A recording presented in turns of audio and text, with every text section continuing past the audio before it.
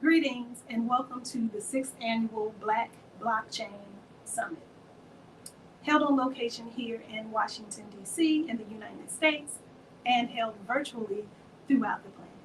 Thank you for joining us. I am Nana Akua Zenzele, traditional priest, healer, and queen mother, and I will be conducting our opening ceremony of traditional Akan libation.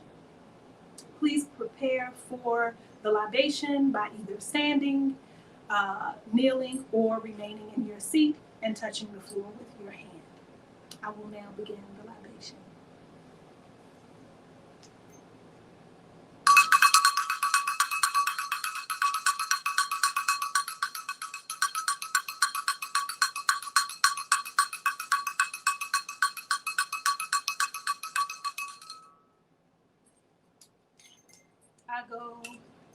I go.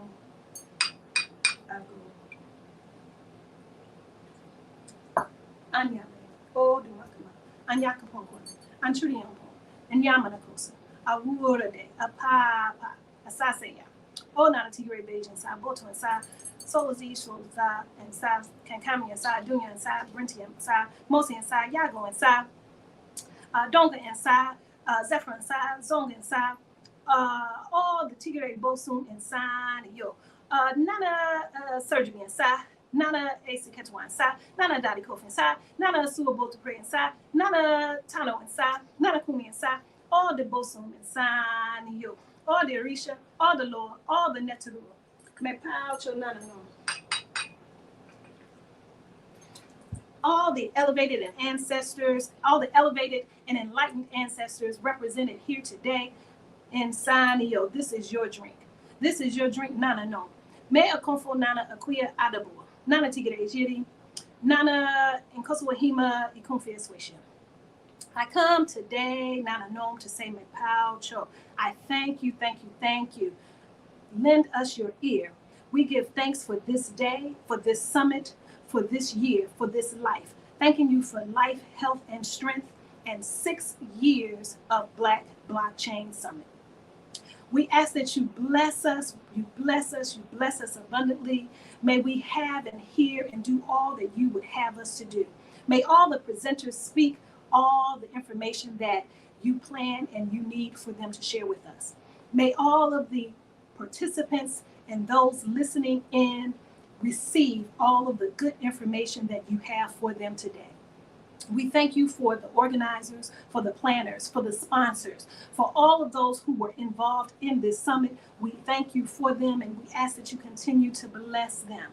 We ask that you continue to support our people in using this BlockChain Summit, and that we are supported in using this technology throughout the world. We thank you in advance for everything, large, everything small. We thank you for allowing us to continue to fight against racism, to fight against xenophobia, to fight against Afrophobia, and any other ills of the world that afflict Black people. We thank you for this day, and moving forward, we ask that you continue to hear our prayers and bless us abundantly and carry us through this weekend in grand fashion. And we say thank you. Madasi, Madasi, Madasi. The libation is finished. We thank you for joining us and have a wonderful summit. Good health and peace to you.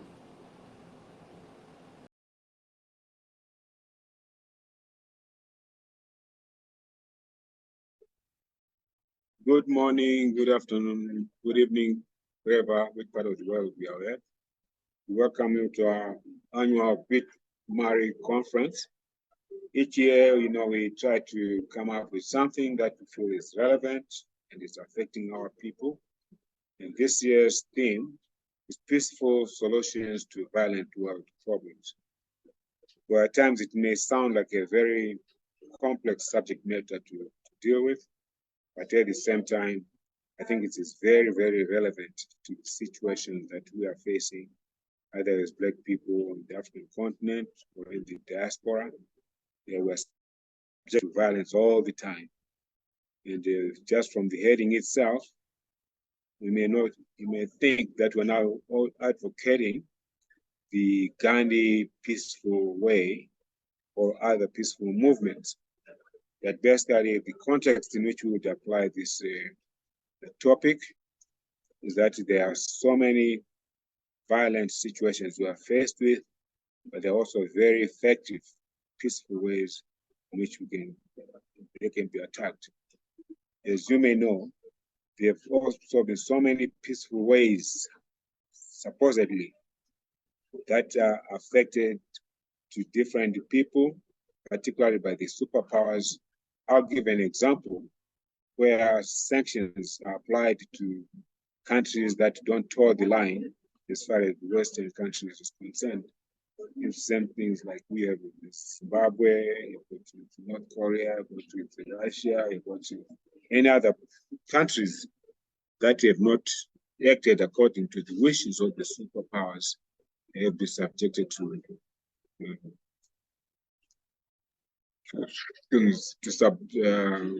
violent processes.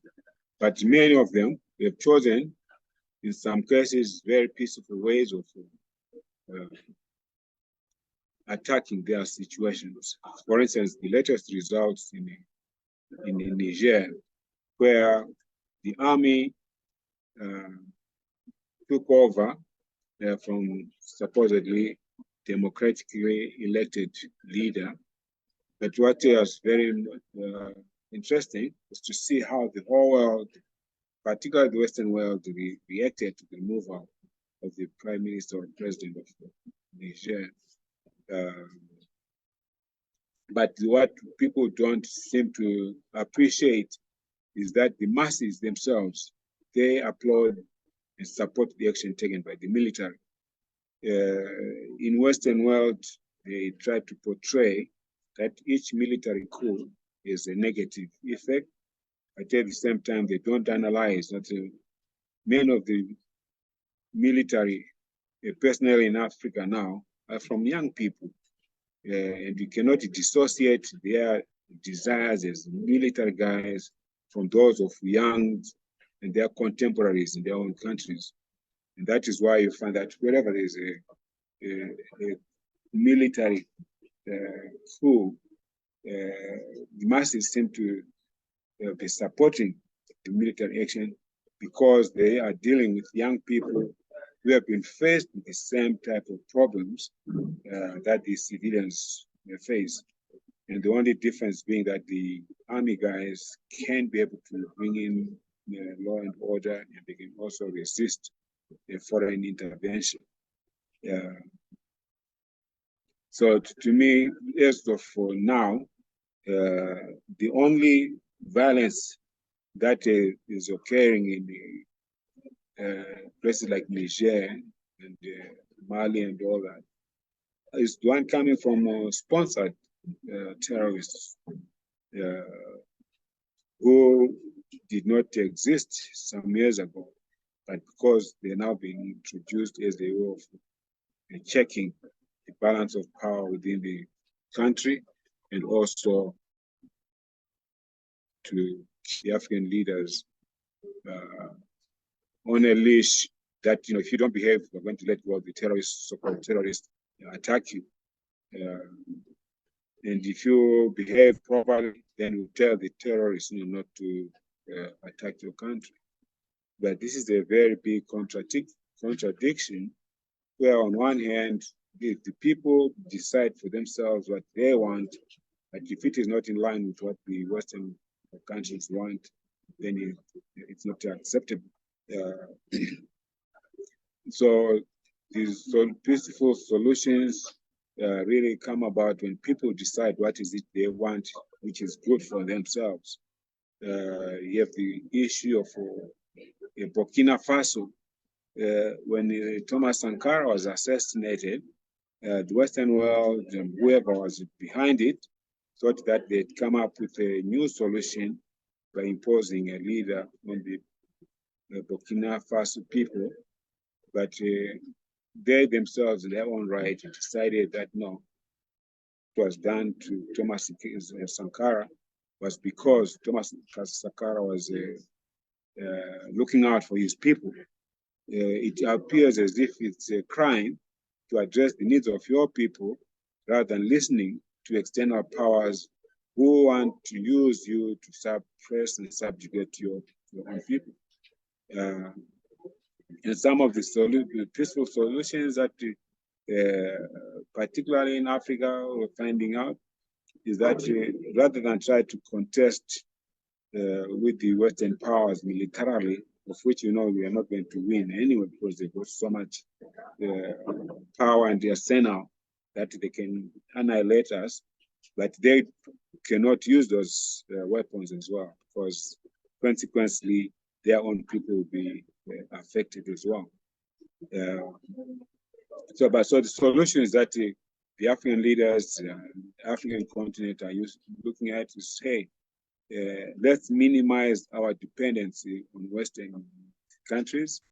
There's no reason why we can't feed ourselves because Africa has got more than 2/3 of the world arable land, which means Africa can literally feed itself and feed the world, 10 times over. So there's more emphasis on looking on how to define development and what type of development is relevant to our situations. So I would say that yes, peaceful solutions do exist for a violent world problems. We know that it's not only Africa that is subjugated to this violence. In every part of the world where it's black folks and non-white folks are always, something is decided upon them. Look at Latin America, in Colombia, in Venezuela, and all these are examples of where people's own priorities are sabotaged, by the foreign powers. So I would say that we must start looking inward ourselves, using this technology now. We are well aware, that many of African countries are beginning to look into the digital currencies. They are also looking inward, that they should finance their own situations, their own people, because they've got so much, the minerals, the land, and everything. And so if they stick to those approaches, then they'll be less vulnerable to outside interventions. So I want to welcome you again to this summit. Make sure by the end of the summit, you have either contributed something to it or you have learned something from it. This is about sharing our knowledge, our experiences as African people, and I hope that you gain something and be able to utilize it for the betterment of your community and your society. Thank you.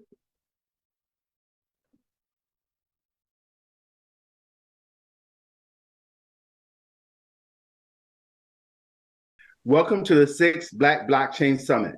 I'm Todd Shern of the Howard University Computer Science Department. This year's summit theme, Igniting Peaceful Solution to Violent World Problems, is buttressed by the increasing ease with which cryptocurrency can be used across international borders. The 2023 summit showcases Lightning Network applications enabling rapid, secure Bitcoin transactions. Summit Hackathon winners will receive free Bitcoin Pay services to immediately bring their peaceful solutions to market. Fireside chats with successful entrepreneurs, investors, and Black blockchain advocates are designed to stimulate peaceful solutions. AfriBlocks, the Zimbabwe-based software developer, is available to accelerate peaceful solutions. Networking receptions and workshops are fertile grounds to connect with professionals and Howard University students to implement peaceful solutions. The 2023 Black Blockchain Summit starts now.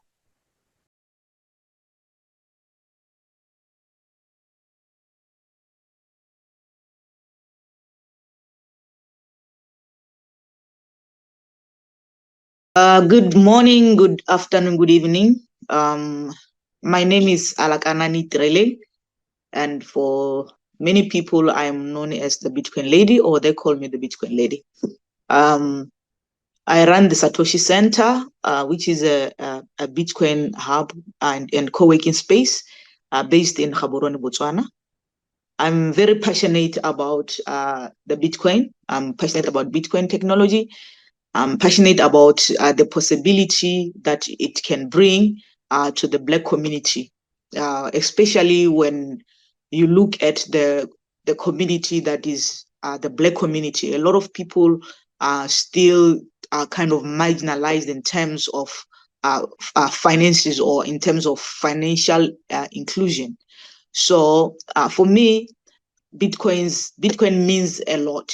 I can take you through my journey, the journey that I've been for the longest time. I'll say since 2012, I've been in this journey of Bitcoin, and I've been in the journey of educating people about the possibilities that Bitcoin can bring to them as a people. So I have witnessed me being able to do things that I have never thought I'll be able to do because of Bitcoin. So as far as the Black community is concerned, because me being in Africa definitely means I am part of the Black community. So I believe if people can be, educated or can be empowered and be taught about Bitcoin, it gives them the opportunities that they never got to have with the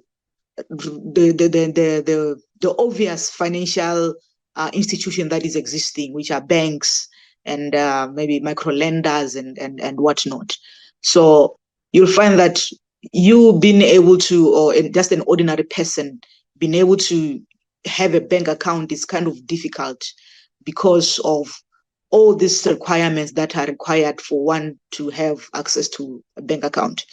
For example, you need to be able to prove that you are working somewhere, have your pay slip, have a letter or some kind of affidavit to say I'm working for this and this a company. But now with Bitcoin, it enables you to maybe take your skill and sell that skill, for example, for Bitcoin. And when you do that, it doesn't open only your business to your local community. It gives you the opportunity to take that and also sell it globally, because doing transaction with Bitcoin is not a local thing. It's international. You can be able to send Bitcoin anywhere, anyhow, any time of the day. So for me, I do believe that if my community or the Black community can be given an opportunity to take their skills and talent and be able to accept Bitcoin as a form of payment, it will enable them to be able to reach out to a global market better than what is happening at the moment. And also beside that, being able to have Bitcoin, for example, it gives you an opportunity to store your money let me say maybe it can give you some kind of store of value. For example, when we look at what happened in Zimbabwe, for example, I'll say, one moment somebody sleeps rich, the next moment they wake up broke, more broke than a church mouse, I'll say. So, but had they put their money in Bitcoin, now they will still be who they are or much better, because with the fiat currency, for example, it is controlled by the government. It is controlled by people, and people tend to have certain characters that are not good. I'll say people can tend to be greedy, and this greediness can end up making the ordinary person suffering, which is normally what happens to governments, normally what happens to money that is controlled by the government. They keep on printing more. And as they keep on printing more, they're devaluating the value of the currency. So if the people can now be able to say, okay, let's run away from this thing that is controlled by a person, and the person can be greedy, and we know what greed can lead to, then they take their money and put in Bitcoin, which I believe is it's not one of the best, it's the best cryptocurrency to ever exist. It's the best monetary system that can ever exist. Nothing can beat Bitcoin at the moment. So if people can be able to be given that opportunity to have Bitcoin, that will be awesome. I'll say that will be cool.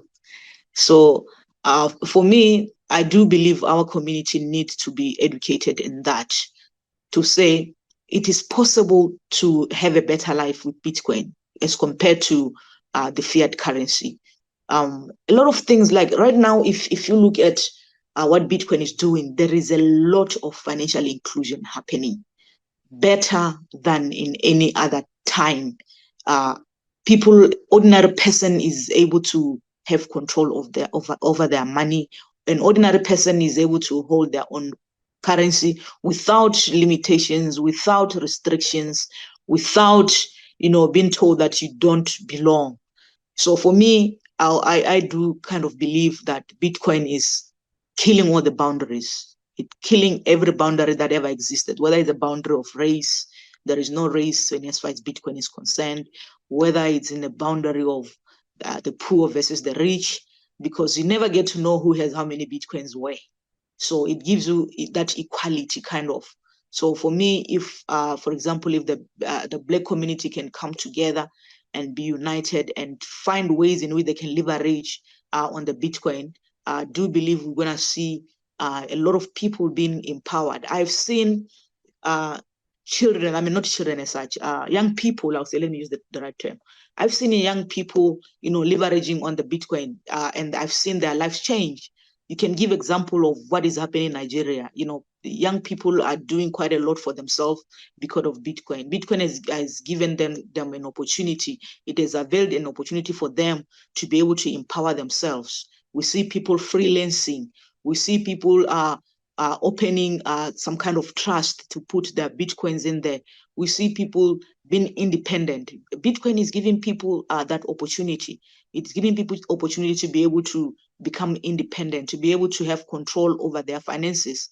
When the government and their money is failing them, they're able to now have something solid, and that is better than the fiat currency. So I do believe if people can now, if they're looking for an opportunity where they can be able to be independent in as far as finances, that's where Bitcoin comes in. We've seen a lot of development even happening today in the Bitcoin space, or in the Bitcoin ecosystem. We've got Bitcoin ordinals. People can now even be able to take their artworks and they can be able to create NFTs on the Bitcoin ecosystem. So I do believe we just need, as a community of Black people, to come together. We have so much skill that we can put on the Bitcoin. We have so much skill that we can, use to be able to earn Bitcoin. We've got so much skill that we can use to sell in order to be able to earn something that is solid, because fiat currency, it is not something to depend on. When I talk about Black people, I'll always focus on Africa, because that's where I'm from. I'm from Africa. And I've seen how people's lives get messed up because of the mistakes that happen because of people who are in authority. Because people sometimes are very, very, very, very, very greedy. And their greediness tend to end up affecting the ordinary person. So if people can be educated on the opportunities that Bitcoin brings, I think we're going to see a lot of change, and we're going to see a lot of people's lives being made better. People's lives are made worse by the current system, the current financial system that is not inclusive. The current system that, says it's for these ones and it doesn't belong to this one. But Bitcoin is saying financial inclusion is for everyone. So everyone can become part of the ecosystem. So that is why now we see because normally we talk about Bitcoin, we're thinking internet and whatnot. People need to have internet to be able to send those Bitcoin. But we see now developments coming out. Like there is one project in South Africa, it's called Machankura. You can see people now are using USSD methods of sending Bitcoin so that everybody can be able to have access to Bitcoin, because normally in Africa, people are using those feature phones. Yes, a lot of young people are using smartphones, but for the ordinary elderly person in the village, they're using feature phones. So you see projects coming up like Machankur, and that's giving people an opportunity to become part of this Bitcoin ecosystem. So as a Black community, if we can also be able to do that, be able to be innovative, to be able to find ways like what Machangura does, find ways in which we can embody, we can have our people becoming part of this liberation that comes through Bitcoin, then definitely I do believe our community will change.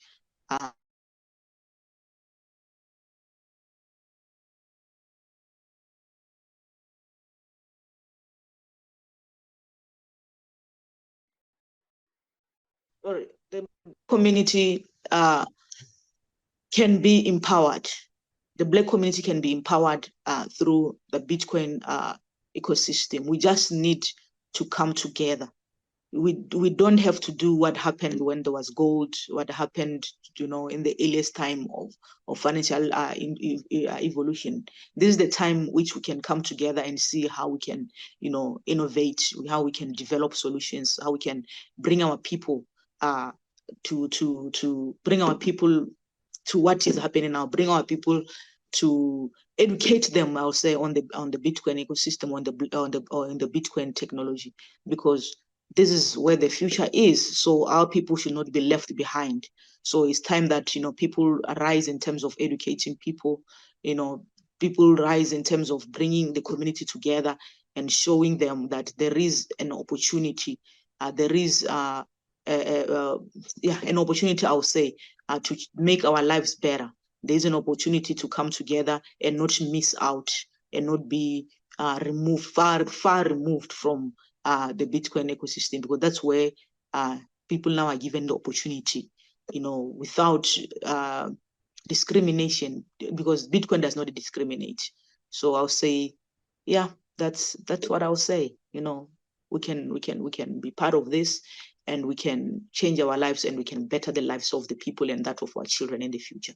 We can be able to build generational wealth through the Bitcoin technology. Thank you very much. I hope I was able to relay my message as quick as I could and as simple as I could. And thank you very much.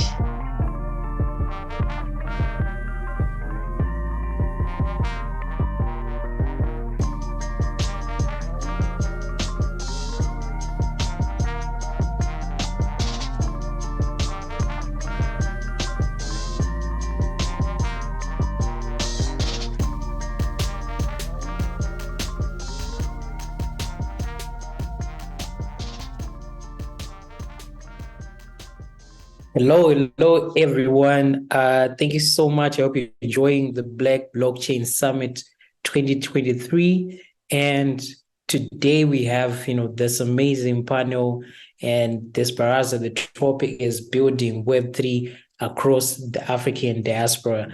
I'm Tongai Choto. I'm co-founder of AfriBlocks, which is a Pan-African freelance talent marketplace, which helps African professionals connect with the African diaspora and the world in terms of providing skills, which is development, design, and marketing. And I'm joined here by fellow entrepreneurs, fellow builders across the African diaspora, or literally across the world. I'm calling in from Harare, Zimbabwe right now, and I'm going to let them introduce themselves, briefly talk about what they're building, and then we can get on to the conversation, which is building Web3 across the African diaspora. I'll start with Carmen Rodriguez. If you can, give us an introduction, where you are and who you are and what you're building as well. Yeah. Hi, everybody. Thank you for having me and for doing this. Well, I'm Carmen Rodriguez. I'm a journalist from El Salvador. I'm based in Washington, D.C., and I cover issues related to migration and root causes of migration from Central America mostly. And I was invited to talk about Bitcoin in El Salvador. Thank you. Alice? Hi, everyone. I'm Alice Anangi, founder and CEO of CryptSense Digital Group. CryptSense is the first digital assets capacity building and management platform in Africa. So we operate on 4 main business models. The first is training and capacity building. We train leaders, we train institutions, policymakers, government, so both private and public sector. We train students basically and empower them about the entire ecosystem of Web3 digital assets, basically creating opportunities for them that they never thought would come out of it before. And the second model is smart digital asset management. We have a team of algo traders from Africa, United States, Europe. We build our own algorithms, basically manage our own portfolios and also support institutions in these types of services. We offer payments and settlements for institutions, on and off ramps, and custody solutions as the third model. Also compliance as a service. And lastly, we have an accelerator launchpad. So we support Web2 organizations that are transitioning to Web3 with the necessary technical support and basically all the expertise support they need to build on blockchain. And also we support blockchain startups that need access to partnerships, mentorship, basically technical expertise to build scalable solutions from Africa out into the world. Thanks. Thank you. Appreciate all the great work that you're doing. Yvonne? Hey, hi everyone, I'm Yvonne Kagondo from Nairobi, Kenya. I am the founder of Kenya Blockchain Ladies DAO, which focuses on increasing Kenyan women involvement in Web3. And I'm also the co-founder at Kushite ICP.hub East Africa, which focuses on education, and acceleration. That means we also incubate projects on Web3, specifically those who are looking to build an ICP. It's lovely being here and meeting all of you. Thank you so much. I do like that we're all over the world. I'm literally in Zimbabwe, and the first question that I'm going to have is to come in. I think the thing, particularly in blockchain, that has happened over the years, when people talk about Bitcoin and its use cases, Zimbabwe and El Salvador probably come up. And the tough thing about it is most of the times it's being explained by people that are not on the ground, people that don't necessarily know what's going on. So it's super helpful. And that's why we do this, to have these conversations and let people globally know what's really going on and how, this either has been helpful, this can be improved, because all of this is new technology. So my first question to come in is, if you can, give us a walkthrough on how Bitcoin has been helpful or not in the context of El Salvador and the government, trying to help its population on the best ways to use Bitcoin and to be able to be, not too held on by the US dollar and, all of those political things that we may not understand. Yeah, thank you. Well, we saw approved the Bitcoin law in 2020. Is a year for now, in 2022, September 2022. There were a lot of promises around all this implementation of this law. One of the biggest promises of the government was the access to internet for everybody in El Salvador, for the whole population in El Salvador. But according to the World Bank data, only 6% of the population in the country have access to internet at this point. So the rural areas They don't have any access. They don't have any access to the smartphones. They don't have any access to the financial system. Although there are 3 million users to social media networks, but only 45% of this population has direct access to the internet. Most of the people who have social media accounts are connected by phone services, and they do it when they have money to pay for the time to be connected. We heard that adopting the Bitcoin law will digitalize the economy, decrease dependence on the US dollars, as you mentioned, lower interest rates and remittances, and boost investments. None of this has happened in El Salvador. Only 34% of the population have access to the regular banking system at this point. People who live in rural areas and who do not have access to the financial system or a smartphone also do not have access to the online banking. Yeah. Dependence on the US dollars has not decreased. The country's economy has been dollarized since 2001. So economists and experts talks about that if El Salvador wants to build the path to do not depend on dollarization, has first to build an economic system to have a prevention plan in order to make a transition from dollarized to a different currency. Dependence on the interest rates on remittances didn't decrease neither. Only 1.63 of the $7.7 billion that El Salvador received in remittances sent from the United States was to use the digital wallets. People living in the US, they don't want to use digital wallets because they don't feel safe. They are not sure that their money is going through their people. Some of them also says that, like, for example, young people that have old parents living in El Salvador that receive remittances, they said that when they use it at the beginning of this Bitcoin fever, they got a problem because their parents had to hire someone to help them to move the money from the digital wallet to a regular bank. And then after that, they had to go to the bank to withdraw the money. So there were not like any significant difference in this. And we need to address that remittances represent 26% of the gross domestic product in the country. I mean, the third part of the economy from El Salvador depends on remittances. Investment also has decreased in the last 6 months.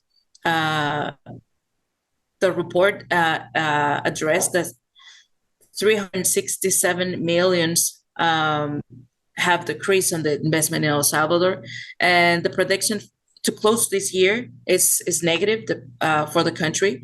The economic situation, and we understand that the economic situation is negative, and not only in El Salvador, but globally, around the world, due to the recession, inflation that we have seen since the pandemic. But the supposed increase in investment through Bitcoin was one of the government's great proposals. Didn't happen. Gotcha. So I guess that because I'm one of the things that I'm hearing is around the to support the rollout of Bitcoin, to give it out so the infrastructure, it might be internet connectivity, it might be wallets, it might be mobile phones. So I want to talk about next to Alice, and this is particularly around the Web3 infrastructure, because that's what now supports initiatives like this. So my question to Alice is, what have you seen has been super supportive to teach people on how to use these technologies, one, and then two, to actually build, because some of these things, cannot, they take time to actually work, and there are some challenges that you face along the way that you would not have thought about, initially. So what ways have you seen that help in this adoption of technologies and rollouts like this in the Web3 space? Okay, if I speak from a perspective of Africa, basically, and even just the rest of the world, as we can tell from Carmen, there's a very big educational gap in as far as understanding how the technology works, and also seamlessly how you can be able to move money from your digital wallet using different payment infrastructures to actually get physical fiat, right? Which you have to have in order to make, payments and just basically live day to day. Yeah. So Africa, actually, I'd say, and I'd want to keep a particular focus to East Africa, as why we are among the early adopters of this technology. And something that actually benefited us is the fact that we were introduced to mobile money almost close to a decade ago. Yeah. So mobile money is it's a way we actually are very conversant and able to move money from each other, in a peer-to-peer way via text messages, right? And there are agents everywhere, and you can be able to cash in and cash out this money very easily. Like, the next retail shop or even your next door neighbor is an agent. Like, literally, you can, it makes it easy for you to get the money from your wallet into your hand. Yeah. So we've been exposed to this for a very long period of time. And it got easy for us to actually build our own system through peer-to-peer transfers and trading. Yeah, exactly. So I have a digital wallet. Yvonne has a digital wallet. I just send a message to Yvonne, or I'm in the same group with her. I tell Yvonne, hey, I have Bitcoin today. I'm selling it at this price. Do you want it? And Yvonne says, yes, this is my offer. So we lock in the offer, and then now Yvonne is able to send me the money via mobile money. And I go next door to my next door neighbor and I tell them, hey, I have this on mobile money. Can I withdraw cash? And yes, the cash comes. So it becomes very, very easy for us to adopt this technology because we already had the mobile money infrastructure before, and our population was already exposed to the mobile money infrastructure, which is just the same, almost the same thing as how we transact on blockchain. Only now it's on the mobile network. Yeah. That's the difference between blockchain. Yeah, that's the difference between blockchain and mobile money. Yeah. So now let's look at education because it's still a challenge even in Africa on our side. Yeah. You will come to realize that this type of knowledge is actually like in the urban towns. Yeah. Where, of course, there's good mobile coverage, there's good internet coverage, and we have the youth who have already adopted to smartphones. Yeah. So they get exposure to these types of technology, educational content from YouTube, even from their own peers. We also have communities around that are constantly training, and creating these opportunities, but it's only happening in the urban areas. Yeah. So in the rural, it is still a challenge, one, mainly because of lack of connectivity, lack of smartphones, as we've agreed. And then now, thirdly, there's also a language barrier. So we have different countries speaking in different languages, and then different people speaking in different, of course, languages also. Yeah. So it becomes hard for them to understand because, we have the content in English. Yeah. So I think that's, you brought about, an interesting perspective around mobile money. In Zimbabwe, we use EcoCash. I know in Kenya, there's M-Pesa. And every time you ask someone, how does EcoCash or M-Pesa work? They're like, I just send you money. Like, they don't think about the infrastructure, the databases, everything that goes on behind because it works. So that's how I think, building in Web3, if we have that mindset, like everything that you're building should be built, should have a good user experience, good user interface, and basically be able to help people adopt that technology better. Which brings me to the question to Yvonne. If you don't know this, I read your weekly newsletter, what happened in Web3 in Kenya every week. And those are some of the things that I think are super helpful to people building in the space and education. So what are some of the ways you have used to build your community and to educate more women to come into the Web3 space? Talk about the way that you're doing at your DAO. How has that been going, and how can things like that be accelerated further globally in the African diaspora? Okay, well, thank you for reading my newsletter. How I look at it is I usually try to understand what appeals most to the local people. What do people want to know about blockchain? What do people want to see when they're interacting with the blockchain technology? And in Africa, most people associate blockchain with either scam or money. So, so what I did with the weekly newsletter was try to filter out information, try to show people where they can get legitimate details on what's happening in blockchain in Kenya, as opposed to most of the people who have interacted with crypto. It's usually peer-to-peer. It's usually a friend told this friend, this is how I make money, and then they end up in a pyramid scheme, and we're actually talking about how exactly do we get the legitimate means of legitimate information of blockchain. And with the DAO, I also use the same channel. What do women want to learn about blockchain? And women in Kenya specifically, we're looking at fast information, simplified information, not people talking hard jargons like we normally do in the tech industry. And 3, they were looking for jobs. How can we get employment opportunities in the blockchain industry? So it's not really when we look at most educational platforms in the blockchain, we use technical terms, we use a lot of hard jargons.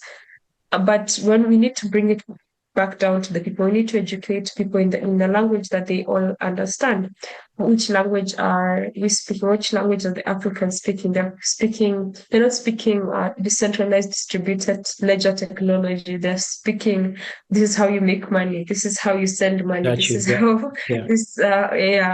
believe it will get to a place where we'll be using blockchain without necessarily knowing that we're using blockchain. And at this point, what we try to encourage is to have more Africans building on the technology, because most of the time what we've been doing in the blockchain ecosystem is, especially in Africa, has been a lot of consumption of the technology. A lot of the platforms that we use are usually coming from abroad into Africa, and a good number of us are users of this technology. So what we try to encourage at this point where we are is try to encourage more Africans, because we are using this technology. How about you build? How about you create your own product, which can be your fellow Africans? So that's it. Thank you. That makes sense, because it talks about how people use things that solve their problems, as opposed to something that's just a product that doesn't change anything in their day-to-day lives. Our time is almost up, but I'm going to give everyone a chance to talk about what you're building right now, and talk about the next say 2-3 months, where people can find you. If it's you need people to register with something, if you need people to reach out to you, starting with you, Yvonne. You can find me. I'm mostly active on Twitter and LinkedIn. On Twitter and LinkedIn, I make weekly updates, as mentioned, and I try to be giving information on blockchain technology. I love interacting with people, and what I'm building is the Kushite ICP Hub. We're looking to evangelize and educate on blockchain technology. We're also looking to incubate, in case you have as I mentioned, that I'm really pro building, Africans building. In case you have a project that you'd like to get support from in terms of developer support, monetary support, community support. We are building that at the Pushright ICP Hub. Please also follow my DAO, Kenya Blockchain Ladies DAO, and hire us for our services. We offer services at DAO Ladies on Twitter and Kenya Blockchain Ladies DAO on LinkedIn. Thank you. Thank you. Carmen? Yes, thank you. I'm more active on Twitter. So, and I talk more about human rights and migration, but because this is related directly with how implementation of Bitcoin is related to this issue, is that I'm doing more a little of Bitcoin. So you can find me on Twitter.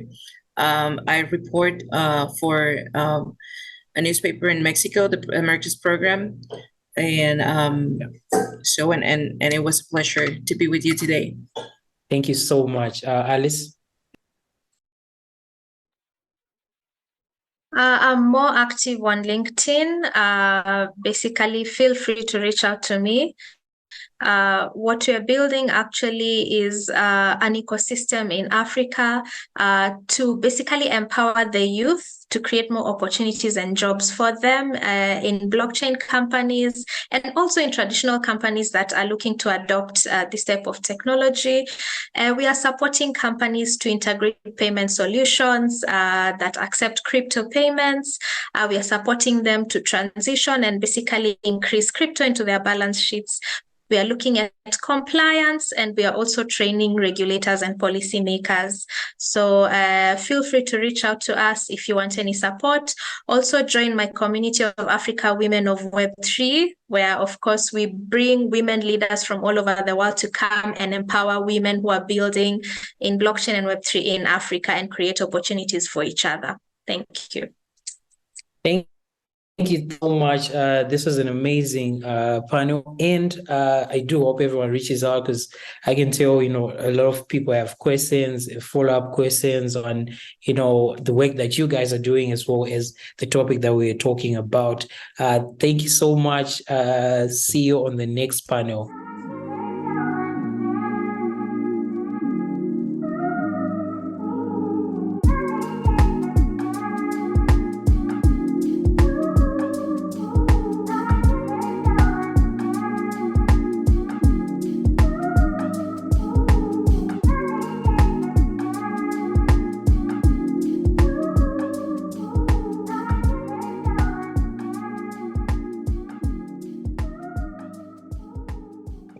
Hello, everybody. My name is Ian Delina. Welcome to today's presentation. Very, very excited to be here. Again, as a person from DC, actually, I'm in DC right now, here at my parents' place. So it's good to kind of be doing this talk virtually from DC. But let me do a quick intro on myself, my background, how I got into crypto, and then I'll give you my future outlook for crypto post the Bitcoin halving. So brief intro on myself. My name is Ian Delina. I'm the founder and CEO of Tokenmetrics. Tokenmetrics is an AI-driven crypto investment research platform that helps crypto investors and traders become smarter investors using AI, and basically helping people build wealth using AI in crypto. I'm also a general partner at Tokenmetrics Ventures. You've also probably seen me on TV, CNBC, Bloomberg, and some other shows and video shows online. Prior to that, basically, I was working at IBM. I was a technical sales engineer. Basically, loved engineering, loved technology. Prior to that, I was also an IT consultant at Deloitte in the DC area. And my background is in computer engineering, bachelor's and master's from GW, George Washington University in DC. And basically, I got into crypto back in 2016. It was around October 2016. Bitcoin was at $850 to $900. It was basically kind of bouncing in that range. Ethereum was between $8 to $10. And people basically saw me take a data-driven approach that I called Tokenmetrics back then with a spreadsheet and turn $20,000 into over $5 million in less than 1 year. And I showed people basically a data-driven approach or a Moneyball approach to investing in crypto assets, digital assets, that has now evolved into what is now our platform, where we now leverage AI and machine learning, Tokenmetrics. We actually recently just launched Tokenmetrics GPT, where we're basically taking the same technology as ChatGPT and using Tokenmetrics data for crypto, and now also plan to launch adding external data to our platform. But that's kind of a quick spiel on myself. But now let's really go into where crypto is going, right? If you've been in crypto for a while, you know this has been called Web3, the next internet, or digital finance, the next evolution of money going online, money being put on chain, on the blockchain. But crypto has really been in a long period, as it has every 4 years. It goes through cycles. But where's the future of crypto going, especially? So I want to delve deep into that. And everything in crypto at this point in time, but also historically speaking, should be viewed from the perspective of when is the next Bitcoin halving. So here's a chart that shows the past Bitcoin halvings and the rallies that have happened after each Bitcoin halving. And so basically, let's begin all the way back here in 2013 with the first halving. We basically have this first halving. So prior to the halving, we had a rally in terms of the price of Bitcoin of basically 5.7x, right? Almost 6 times. Bitcoin went up in price. But after the halving, we had this huge rally. This is basically the bull run. This is where people create generational wealth in crypto and basically created the first crypto millionaires, where the price of Bitcoin went up 93x, meaning that $1,000 into $93,000. But as you see, then if we head into 2015, then we basically had the next pre-halving rally, right? So basically, the pivot points are the Bitcoin halving, and we have pre-halving, post-halving. Pre-halving is a small rally. Post-halving is the super rally, basically. But with each halving, the rally in Bitcoin, the returns diminish, right? Obviously, as it goes higher, it becomes tougher and more challenging to maintain the same level of returns each halving. So if we go to the next halving, which is when I got into crypto, basically, here between 2016 and 2017, you basically have 3.5x pre-halving rally to a 30x post-halving rally. But notice the post-halving rally has basically decreased by about a third. So 93x return in the past halving versus 30x. Then if we go into the next rally, or the next Bitcoin halving, and basically between 2020 and 2021, the pre-halving rally is now down to 2.7x, and the post-halving rally is down to basically an 8x. So it's basically been cut in a third almost every single time, right? So now we're heading into next year. Next year, the next Bitcoin halving is slated to be happening in April 2024. What does that mean? And so here they have the projection. This is actually from Pantera Capital, I believe, from this slide deck. But they're projecting about a 2.3x return pre-halving on Bitcoin. So basically from now, or rather, basically from 2023 all the way up until next year in April or so, which means Bitcoin will be about 35K. And then if you look at if we take the same trajectory of all the past halvings, post-halving rallies, we're looking at about a 4x return in the price of Bitcoin, which gives us about 148K or basically 150K price predicted for Bitcoin by the end of that rally, which is 2025. Now, this is where I kind of want to challenge about my own perspective. I think this is a great way of viewing the market and the future of Bitcoin, because the way Bitcoin moves is where all other crypto assets move, all other altcoins move. But historically speaking, we've experienced 15 to 16 months of a post-rally after every Bitcoin halving. Now, looking at this, if you're saying, okay, Bitcoin is going to do a 4x return, is there really any money to be made in Bitcoin? And I would say that's very, very true, right? That's why we love altcoins, because money is made in Bitcoin, which then flows into altcoins. Altcoins is where you get the larger returns, the 40x returns, 100x returns, or sometimes even, although rarely, a 1000x return in crypto. But all that follows the cadence and the rhythm of Bitcoin. Bitcoin sets the rhythm and everything else follows in the market when it comes to crypto assets. So this is basically a similar chart, just kind of breaking this down even more, right? I'm just basically talking to everything I just kind of mentioned earlier, right? We should be anticipating a 15-month bull market, because we have, if each cycle for the halving is 4 years, 2 years bullish uptrend, and basically I would say about a year and a half bullish uptrend, year and a half of bearish uptrend, and then about everything else is kind of flat in the middle. But this kind of gives us the same perspective. The halvings dictate where we should be viewing Bitcoin.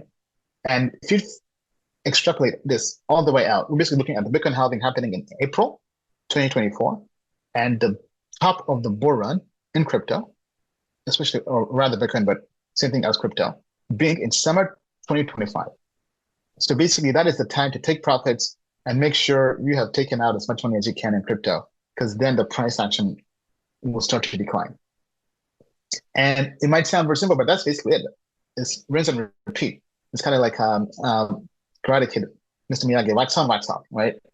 You're gonna have pre-rally, post-rally.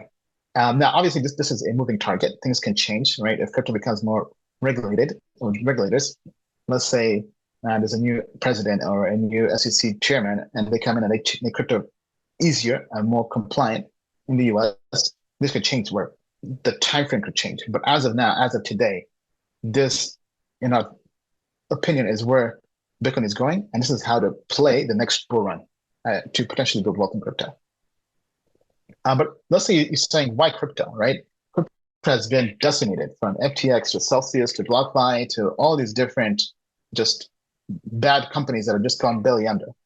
But if you look at the adoption of crypto versus the internet, crypto is literally the next internet. It's literally growing at the same pace as the internet grew, right? So if we look at the top here, we have basically since 1990, all the way up until 2000.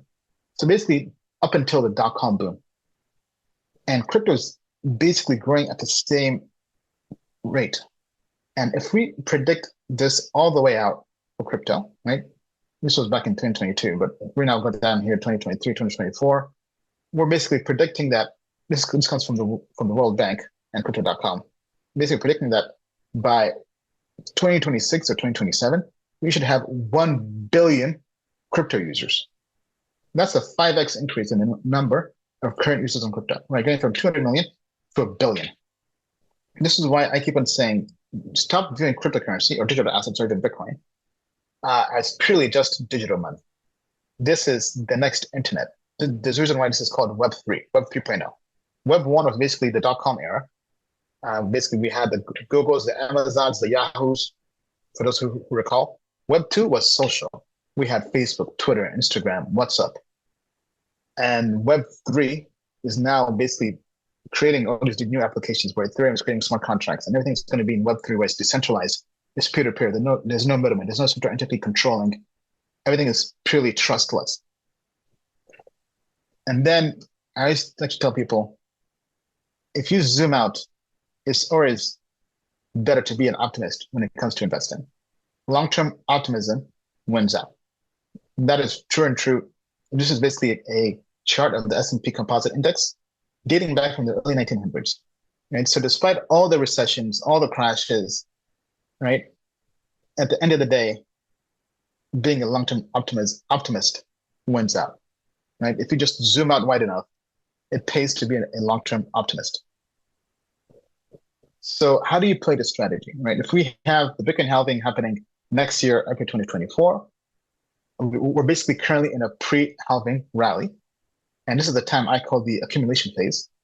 And then you basically create a list of crypto assets you think would do well. Our company and platform Tokenmetrics helps people with this in terms of helping people create a watch list or just rate crypto assets in terms of fundamentals technology that we think are deeply valued using our AI and our analytics. We think it's now up until the halving is the time to accumulate those crypto assets. And then post-halving, post-April 2024, we basically just kind of sit tight and just ride the wave for 15 months. And then we take profits and just wait for the market to crash and rinse and repeat every 4 years. So basically, that is the definition of value investing. Value investing is basically finding crypto assets that are deeply undervalued, where the market is pricing them at one level, but the intrinsic value is a lot lower. And it takes a while for the market to realize that it has mispriced that asset, that digital asset. And by the time it's repriced it, it has a new valuation, and that's where you make the profits, right? So from now up until April is basically the time to use platforms like Tokenmetrics and others to find deeply undervalued assets where you buy them at a very low price, which gives you a margin of safety from the actual intrinsic value. And so, for example, let's say Bitcoin is a crypto asset. Let's say Bitcoin is currently valued at what, I think 25K or so. This becomes 25, 30K. But we know by summer 2025, the market will reprice it at, let's say, 150K, right? So as we had on the prior chart, that's a 4x return. So that's one way to basically value invest. Now we're doing the same approach, but we're doing this to altcoins, right? So imagine you find an altcoin that is at a valuation of 20 million, 10 million. Now take the best case and best case, an example I have here is Matic. People know me from Matic. I went to team back in 2018 in India. And this was from all-time low to all-time high, delivered a 900x return on your investment. Now, obviously, it's very hard to time this perfectly, but we were able to get a 400x return, so kind of almost about half of that, all from buying a crypto asset on public markets. Now, that means turning $1,000 to $400,000 in basically a year and a half, maybe two, on a crypto asset that's already trading on exchanges. This is not a special private sale. But looking at this example, right, the all-time low of Matic or Polygon was 0.0031 and so on May 10th, 2019. By December 27th, 2021, it went to an all-time high of $2.92, almost $3. But if you look at this, right, from May up until here, we basically had a year and a half of just it flat, it not doing anything. That is the accumulation phase. That is the pre-halving accumulation phase I talked about, right? And then post-halving, you have this huge rally. So really, the time you basically had a year and a half to accumulate and buy a great crypto asset that was undervalued. And once the market repriced it, you basically had over 100x return. So that this same process can be applied to lots of crypto assets in the space. Now, what do you pay attention, right? So I want to kind of shed light on some ecosystems we're watching. This is a developer activity report from Electric Capital. Just go to developer, or just Google developer activity report or developer report. This updates every now and then, every month, basically. And the projects or the ecosystems to keep an eye on are Cosmos. Cosmos is gaining a lot in developer adoption. And then other trending, although not so big, but still worth keeping an eye on in terms of new developers joining these ecosystems. We have Aptos and we have Sui. They have over 400% growth in developer activity. Obviously, nowhere close to the likes of Ethereum. Ethereum is still good. Ethereum is still the king of smart contracts and developers. However, in terms of the alpha, you have to get into the ecosystems that are new, right? Solana did 1,000x last cycle. Same thing, right? They're nowhere close to Ethereum in number of the developers, but new projects, new ecosystems, developers vote with their code. It always helps to pay attention to them because that's where there'll be lots of alpha and lots of growth in the market. Now, kind of going back into other key narratives I'd like to keep an eye on. Between now and the Bitcoin halving, and even post-Bitcoin halving, the key narratives to keep an eye on that our platform is watching, Tokenmetrics, cross-chain interoperability, so layer 0 blockchains, ETH killers, other L1s, layer 1 blockchains historically always perform the best, from Solana to Polkadot to Avalanche. So next cycle, we have the big L1s and L2s as well, with module blockchains and rollups. So the key ones to keep an eye on would be Arbitrum, Optimism, ZK Sync, Layer 0, Aptos, Sui. All of these, I think, are good to trade, but because of the tokenomics, not necessarily the best long-term investments. And then keep an eye out on ZK EVM chains, as mentioned, right? So ZK Sync and others, Scroll, Tyco. Then it comes to the AI ML space. OpenAI has really helped AI become a huge narrative, even for crypto. AI coins after OpenAI announced this big fundraise for ChatGPT by Microsoft at a $30 billion valuation. Almost every AI coin began to kind of take off, right? But if you like AI as a narrative, post-halving will do even better. And then account abstraction, making crypto assets and wallets a lot more user-friendly for people to use. That's one thing to keep an eye on. So imagine your MetaMask being a lot more user-friendly. All these are big narratives to keep an eye on. And with that being said, that's basically the conclusion of my talk. I know this was short, but you can definitely find out more by just going to Amazon or anywhere books are sold and search for a crypto investing guide. This is a book our team and myself have written on how to become a proficient investor in crypto. And we also have a free market indicator and also free plans for Tokenmetrics to help you begin analyzing crypto assets using AI. Just go to tokenmetrics.com We also create content on Zoom. I'm sorry, on YouTube and social media. Just search for Tokenmetrics. With that being said, thank you, everybody. Have a good day. In the city of the Dodgers, Skid Row, Black Jesus, plenty martyrs. We just face oppression, yeah, that's the way it goes. Black and brown to the bone, but I'm made of gold. Representing those stolen from their fucking home. I've been contemplating change while I'm with the folks. Got me speaking from the brain, yeah, some shit I wrote. Never fold, but we still gotta turn the page. Life a book, this a hero in his early stage. Early age with the wisdom got me seeing grace. Welcome back to the Black Blockchain Summit 2023. We have a great panel. My name is Bob Ponce, and I'm pleased to have four guests here.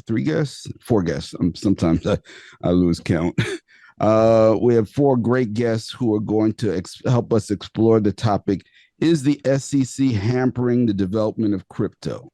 So I want to start by introducing them one by one. First of all, we have Rasan Boykin. He is the general counsel of Hashflow. Hashflow's tagline is trade any asset on any chain, anywhere. What is it? Did I get it right? Anywhere, everywhere, all the time. Right. Good. So you guys are definitely about innovation. We have Tiffany J. Smith, who is a partner and co-lead of the blockchain and crypto working group at WilmerHale. Welcome, Tiffany. Thank you for having me. We have Joel Braithwaite, Esquire from Braithwaite Legal, and he is a legal thinker, litigator, innovator, disruptor. He's here to give us his point of view. He's helped startups in difficult areas such as crypto and cannabis. Welcome, Joel. Welcome all. And last but not least, we have Eduardo Jackson. He is the CEO and co-founder of Cinema Draft. He is a person with a keen mind and opinion about all things crypto, and we always love hearing his opinion. Welcome, Eduardo. Thanks for having me, even though I don't have a law degree, but I did get an A in business law in grad school. So okay, and he hasn't been arrested, so there you go. That you know, no. that I know. So let's throw the basic question out. We've seen the SEC from the beginning days of crypto to now, and the basic premise of the question is, does the SEC hamper the development of crypto? So I want to throw it open. Anybody who wants to jump in with the first comment on that, please feel free to do so. I mean, I'll jump in, but I mean, y'all may have to stop me because I could fill the 25 minutes alone on how annoyed I am with the SEC, namely Gary Gensler. I deal every day with people around the world, and to a degree, we're a bit of a joke in the United States because we have no clear policy with crypto, mostly because of the jurisdictional confusion, mostly perpetrated by the SEC, trying to claim that everything that even touches crypto is some sort of security if it's not Bitcoin. And it really does hamper development not only in just Bitcoin and blockchain development, businesses, venture capital, equity, all that sort of stuff that startups like myself, founders need in order to access capital and move efficiently throughout the system. It's not happening here in the United States. We are very much behind. All that business development innovation is flowing to Dubai, Singapore, Hong Kong, you name it, it's not here. All right. Tiffany, your thoughts? So I agree with everything Eduardo said. I think, the real issue is, even though objectively the S trying to hamper crypto, that's what the result is. So from their perspective, and we have this result based on how our financial system is structured. We have a bunch of different regulators. If you look at other jurisdictions, just have one federal regulator, then it would be a lot easier. But here in the US, we have different federal regulators who regulate different things. We keep coming up against this question as to whether or not crypto asset is a security. And so by them taking the position that most crypto assets are securities, and because there isn't a regulatory structure for entities and crypto entities to be licensed. What they're effectively doing is shutting down crypto and hampering its growth. But from the SEC's perspective, I would say that's not necessarily their objective, but it's a result of a number of different consequences in how our structure is. And it really goes to the point that we need congressional intervention so that we actually have a path. Because usually what happens if the SEC brings an action and says you're not properly registered, there is a path to register. Here, there is no path, there is no framework. So by them bringing enforcement actions against a company or individual, they're effectively shutting it down. And Joel, this your regulation oh, I'm sorry. Yeah, go ahead, Joel. Like I said, I'm very passionate on this topic. Okay.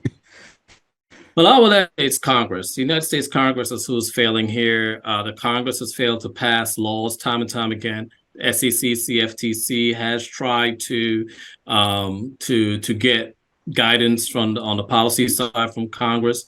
Congress, because it's ineffectual, has not been able to come together and create the type of legislative framework that's required to give the SEC or the CFTC or both the impetus to move forward in regulating. I'm reading the Coinbase filings, I'm reading the Ripple filings. Everyone's talking about they go into these agencies trying to work with them, and the agencies either don't have the authority, recognize they don't have the authority, and now they turn around and sue them without giving them real opportunity for the legislative process to take place to give them actual jurisdiction. I'm probably one of the only people that tell you that crypto can be a commodity, and I'm not sure. Well, most of the cryptos I've encountered, especially through ICOs, have been securities, but it can be a commodity. If you look at the definition created in 1936 for a commodity in particular, it has probably 15, 16 commas in the definition. That means they've enumerated everything that they wanted to be a commodity and everything they did not want to be a commodity. But unfortunately, some Bitcoin people with the derivatives went and put themselves squarely into that box. So again, it's kind of interesting, but I think it's a lack of congressional oversight and action. It's to blame for the executive government, executive people not being able to function properly. And as a result, these, heavy-handed enforcement action. So if crypto isn't a commodity, Joel, and you think it is security, and we're basing these on 90-year-old laws, I guess where's the room for digital structures? Because obviously when they created these laws in the 1930s and what have you, they probably couldn't even imagine the lifestyle and technology we have today. So if crypto isn't a commodity, which I believe it tends to be, at least under the current structure we have, to be better regulated under, then how is it a security either when it doesn't neatly fit into that box either? Well, interesting enough, you asked me, and I read the SEC versus Ripple opinion from the judge out in the Southern District of New York, and I've also read Coinbase's answer to the SEC's enforcement action, I think also in federal court. And what I see in those discussions from the court, you see very clearly that they didn't really say Ether. They say Ether is not a security now. They didn't say Ether was never a security, right? Bitcoin's a little bit different, right? But let's talk about XRP. XRP, they attempted to create a Bitcoin-type blockchain, right? They set the cap at 100 billion XRP. They had 80 billion XRP reserved for doing other things, and then they paid people with around 200 million in XRP. And what the court did, the court looked at, well, if it's a security, it becomes a security in the investment contract if you are saying as the promoter that I'm going to bring you more money in the future. And the court looked at it for institutional clients for Ripple, that the institutional clients have lockup agreements, so they couldn't sell, they can alienate, right? So if I give you a product and I tell you you can't use it and you can't sell it, but you're going to hold on to it, and in 5 years and 10 years and 15 years, you'll be very rich. That's a security, and that's what how Ripple functioned in the hand of institutional investors. Yeah, I'll just add before like Ripple, like that's. So it's not. I think you mentioned it was clear. It's not clear, right? And Ripple is going to be the SEC has already announced their intention to appeal that. But I think going back to like, and as the regulatory securities person, the technically a commodities is very broad. It includes everything. It includes everything, including securities. But I think when you're talking about Ripple, it's important to distinguish that they did not say XRP was a security. They talked about the investment contract. So you can make an investment contract out of anything. So Howie, we're talking about oranges that were subject of an investment contract. But all of this debate, I think, goes, Bob, to the point about this, that this is very like, we're having all of these discussions about how to categorize what assets are. And we're having these discussions because they go to whether the SEC or some other regulator has the ability to regulate them.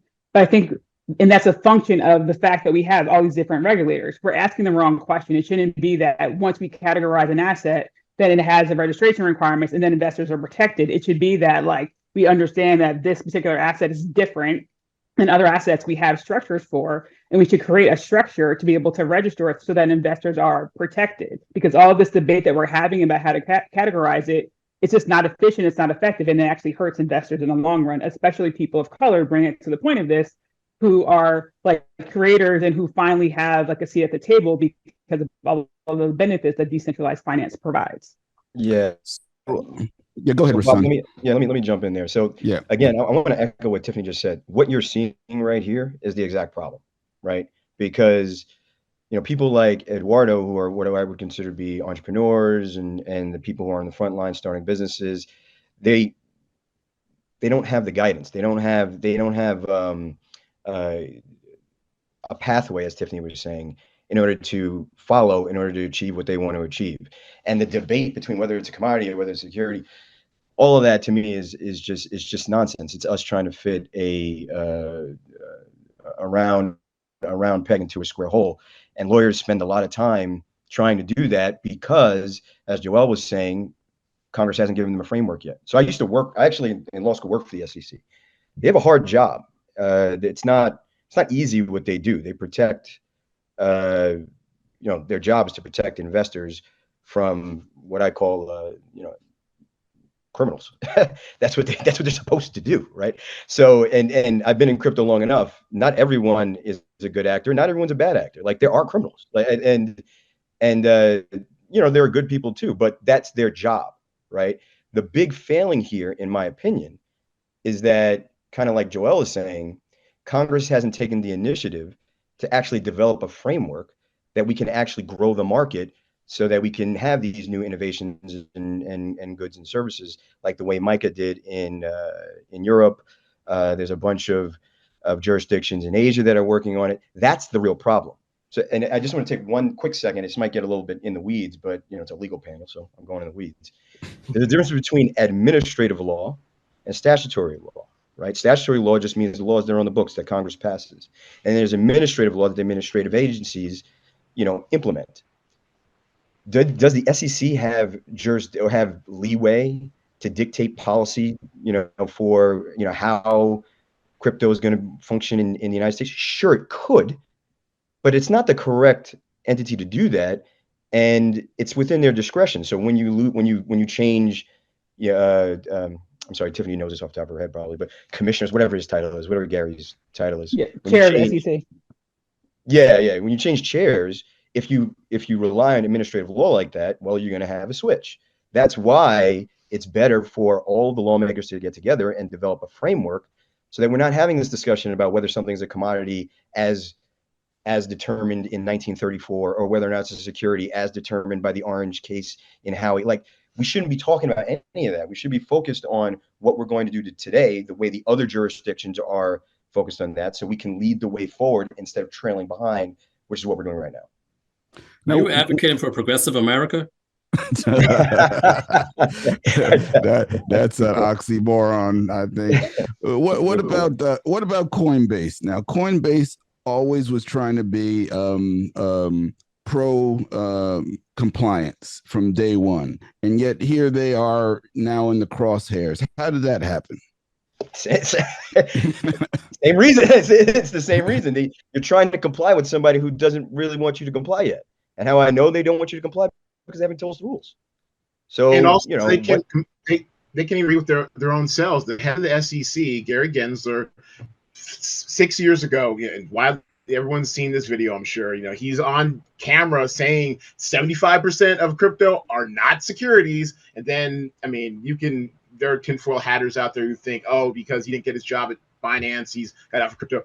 I don't know. I can't say that for sure. But now, fast forward 4 years in front of Congress, he says, we don't have the power to regulate this. It can only come from Congress. And then now, fast forward 2 years later to now, and he's out here, slapping people with the security brush and basically making smaller exchanges and companies knuckle under and pay fines because they don't want to go through this, chasing out Bittrex, shaking down Kraken. I mean, but Coinbase, who's the Walmart of crypto, I like to call it, in this country, they're like, no, we're gonna fight. And XRP, we'll blow 200 million because we're sitting on possibly 200 billion. So yeah, we're gonna fight. But if you're not big enough to fight that fight, then you'll just get steamrolled over a guy who's trying to, for whatever his reasons, and I have my own opinions, but for whatever his reasons, is trying to stifle the innovation that the rest of the world sees from crypto right now.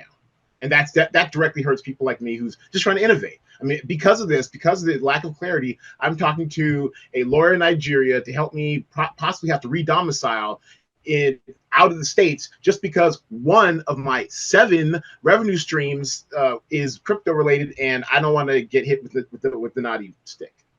What are we doing here? Well, you raise a fair point. And the point that we all kind of ignoring is, how is the Black coin fared in all of this? Coins with explicitly Black founders that we know, and we see the copycats come along. They go to market, they raise a lot of money, and the Black coins that have been somewhat legacy they still persist in the market, but they don't have that same level of success like a new promise, new white paper ICO type thing comes along, and it's all the rage, and soon it's on Coinbase.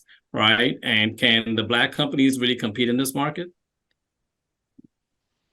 To me, I've always had a problem with some of the rules that were put in place in order to protect minorities and socioeconomically depressed people, and the effect they actually had, again, similar to what Tiffany was saying, the actual effect those rules had versus the intended effect. One rule that constantly comes to my mind is the accredited investor rule.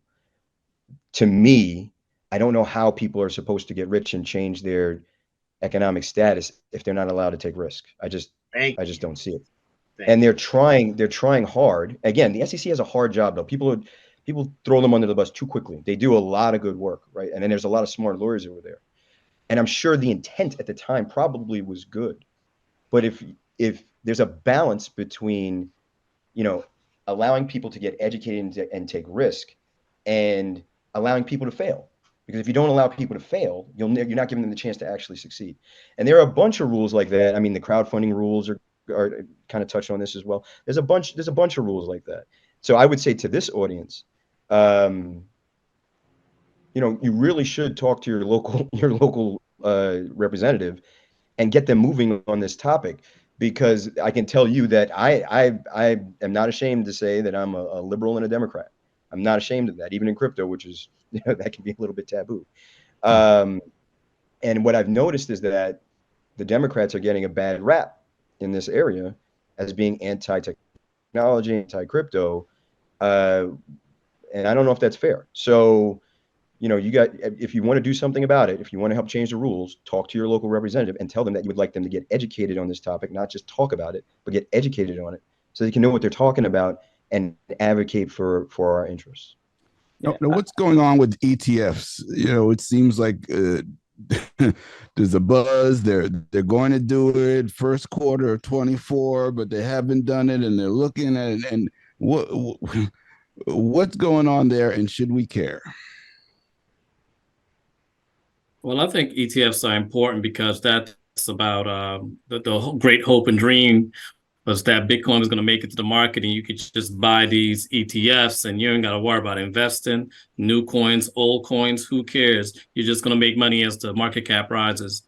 And I mean, that's the promise, but we haven't had that yet. And until we do, I think that a lot of people are going to be prevented from being able to get into the investment opportunities that are crypto, because the chances are you're going to pick one out of 25,000 cryptos to do well with. God bless. Yeah, that's 100% right. The promise of the ETF was that you wouldn't have to go through all the rigmarole and drama of buying, getting exposure to crypto directly yourself. What you could do is just buy a fund like you do your mutual fund or your retirement fund, and it would be included as one of the assets in that fund. That's the promise, right? What that would do for the market is it would exponentially move it up, right? Because now it would be included in an ETF like the way, like, I don't know, tech stocks are, like FANG.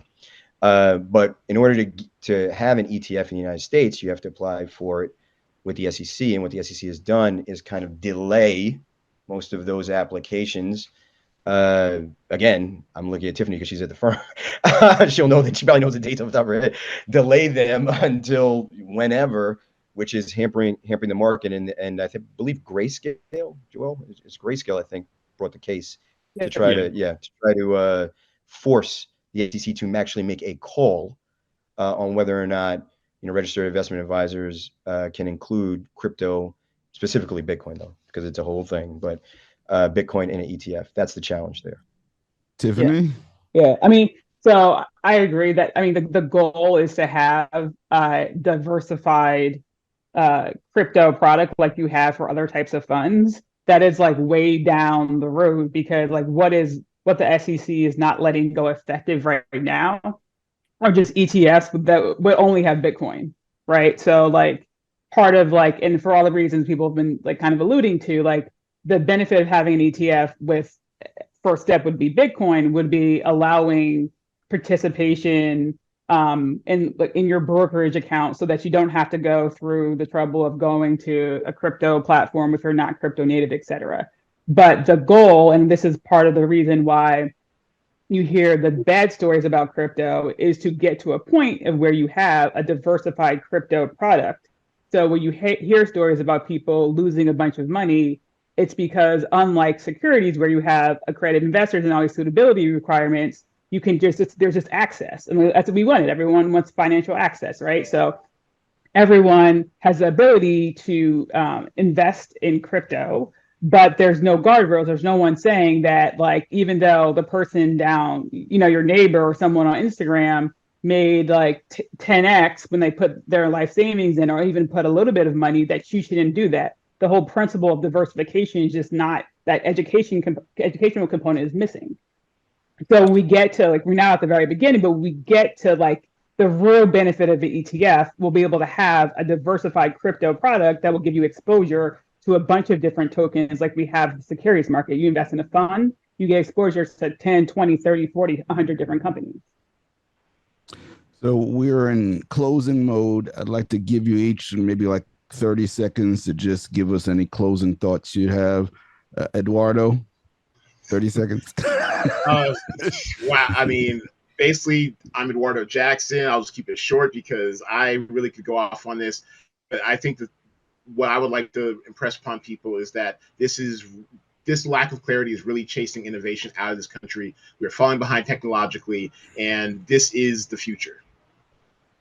Okay. Joel? Fascinating. I think that unfortunately, crypto, when the Wild Wild West days with the ICOs, didn't regulate itself appropriately, didn't have a mechanism to regulate itself. Everyone was able to come to market with every bad idea, the best marketing, the best things, the best videos, and all in order to get the Ethereum or the Bitcoin out of your hand. And then you end up with their worthless token. And I think that legacy remains. And I think that that's something that scars a lot of people in crypto. And unfortunately, this is what we are getting if there weren't the losses and the crooks and the people that were really bad actors in the beginning. Probably they won't be looking at this with such a criminal lens, but people have made millions off of stealing from others using crypto. And that's something that's unfortunate and requires regulation. Tiffany. I'd say I think it's important for folks to remember just the underpinnings of crypto, decentralization, access for everyone, and just the technology and how it's innovative and disruptive. And it's important to keep those principles in mind and not let the bad actors and the bad stories get in the way. And it's important to educate people and become educated, especially with your policymakers, so we get to a point of actually recognizing like the true benefits of crypto and Web3, because I think there's real benefits, especially for people of color. Rasan. Yeah, I'll only echo what everyone else said. In particular, I would say for this audience is, again, regulation isn't of itself bad, and you aren't powerless, right? Go get educated, go know who your policymaker is, have an opinion, and make sure you vote so that you have a voice. If you don't do those things, you cannot complain, because people will take your power if you don't use your power. So you need to get out, you need to vote, you need to know what you're voting about. Don't just vote because somebody told you that way. And you need to educate yourself in the crypto market, because like everyone said, it's innovative, it's fast, and it's a self-regulated thing. So you better know what you're doing and be comfortable before you get involved. But if you do get involved, there's a bunch of benefits waiting for you. All right. Some applause for this panel. Thank you so much. You've been listening to the Black Blockchain Summit. Stay tuned. Lots of great panels to come. Thank you so much. Thank you.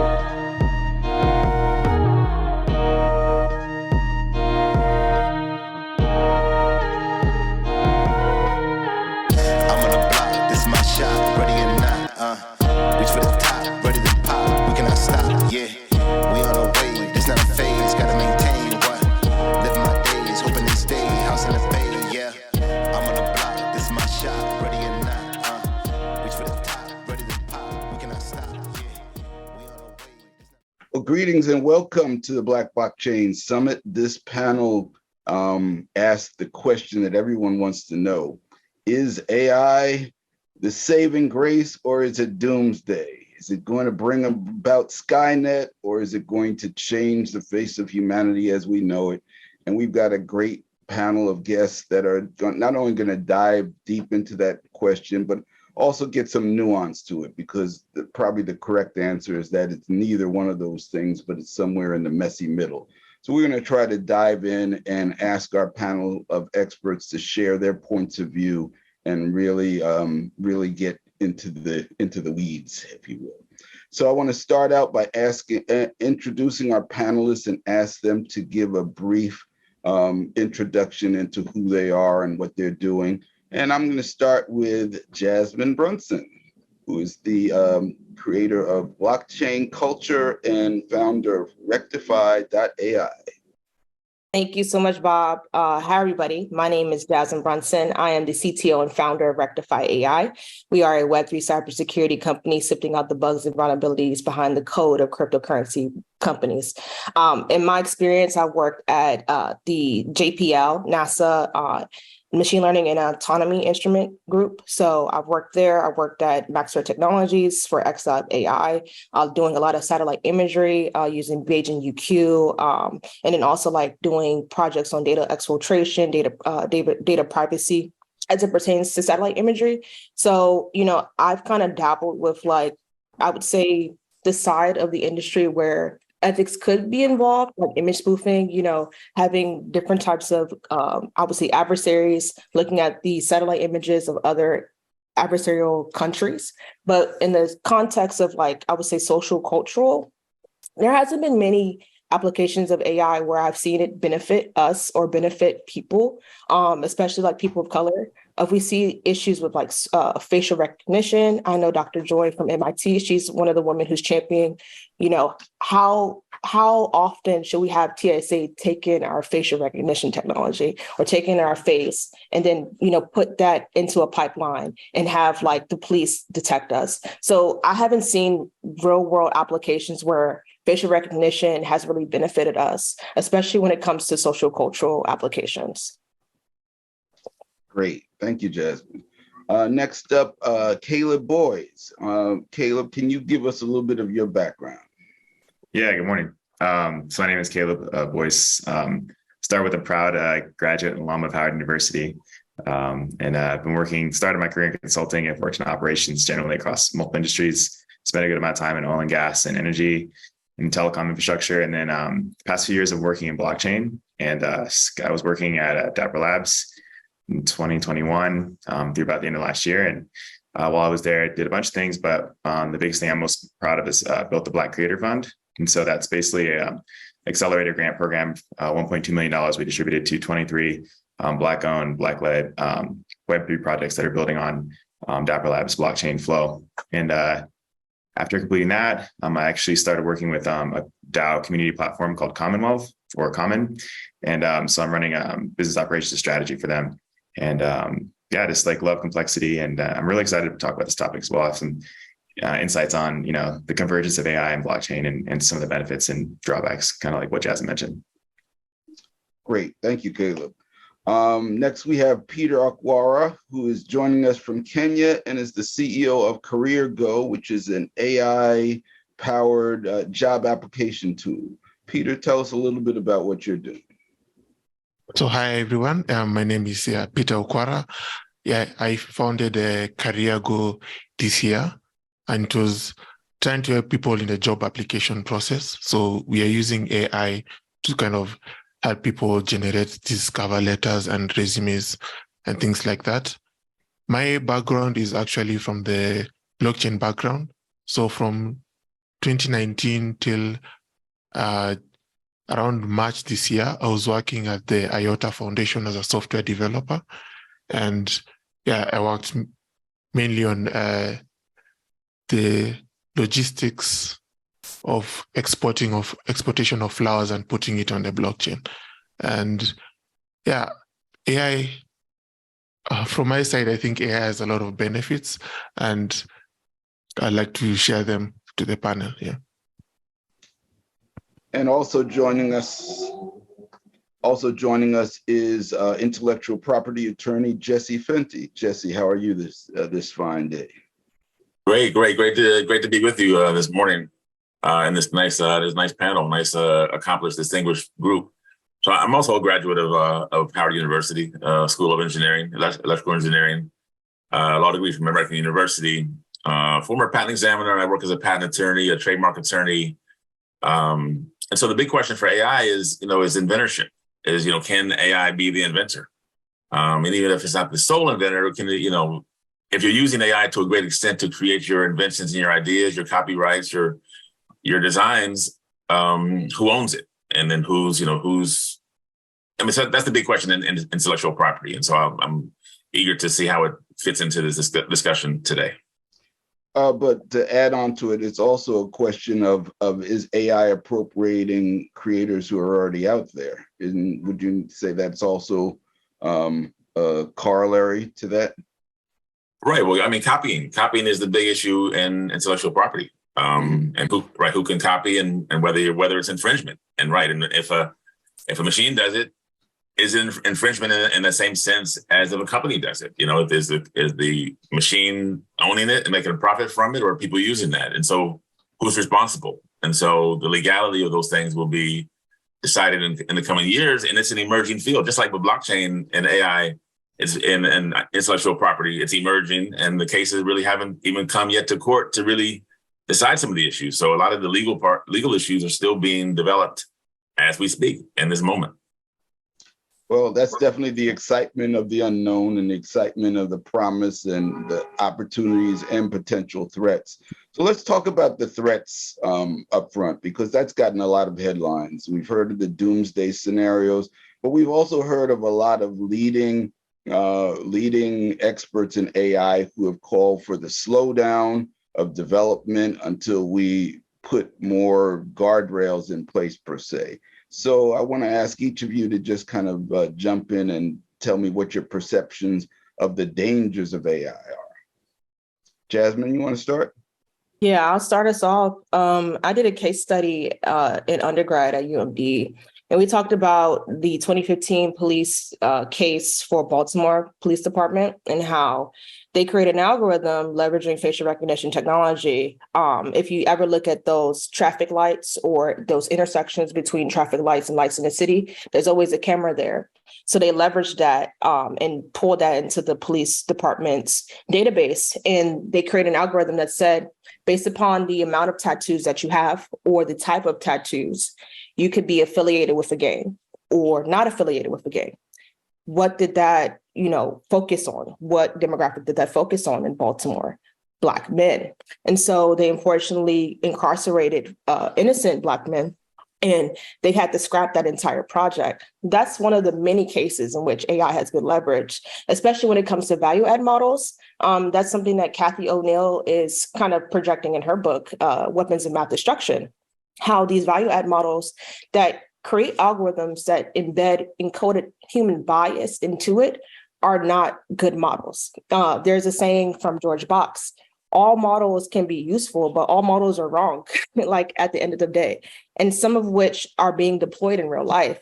Same thing happens with, I would say, entrance exams for schools, the top schools and universities that we go to in the States.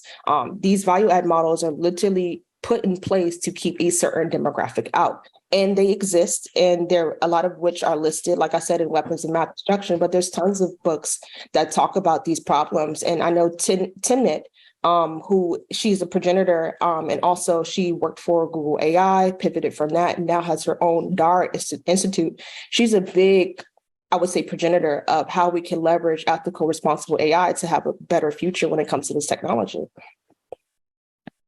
Great. Caleb, your thoughts on the downside of AI? Yeah, I'll speak about it in the context of blockchain, because I do think it's really powerful. I use like ChatGPT and some of these things like every day, so I found a lot of benefits of it. But in the context of like blockchain, I think it's interesting because in one sense, AI is only able to be done, with like large amounts of computing resources. Usually, that's going to obviously result in centralization of resources. So not every person, unlike blockchain, not every person can spin up a node and be a part of a blockchain and have something that's like, participatory or raise money or do that. It's really going to be centralized in large organizations and concerns that have, a lot of power. And that really goes against the centralization, decentralization aspect of blockchain. So it kind of like conflicts with that inherently. I think also you have a huge risk around, AI's ability to crack, security essentially. And I know Jasmine has more experience on this than I do, but from my understanding, it's that, we are able to use AI to, basically crack blockchains, maybe not right now, or maybe in the next few years. And the only thing that's really keeping that happening at scale is the fact that those computers required to do that are really expensive and really hard to fund, and usually are centralized in like large organizations or corporations. And so I do think it poses a lot of threats to some of the benefits that we saw with blockchain. And what we've been touting for the past few years is with the advent and popularization of blockchain is that, AI does threaten that in a way from both the side of like centralization of resources and, which goes against the ethos of blockchain technology and Web3. And then also, with the ability to be able to actually hack blockchains. So. Peter, your thoughts on the downside of AI? Yeah, I think the downside I've seen so far is that, well, the good thing with like things like OpenAI, when you try and ask it any illegal stuff, there's a barrier to that. But with the new models that are being deployed, like the way Facebook deployed the Llama AI model to GitHub, I think we're going to have scenarios where people will start to kind of get the code and then now try and use it for malicious reasons. I've seen one use case where they're trying to generate like toolkits for hacking websites and software. So I think that will actually be on the rise as time goes by. Yeah. Jesse, your thoughts on the downside of AI? I mean, it's a double-edged sword, or it's a funny thing because the evolution of technology and computers, especially, the PC was created by kind of the hippie generation in a sense to open up, to give access to the little man to kind of fight IBM. So was the web. The web could have been patented. The guy, I think it was Berners-Lee out of England, who developed the web, could have patented it, but he said, no, I want this to be open to people so they can use it and create. So I think AI and blockchain come out of that mantra of opening up technology for everyone and taking some of the power away. So I think it will take some power away from the intellectual property. I think more people will be able to create things and the AI will create things. So I think it will, in a sense, it could weaken the IP, but it depends on, of course, who wants to fight back about it. Because even like the Napster case, like with music, when MP3s became available, at first everybody thought it was all free, but then the law caught up with it and actually sued the owner of Napster and sued people for the using of the music without a license. So the same thing could happen with the software, with the AI. The creators of those systems that actually copy and create, and copy people's work, maybe they'll go after the creators of those systems. And so maybe there will be some liability in the future. So it's still to be determined. So I think we got a clue from, I understand OpenAI hired a the former head of IP counsel from Microsoft to come up on board their team. And the speculation is that his role is to now start basically coming up with a licensing process so that those big intellectual property holders like the Disneys would basically have a path that they could connect to it, and there would be a way that their IP could be trained into these models and create some sort of a royalty scheme or payment for them. And so I wonder what your thoughts on this, and what about, we know that the big IP owners are going to fight tooth and nail for their property. What about the little ones? Do you see them having a problem? Because I don't see an advocate for them at the same level as the Disneys of the world are going to have. Well, to kick off, right, the licensing will be important for the big guys, but I wonder what the other panelists think about open source, because a lot of small creators are really big on open sourcing the material, and I think the newer generation tends to think that most things are free in a sense. They don't have that; they're not tied to the laws of yesteryear. So that could be a factor as well. So I'd be interested in what other people think about that. Any thoughts, anyone? Yeah, I think about go ahead. Go ahead. You sure? All right, so I think about this all the time because this is a fashion site called finesse.us. So all the ladies that's watching this probably know about them. They have smaller artists that kind of get it out the mud, get out the dirt.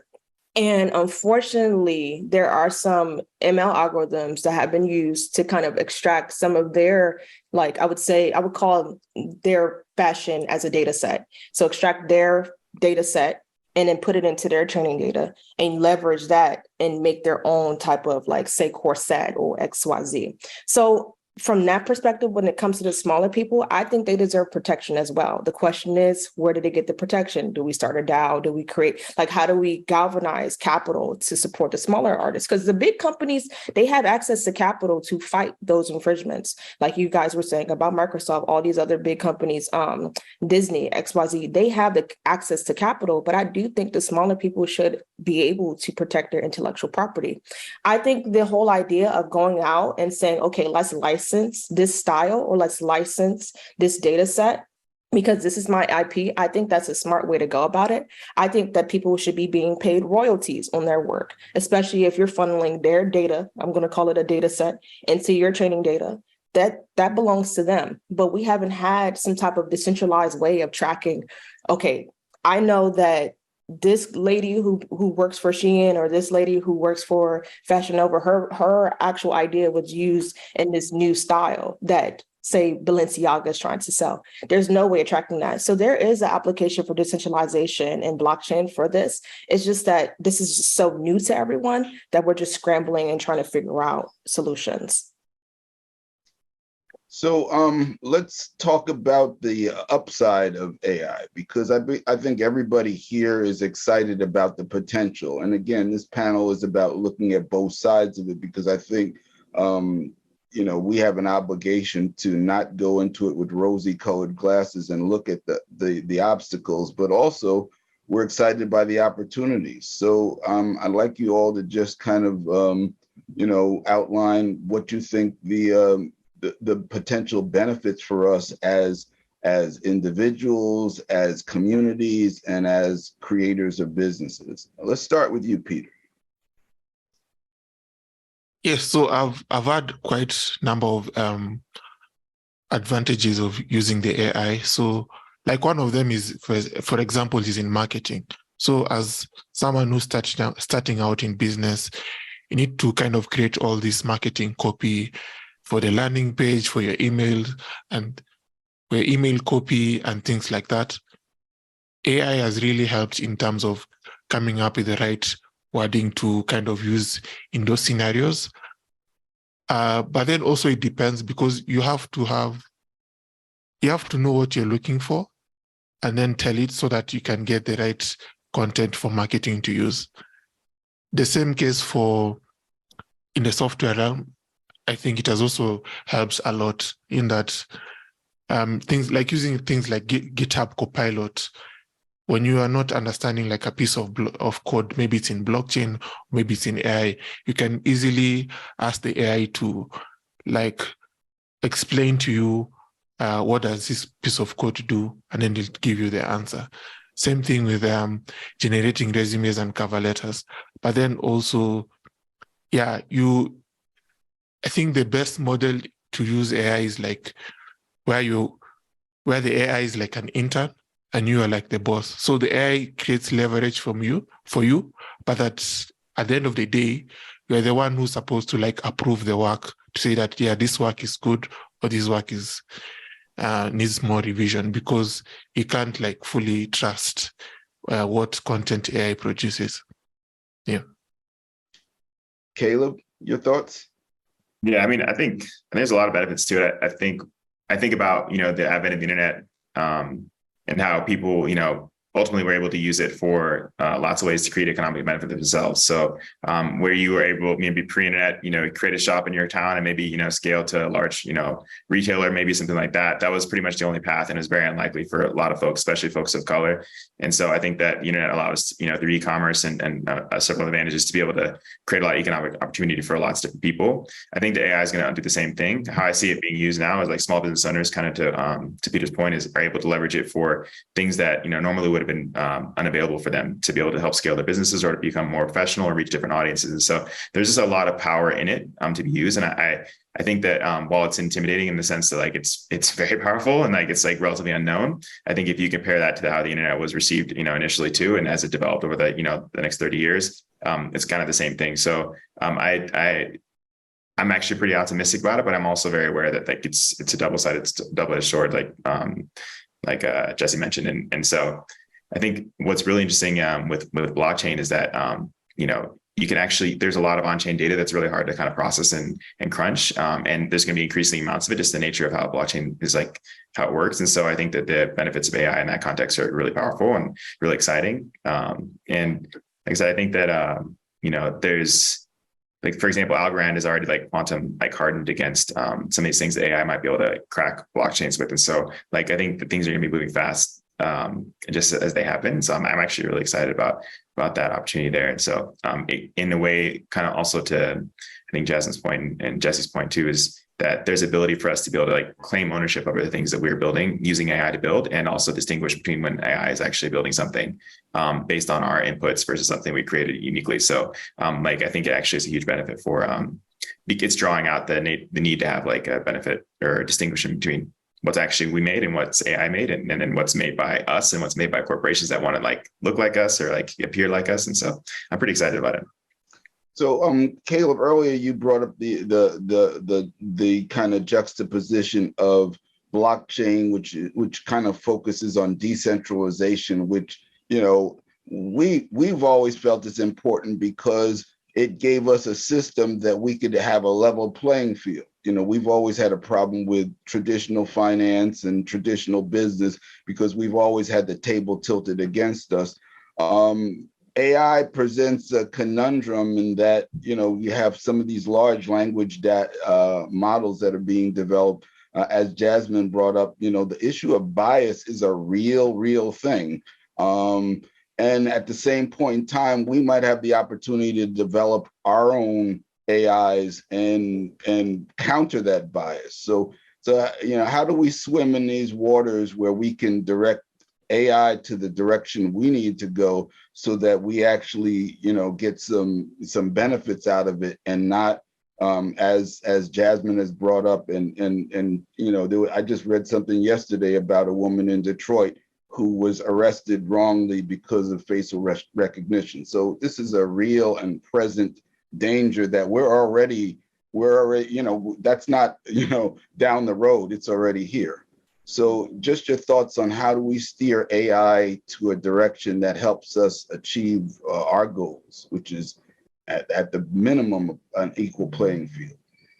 Yeah, I mean, I'm really excited about how like our community really took on blockchain and cryptocurrency, how eager we were to receive it and leverage it because of lack of access, like writ large to financial institutions, that kind of thing. So, and I think that AI presents the same opportunity that we could adopt this, as early adopters as a community amongst Black folks. And I think that's a huge opportunity. And by having that early adoption and being involved, that's going to help us like drive some of the drive against some of the things that would naturally happen when these more centralized organizations are dictating, what it's being used for and kind of policy around it and that kind of stuff. So I'm excited about, our ability to, be engaged and leverage it. I think that, as people start to use it more and as we come up with more use cases in our community to how to use it, I think it's going to be better, and it will give us more access. That's my hope. It's like a really hard question you presented there, but that's kind of what I'm excited about. Is that us being early adopters and really helping drive that, and also I think that really important work that that Jasmine's doing and other folks to really raise like the awareness around the dangers of this stuff, so we understand like how we might be taken advantage of or how we might be discriminated against with this technology, so we're aware of it, so we can call it out, and then hopefully force or influence legislation to mitigate some of those risks. Jasmine, you want to jump in on this? Yeah, Bob, you asked the charge question. I think about this all the time. Oh man, I think where I would start is we need to just participate, period. Like participate. We need to be the AI engineers, the ML engineers at the table and having those hard discussions. That's the role that Timnit played at Google. And unfortunately it went left. But at the end of the day, when you're standing up for something, it's either you stand up for something or you fall for everything. So we need to participate. We need to make sure that the next generation of engineers, we know about blockchain, we know how to build smart contracts, we know about what's happening with AI. And I think it's actually more accessible now with OpenAI and what they did with ChatGPT. I think everyone from a 5-year-old will know about what's happening in the world when it comes to AI prompting. That's something that I love from the coding space. When I'm having issues with a smart contract, I can go into ChatGPT, ask it, hey, what's going on with this constructor, and it gives me back an answer. I love that as an assistant, like Peter was saying earlier. But there's downsides and there's positive sides to this technology. I just hope that in the future we can kind of like leverage, okay, how do we make AI make our lives better? Because that's why it exists, is to help the human. In the work that I do for smart contract auditing, we've been talking a lot about AI tools, especially with code analysis. And unfortunately, we have to this day a high number of false positives and false negatives, specifically false positives in the space. And so we're trying to get to the part of the confusion matrix where we get true positive, true negative, and have higher, I would say, F1 and recall and precision scores when it comes to that side. But all it is an assistant. That's why I love the analogy that Peter said. Like all AI is an assistant. We just need to get to a space where we're using it as an assistant, not as an all and be all. I want to chime in on the upsides in the IP space. Something Jazz been saying about about capital and access with with a patent application, which is a fundamental document to obtain your rights in my space. It can do tremendous things in terms of helping people flesh out their ideas and actually drop down the costs. So someone can actually take their idea and feed it into ChatGPT or some other algorithm and spit out 80% of the document, in a model. And I can, I have a class on that and showing people how to, and I can just come behind it and just tweak it and put in some legalese and then file it. And so we can get a lot more patent applications and ideas into the system. And it can also be used for legal documents and all kinds of other things as well. So I think using it and then publicizing it on social media, what we're doing, and showing people that we're using this technology is a good way to promote it and show people that it is accessible and powerful. So we're almost time to wrap up. I wanted to leave a couple of thoughts on this, that from a perspective of how we go forward, one of the things we want to always look at with all these models is the data source. What are they training on it? How are they training? Because garbage in, garbage out, biased information in, biased information out. The second thing is that we have multiple large language models, and we can play them against each other to see, who's giving real information. And so I think we should not be attached to just any one model, but let's through this period, try them all out and see which ones are giving us real answers and not. So we got a couple of minutes left, so we want to give kind of a lightning round opportunity for last comments, and we'll start with you, Jesse. Yeah, as we were talking, the words like community came to mind in a sense, of working together and publicizing what we're doing. And I was thinking about fraud too, because in this world of AI, in this new world, there's so many bots out there, so much kind of fake information. So there has to be a way of certifying what's real and what's not, and I think just working together and just forming communities more to be able to establish trust, because in this in the world that we're in, there seems to be a lack of that thread of distrust is constantly out there. Peter? Yeah, I think for me, it's all about the field you're working on and whether it requires accuracy or not. Like, for example, in a medical field, if the AI hallucinates and gives a wrong answer, it may actually lead to loss of life.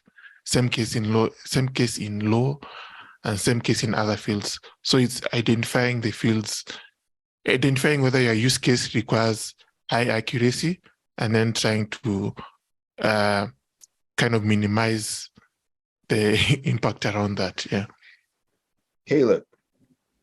Yeah, I just want to give a shout out to brother Gerald Carter with Destined AI. I'm not sure if you guys are familiar with him, but he's building these models, basically data models for AI that are based on, he calls them ethically sourced. And so, and he's using them a lot and has success like selling these models into cosmetology, cosmetology, basically hair and makeup beauty brands. And also how they do their sourcing. So it takes, I think I'm really excited about the amount of like entrepreneurs, especially like everybody who's on this panel, who are driving this stuff forward and really like taking ownership of like making sure this is like something that's representative for us in the future. Great. Jasmine, you get the last word. I'm going to do a resource drop. We should not just be complaining about the tech and the world that's happening around us. We should learn about how we can penetrate it, how to code XYZ. If you're trying to get into AI, data science, tap into Python. You can learn Python with ChatGPT. Tap into PyTorch, TensorFlow. And then if you want to really start out and do something that you maybe enjoy and then learn the hard stuff, you can get into Midjourney, Stable Diffusion, play around with the AI art with Hugging Face, and then get into like learning what a tensor is and how to code in Python and create your own AI model. So let's participate. Let's not just complain about the world happening around us. Love y'all. Great. Thank you so much. Great panel. Check out all the panels on the Black Blockchain Summit, and also go check out and follow these panelists because they've got great information. Thank you for joining us.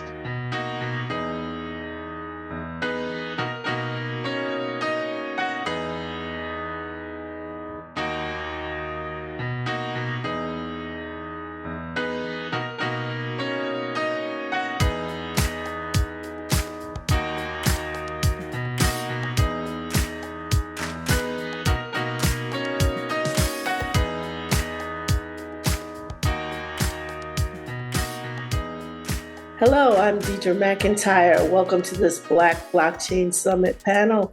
We're going to take a deep dive into the real estate case for crypto tokenization, and we have several esteemed panelists who are going to speak from their expertise. This is a really exciting panel. Our first real estate panel was in 2022, so we're back at it again by popular demand. So without further ado, I would like each of our panelists to introduce themselves. We're going to start with Gary first. Sure, and welcome. Thank you for having me, Gary Rockland. You real estate rock star is what they call me. Man, I've been doing this real estate space now for 22 years, DC and Baltimore. Housing low to medium income families, love it. And now I'm also lending money. So this is always great to be a part of the blockchain. Awesome. Let's go with Whitney. Hi, everyone. Thanks for having me as well. I'm Whitney Griffith. I'm a software engineer at Microsoft, and I guess I'm your real estate rookie. I got into the real estate game back in 2021 doing a house hack. And since then, I've been able to accumulates a small portfolio of short-term rentals as well as one long-term rental in Jacksonville, Florida. And I'm really excited to see how we can add blockchain tech to real estate to make it more accessible, more affordable, and yeah, just get us more experience in terms of building wealth with real estate. Awesome. Marcus. Hello, my name is Marcus Goodwin. I'm the CEO of Honorific, a housing benefits tech platform, and the Goodwin Companies, which is my real estate development firm. I've been in commercial real estate for over 10 years now and had a career on Wall Street before that. So happy to be a part of this discussion, talking about the use case for the blockchain within real estate and how that's applicable both from a technology housing perspective and commercial real estate perspective. Fantastic. Vernon. Hey, good afternoon, everybody. Well, good morning, good afternoon, depending on where you're tuning in from. But my name is Vernon J. I'm the CEO and founder of Equity Platforms. We created the first digital token backed by affordable housing. Real estate just runs in my veins. I started in about 18 years ago, and since then I've been able to do a little bit under 200 million in transactions as a broker and agent throughout the country, New York, different parts of Texas, different parts of California, all over. Excited to talk about how blockchain and real estate are intersecting and creating more efficiencies. The company again is Equity Platforms, but the digital token that we created was Equity Coin, and I'm excited to drop some gems.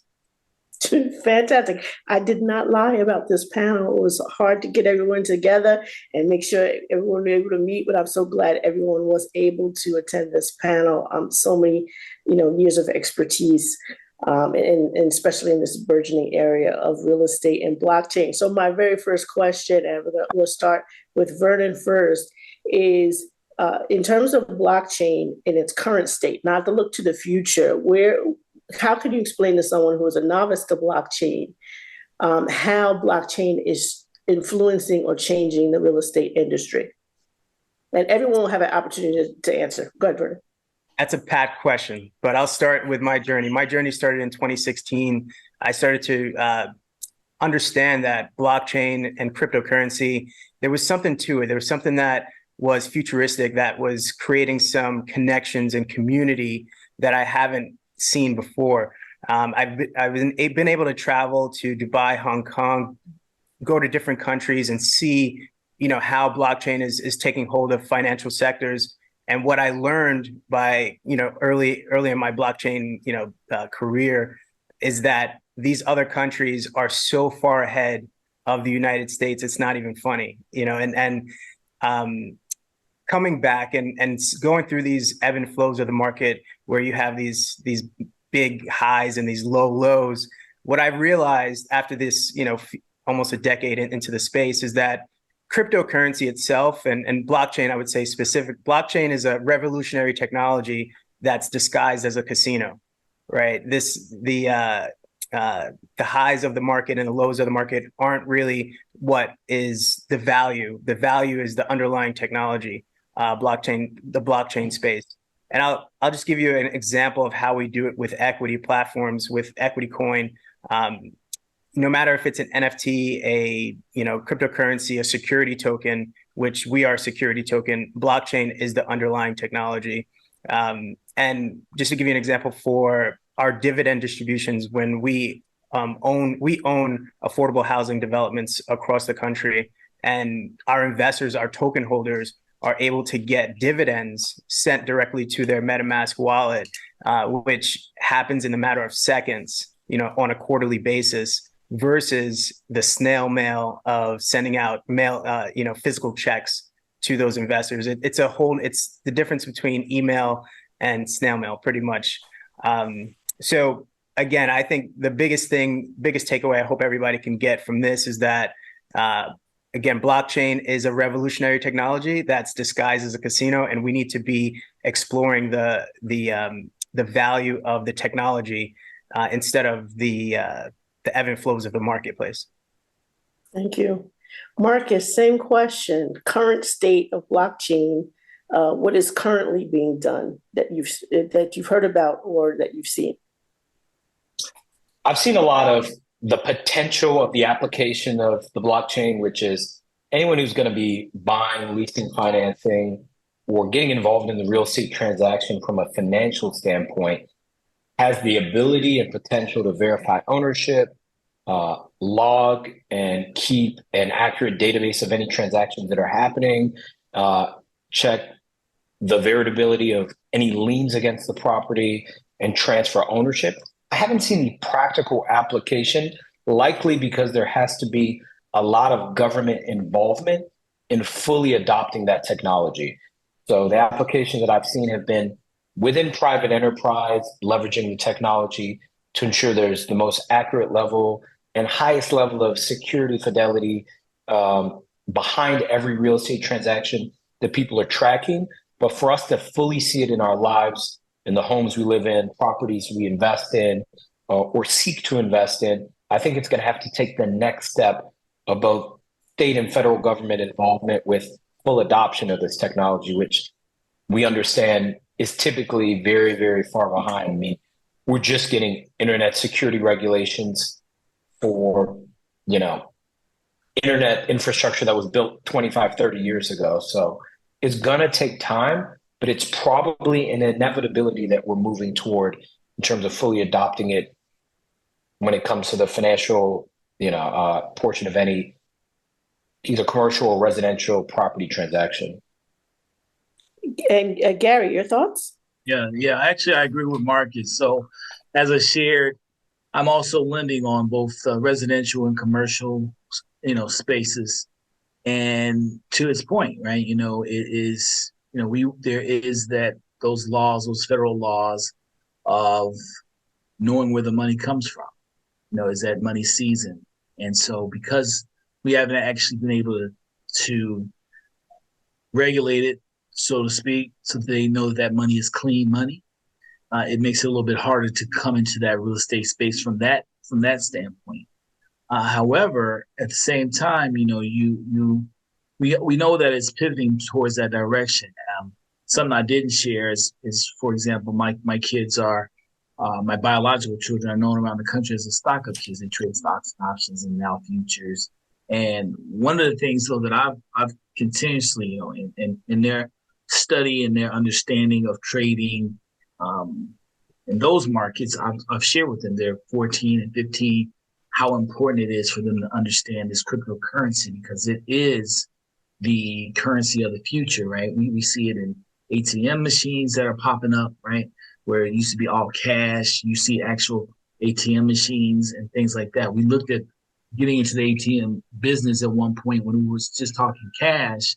And one of our reasons why we didn't move forward was because of the real estate space of where these machines are and understanding that this crypto market was moving in. So we didn't want to hold on to an instrument that is really kind of phasing out, as we see we're almost a cashless community.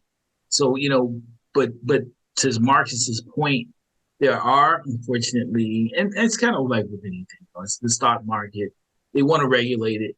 They want to have some control. They want to be able to tax it. And until they can actually figure out ways in order to do so, it will make it a bit harder to use those assets, even to show proof, hey, you want to buy this, and you can't still show that as an asset of what you've accumulated as far as. Yeah, and Gary, not to cut you off, but I think we all have to be cognizant that there are moneyed interests at every step of the process. There are agents who represents buyers and sellers, two at a minimum, one on each side. There's a title company that helps close a transaction, that holds and escrows funds. There is typically banking institutions on one end or both ends to manage the financing of the acquisition or manage the financing of a sale and reacquisition if someone's doing a 1031 exchange. So the introduction of the blockchain has potentially billions of dollars of adverse impact on all of these people's businesses.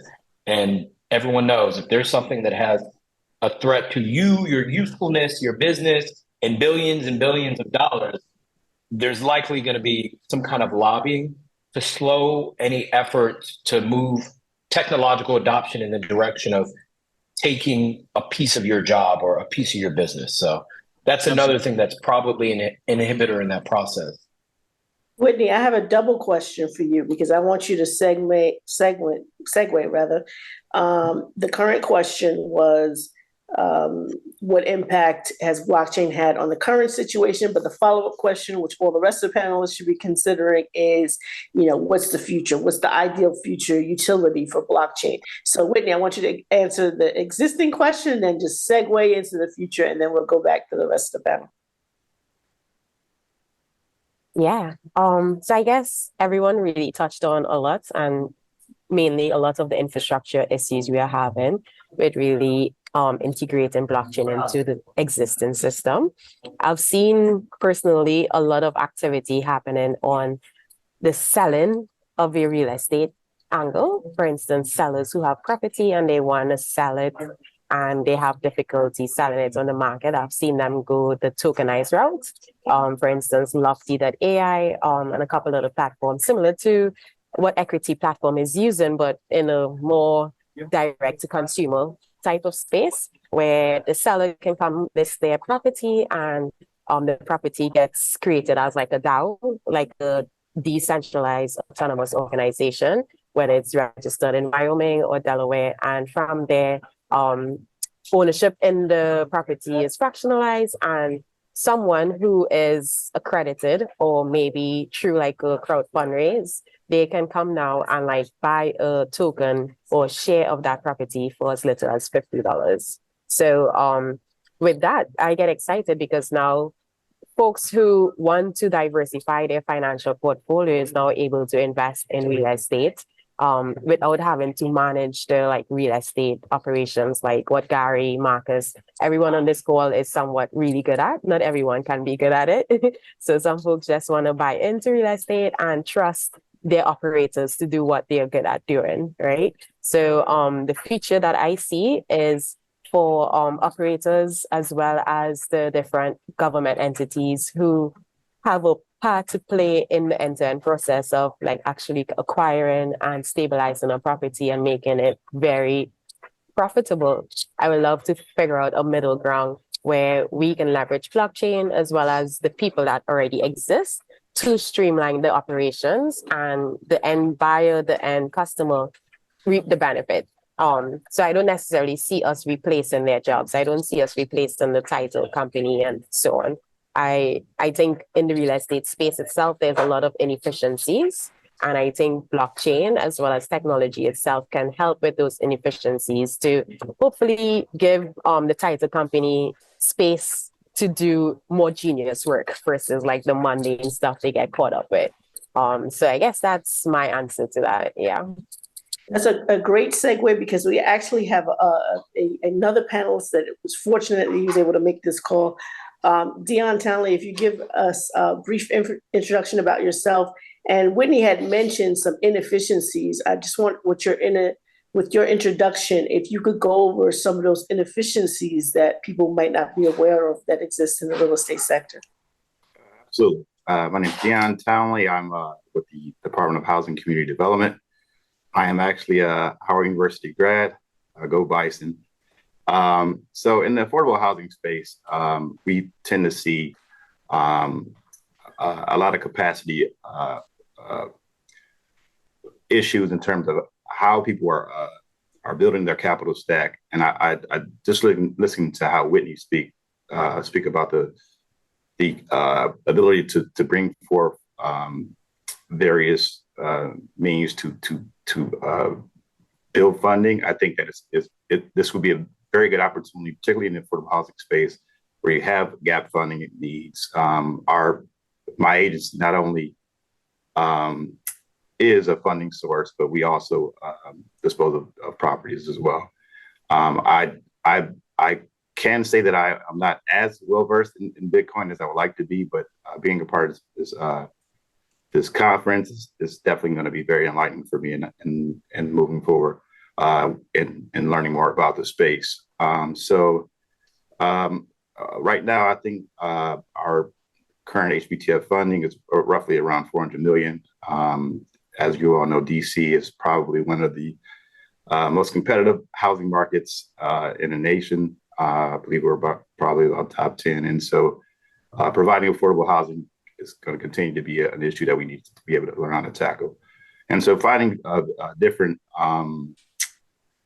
ways to fill those gaps and provide that funding is going to be something that will probably be very useful moving forward with Bitcoin and being able to move funds in more non-traditional ways.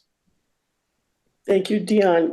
Gary, are there any answers coming in the future in terms of funding?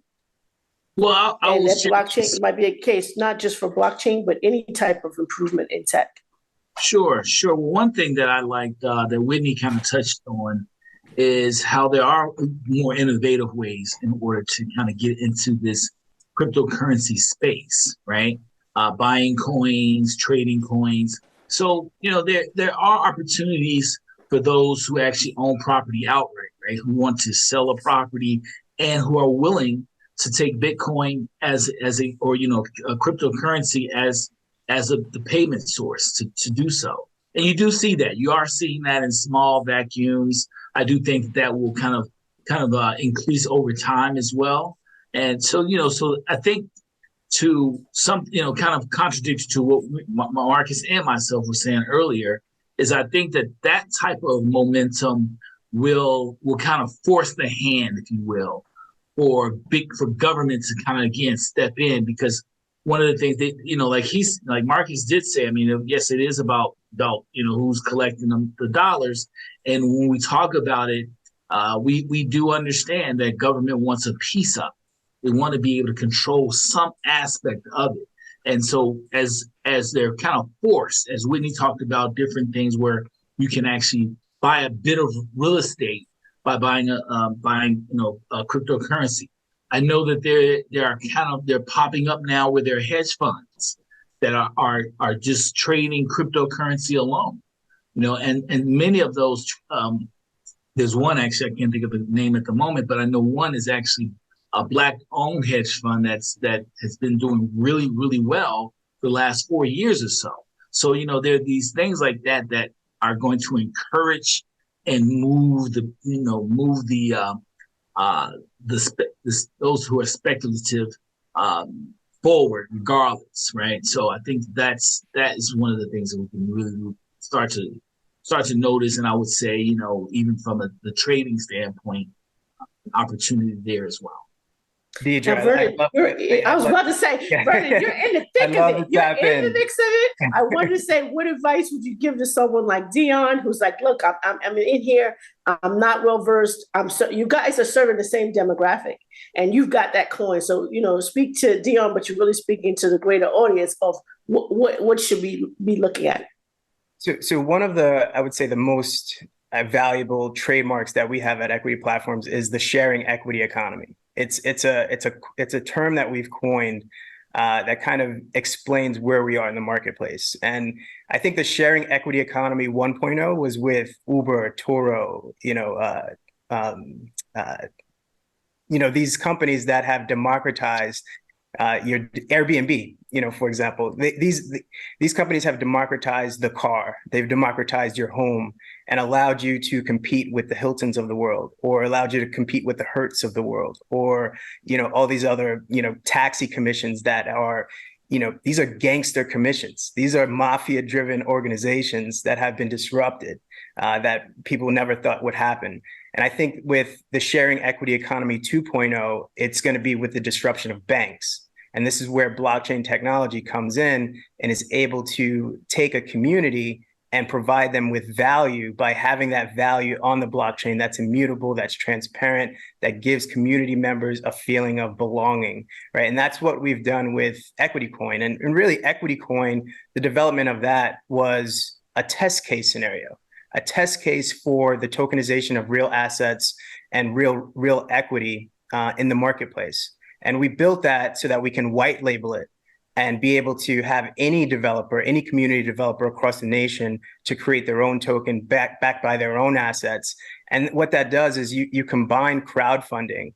So, regulation crowdfunding gives anybody the ability to raise up to $5 million for any company or any asset, whatever have you. You combine that with tokenization, with smart contracts, and now you've got the recipe to be able to empower community developers all across the country.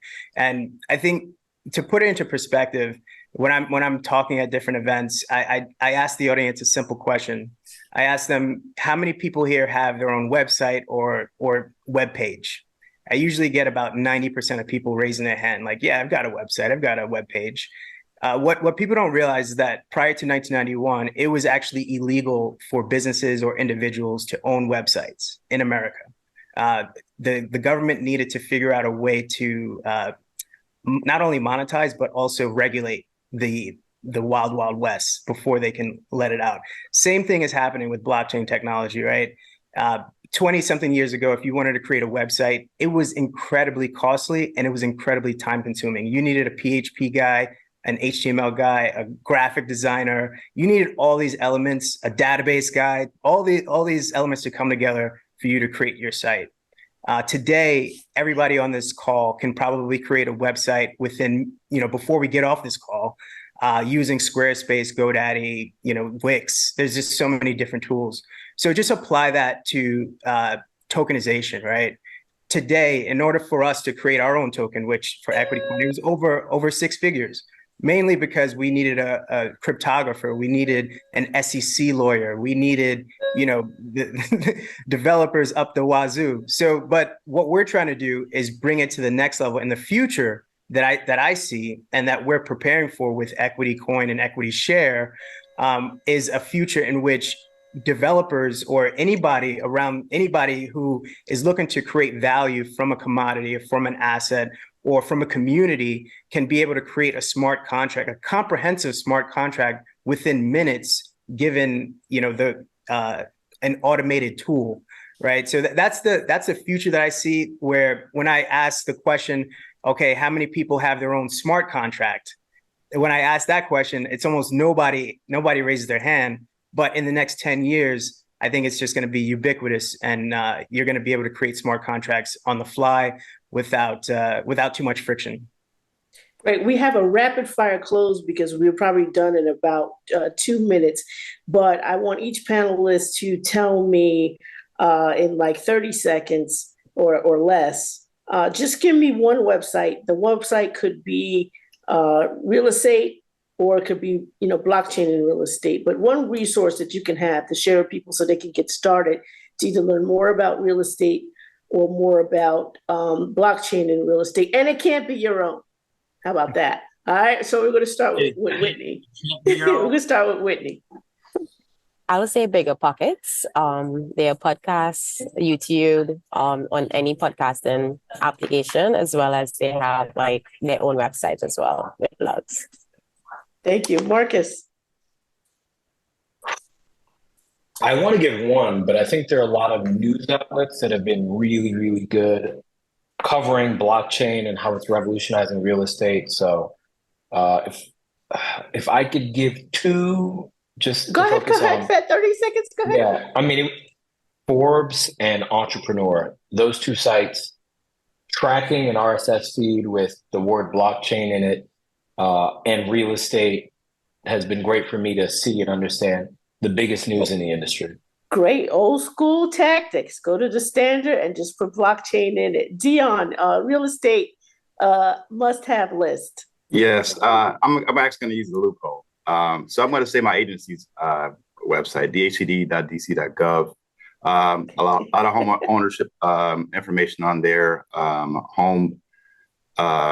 First-time home buyer grants and programs. So I think it's a wealth of good information for anyone looking to get into space, as well as funding that we provide. Vernon, I think, did I cover Vernon? Yeah, I'd say MIT. MIT has an incredible library of resources regarding blockchain technology, and if you're a nerd, you're gonna love it. So, and who did I leave out? Was it Gary? Sure, yeah. So yes, actually, I think Marcus said one of mine, which is Entrepreneur, but then you made it hard. He said not your home. Always brand, right? It's always a brand one. So But yeah, it's so I yours mean, and yeah. So I would also, I use DC Housing's website a lot. So, when it comes to even trying to figure out comps for rents in certain areas. So I think, when you look at HUD, or those types of sites, you're gonna it's full of resources for those who are trying to get in the space, who need to get housing, counseling, etc. Those are kind of still some of the ways. great. And that's all the time we have. I love to thank my panelists for this deep dive into real estate. Way too short, but definitely resource rich. And that's what matters most. Thank you. Word. Check. Build a better world, it just takes time. Mountains in your way, that's a great climb. Gotta see a life where we all win. Root for every black, yeah, we all can. Melanin in the skin, we a great tribe. Prayers to the sky, to the most high. Promise if you die, we gon' all ride. Do it for the culture and the black pride. Never take our soul, yeah, we reign true. Send my little homies up to grade school. Hello, my name is Deidre McIntyre, and I'm glad to be back for this fireside chat with Black Blockchain Summit. Today's chat is called Facing the Rising Sun, and it essentially is the crypto case for proof of work models within a sustainable energy solution. And I'm so happy to have the co-founder and CEO of Soluna Holdings, John Belizaire, joining us this morning. How are you, John? I'm great, Deidre. Thanks for having me on the conference, and looking forward to this. Great. I mean, this is a flip side for him. People who have not followed him, definitely go to Soluna's YouTube channel. He does a lot of interviews, and that I've been a fan of for quite some time. So kind of reversing the paradigm on him a little bit. And so my first initial question is definitely, share your story. Before Soluna Holdings, what was your journey to get to the place where you are today? Sure. I've been an entrepreneur for about 25 years. I'm trained as a computer scientist, and so I studied computer science in my undergraduate studies and in graduate school.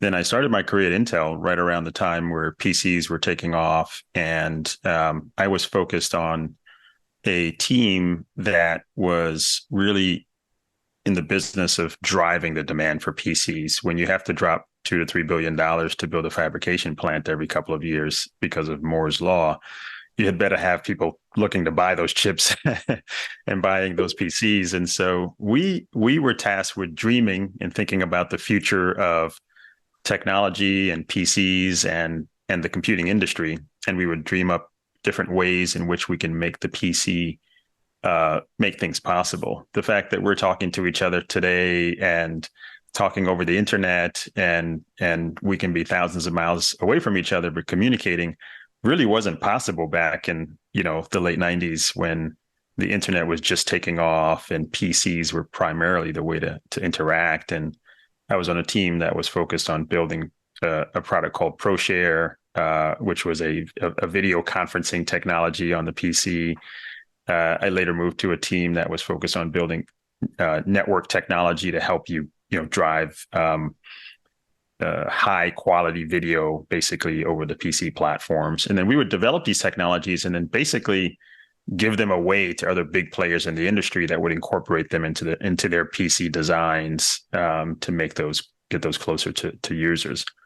But every Saturday, I would meet with what ultimately became the co-founders of my first company, and we talk about what was happening in the industry and where could we, create a new, enterprise or a new venture. And to make a long and exciting story short, about 2.5 years into my Intel career, I moved to Boston and formed my first company, which is called Theory Center. And it was a software company focused on developing component software. Another thing that we sort of take for granted. Most software is built using software components today. And we were just shaping that industry. And that company ultimately was acquired by a very large, fast-growing enterprise software company called BEA Systems. And it was sort of one of those life-changing acquisitions for me and my co-founders, having started our first thing. And basically for the next 2 decades, I kept doing the same thing, forming new companies that were a confluence between, big software technology waves and legacy industries. My most recent one before Soluna was in the insurance space, and we were going after digitizing underwriting technology and helping underwriters make better decisions for complex insurance app products using data and analytics. And now there's a whole movement to AI and so forth. So bringing technology to industries that can benefit from them and grow and expand or transform has been the business that I've been in for, over 2 decades now. Soluna is very much along that same theme. It's the confluence between a big technology wave like blockchain and, digital asset businesses and the fast transforming legacy business of energy. And so it's exciting to sort of be back at a helm where I'm doing essentially the same thing I've been doing for a long time. Now, Soluna Holdings, what's the relationship between Soluna Holdings and Soluna Computing? Are they two different companies or separate? Yeah, good question. They're effectively the same company. Holdings was formerly known as MKTY, or Mechanical Technologies, and it had a holding company structure. So it had more than one company underneath it. One was called MTI Instruments, which was a company focused on developing technology for sensing the vibration on wind turbines and other types of renewable energy technology. It also had a legacy of developing innovative ways to use molecules like hydrogen and methane to generate power or store energy. So they invented the hydrogen cell technology that you see on lots of forklifts and things like that. So they actually created a company called Plug Power, and that spun out of out of the Mechanical Technologies parent company. So that holding company structure is a legacy thing. When my company Soluna Computing was acquired by MKTY, and then we renamed the company Soluna, we became a sister company to that MTI Instruments business. The early part of last year, we sold the MTI business to focus the entire company on the Soluna business model. So that's why you have the holding and Soluna Computing as the only child company, if you will, and operating arm of the business.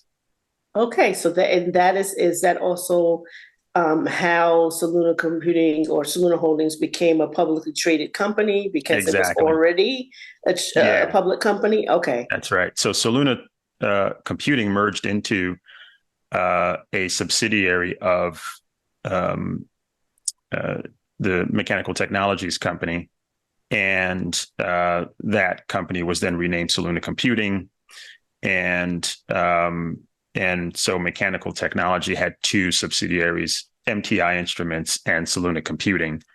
And then Mechanical Technologies was then renamed to Soluna Holdings to begin to set the direction that the company was going. And we also put out a plan that we were planning to grow, but then eventually sell off the MTI Instruments business. And we completed that sale the first half of last year. And so Soluna Holdings and Soluna Computing are the remaining entities there. Awesome. So how do you explain to a person that maybe isn't knowledgeable about the energy business, how does Soluna Holdings work in terms of, explaining that you have these different data centers, and where does, kind of proof of work crypto or Bitcoin fall into that fold of what your company does? Yeah. I get to do that a lot when I go to parties and whatnot. Now that, COVID allows us to, COVID isn't holding us back at home. And people say, what are you working on? And I say, Soluna is on the mission to make renewable energy the primary source of power we use. And they're like, wow, that's exciting. Well, how do you do that? And I say, well, first you got to understand that there's this big problem that people don't talk about when it comes to renewable energy.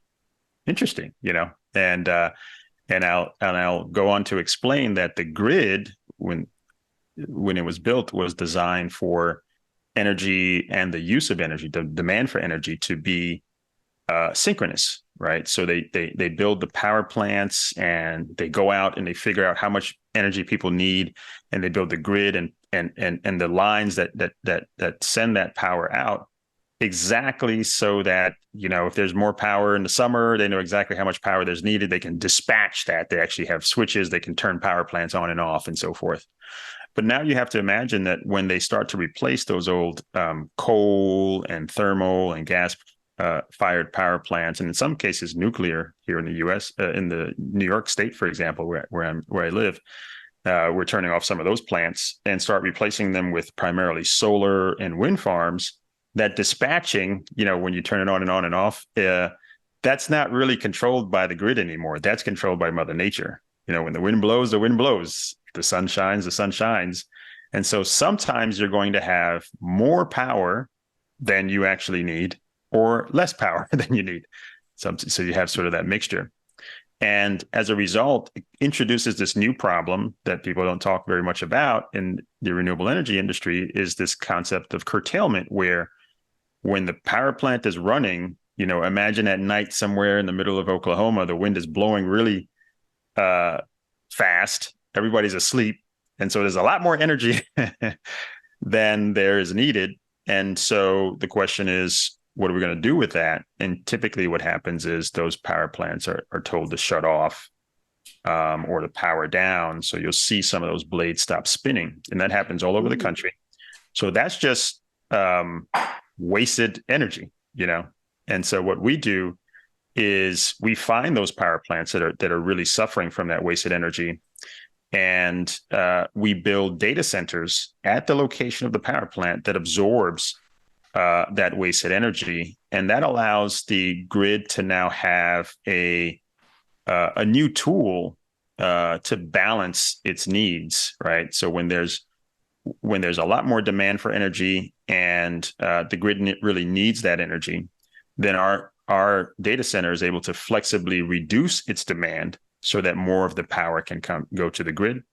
And when the grid is oversaturated with energy, there's not enough energy. There's not enough demand for that energy. Our data center will then fire up and eat that excess energy. And usually when I say that, they're like, wow, that's amazing. They're like, wait a second, can't you just store it? Can't you just use a battery? Battery, yeah. Batteries are great, but they can't store the energy for very long. Number one, they're not long duration. And number two, when they do store the energy, they have to dispatch it at some point, because the battery technology is not just a technology, but someone owns that battery. They're a business and they need to make money. And so they need to dispatch it when the prices go higher. And so that just exacerbates the problem. And then they'll say, well, why don't you just move the energy? Why don't you just send it, from Oklahoma to wherever else they need it? He says, that's a good point. But that requires building power lines, and that can take years. Sometimes power lines never get built because of all of the local challenges. You have to cross states, and it's a very big issue for building these long-range power lines. And so the solution is to just bring demand to where that oversupply is happening, and that's what we do at Soluna. Now, I saw a video, I believe it was about a year ago. Did you spoke in front of Congress at some point? Can you go back to explain, what you shared with them, and has there been any results since that meeting? Yeah. Well, that was a very surreal experience, talking to members of Congress about Bitcoin, its energy use, its effect potentially on, the carbon footprint. And effectively what you had was a group of incredibly bright people, certainly distinguished because, they've been able to become part of our, political framework. They were trying to learn. They wanted to understand, what is this thing? How does it work? What are you guys doing out there? And how does that affect the energy markets? And what I tried to explain to them was that there are really two narratives out there. One is that there is this view that Bitcoin Bitcoin and the proof of work protocol that underlies the digital asset is a very interesting technology. It seems to have taken a little bit to take hold, but it has this terrible side effect, And that terrible side effect is that it uses way too much energy, and that energy has doesn't seem to have no real purpose.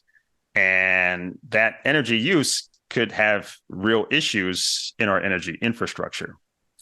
And what I tried my best to disabuse them of is that view that Bitcoin is just bad all around. The case I tried to make was that that narrative is just plain wrong, in that the energy use of Bitcoin does have a purpose. It is an advanced technology. Whoever the creator of the technology was very innovative in thinking about how to ensure that the asset could be protected, secured. The record of movement of the asset between parties could be managed without a trustworthy independent party being required. And to do that, you had to create this protocol where participants in the protocol are essentially working to ensure that they stamp each of those blocks with something special that ensures that that block hasn't been tampered with. And that requires a lot of computing, and that computing has a very specific purpose, and that purpose is to protect the network. And it's also designed such that as the network gets bigger and expands in its value, you need more of that protection. And by tying it to energy, it ensures that someone can't just wake up and try to rewrite the entire network for free. You have to expend cost to do that. And that's what that energy demand's purpose is. Very much like other types of commodities that we try to dig out of the ground and so forth that expend a lot of energy, that's people believe have a purpose and a role. This equally was designed so very much like that, but in a very elegant way that's dynamic. Now, the fact that it uses a lot of energy is also a plus. It's something that we can use as a benefit, because as I just described, there are problems with our energy grid. And as our energy grid begins to transform and become more green, that problem becomes more prevalent. And you can take this purposeful thing that's in this new technology and use that to solve a problem in a very big, vital part of our economy and part of our infrastructure, and that's energy. And I feel that was very well received. I felt like they started to get it, that the technology it has features, not bugs. Its energy use is a feature, not a bug. And I think that was my key statement, that is, if there's anything that they take away from the conference, is that Bitcoin's energy use is a feature, not a bug. It's actually a very powerful feature that can ultimately catalyze the transformation of the grid to becoming more sustainable. And by all means, everybody would agree that, climate change is a real issue and we need to have more green energy. And why not use this technology and bring it to this legacy industry? Again, my background of bringing these confluences and do something innovative. We have about 2 minutes left, but I want to kind of fold two questions into one. Talk about, I know that you name your data centers after, women computer scientists, but I also wanted you to talk about, the data centers that are up and running and where they are, and then talk to the future generation, because our conference is at Howard University. What are some skill sets that you would recommend that they study if they wanted to be employed in this new model of working at data centers and companies like yours? So it's kind of a loaded question, and to answer in like 60 seconds. I've got to answer it very quickly. So we do name our data centers after famous women scientists, ones that we believe are what we like to call badass catalyzers. They've all catalyzed the industry in some way. Dorothy, our largest and flagship data center in Texas, for example, we're just energizing and bringing her online, is named after Dorothy Vaughan, one of the hidden figures who were involved in the Apollo missions. Our Kentucky facility, Sophie, is named after Sophie Wilson, who helped to invent the ARM processor and invented a whole new series of technologies around chips. And we have lots of them. Kadi Kariko, who is our newest project that's developing now. It's a 166 megawatt facility is named after the woman who solved for mRNA that thankfully helped us through the pandemic and helped to develop a whole host of mRNA-based vaccine therapies.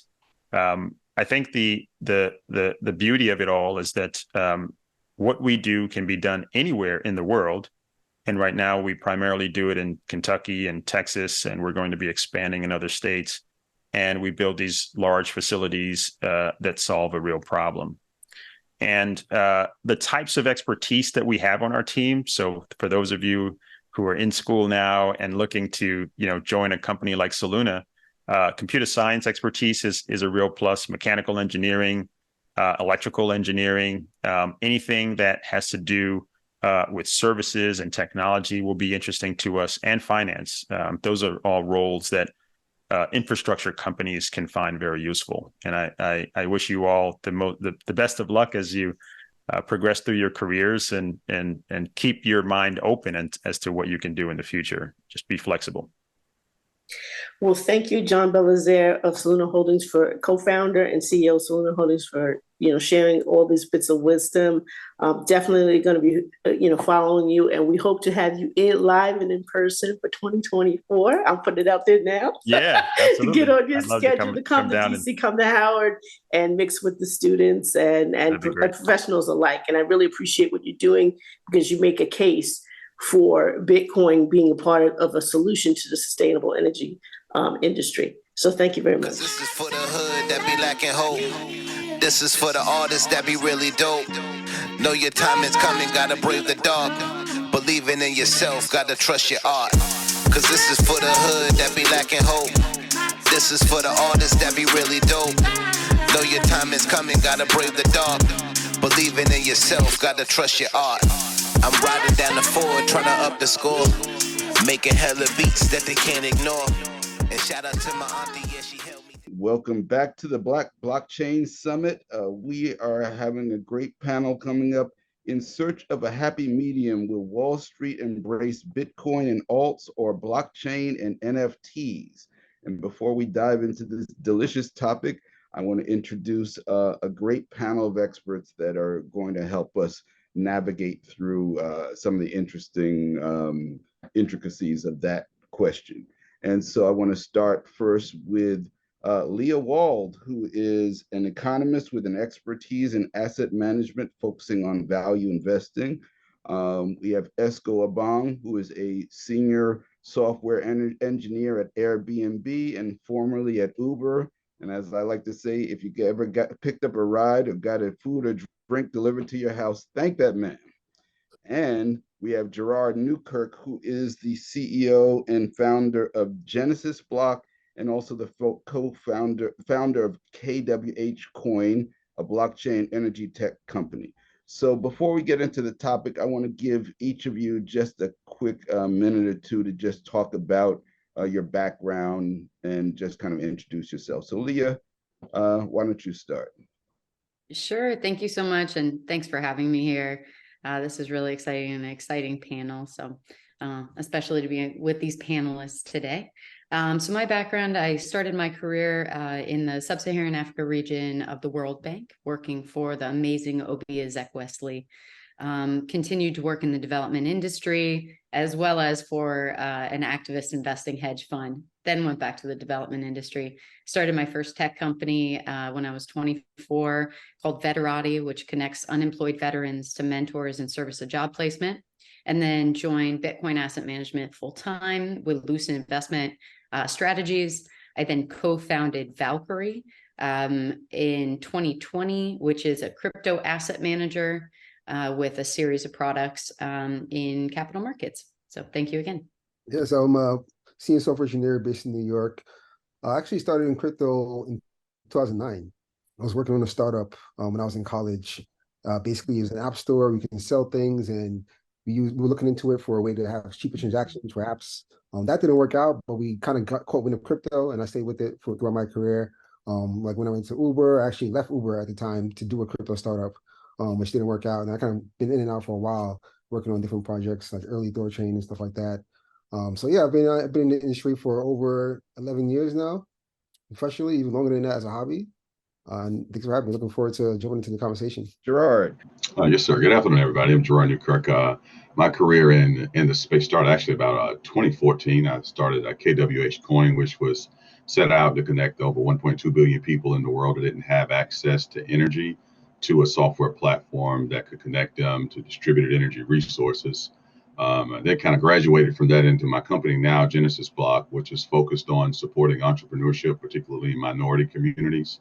We're working now on developing kind of digital identities for local entrepreneurship. And we built out an ecosystem to support that here in Wilmington, North Carolina. And we do a lot of our work east of 95. We focus a lot on marginalized communities and how we can connect them to the opportunities that we see in this space and also to advancing entrepreneurship. So I'm very excited to be on this panel. And thanks for having me. Great, great. So I want to start out by going back 3 years ago and want to talk about MicroStrategy, which is a publicly traded company that made a significant investment in Bitcoin, about $250 million, and they've been accumulating more since then. And their CEO also at the time came out and made a strong statement advising other publicly traded companies that it was a prudent idea to add Bitcoin as an asset class for their treasuries. And so I want to just talk about what's happened since then and how that has influenced Wall Street. And when we say Wall Street, we mean not just the companies that work on Wall Street, but the publicly traded companies, how they are now participating in Bitcoin and blockchain. So Leah, maybe you can start out and frame that for us. I think it was a very important movement, I should say moment and movement. What was interesting about what MicroStrategy specifically did was add it to their treasury. So I think that there was a paradigm shift for companies and even publicly traded companies to understand that this could be used for treasury management, that it was an actual store of value and therefore could be allocated to their portfolios again from the institutional level. I think that even trickled down to the retail investing public as well as other money managers across the space who looked at, Paul Tudor Jones or Mass Mutual or others, again, insurance companies. That's huge. And they're understanding that, again, this is an asset that could be invested in like any other asset, could be included and incorporated into your portfolio like any other asset, and it could be understood. So I think he was a real pioneer. It is like any other asset, but it's not like any other asset in terms of how it's handled. And obviously the mechanics are very, very different than publicly traded stocks. And it speaks to the difference in blockchain in terms of its decentralization. And so maybe you guys, Esco and Gerard, can also speak to that, how technology kind of sometimes rips up the old road to pave new road. And is that what's going on here? And how, the title of this panel is Happy Medium. So is there a happy medium for the old ways and the new ways when it comes to incorporating crypto into these companies? Yeah, I think, we've seen that with JP Morgan. The CEO, Jamie Dimon, publicly kind of bashed Bitcoin for a while. And then all of a sudden they're working on their private Ethereum called Quorum. And now they have a JPM coin. And now over $300 billion has actually gone through that blockchain. So we can see there's clear benefits that's being seen by the naysayers are actually on board now. And that's because the technology is very legitimate. Let's not even talk about cryptocurrencies, which are could be investment vehicles. Let's just talk about blockchain itself. It offers an opportunity to have faster settlement times because you have a standard protocol on all sides globally. And then you have all these ledger, which reduces the amount of complexities around auditing and security and compliance.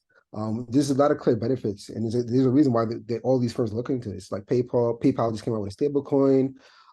We have the JPM, by the way, is a stable coin as well. They use to basically redeem dollars when they do transactions.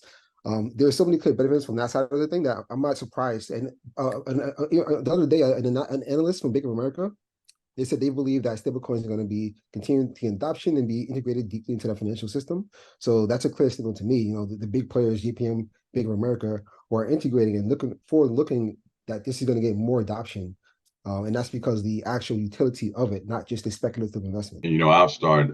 Thanks for that, Stu. I was kind of a purist in forms of the decentralization point. You know, I was a cypherpunk, so I was probably in the late 90s, early 2000s, one of the first people that was thinking that we could use this decentralized technologies to empower, you know, the have-nots, if you will. I was part of the whole Occupy Wall Street movement in that sense, is that how can we use this technology or this blockchain technology to lower the risk and also to enable more people to participate into the economic system. So I think that there is a balance. I love the adoption that's happening. We're working on a project now called DICE, which is Diversity and Clean Energy, where we are building these digital identities so that we can connect more minority companies to the global clean energy value chain. And in this particular project, I see a lot of value add because we can use the ledger system and we can use, you know, energy is a little different. You know, these energy companies don't want to exchange their data for obvious reasons, but we can use the distributed ledger technology to provide some level of a basis for a platform that we can all interact in an environment. So I love the level of adoption that's happening. I think we still need to keep in mind that this is a decentralized technology and that its intent was to empower individuals to be able to not have to use the major banking systems and all of these other conduits because of the challenges that we had. So I love the fact that we're beginning to marry it. I also stay on the side of we need to maintain the use of its initial intent was to empower individuals so that we can kind of make sure that we don't lose sight of that. Do you feel as we go through this trend, are all of what we're seeing still decentralized? Are stable coins actually decentralized? And I know we're seeing a Ripple getting favorable treatment from the government, but is Ripple really decentralized? So does that meet the criteria that you've been looking for? You know, I was in some of my technical guys probably a little bit more value add again.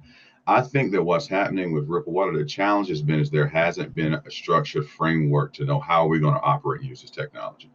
So for that, I think Ripple is going to be what we kind of like the baseline, and we can build off of that. So I think we've solved that problem. I guess for me, where I would like it to remain is that as we begin to do all of the assetization and all of the other different funds come in that are beginning to be a part of the cryptocurrency ecosystem, that we don't lose sight and put all of our eggs into one basket like we did before with the existing financial system, and that we maintain some level of decentralization, if you will, meaning we use the distributed ledger system more as an accounting framework, more for its security, rather than turning it over to another organization. We can get into the same troubles that we had before.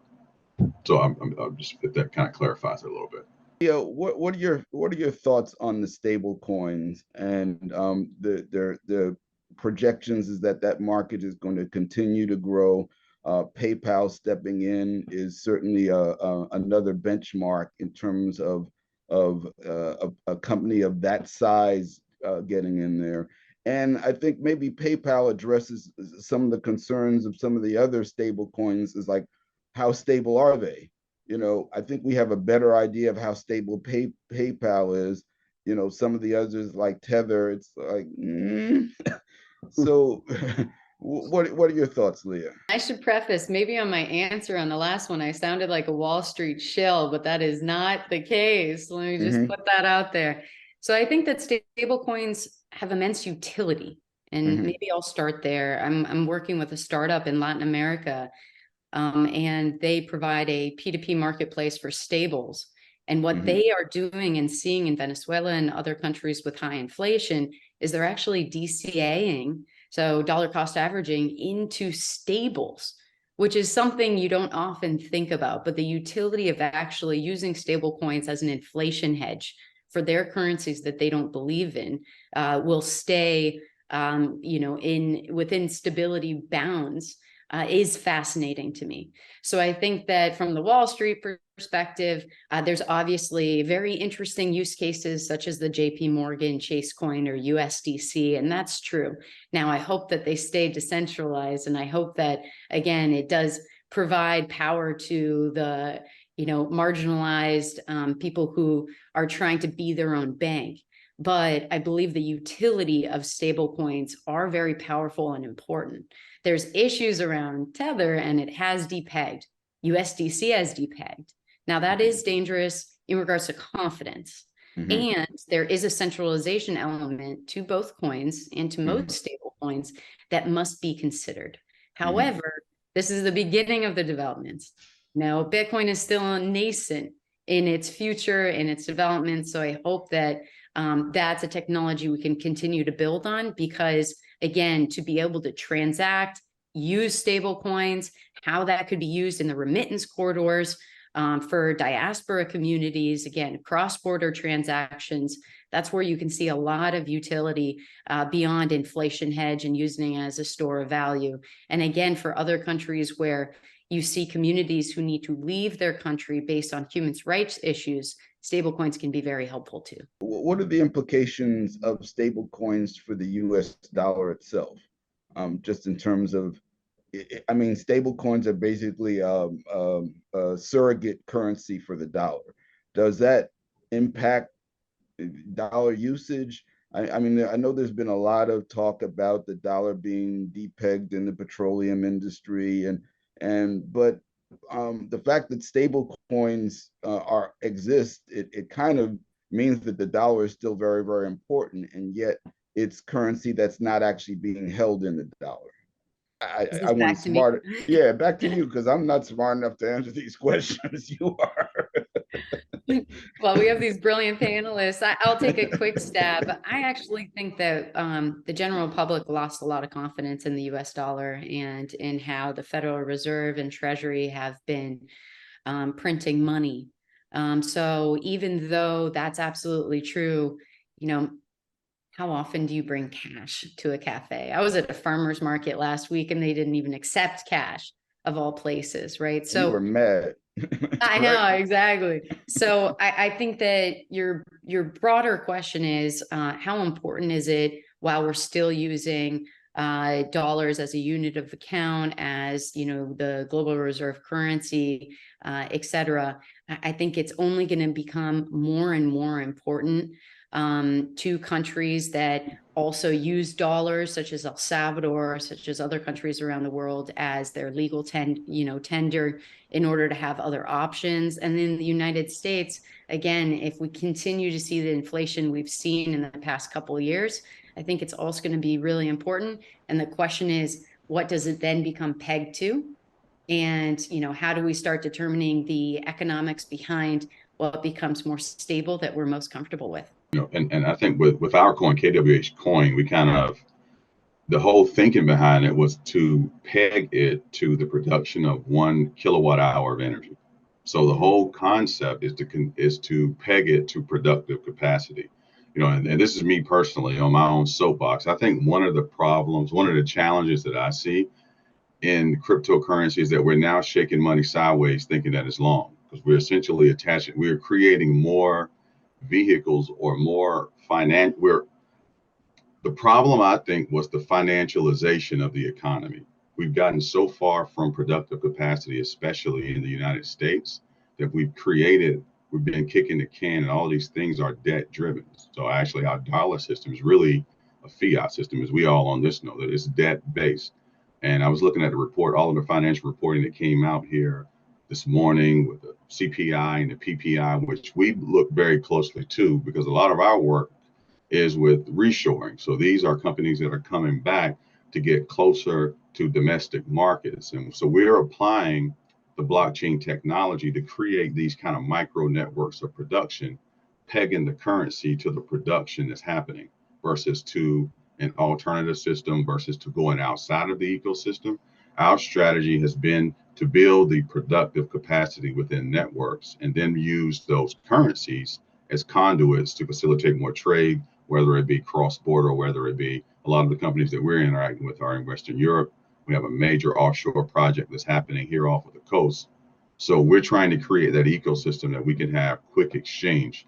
But to really get back to it, I think what's the trend that I would like to see is we begin to start to peg to things that we can quantify with production versus continuing to go down this pegging it to currencies that we were creating this to kind of detach from. We're going to keep you on your soapbox, because I think that's the forward thinking for what Bitcoin and blockchain technology should be about. I think we went through a phase where there was a lot of driven by speculation when it actually ran up. And then there was the phase of people trying to chase what happened 2 or 3 years ago, and then it didn't happen. But when you peg it to an actual use case and a more targeted microeconomy, then it just makes more sense. And then it's not going up with the ups and downs of just just asset classes, because it's really pegged to what's going on in that economy. And I think that makes a lot of sense. I think it's less volatile, and it's more productive in terms of enabling economies that have not been able to participate in the larger economies to develop this without interference from the other economies. We shouldn't, countries shouldn't have to catch a cold when the US economy sneezes, so to speak.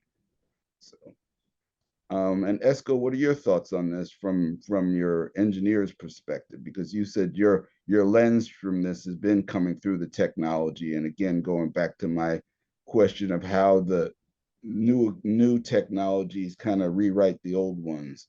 What's your perspective on this? Yeah, I love stablecoins actually. And to your other question around how I think it's going to affect the USD, I think it actually helps support the USD, because all it does is greater access. So the demand can be fulfilled by, especially globally, access to USD.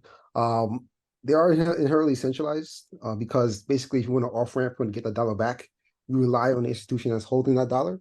So it's not to Gerard's point about let's not forget about decentralization. Definitely support that, because what we're talking about is a happy medium. At this point, at a stage where there's a balance between centralization and decentralization. So when we come to JPM coin, that's on a private blockchain. That's permission, so it's not centralized, but it's providing utility within that organization. So blockchain cryptocurrency isn't limited to just decentralization. I think it's a tool that can be used in many different ways. And by using it in this stepping stone way, we can get support for it financially from different institutions and also legally from different governments to help spread adoption to where now the decentralized players can have more standing and less liability from other players. And I think from the technical side. Like I still from the financial side, when it comes to the way that we transfer coins, liquidity pools and decentralized exchanges are kind of rising up as an alternative to these traditional institutions that block access. Leah was talking about how the people who are in foreign nations, they're using the stable coins to DCA into it to protect their own income, their own wealth, because their own currency may be experiencing hyperinflation and so on. So decentralized exchanges could play a big role in that in order to give them access, because other institutions are blocked off from giving them access to that. And then you just have to deal with the regulation at the off ramps and the on ramps. So I think that's where technology can play a role in helping give access to different people. And also because stablecoins are, as compared to Bitcoin or Ethereum, they're relatively low risk because they're backed by an asset. People could be more willing to contribute them to liquidity pools. And liquidity pools are, you can think about them just like if you have a stock market, you have a bunch of stocks that are available to trade against other stocks. Like people are just putting their funds into these pools. And because you're not really worried about the volatility risk, there's not as much of a concern. So you can offer yields that are relatively low risk and have all of a sudden much cheaper transaction fees for remittances and other things like that. So yeah, I think stablecoins are very, although may not be decentralized, they're still using blockchain technology, and that is still providing a lot of utility. So we only have a few minutes left. I want to give everybody a chance to just make any kind of final comments that you want. And since we started with Leah, I'm going to go back to you.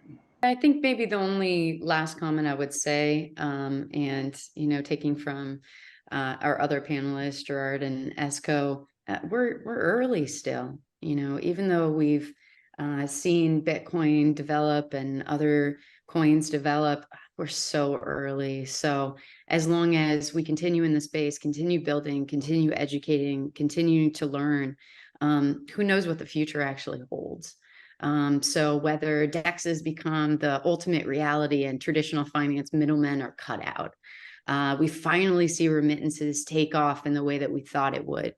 All these different beautiful visions that we have, we're early and we could still build into them. So I think what we see today is one reality that's incredible and full of optimism and hope. Some realities that I think we need to ensure don't come to fruition in ways that can be harmful. Those may be CBDCs that we need to, watch very closely. But the future is very optimistic, and we're early. We're early. Yeah, I'd say there's a lot of negative stories around the cryptocurrency and tokens in general. A lot of people have been bit because they've lost money in recent years, and a lot of regulators are shouting at the rooftops about scams and things like that. But the problem is, I think, lack of regulation. Like even going back to when the stock market was first created in the early 1900s, there were tons of scams, and it wasn't until regulation came in place where now people have a perception of it being legitimate. So a token can represent anything. It can represent a super scummy speculative startup who's trying to promise the world, or it can represent traditional companies like actual equity in traditional companies or real estate or anything when it comes to NFTs, like anything really. So this perception around blockchain or cryptocurrency equals scam, bad, stay away, I think it needs to go away. And that can only happen when we have other regulators speaking the truth or understanding what's going on, working with these companies to have clear regulation to allow them to invest more heavily into it and to provide actual protections for the people. Yes, sir. Yes. And thanks, Bob. And I concur with Lee and Esco. It's very early in this whole process. I think I'm excited now because so many of the projects that we're working on now, we're working with GE Hitachi, who's building a major nuclear energy plant down here. And, they got to have proof of where all of the items and the goods are coming from. So as Esco was saying, we're going to have these blockchain applications or use cases that when you create a micro economy or micro network, it's going to be so functional and so high value add. So I still see the best days for the space are going to come now, especially, we did a survey and about 86% of CEOs said that they're going to bring some component of their manufacturing or some component of their production capacity back to the States. So that in my mind is going to now provide us with the framework to have more exciting and more economically driven use cases for blockchain. And I think the biggest explosion is going to be really in the next 3 to 5 years with it. So I'm excited about it. I guess I'm a glass half full type of guy anyway, but I'm really excited about what's happening in space and what the opportunities are. Well, I'm excited as well. I want to thank the three of you. I can't predict all the future, but I do predict that all three of you are going to have an interesting role to play in what's coming down the pipe. So thank you so much for joining us at the Black Blockchain Summit. And for those of you listening, stay tuned. We have a lot of great panels today. Why they always trying to kill us? Gotta free the realest. I've been writing down my feelings while I peep the ceiling. Guess the death to give perspective. Hope they heed the message. Trying to hem up on my people, call it lethal weapon. I've been fighting for the change, trying to learn the game. But they always seem to flip it, gotta fix the frame. I don't know how I'ma change it, how I'm staying sane. I've been rolling up some green just to see the pain. Let my tears fall, let them roll down. Karibu sana, the 6th edition of the Black Blockchain Summit 2023. My name is John Wanaina Karanja, the CEO of Melanin and co-founder at BitUp Africa. Been in the Bitcoin education space and development space for the last 8 years. And with me, I have an old friend, Tom, who is a well-known educator and innovator in the space, as well as an author.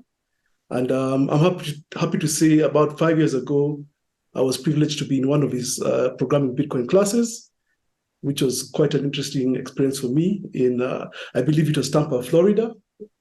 So I'm very excited to have him here today to discuss one of my favorite topics, which is Bitcoin and innovation, and just see what he's been up to. So welcome, Jimmy. Karibu in the spirit of Black Blockchain Summit. Feel free to introduce yourself to people who may be new in the space and tell us about what you do currently. Sure. So first of all, John, thank you for the introduction that you've given me. One thing he left out about his trip to Tampa was that he traveled something like 40 hours to get to Tampa to take my class, which for me really touched me because I knew this man really wanted to know the technical stuff about Bitcoin when he took my class. And he had the commitment to travel for 40 hours to come and take the class. Anyway, as he mentioned, I'm a Bitcoin educator. I'm an entrepreneur. I'm a speaker. I'm an author. I do a lot of different things.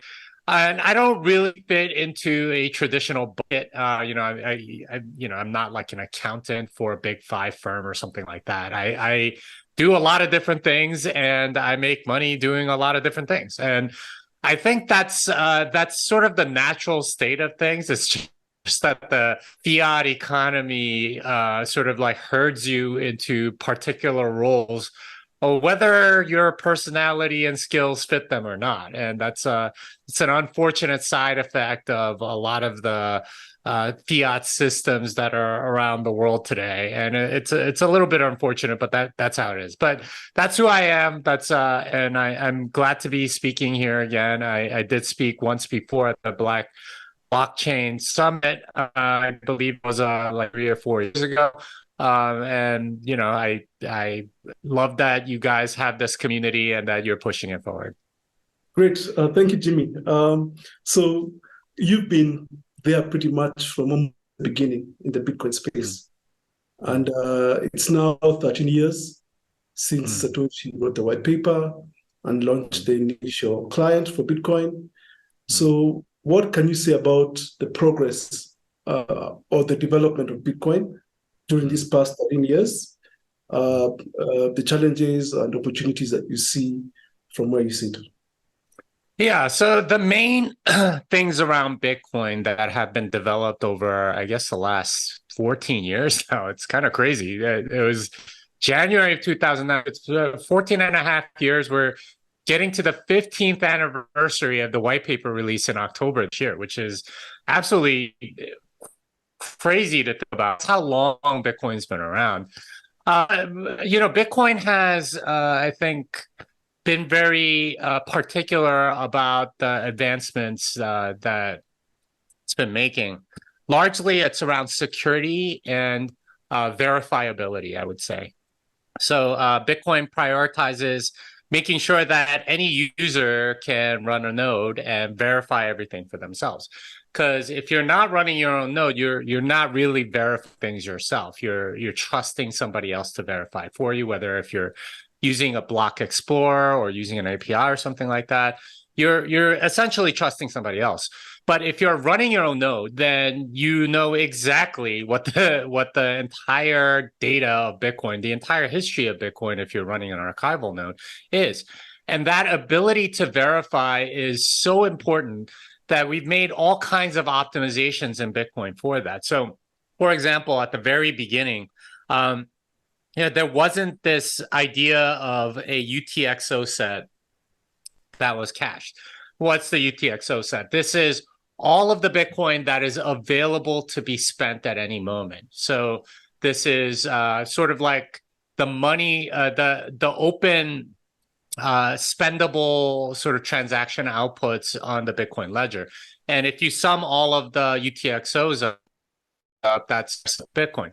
Now, being able to do that ends up being very important for verification. So every transaction, when a new transaction comes in, you have to check that it is available to be spent. Otherwise, it's a double spend, and that's something that we've in Bitcoin. And the ability to check that this output is being spent correctly, that is, it is fulfilling the terms of the smart contract, those things end up being extremely important, and the available in memory ends up being an important part of being able to verify. So in Bitcoin, what we've done is make that available very easily rather than sort of putting it in other places. And you can kind of see that this hasn't been a priority out of other blockchains.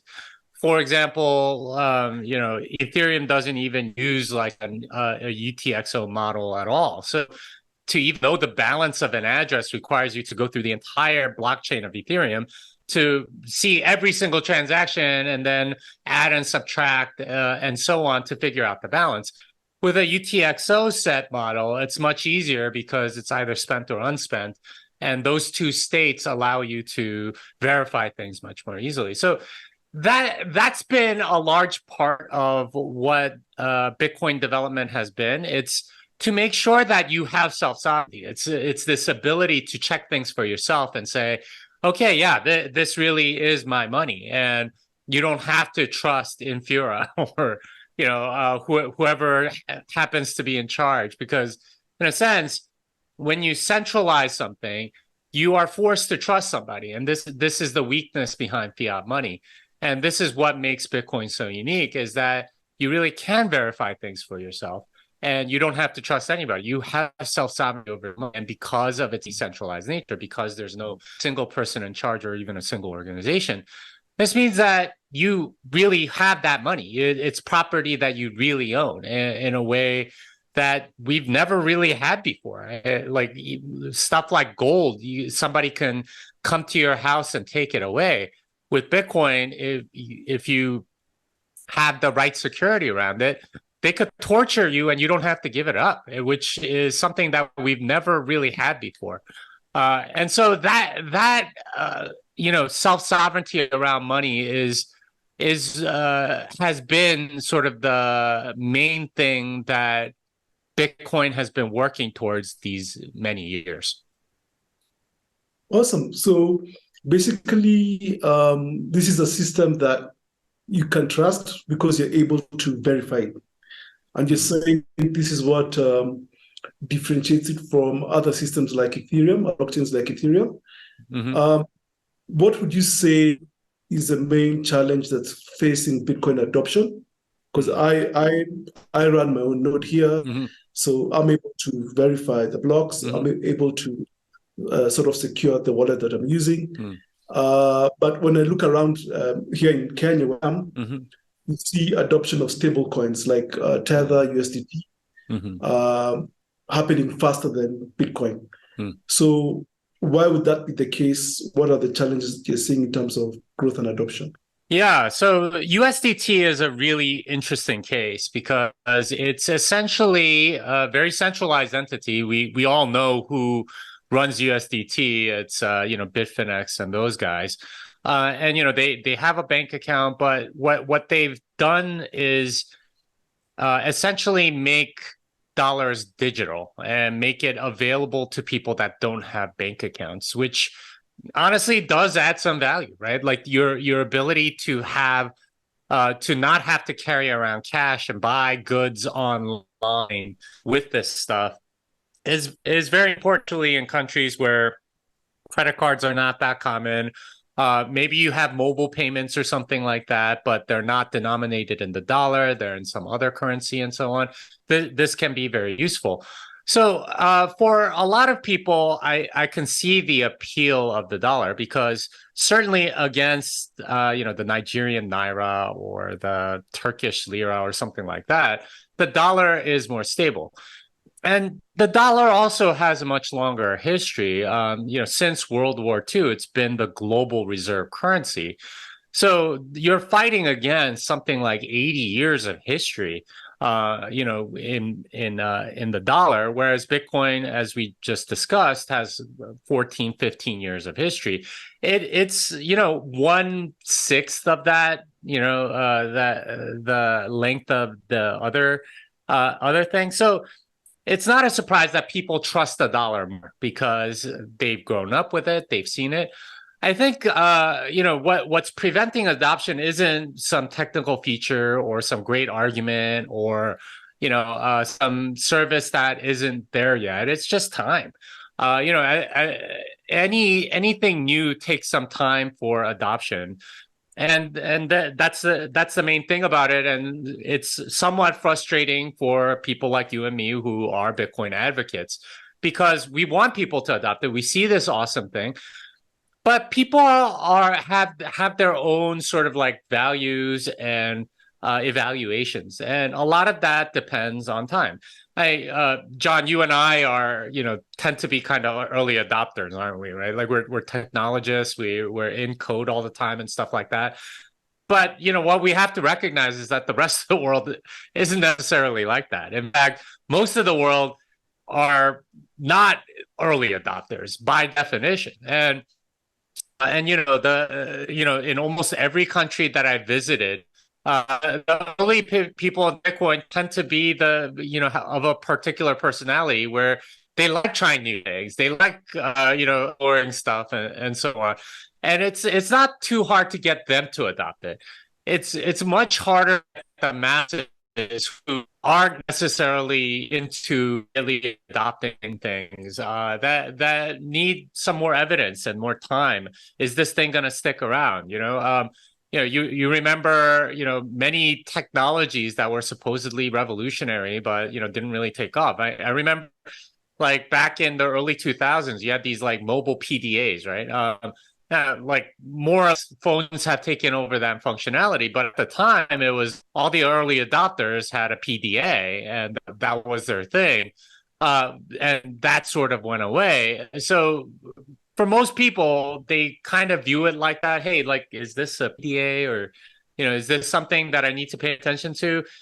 But, time tells all things. So, you wait enough time, you get to the 20-year mark, and suddenly you have people that are 20 years old whose entire lives, they've seen Bitcoin around, and it's much easier for them to trust it.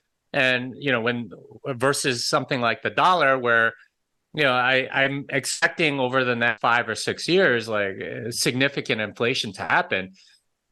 And they see their tether even less at the market, that they're going to start looking at Bitcoin. And bull runs are usually when people come into Bitcoin because of greed and many other reasons.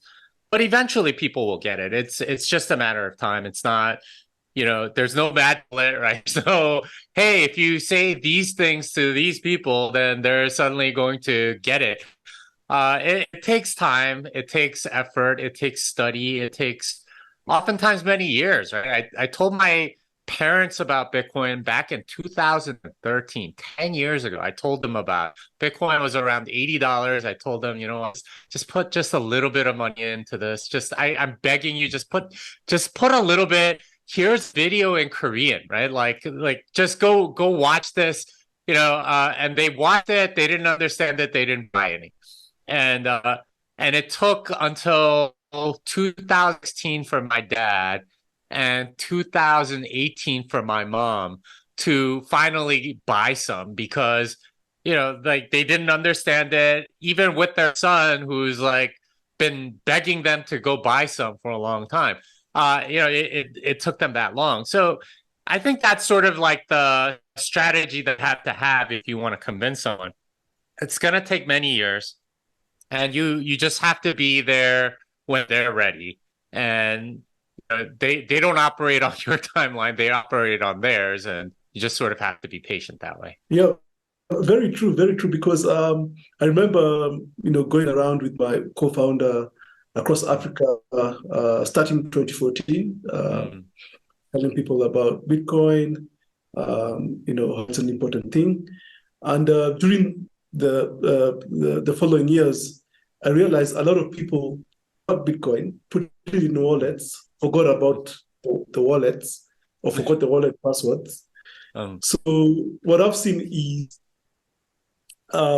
people being unable to manage their Bitcoin, including myself. I've lost Bitcoin on paper wallets, so it took me learning through painful examples how you need to take charge of your own money. So how are you seeing the user interfaces or the user experience evolving, improving over time?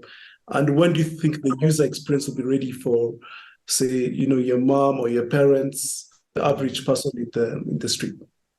Yeah, it's interesting the way you frame it, that it's user experience. I tend to think that at least part of it that we're not used to this much responsibility over our own money. I think in Africa it might be a little bit different because you do have to like carry cash around, and if you have I don't know $500 in your house, you know how to secure it. You know how to make sure that no one's gonna come and like steal it or something like that. Yeah. But at least in the US and stuff, it's a little bit more like, okay, well, the bank will take care of it. If I lose my credit card, I could call them. There's always sort of like fallbacks and safety nets for almost everything. So for a lot of those people, it's very difficult to take charge of your own stuff. They're not used to it. They're not mentally fit for it. In fact, like the entire fiat system makes it so that you're not really responsible, that you depend on, they try to get you to depend on them, right? The government, and say, hey, you know what, you should trust us with this, or you should trust the bank with this, or you should trust these other people with this. And it's not something that most people are used to. So like, I'm not sure a great user interface necessarily solves all of that, because people are always going to forget passwords. People are always going to misplace paper. They're gonna do a lot of other things like that. But what I see in the future is sort of like and this happens with you, John. Like, you know, you're like sort of like a Bitcoin guru for a bunch of your friends and family, right? Like they come up to you and be like, okay, well, I want to secure this Bitcoin, but I don't trust myself. Can you hold it for me, or something like that? And I end up being their bank, right? Like I actually have like a bank of song where like I hold money for my parents, for like my in-laws and my children and stuff like that. I don't necessarily think that's a bad thing, right? Like, when you're trusting a bank, you know, there's some distance between you and the bank. You don't know who works at the bank or anything like that. But if it's family, if it's community, if you already have some sort of trust relationship, leveraging that trust relationship for secure storage is not necessarily a bad thing, right? Like, and they know your character, there's a relationship there and stuff like that. Now, like, you have to work on your relationship and make sure that they're not going to screw you over and things like that. But, you know, those are the things that civilization is built out of, is close relationships with other people. And if you're not necessarily very good at, you know, securing your own Bitcoin, and, you know, your friend is, and you trust your friend, and, you know, they trust you, and, you know, they're sort of like quid pro quo, you know, I don't know, maybe you're a doctor and you help them out when they get sick or something, right? And you know, they're able to help you when you have story. Like, this is how you build community, civilization, and so on. And I think that's sort of the direction that anything decentralized ends up going, is not trust in some central authority. It's trust towards, you know, people in your circle. And it makes you want to connect to other people. And that's a good thing, right? Because we're all needing connection with other people, with family, with other people that we know, and friends, and, you know, like this was what human community was for a very, very long time. It's in the modern fiat era where you trust some faceless corporation or faceless bureaucracy with a bunch of your stuff. That was unheard of before. It's only and, you know, like, going back to sort of the more traditional way of decentralized and, you know, trusting people with particular expertise, and, you know, maybe having known them for like 10 years and things like that. That's the way to do it. And I think ultimately it'll be more like that than, you know, every single person needs to know how to run a node and do multi-sig and do everything else. I mean, maybe some people will, but like, I have trouble believing that everyone in the world is even capable of doing that. It like, not everyone can, do law stuff or medicine stuff. We have specializations for a reason. Yep. And that's the direction I think I see it going. Yeah, I think on this point, a few weeks back we had the WorldCoin guys in town, and there was a huge commotion in Nairobi, where I am, the main city, that I think even made it to CoinDesk.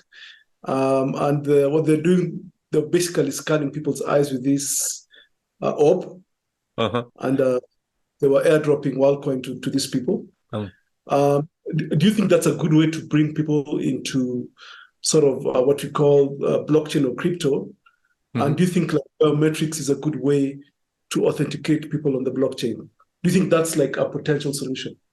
No, I think this is like so dystopian, so against the ideals of privacy and self-sovereignty.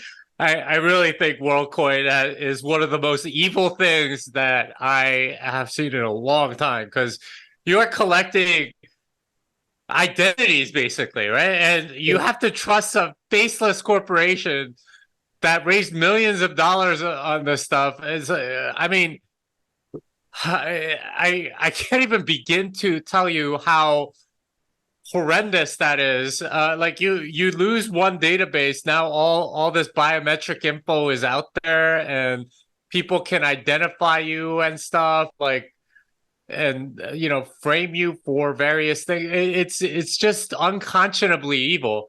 And the surprising thing is how many people are willing to give that up for just a little bit of money, which tells you kind of how this fiat system is. It makes you so obsessed with money that you're willing to give up almost anything. Some of the most personal and private things about you, you're willing to give away for, I don't know. I heard that the airdrop was worth about $80. I mean, that seems, I mean, really kind of sad. Now, like using biometrics, again, like all of this software is not perfect. Fingerprints can be kind of off, and people can forge these things and things like that. So makes it extremely difficult to make any of that work, because like if you send the right biometric data, then it unlocks something. I don't think that works at all. And ultimately you need something like a private key to have secure, self-sovereign identity or something like that. So unfortunately, WorldCoin, I did hear that Kenya banned WorldCoin, and good for them. But man, it is just such a privacy nightmare that a lot of these people that got their eyes and biometric scanned, dude, it's like there's so much nefariousness that could go with that. I mean, you can imagine, some other country maybe moving towards like voting based on these biometrics or something, and some sort of scandal where they game the system or hack the system so everyone votes for whoever. Like this is it. Nothing good comes from this. It's really, really horrible. Yeah, indeed. So I think let's get to sort of the very interesting stuff, which is sort of the philosophy behind Bitcoin and Satoshi's thinking behind the project. And I know you're an author of many books. I personally have Programming Bitcoin. Also wrote the Little Bitcoin book. You wrote Thank God for Bitcoin. You wrote Bitcoin and the American Dream. And I hear you have a new book. I think it's titled Fiat Ruins Everything. Yes. It's a book about the fiat monetary system that we're living in. And it's hard to know all of the effects of it because we're just so used to it, right? We're like fish swimming in water. We have no idea how dirty the water is because that's kind of what we've been swimming in all our lives. It's a series of essays about various aspects of modern life and how broken they are. One of the things I was saying earlier was about how decentralized trust, where you knew the person and that's trust was earned and things like that, that was much more normal before. It's sort of changed in a fiat world towards trust in institutions that you really don't know anybody in, and that's an unfortunate side effect of fiat money, and that's one of many. There's all sorts of ways in which fiat money has ruined all kinds of things. Scientific inquiry, for example, it's not really about truth anymore, and the way science is done is very centralized and very top down. Which, if you study the history of science, was not the way at all, right? Like this was not how science progressed. had lots and lots of other people, lots and lots of people that were, many of them were amateurs, just sort of doing stuff on their own. And that's how you would make progress. Instead, you have all kinds of people sort of like chained to a fiat science system. And that's just a couple of many examples of how fiat has ruined something. And it's a deep infection in society today. And one of the things that I think Bitcoin does is it sort of peels away this fiat layer a little bit, because once you remove some of these incentives of fiat money, you start doing things very differently. So, if you have sound money, if you have self-sovereign money, if you are able to save, and if you are able to plan for the future, maybe you don't line up at the WorldCoin $80 airdrop for your biometric info, because it's not worth it to you. You can make more money like going and creating value for somebody else instead of standing in line hoping to rent seek. That's the sort of like calculation that I don't think we're really used to doing right now because of fiat money. Pretty much everyone has a single job, right? Like some employer that employs you. Traditionally, that wasn't the case. Most people were contractors, right? Like you worked for many different kinds of things and did lots of different things for lots of different people. So if you were a cobbler, for example, and made shoes for people, you had hundreds of customers instead of one Uber, shoemaking company that you work for. And that's a much better and less risky and more decentralized system, because, instead of having to satisfy your one boss, you satisfy the market. And if one person is dissatisfied, that's okay. You still have lots of other customers, and you can try new things and innovate and compete rather than try to please your boss, which unfortunately has become the norm. I also talk in the book about sort of the geopolitical ramifications of the dollar hegemony that we're under, and how that's basically run the world since Bretton Woods in 1944. The dollar hegemony has stolen wealth from so many developing countries, and it's caused a lot of inequality and unfairness all over the world. And these are all things that fiat brought about. And these are things that I believe once we are on a Bitcoin standard largely go away. Now, it's not to say we won't have any problems. I think Bitcoin brings in a whole new set of different kinds of problems. For example, we live under sort of Pax Americana, right? Like, there's goods manufactured in many different places that you get access to pretty much all over the world. So you might have an Apple computer which was manufactured in China, designed in America, whose parts come from all over Southeast Asia, whose rare earth metals maybe come out of Africa or something like that. It's all over. It's all global. And that's possible because of Pax Americana, right? The dollar hegemony does produce some things. And the fact that these ships take, 2 weeks to travel and make it sub-penny per part to transport is because of the peace that's there. If in any sort of wartime scenario, it does not cost fractions of a penny to transport chips all over the world. That's just never the case.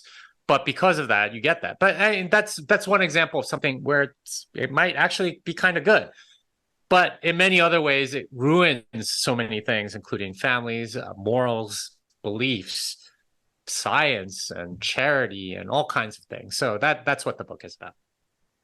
Awesome. So you, with your books, you sort of connect the dots between sort of the political arena, as you've just explained, the economic arena, and the cultural, social, and religious arena. So why do you think Bitcoin is so powerful across all these arenas philosophically. And for example, myself, I come from a community called the Kikuyu community, based in Kenya. And we believe society is stood on three pillars, which was the economic pillar, the social cultural pillar, and the political pillar. So are we going back to this traditional sort of indigenous setting? Yeah, I would say that more than Bitcoin is building these things, it's Bitcoin is destroying fiat money. And fiat money built all of these artificial systems that empower the people that are in control. So they are able to do taxation through inflation, stealth taxation, stealth theft, really. And they built up all of these systems, including these artificial things that we call countries in many ways. There's no real reason for them except for the economic. You have a common currency within certain borders, and that's the main benefit, which obviously gets superseded by Bitcoin. But fiat money creates all of these weird incentives that have changed the world from what it used to be, which was way more decentralized, to something that requires a lot of trust in centralized entities that don't deserve it. So yeah, I do think Bitcoin brings us back to, I think, smaller communities, communities that try different things and compete against each other to see, if they can attract the productive people around the world. And that's, I think, the natural state of the world. That was the case for a long time. And we'll see how that plays out exactly. But I believe that Bitcoin sort of ruins a lot of the fiat things that have been built up, and it's really sort of like washing the dirt off, more so than building something new.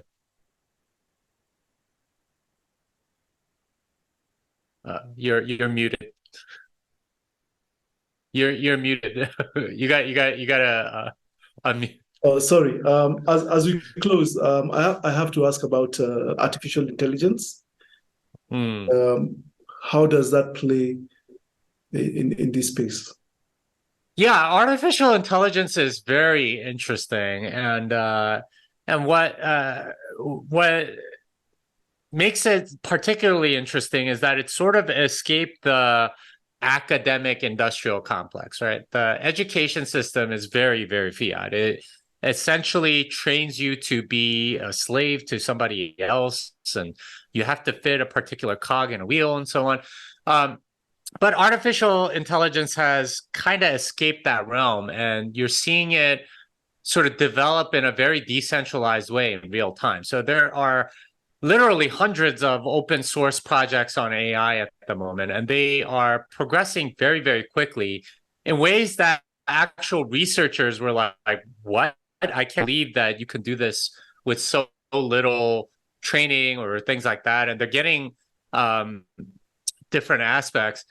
It's also scaring a lot of people, which I view as a very good sign, right? Anytime there's a new technology, there's usually a lot of FUD around it. So when electricity first came around, there was all this FUD about how, you can kill an elephant with electric current and things like that. When, microwaves first came out, they were like, it sucks all the nutritional value of anything you microwave, and it causes cancer. Cell phones, it's going to cause cancer in your brain. Internet, it's all porn, and it's going to create chaos and stuff like that. And obviously with Bitcoin there was a lot of fun. It's all drug money, whatever. So the fact that people are saying, AI is going to dominate us and we're going to become slaves to robots or something, tells me that there's something good here. And it's not a hyped up fake technology like quantum computing or nanotech. It's something that's genuinely new. Now, how does this interact with Bitcoin? Well, it gives you a way to pay for AI services that's very native, right? the thing about payments right now is that it is very hard to do small payments almost everywhere. And this is where digital payments thrive. And this is where Bitcoin and Lightning thrive. If you have AI services, and AI services cost money, they are at the moment fairly expensive because you need significant computing power and all kinds of neural networks to run. As it comes down, it'll get cheaper. But for now, it tends to be fairly expensive. But you know, a lot of the models right now are sort of all you can eat for, you know, $10 a month or something like that. I think we'll get to a different kind of pricing structure as people need it on a one-off basis. And, you know, the thing that prevents a lot of experimentation is this all-you-can-eat model, because if I want to just do a couple of things and see if it's worth it, then you know, it's very hard to go and do that. But if you have an AI agent that can take payment in Bitcoin, well, now you're opening yourself up to lots of different possibilities, and you get all kinds of new business models that are now viable because of this native payment platform. And I think that's the direction we're going to go in, is some sort of digital payment, and it'll be very native to these AI things at first. But later on, because the AIs are taking payment in these, when they need to pay for stuff, they're going to want to pay it using that as well. So who knows? This might be the first fully circular economy that develops is within this AI community. I have no idea what technological direction these things will go in. Right now, what's popular is sort of like imitating real people in some way, right? Whether it's their voice or their writing or video or something like that. But we might find other ways in which this can be very, very useful. And, you know, like this is where it's kind of exciting. People are going to come up with different business models.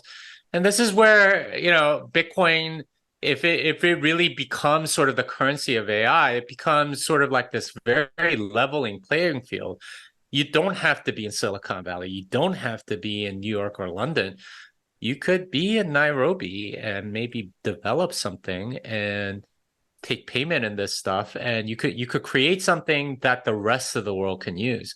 You don't have to be in these privileged places. And that's very exciting to me, because I think you can unlock a lot of human capital that's been sort of like, it's kind of like stranded energy in Bitcoin mining. It's like stranded intellect or skill in large parts of the world, because they don't have the same sort of opportunities as you do in the places that are well connected, like Silicon Valley. That to me is real social justice. That's where you start getting real good stuff coming. Yeah, they say talent is evenly distributed around the world, but what is not distributed is opportunity. And I think that's an exciting note to close, that Bitcoin together with AI could bring about the decentralization of opportunity for the new world, or for people across the world. So thank you, Jimmy, so much. This has been a great fireside chat. We look forward to seeing you in the future with more books and more exciting innovations as you continue to go forward in building a Bitcoin world. So, asante sana. Thank you. Page, I often just smoke a J while I daze out my window, just praying I make a way for the sons who are loyal and daughters who ain't fazed by the social clout game. One day y'all meet again in this lonely cold world. Y'all ruling like king and queen. The story that they would sing about love, how it rang away above the fame, way above the shame. And I thought I was the one, but nah, I guess I had to think that I've been heeding all my dreams, had to manifest.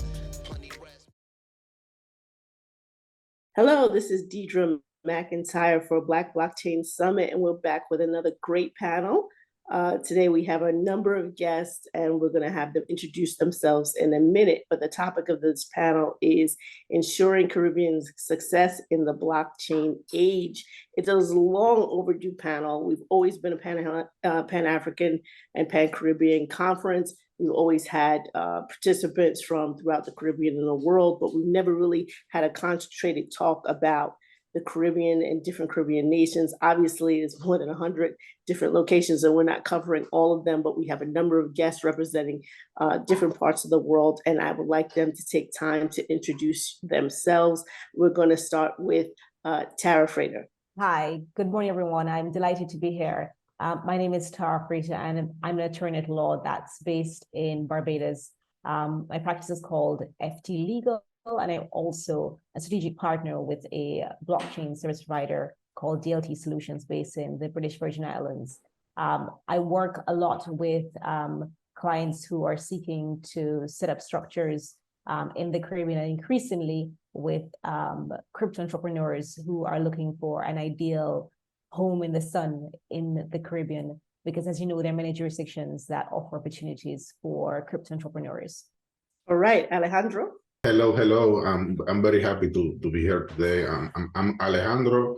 I'm the founder of Coconut Network. I'm based in the Dominican Republic. On a very high level, what we're building is a blockchain-based co-op around a network of coconut farms. We are building our first plantation in the Dominican Republic that is going to host 60,000 trees and produce up to 18 million coconuts. Thank you. Thank you. Maureen. My name is Maureen Murad. I am based in DC, but my family is from Haiti. So I consider myself, instead of I guess most people just say you're American, but I'm Haitian American. Both my parents are from Haiti. And I am an attorney as well, but my business, Crowdy Advisors, really serves as more of a consulting practice for clients who are trying to raise money for their small businesses. And so that often includes digital assets, cryptocurrencies, and things of that nature. So happy to be here. Thank you. And Al. Hey, everyone. My name is Al Kieran Wright. I have spent I've spent almost 20 years in the financial services industry until I fell down the blockchain rabbit hole. Maybe 4 years ago, indefinitely. I've been working in the blockchain space full-time for the last 3 years as a consultant. I host one of the longest running blockchain-related podcasts in the region called the Crypto and Cognac Podcast Show. And what I've been doing basically is being somewhat of an educator, somewhat of an advocate in the region, trying to get both institutions and governments on board with what is happening in the blockchain space, helping them to understand the space so that they're not so fearful about it, as well as helping to educate the retail population. My belief is that adoption is inevitable, and I would like to see the Caribbean not just participate, but really thrive in this space. Fantastic. My first question is not specific to a lot of the projects that you may be working on specifically, but just in terms of the countries you're from or the countries your parents are from, what is the overall sentiment of Bitcoin and this, or any of its children, blockchain, altcoins, NFTs? What's the current climate like? Is it accepting? Is it curious? Is there opposition? Just so we get an idea of, if anything has changed throughout the years. So I'm going to begin with Alejandro. The Dominican Republic, I can say that it's a special case. For example, the peer-to-peer market in the DR is very huge, but there is no websites that track this type of activities, like trading of Bitcoins, USDC, USDT is something very common here. Even like brick and mortar local currency exchange, you go into the store and you can exchange Bitcoin or stable coins for cash, like no KYC, because they know that this is another asset, like the dollars, the euros. So yeah, in the Dominican Republic, the peer-to-peer market is huge, but when it comes to, like, say, solutions deploy, working, I can say that I know of any like big solutions working to solve any problems, like using the blockchain technology. But when it comes to the to the local community. Like everyone knows about Bitcoin, stable coins, how to buy NFTs. Like there is a very huge communities of NFTs in the Dominican Republic, builders, developers. Like the sentiment is great, but you know, like we need to go to the next level and actually use the tech to try to fix problems. But sentiment is good overall. Thank you. Al? I think this is a question that has to be discussed at different levels, because there is the retail market, there is the commercial market, there's how governments deal with it.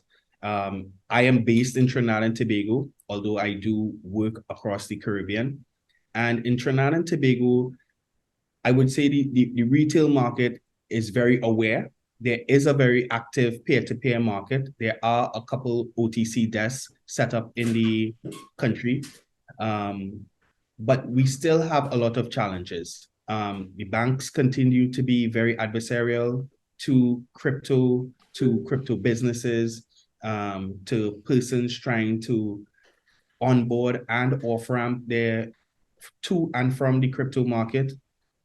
The government is curious, but very wary.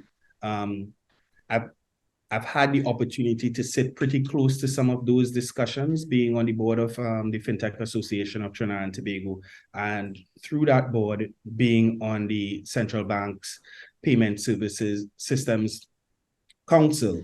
And recently we had a conversation with the IMF, or you could call it an awareness program with the IMF.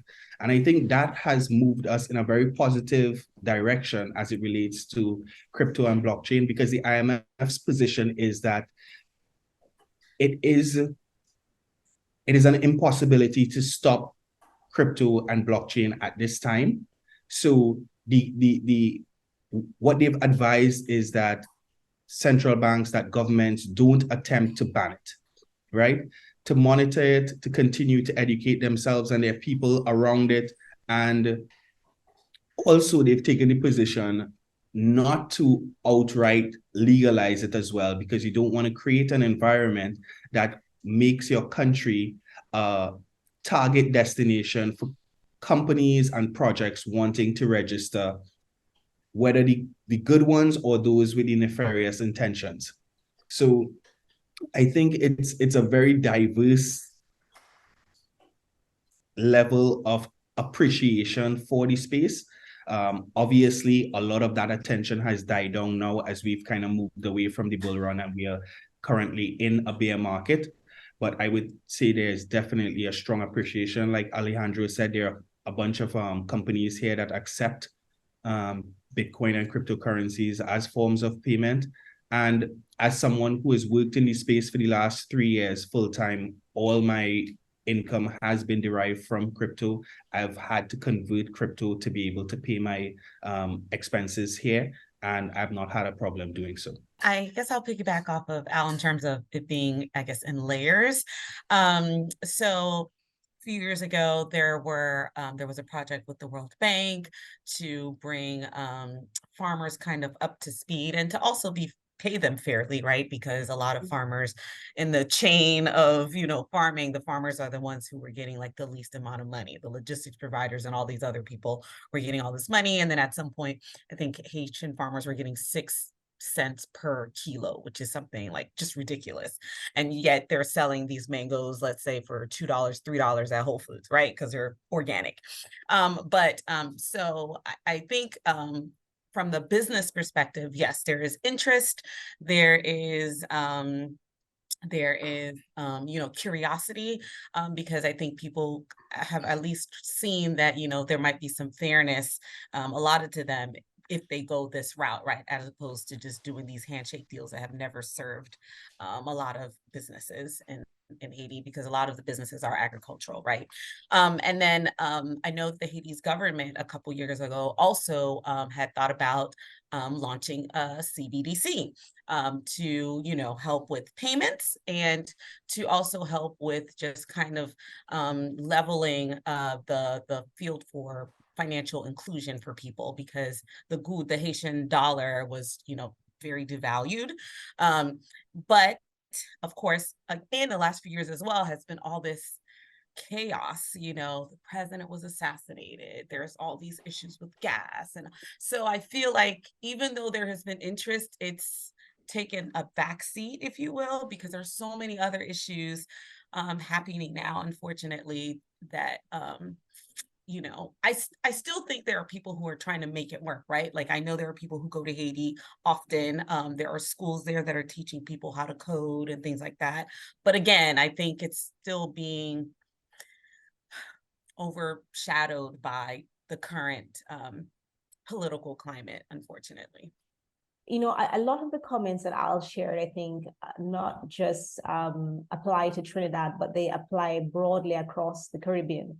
And I can certainly share from the perspective in Barbados that there is interest and people are aware of cryptocurrencies and blockchain technology, but I still believe that there is a considerable degree of conservatism and awareness generally at different levels. In terms of, I think, the level of appreciation and understanding around technology and cryptocurrencies, that is still for the moment within small circles and small communities, which are tightly connected, and these people know each other, and they know how to on-ramp and off-ramp crypto, how to deal with the challenges, in terms of integrating with the existing fiat system, and how to acquire crypto assets. So there's a small community that I think is actively involved, understands, is aware. We do have a few companies that actually are in the space that are set up in Barbados for a number of reasons. In terms of the government and its approach, I'm involved in the government's FinTech Advisory Committee. I think our government is effectively taking a sort of wait and see approach. And I think that's not necessarily unjustifiably in the light of what happened with the Bahamas and FTX recently, which was most unfortunate. And I think that governments in the region are perhaps a bit rightfully wary of being plastered on the Financial Times for all the wrong reasons in crypto, because we struggle to build and maintain solid reputations in the international monetary system generally.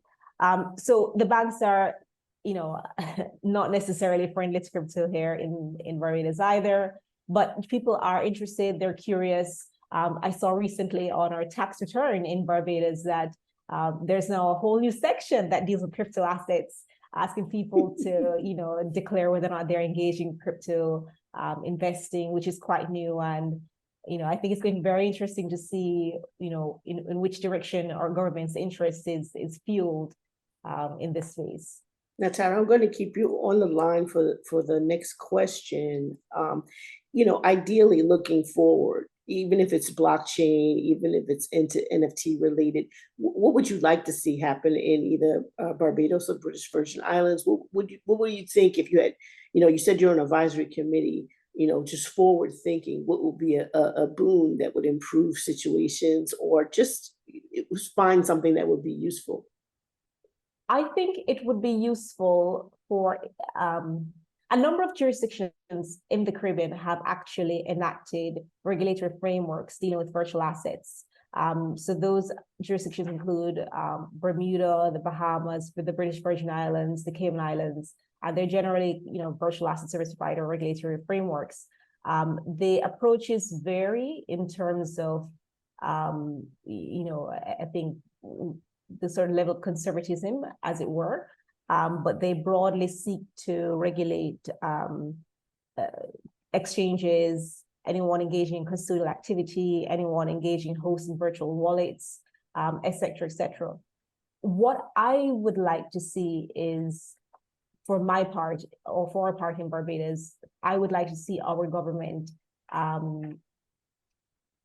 jump into that foray and actually create a regulatory framework for that's specific for virtual asset service providers, which I think strikes a balance between ensuring that there is appropriate oversight, and that there are appropriate filters for some actors who may not necessarily have the best intentions, but at the same time attracting the high quality projects to the jurisdiction, because of course these are, at the end of the day, entrepreneurs, they're businesses. And if we get more of these entrepreneurs to set up in our jurisdiction, that means increased foreign direct investment, that means jobs, et cetera, and it helps to, I think, foster or incubate an ecosystem that will continue to grow and will actually hopefully pull in the local population more to participate in a substantive and meaningful way in these businesses.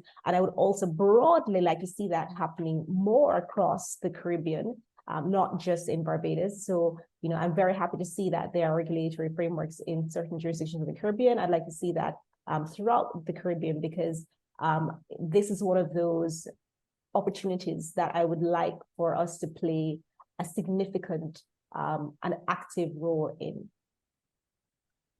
Everyone's going to have an opportunity to answer this question. I just want to add something to it. There is one company that I can, one organization that I can think of that is doing a lot in agriculture in terms of using blockchain for giving those at the zero level of the supply chain, which are your farmers and miners and recyclers, giving them and connecting them directly with corporations in corporate America, so that the corporations know that this mango farmer, coconut farmer, they submitted this to the tier one within the supply chain, which a lot of the abuses occurred that Maureen mentioned.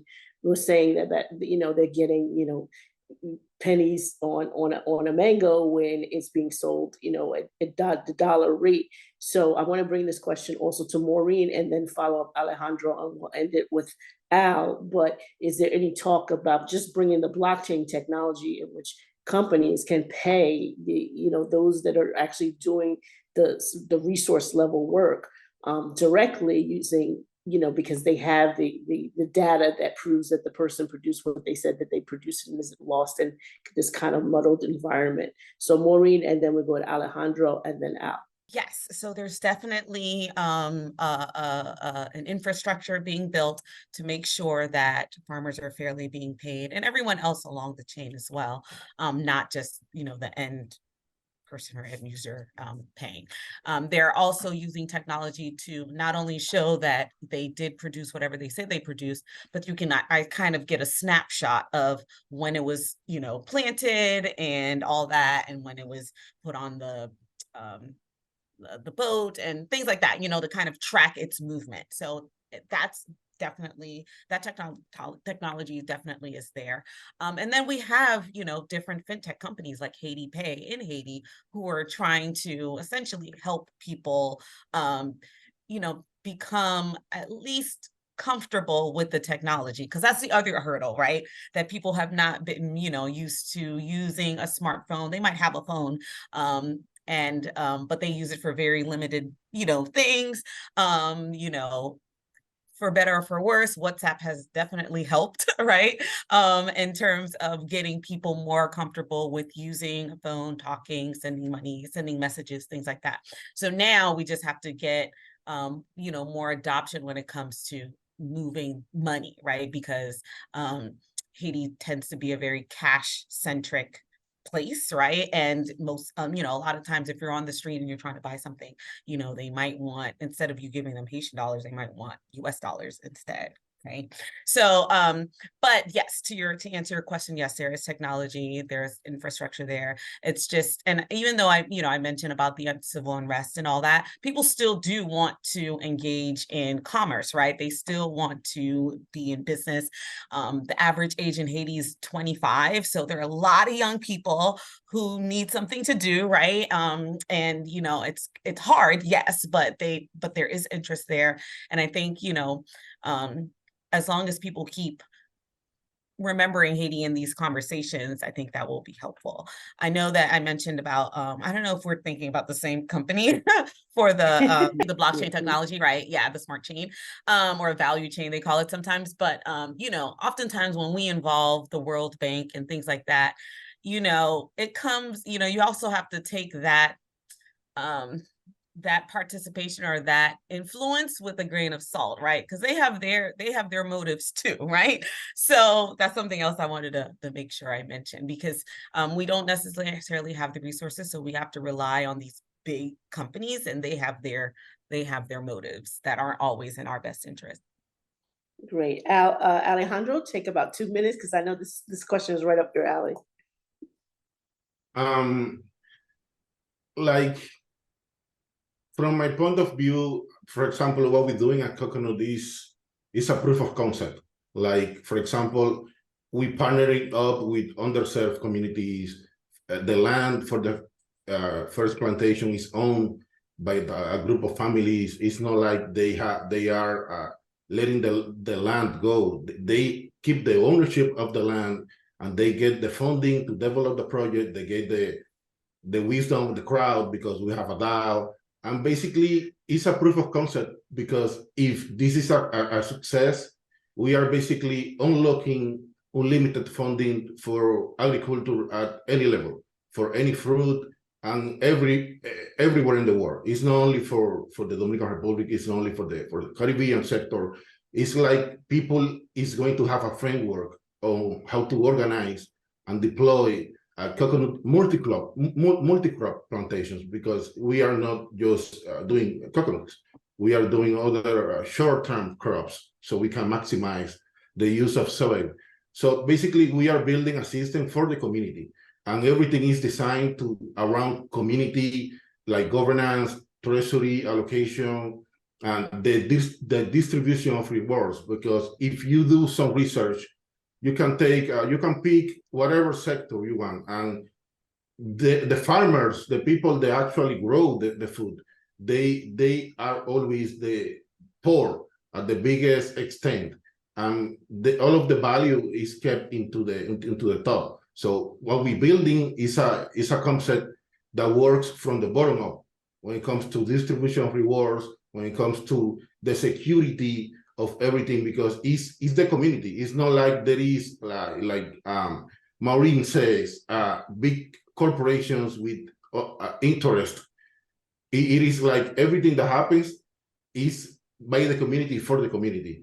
And I believe that layer of trust that is built by the community is able to unlock many possibilities for any community, because the data is the new currency. So if you have data that people can trust, and other people can use this data to build like products, DeFi tokens, DAOs on top of DAOs, like there is no limits on what you can achieve when you have trust in the data. I want to give Al Thank like you. 30 seconds. Sorry, because time kind of spelled by, but it was closing thoughts. Al. That was all. Sorry. I think I'm going to just go the complete opposite direction to everyone so far with my 30 seconds. I think we need to get away from our mindset of state dependency, which I think rules us in the Caribbean. I think what we need to do is be driving into other areas of the world and getting capital into the Caribbean, getting funding into the Caribbean, promoting the Caribbean, not just as a bunch of different islands that have 61 million, 3 million people, but 40 million people, active citizens in the Caribbean, another 20 to 40 million worth of tourism traffic coming into the Caribbean. That's 80 million people in terms of users.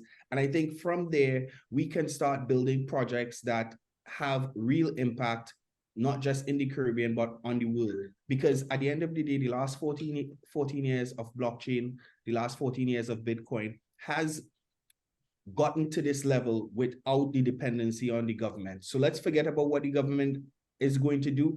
what they do is going to run in parallel to what we do, but we have to be eager. We have to be proactive. We have to be getting capital in. We have to continue to educate ourselves. We have to continue to build products, like Alejandro said, prove concepts, create MVPs that are viable, create products that work for farmers, for different business people, for this very cash-focused economy that we have here in the Caribbean. And we need to create such a high demand that governments have to sit up and be like, okay, now we need to take these guys seriously. So I hope that everybody here is going to be part of that journey, and I look forward to talking to all of you more. Well, thank you for all of the speakers and participating in our very first and definitely not our last Caribbean focused panel. You know, hopefully some of you will be able to attend on the Saturday of the conference, but I thank you for all your voices because we all going to move forward together. Thank you. Prophet X, motherland. Yeah, we just do it for the culture, for the motherland. Running to the top, no, I do it for the fam. Understand we can't stop till we all free. Open eyes till I drop till they all see. We just do it for the culture, for the motherland. Running to the top, no, I do it for the fam. Understand we can't stop till we all free. Open eyes till I drop till they all see. We just do it for the culture, for the motherland. Running to the top, no, I do it for the fam. Understand we can't stop. Welcome to the Ending Poverty and Combating the Prison Industrial Complex Through Tech Forum at the Black BlockChain Summit. Today we have 4 guests to address this topic. So let me allow my guests to take about a minute to introduce themselves. We're going to start first with Faza, then go to Rhonda, followed by Jacqueline, and then Justin. Sure. Hi, everybody. I'm Faza. I'm a digital ecologist. The work that I'm focused on primarily is around the attention economy. The reason why that exists is because the economy that we're currently in is running out of opportunities, economic opportunities, because of automation. We're in the 5th phase of the Industrial Revolution. I've been speaking on these panels for the last several years about the same thing. It's only accelerating with ChatGPT and AI. So we need to be a part of building the future economies where there's going to be future job opportunities, future capacity building programs, future innovation, and future curriculum. Because then as it relates to poverty and the industrial complex, our people can be well positioned for future economies that are future proof, where the jobs aren't going to be just disappearing and where the opportunities aren't going to be just disappearing, but we can actually be participating in an economy that we know is going to be here from 2023 through 2030 through 2050. And we're not giving ourselves that opportunity if we don't build our own digital infrastructure. And that's the work that I'm primarily focused on, is making sure that Black people have an economy, that we actually own the IP, the development, and the core investment in it, so that we're not hemorrhaging resources every time that we think that we're buying Black, but we're really swiping white. Thank you. Thank you. Hi, my name is Rhonda Eldridge. I came into this industry, the blockchain industry, at about 2014-15, seeing a great opportunity for persons in, I would say, marginalized communities, not necessarily Black communities, but underserved communities. And when you look at the statistics, you can say the majority would be BIPOC, BPOC, I guess you could call it a number of different names. But I wanted to see more people who looked like me in the industry, because I myself, I went to university where I was the only person in my entire year who was a Black female. And first I thought I was a minority because I was Black. And then I realized I was a double minority because I was a Black female. But also going into the alternative investment world, I was also the only person of color and woman in the room. And so I wanted to see that be a very different future with the opportunities that we are seeing in fast emerging technologies. And growing up, I came from very humble beginnings. I'm not ashamed of my beginnings. I knew what the challenges were for me. And I knew, to this day, I see the same challenges for people of color, regardless of where we are in the world. It's not a country, it's everywhere in the world. We see these marginalized communities and we see this top-down approach to new tech. I wanted to see it go from the bottom up. And I'm really a strong believer in sharing the knowledge. So I will share my knowledge, I'll share my network, I share everything, where some people think may not be the right way to do things, but I think it is. Also for inclusion and access. So I go into, I would go into an orphanage and teach an orphan about blockchain. And I've seen persons in orphanages, in one case, when we started to do our annual events, we went into an orphanage. We got 4 orphans and we taught them about blockchain. And who would have thought that they would emerge as the winners? Because they came from a place where they knew what the problems were, and only they know how to solve the problems. What we don't have sometimes, we don't have the capacity, the resources, the access, people pouring into us. And I am fortunate to have people who poured into me as a girl who grew up in a 4-room wooden house, no water, no light, outdoor toilet. Again, I'm not ashamed of those things. And rising to to be a regional MD for a large European bank. That could be any kid once we give them the resources. So I'm very much about that empowerment. And I say marginalized communities because the statistics would speak for the background of those communities. And they are traditionally Black or people of color and women. And so we need to shift that. We shift that by sharing the knowledge. I have been given that knowledge. And I may not be all knowing, but I do know a lot of what I do know, and I want to share those things. So I do that through Harness All Possibilities. I started off with persons who were unemployed during the financial crisis. And I've done it over the last, I think, 6 years through BlockChain Business School. So taking my business school knowledge, my knowledge of investments, working in alternative investments, and then going into fintech and anything that's tech, and sharing that knowledge from a business standpoint. So we give people the tools, the knowledge to build a business. Anyone could do that. So that's me, Rhonda Eldridge. Happy to be here. Thank you Hi, very much. Mr. Taylor Adams. Great. Hi, I'm Jacqueline Taylor Adams, and I'm a business and marketing strategist. And basically, I've just always been in and around the tech space.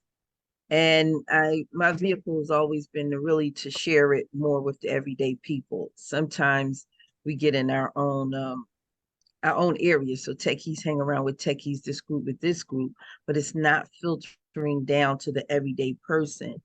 And we found that it's a real issue with parents supporting youth because the parents don't understand. Excuse me. I will just go on. You can just go on.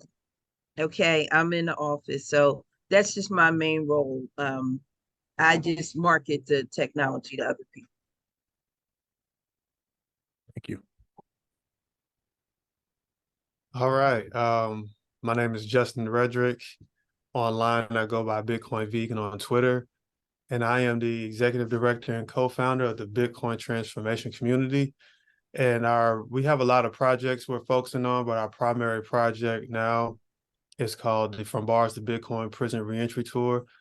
I'm the author of a book called From Bars to Bitcoin. There's also a documentary created about my story.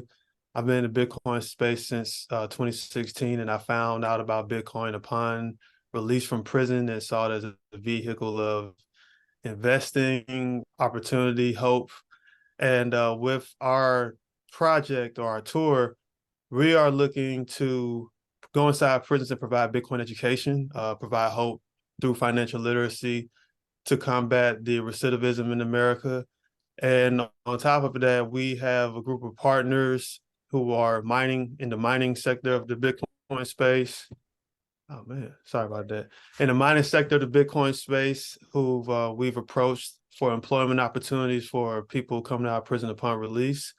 And some of our main goals is to provide family-sustaining wages, provide safer communities, and also just provide hope, whether someone takes the Bitcoin path or not, but to know that there's numerous opportunities, as everyone on this panel has stated, for our community, in different levels of our community, where they have education, they don't have education, they've been incarcerated, they've never been incarcerated.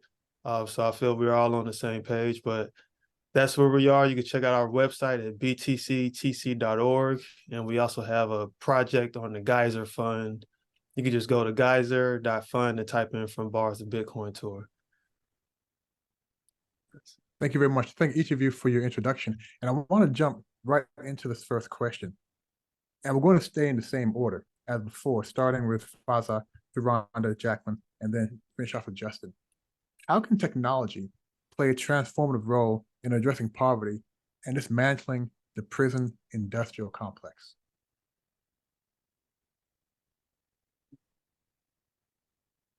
You're on mute.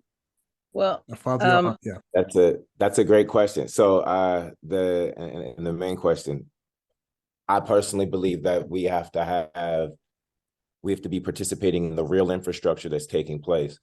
I think the place that we've been placed at is thinking like entrepreneurs.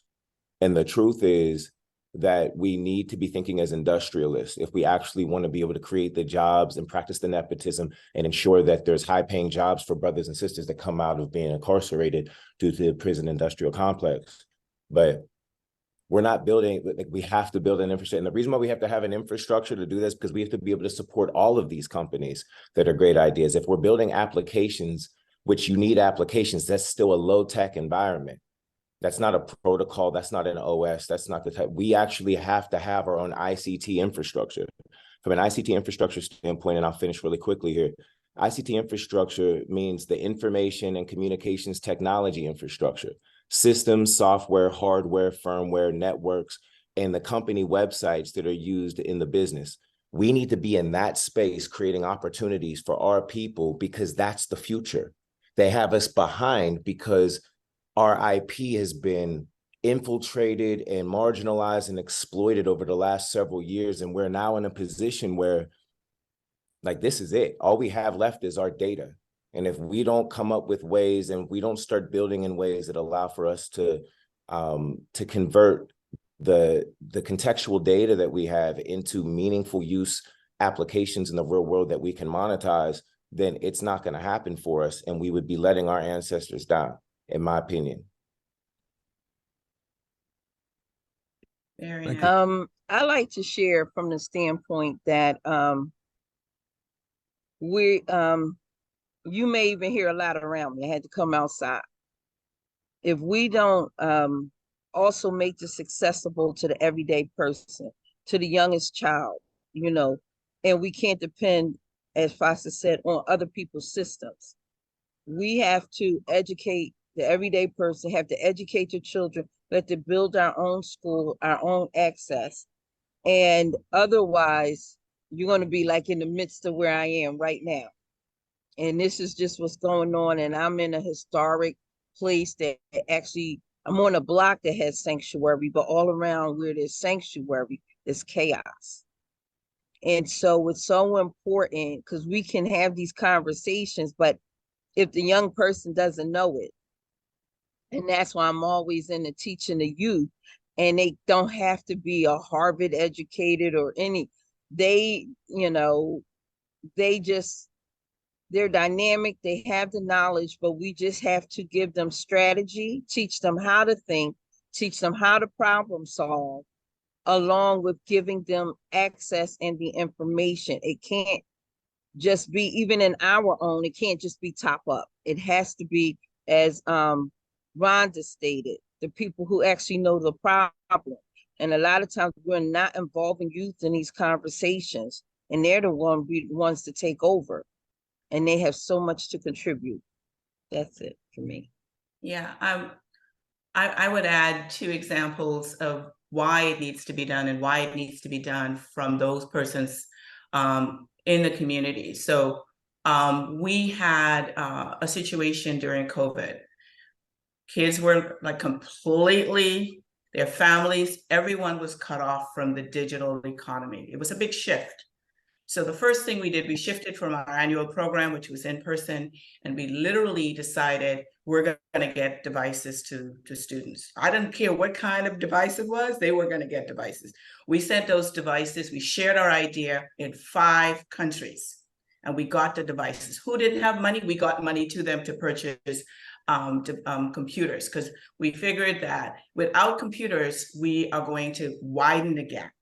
So we did that. We got about 300 computers distributed to at-risk communities or communities that were sort of cut off. I don't know how one woman, she found 80 people, she gave me 80 names. I'm like, I can't give you 80 computers, but I will take one address and one family will get a computer.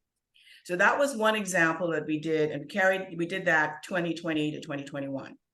We then took the program of blockchain education on those computers. We got access to a program, and we did a developer program. So we gave one young man, we sent by boat, and literally it went by plane, car, boat to an island. He needed hardware. So we gave him a computer so he could learn how to code. He and another young man, we didn't know the age of the younger one until he had finished the program. And I said something to him, I said, shouldn't you be in school? He said, homeschooled. I'm like, where are you? He was on an island, one of the islands in the Bahamas. He was 12. He completed the program. So I knew nothing about these kids, but there were 2 things that we gave them.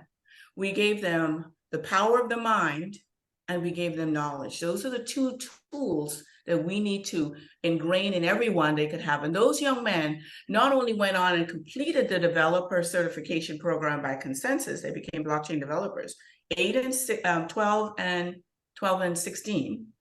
But we then said, now you need to go into the community, find underserved persons, and you teach them. And the 12-year-old, his mom said he has a question. I'm like, what's your question? Mrs. Eldridge, what is underserved? And we're like, you, someone like you, how we found you, you go and find. And what happened, we come forward now, both fathers, the entire family came to our 2023 event. And the fathers and the parents learned with their students, because they're like, we're carpenters, we are artisans, we don't know this digital world, but our kids are living in it. And we went to those kids, and I think, in my opinion, we can lift up many communities by following such programs bottom up as opposed to top down. 2 examples. Thank you. All right. Those were great answers. And I believe there has to be a combined use of like shared resources and responsibility, because everyone has a part to play. And it's kind of like how in sports, for the New England Patriots, they say, do your job or do your part. And I believe like with technologies like these, the opportunity is the fact that it's a decentralized technology, meaning that it's almost like a race of who can be there first. And if you're there first, you have the knowledge, you could then start having more power. But that's just a piece of the equation, like Fosfa said, about creating the infrastructure so you can obtain it. And how Ms. Adams shared, like you got to start with children, but also have parents involved as well. Otherwise, it's a holistic approach, because you'll end up having, just one without the other. You have a child learning about technology and the parents writing them off, or vice versa, a parent knowing and a child like, well, I just want to go outside and do whatever. Example I have is in 2022, I was invited with the Black Bitcoin Billionaires as a teacher at the Bitcoin Academy created by Jay-Z and Jack Dorsey. And we would educate, and and education is very real. It's very real. But I think I noticed like a missing piece, because I would just ask people, like, for instance, about Bitcoin. They're like, oh, well, it's cool, I'd like to know about it, but I still don't know how I'm going to pay my bills day to day. I still know how I'm going to have my life day to day. So there has to be a layer of like, not, sometimes people say meeting them where they are. And I think what they mean is meeting them where they're located. But like meeting someone really where they are is like, okay, how can we get you employment to participate in the very basics of just purchasing of Bitcoin or purchasing some type of, crypto, if that's your thing, so they can get going and have motivation to keep doing it. because a lot of times we teach these things and people get demotivated the moment they leave because there's no added hope to what they're learning. So, you know, and combined with what we've all been saying, I think it being an early space, it being a space where we can create opportunities, either, and everybody's not an entrepreneur, like everybody doesn't need to be one, but creating opportunities so people can, you know, go home at night and take care of their family to then start, you know, wanting to grow and take on more challenging things. I think that's where a combined effort of everybody's intentions can start helping move us along the path of growth. That's great. And I've heard several of you use the words, a variation of the words, we have to, we need to. And oftentimes when we talk about how we can help in our communities, we always talk about here's what we need to do, here's what we have to do. Miss Eldridge, I know you gave a good example. Mr. Reggie gave an example as well. But what is in place now that we can utilize or we can rally around to really help bridge that gap and contribute to breaking the cycle of poverty and the issues with the prison industrial complex? What already is in place that we can rally around and utilize? Jacqueline, I feel I'm a marketer, but I really feel we need to just develop a real marketing campaign. That I wind up being I'm head of the Urban Tech Fair. The founder of it actually had passed on with stage 4 cancer, and I was the president. So I inherited it. But it really acts as a marketing tool. We have to teach concepts. We learn through repetition. We need to get from the music, you know, entertainment, every aspect of layer. We have to push messages that help innovation through creativity, innovation, access, coming together, you know, being a community. We can't keep allowing, like, we're engulfed in propaganda. Yeah. And so that always gets in the way. So in a sense, we need to create our own propaganda. And it needs to be targeted and focused. And what's the messaging? How do we want to empower? And literally come together with a campaign. And at this point, it's like literally taking it to the streets. I agree. I think what I've done over the last 5 years is we've plugged in. No need to build if it's already there, and use the network effect. So that's what I've done. So I plug into existing programs, make it a summer-long time of learning. I call it a roadmap. So we plug into coding camps, we plug into other camps, and we all, at the end of the year, everybody gets involved in the blockchain business school. We invite students from these different programs. That's one thing, right? To use what's already there. And what I found also very helpful is how do you reach everyone, right? Everyone has had a teacher. So we actually had a meeting with the teachers and said, oh, we're going to just have these kids come on and talk.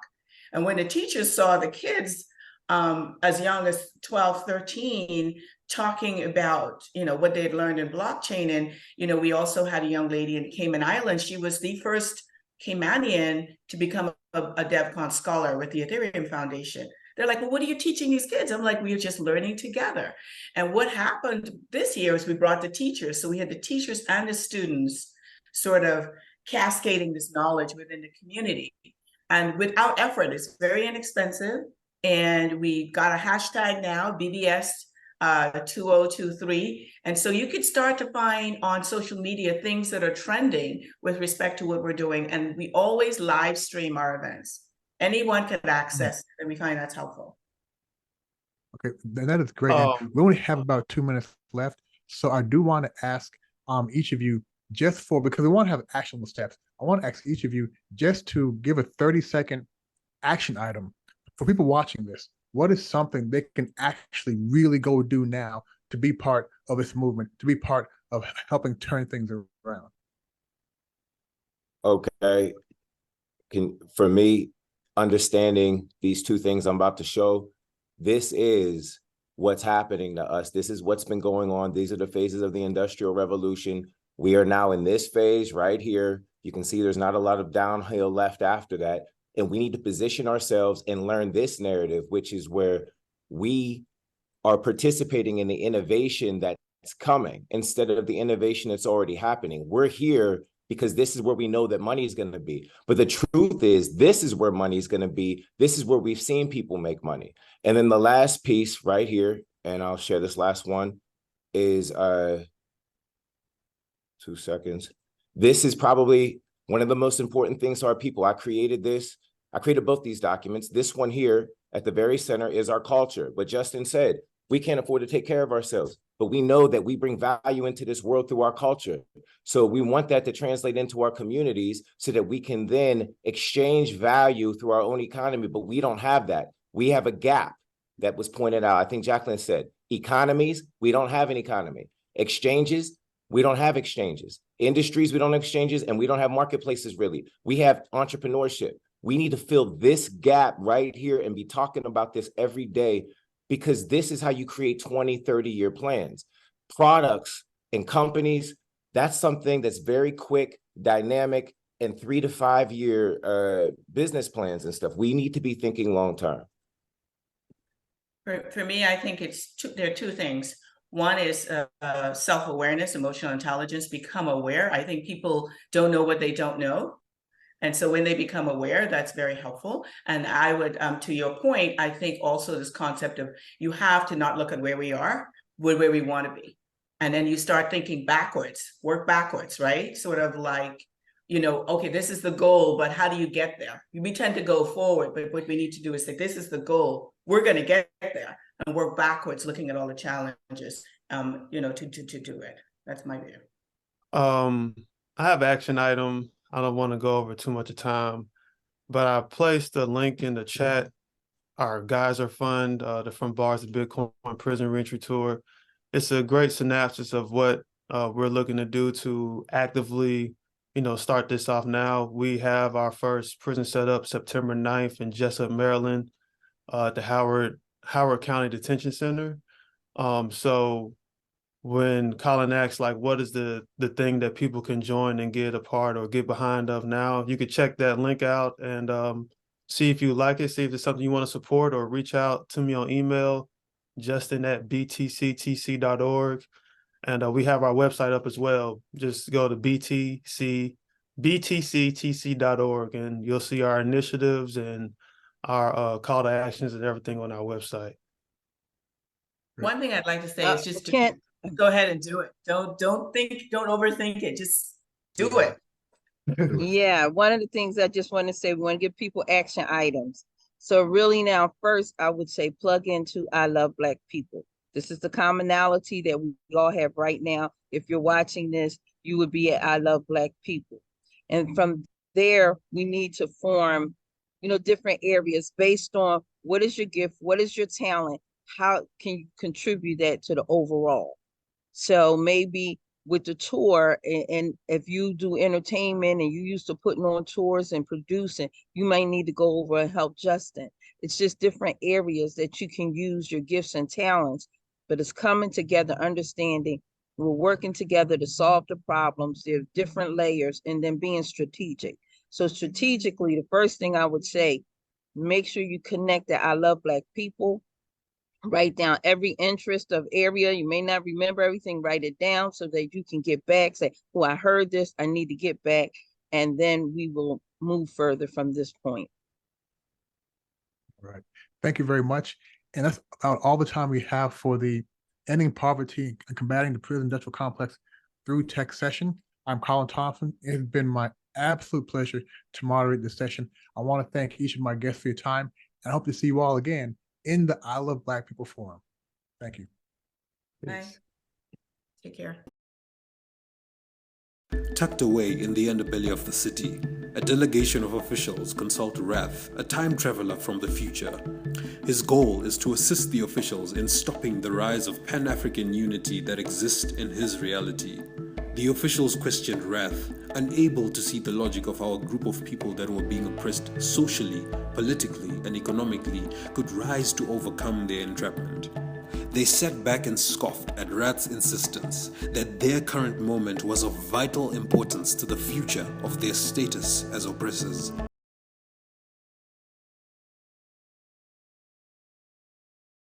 Hello, my name is Deidre McIntyre. Welcome to another panel with Black Blockchain Summit.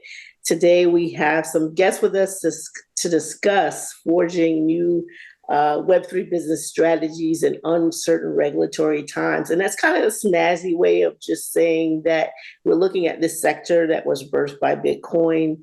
And we want to know the state that we're at right now. Is it really improving lives in the business world or between businesses within the United States or outside? What are areas of improvement? It's really kind of an analytical view of what's happening. So what I would like to do without further hesitation is to introduce our panelists. First panelist is Marissa Curry. Please give us about a 2 or 3 minute introduction in terms of your biographical background. Hi, my name is Marissa Curry. I am a senior at Bowie State University studying computer science.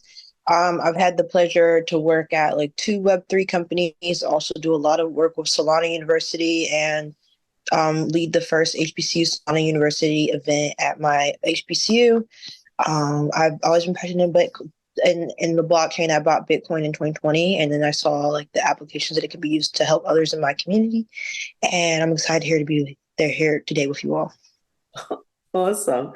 And our next guest is Olayinka. Please give a biographical sketch on yourself as well. Hi, everyone. My name is Olayinka Danaran. I'm the founder of Black Women Blockchain Council. I've been in this space since 2015, so I've seen a lot change.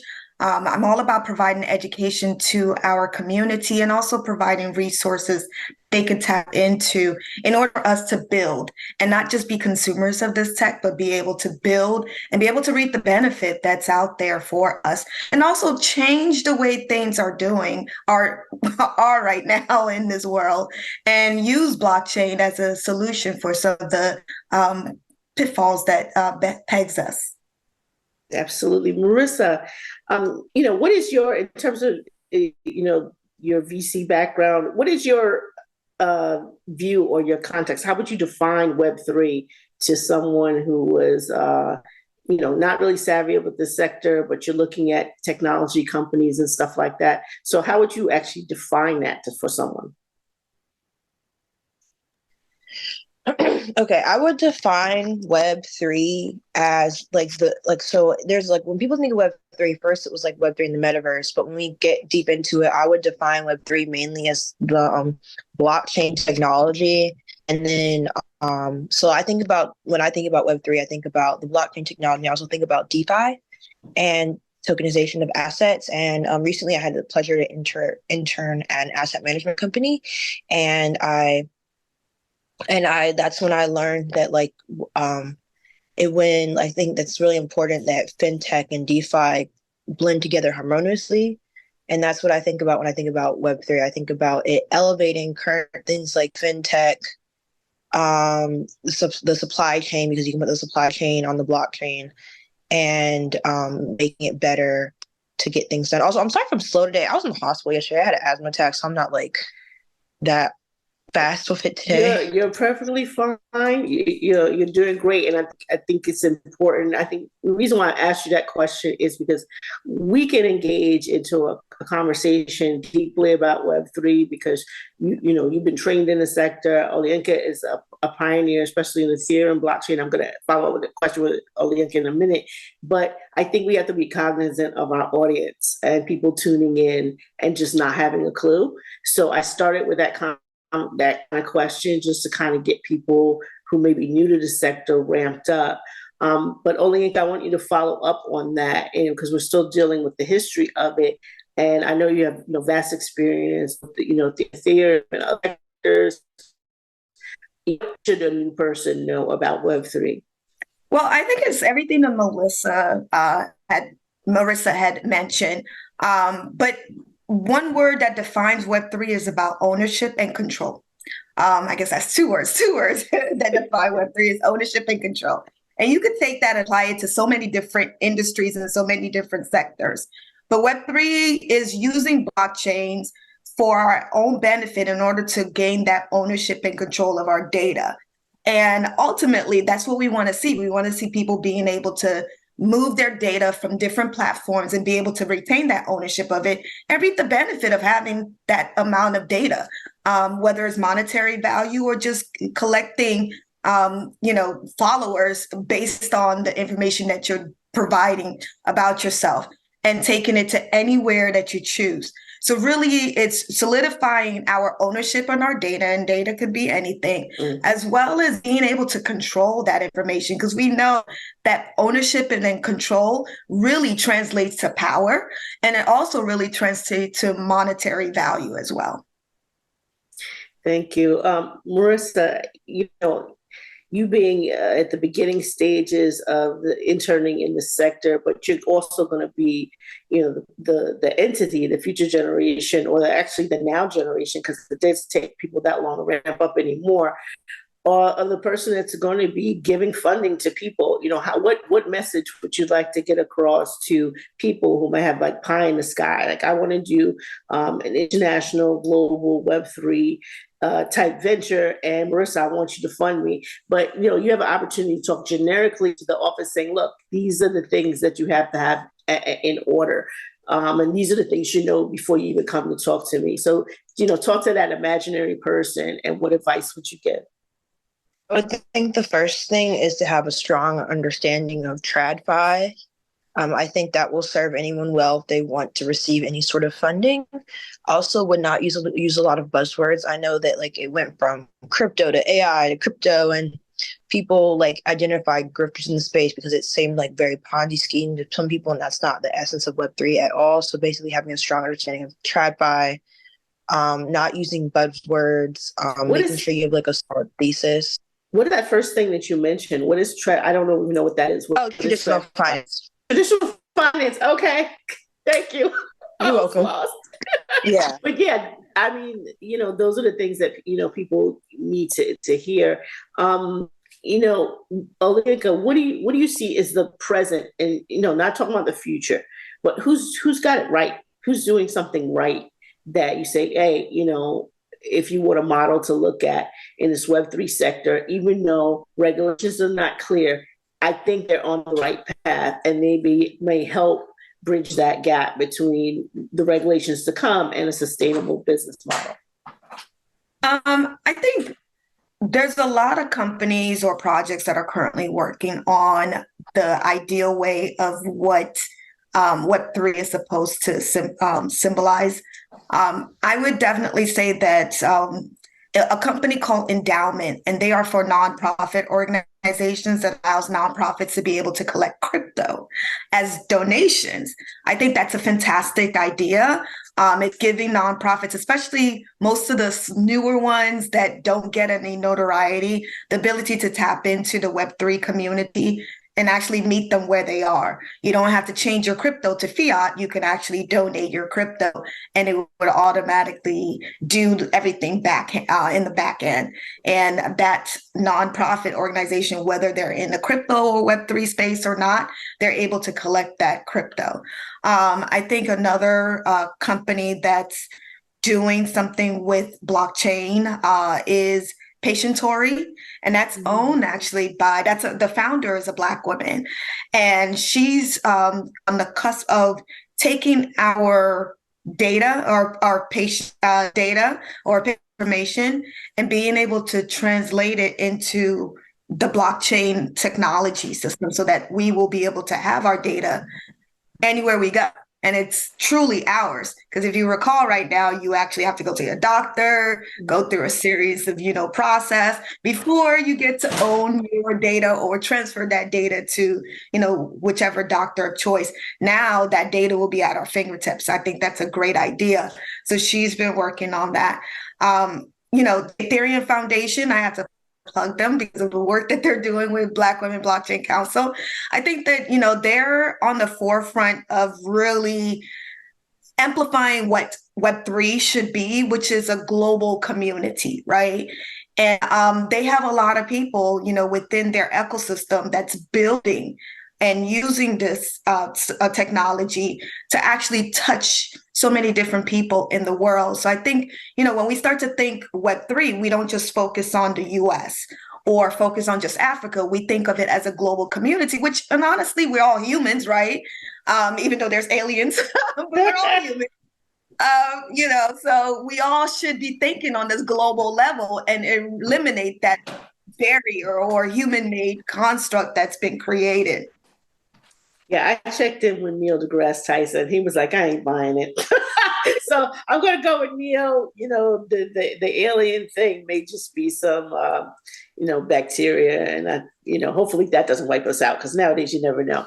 Marissa, same question to you. What is it that you see presently that you think people should look at that's working? I think you're on mute. I think staking your assets, something that I want to get into. I've seen a lot of Medium articles about staking assets to build passive income. I think that's something that's very important.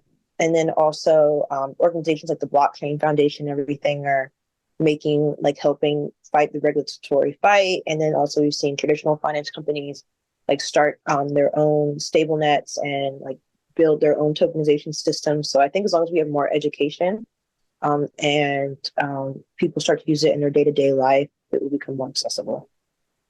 Fantastic. And back to you, Marissa. I had to put you on the spot.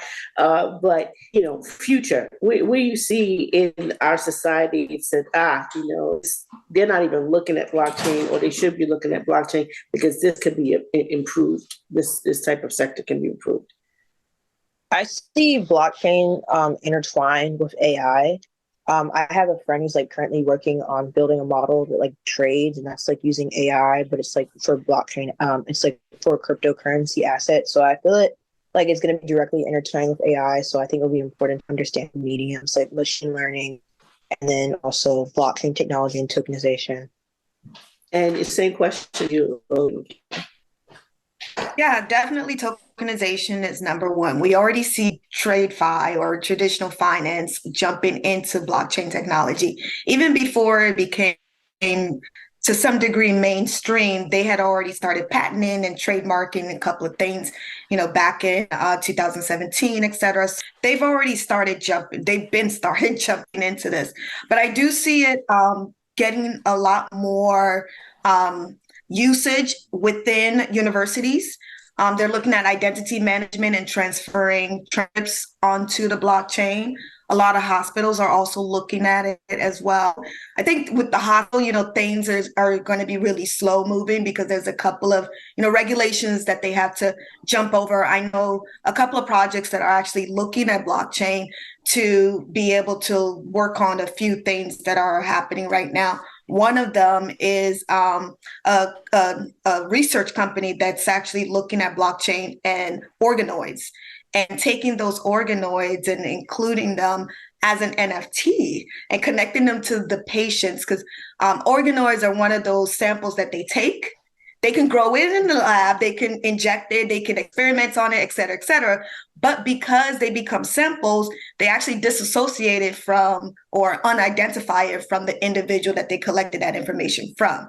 So now being able to tie that individual back to the organoids, and any breakthrough, any treatments or really great outcomes that happen with that organoids can now be traced back to that individual. So if someone has cancer and they find a cure for that particular cancer, guess what? That lineage or that individual can actually reap that benefit.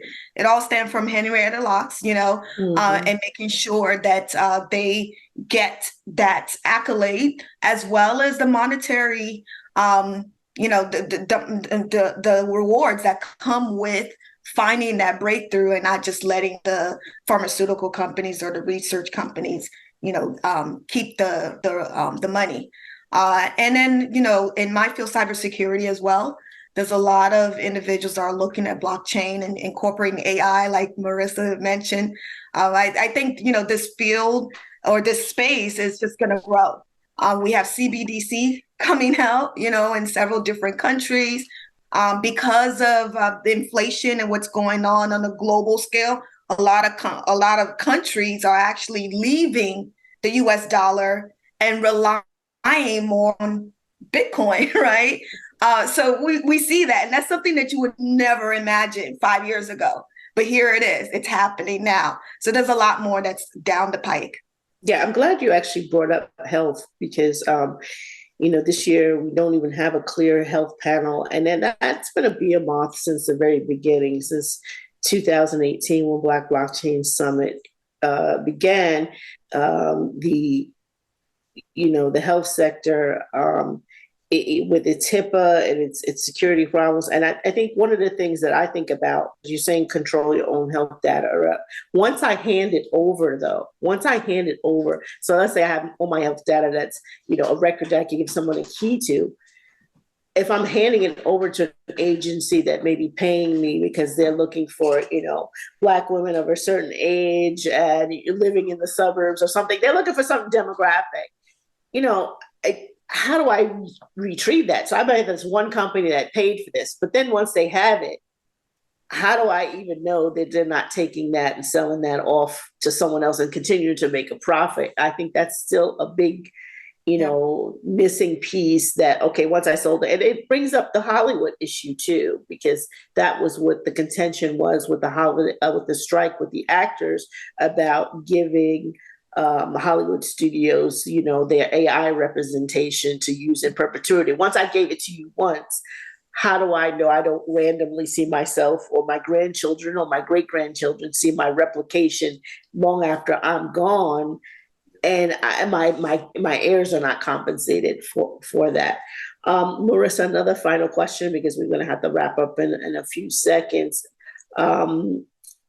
Is there anything in the entertainment sector that you see coming down the pike that could be, because I think, and the reason why I bring up the entertainment sector is that we will stereotypically categorize the areas in which Black people are allowed to perform has been in sports and entertainment. So is there anything in that sector from a business perspective that you think people should be looking at? Because we have been the featured act, the featured performer, but not necessarily the person that was introducing the NFTs or et cetera. So anything that, because especially the reason I'm asking this is a lot of students at Howard University and all the HBCUs are very centered around the sports and entertainment, but we want that business mind to also say, hey, there are areas here that can help athletes, actors, et cetera, monetize within the Web3 sector. So Marissa. Yeah, I definitely think that's very important. And for the creator industry, like influencers or anything, like having your own personal token or releasing your own line of NFTs, because when we're seeing now, like in the creator industry, especially with VC funding, it's not about it's about curation, because people want to be able to find very specific things. And if they can find that one creator who has like their own token or NFT, that's very helpful. And when I say curation, it's like, oh, what is the best scent if you like X, Y, and Z, and like this is your aesthetic. It's like very aesthetic and niche things, and that can apply to the blockchain with their own personal coin or things of that nature. So Olayinka, final thoughts other than health, any other sector that you think that audience, from students to professionals should be looking at for that next niche of cross-border Web3? Yeah, definitely. To speak about the question that you asked, Marissa, the student athletes now have the ability to use their name and likeness, right? And be able to make some money off of that now. Because of that, a lot of athletes are looking at NFTs as a way to retain ownership to their content. And some of them are actually using it as a way to make money so that they can, bet on themselves, really, right? Now they're able to create like a sports card of themselves, right? And collectors can be able to trace them as they go through their professional careers and be able to trade those cards. So, or have access to that athlete. So there's NFTs are being used when it comes to student athletes, and so many more ways that they can use it to reap benefit of it. I think for students, the other thing I mentioned transcripts earlier, and I can't stress how much of a headache it was, for me, trying to get my transcripts, because as soon as you get out of college, some jobs want to see those transcripts, right? And so, going to the schools and trying to collect that information, you have to fill out a form, you have to pay some money or whatever, going through that process and being able to eliminate that process and have access to that information and being able to share that information with anyone that you want, I think it's fantastic. And then being able to see your course lineup and the grades and share that readily accessible is also a great thing. I think the ability for students nowadays versus when we were growing up is so much more. The world is wide open to them. They have so many different technologies that have come out in the last 2 years, that they can tap into. And as Marissa mentioned earlier, with the combination and blockchain, kind of right now, the sky's the limit for these students. And they just have to know that, they jump in at any time, right? They don't have to come as an expert. You don't have to be a tech person to jump in to leave benefit. And the jobs are out there, both tech and non-technical people. So they could start looking now, they could start, considering shifting things around and start jumping into the opportunities that are out there for them. Okay, I'm going to give the second to last word to Marissa and then the last word to Olayinka. Marissa, in 30 seconds, if someone wants to follow in your footsteps, because you're in the lead, what's some advice you give them to follow your path? Be relentless, work hard, and absorb things, and ask people their favorite book. That's something that I found a lot of benefit of. Ask people their favorite book or book related to the subject they. So, what's your favorite book, Marissa? It's hard. The Art of Managing Oneself by Peter F. Drucker. Thank you. Olayinka, advice that you would give and state your favorite book. Be curious. Definitely be curious. And let curiosity lead you towards whatever lane and direction it wants to lead you towards. And also be willing to jump over fear. Because I think a lot of the times the fear of the unknown keeps us in stationary and doesn't move us forward. So be willing to just be fearful or fearless and just jump over it. It's okay to have some fear. And the book, I would say my book. I just wrote a book. What? Yes. You just remembered, right? Recipe. It's your what was that again? What was home the guide to your cybersecurity guide to your home and your business. It's basically going over some of these major cybersecurity breaches and issues that have happened to a lot of these companies like Comcast, as well as LinkedIn even, and many different companies, and just outlining what went wrong, what actually happened, and what we can do to safeguard or prevent certain things like that. And also breaks down, some of the things that you need to be aware of, like security awareness and things that you can do to improve your security landscape. So I would say that's my favorite book. Give the title again. I believe I was. Go ahead. No problem. It's called Catfish Recipe. It's a play on word of a catfish. Catfish Recipe, your cybersecurity guide to your home and your business. Wow. Thank you so much. I'd like to thank both of our panelists, Marissa Curry and Olayinka Odeniran. We could go on and on in this topic because there's so much we're just at the genesis, we're at the nascent point. I know this conference is in its 6th year, but essentially we're still at the beginning, so it's not too late. And hopefully we can impart some wisdom to the viewers and get them on the right track to being builders in this space. So thanks again for joining us for this panel. However, with each rebuttal, Rad's explanation slowly turned the official's surety into doubt. Looking into the coin, Rath could see etched into its surface a story about the fragility of power, arrogance and opulence in the face of self-empowerment. Their shoulders sank as they became filled with worry. Unable to take the feeling of doubt, they demand Rath tell them how this horrid future could ever exist. Rath explains, In the year 2054, Africa leads the world, having experienced exponential growth due to the advent of Bitcoin.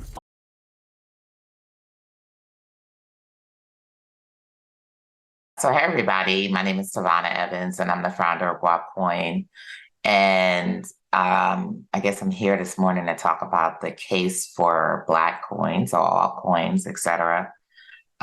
We have arrived at a point in history where I think it's evident that we need, of course we need crypto as a whole, but it's apparently and abundantly evident that we need our own financial system. We need our own decentralized financial systems, and we need our own altcoins. The case for BlockChain was created, at least for me, in that I was very excited about crypto and the crypto industry and what it could potentially do for the world. But I was also very concerned about the investment of our social capital into something that may not directly benefit us the way it benefits other people.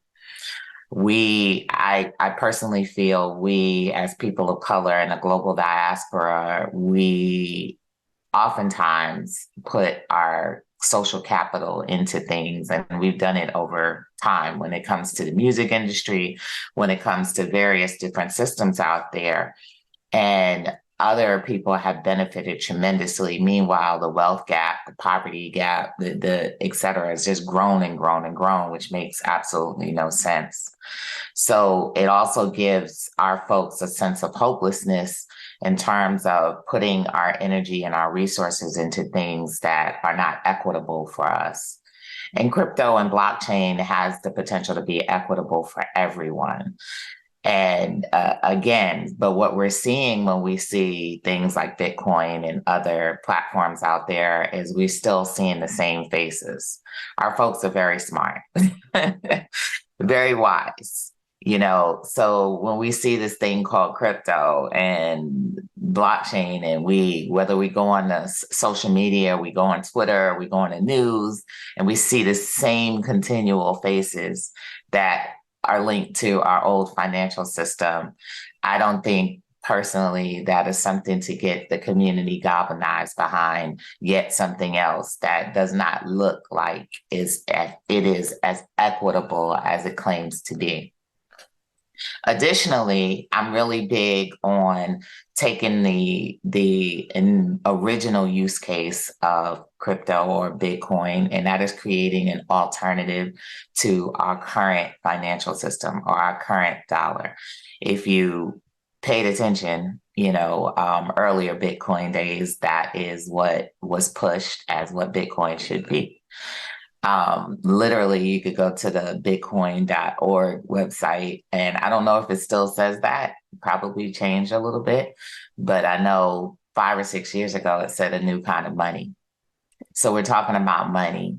So we're not talking about necessarily something that was quote unquote supposed to be a store of wealth, because we all know that if you're talking about people who are suffering from the wealth gap, and we don't collectively, our wealth is undetermined, then we're not looking for a store of wealth, right? We're looking for something to build wealth with.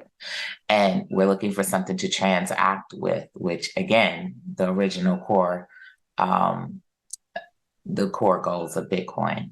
There are even people who have been around since the beginning of Bitcoin that have been pretty much big supporters, et cetera, that say the same thing. They say that Bitcoin has deviated from its mission. Since the advent of altcoins have kind of stepped in to supplement that, and fill in the gaps where Bitcoin is not touching. So it's not something heretic, what I'm saying. It's basically something that is, I think kind of evident that there's a need to still fulfill those missions. And that's what we look to with BlockChain. So fast forward to 2023, whereas 2017, when we started, people asked us, said, well, why we don't need a black coin. Why a black coin? But now, 2023, we're seeing the whole institution of Blackness under attack.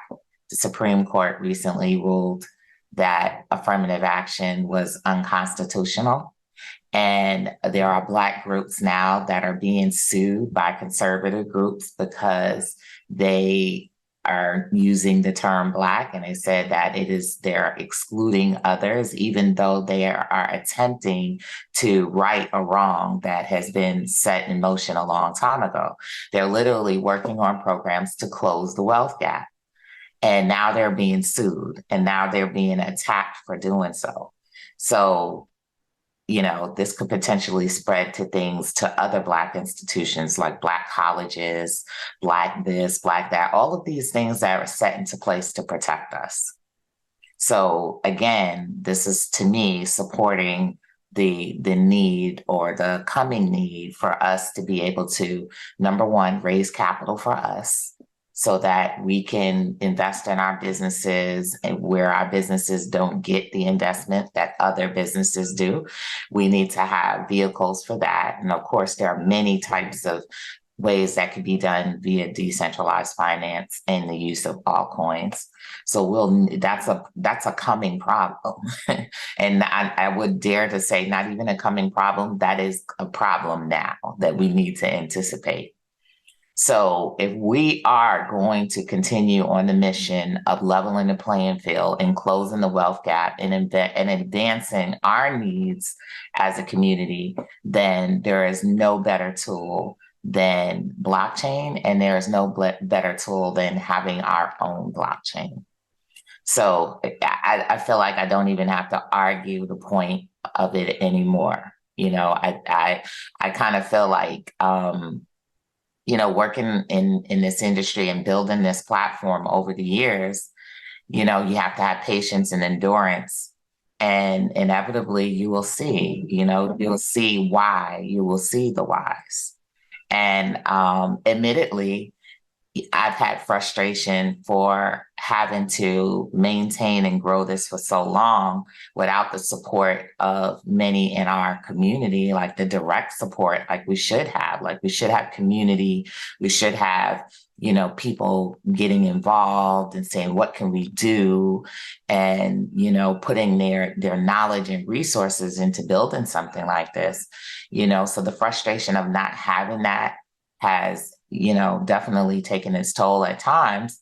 But again, now looking at, the potential for us being squeezed between a rock and a hard place, where we'll have to look at solutions like this to be able to continue to do the good work that we do in our community, that pressure is starting to ease right now. Now, do we need just one altcoin? No, we can use many. We can have many, which is why earlier this year, I built and launched a layer 2 to GuapCoin, which would facilitate the creation of more altcoins, and that's GuapX. So I achieved something else that hasn't been done, and something that is greatly needed. Is definitely something that I wanted from the beginning. But due to lack of capital constraints, and even lack of the confidence that I could actually build it myself, and lack of the knowledge of how do you build such a thing, even being an engineer was a barrier. But I arrived to a point where I learned of a fairly simpler solution to implement and accommodate the creation of altcoins on top of GuapCoin. So I'm not a maximalist. I'm not an altcoin maximalist. I'm loving to see other projects, and I would love to see other projects be born and take off like projects that have taken off in the mainstream. And I love to see that we have our own, something that we could feel proud to have. That's ours, because we are a very proud people, and I think that it counts for something when we have our own and we have our own technology. I think that is going to impact and create a wave throughout our community that we've never seen before. It's kind of like, I kind of liken it to having the first Black president, and how a lot of our elders felt seeing a president, that was a person of color, Barack Obama. And imagine seeing a financial system that was created by people of color and that's facilitated by people of color. It's going to be something, I think, that once it hits and once it sets in, is going to create a phenomenal ripple throughout our community to galvanize us to unify on certain levels, because there's nothing more unifying than money. That's something that I talk about a lot as well. If anything is guaranteed to bring some people together, that's money. And, we have issues coming together as a community. We have the desire, we want to build and strengthen our communities. And blockchain is built on communities. Blockchain is way more than a technology, it's way more than crypto. It's really about community. That is a very important part and factor in it. And what brings people together from different diverse backgrounds and people who don't know each other, but maybe a screen name on the internet, is the fact that they come together because of this platform, because they believe in this platform and they believe in the power of the platform. They believe in the power of decentralization. They believe in the power of digital currency and digital money. And they all come together just off of these core beliefs and build a strong community. So this is also, again, the recipe for us to come together and build that strong community, that strong utopia that we envision and that we want. But in the past, we have not had the tools to do so. But now we have the tools to do so. We have the tools to come together to build a strong community. So that in and of itself marks a milestone in Black history. So I'm very excited to see what the next coming years are going to bring when it comes to altcoins in our community. I imagine seeing all types of, just like we did earlier in the crypto rush that many of our people missed.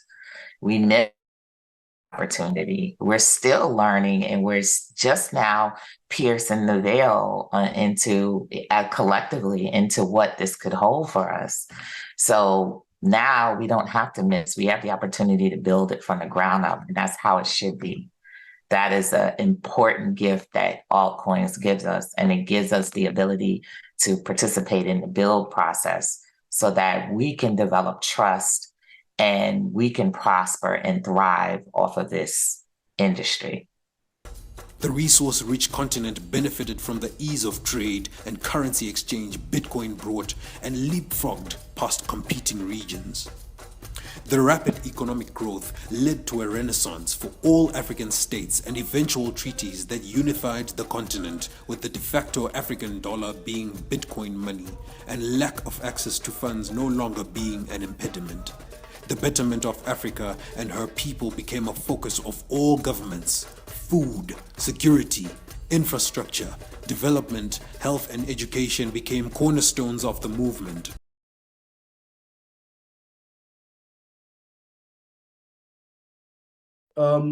Welcome to the 6th edition of the Black Blockchain Summit. My name is John Wanaina Karanja, CEO of Melanin.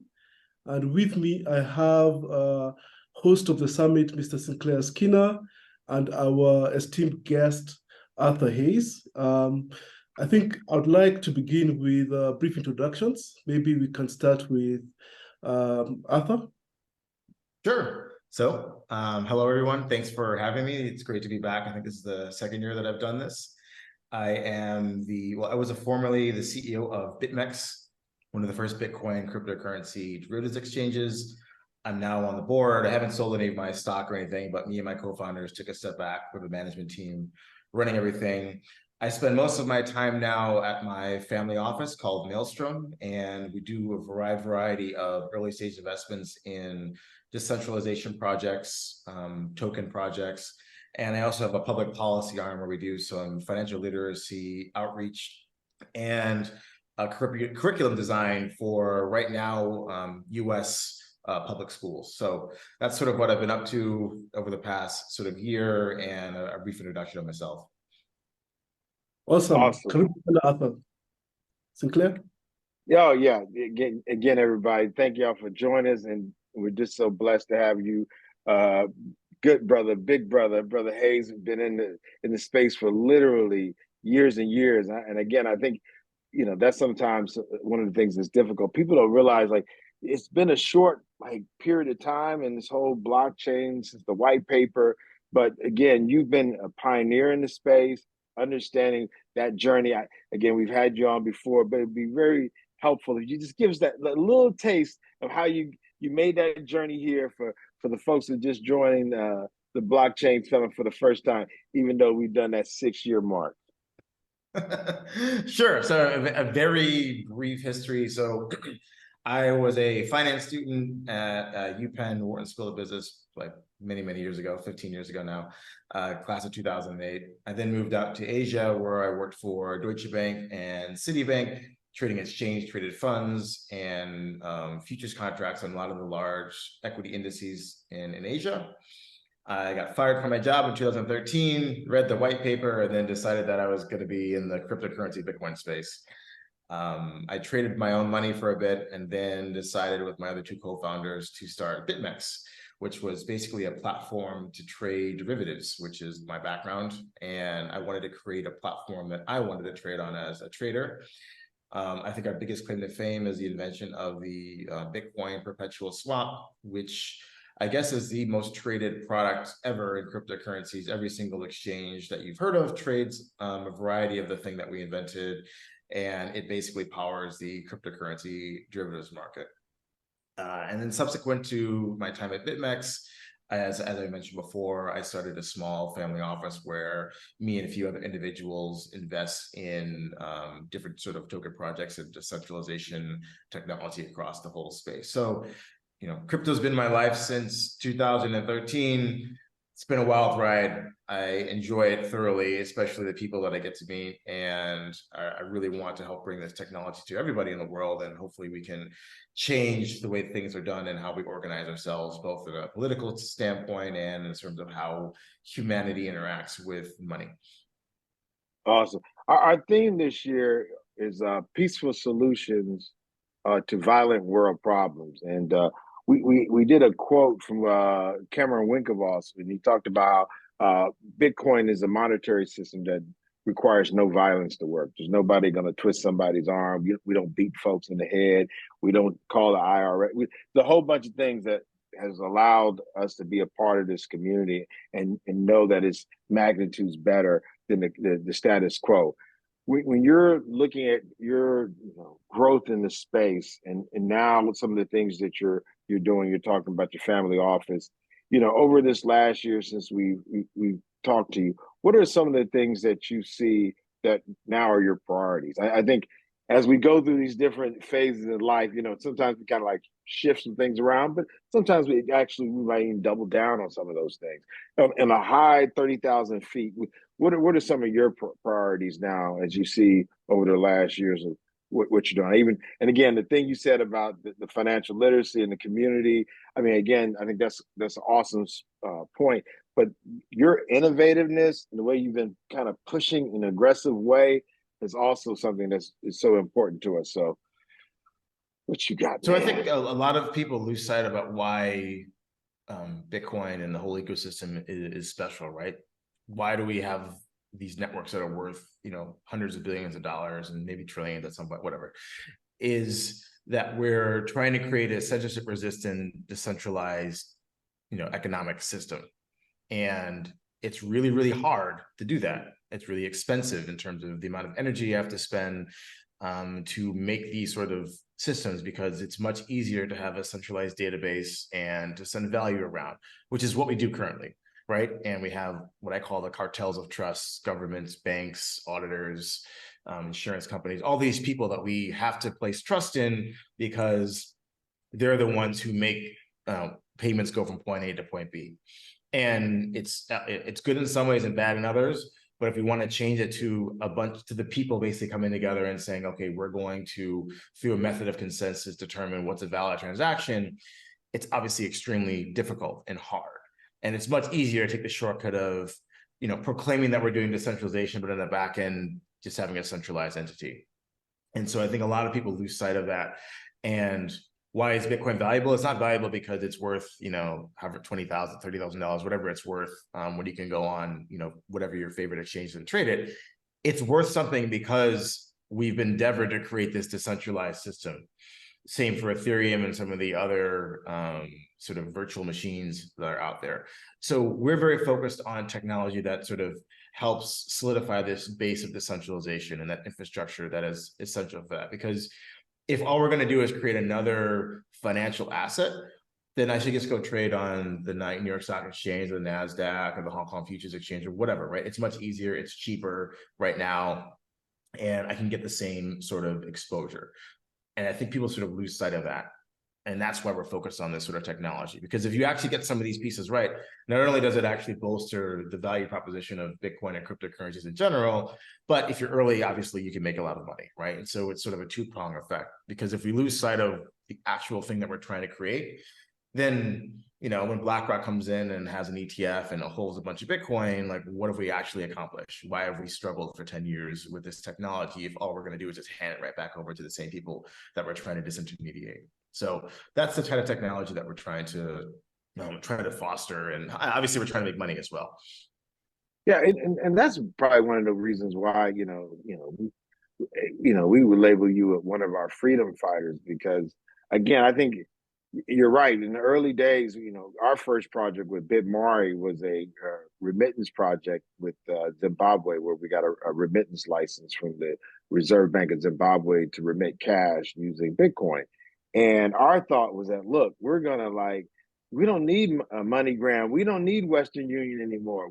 Look, we didn't even think about the value of the token. We was like, if Western Union's making all this money sending stuff back and forth, and they're charging these crazy predatory rates, we can just make it fair and literally give value to everybody in the system and do something better.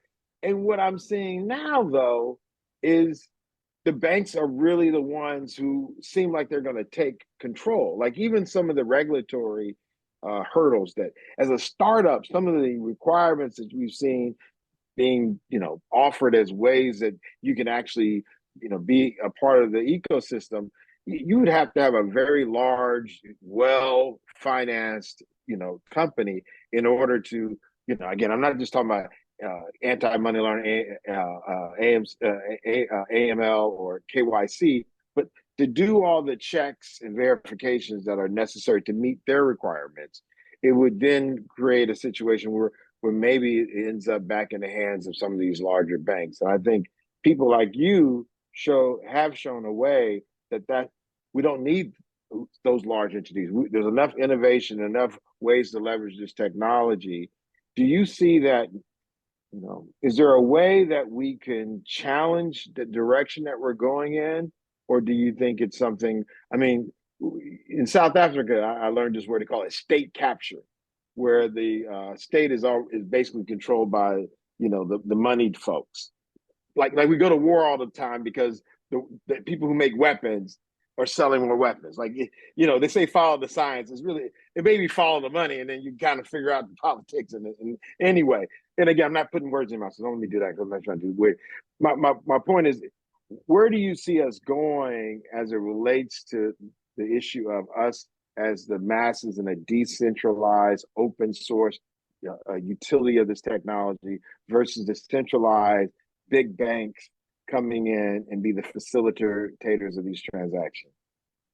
So I think the first point is we obviously have to accept the fact that if we actually want to offer a system that's open for all, then the big banks and TradFi institutions should be able to use this technology, right? It's not we need to figure out a way to ban them. No, because if that's the case, then we haven't really accomplished anything. So our value proposition to the general public has to be so strong that yes, while a large TradFi institution might hold billions and soon to be trillions of dollars worth of crypto assets, the people own more of it. And we determine the rules because the rules that give this value are what we say they are, right? That only happens if we actually value the solutions that are being built and they have any sort of, relevance for us, rather than, okay, I just want to own some Bitcoin because it's gone up in price, which is fine. There's nothing wrong with that. But you can own Bitcoin that's gone up in price in a custodian ETF, or you can own it in your own wallet. And so we have to teach people that, okay, maybe there is a situation where my retirement account, for legal reasons, can only invest in these custodians. Cool, whatever. We're not going to change that.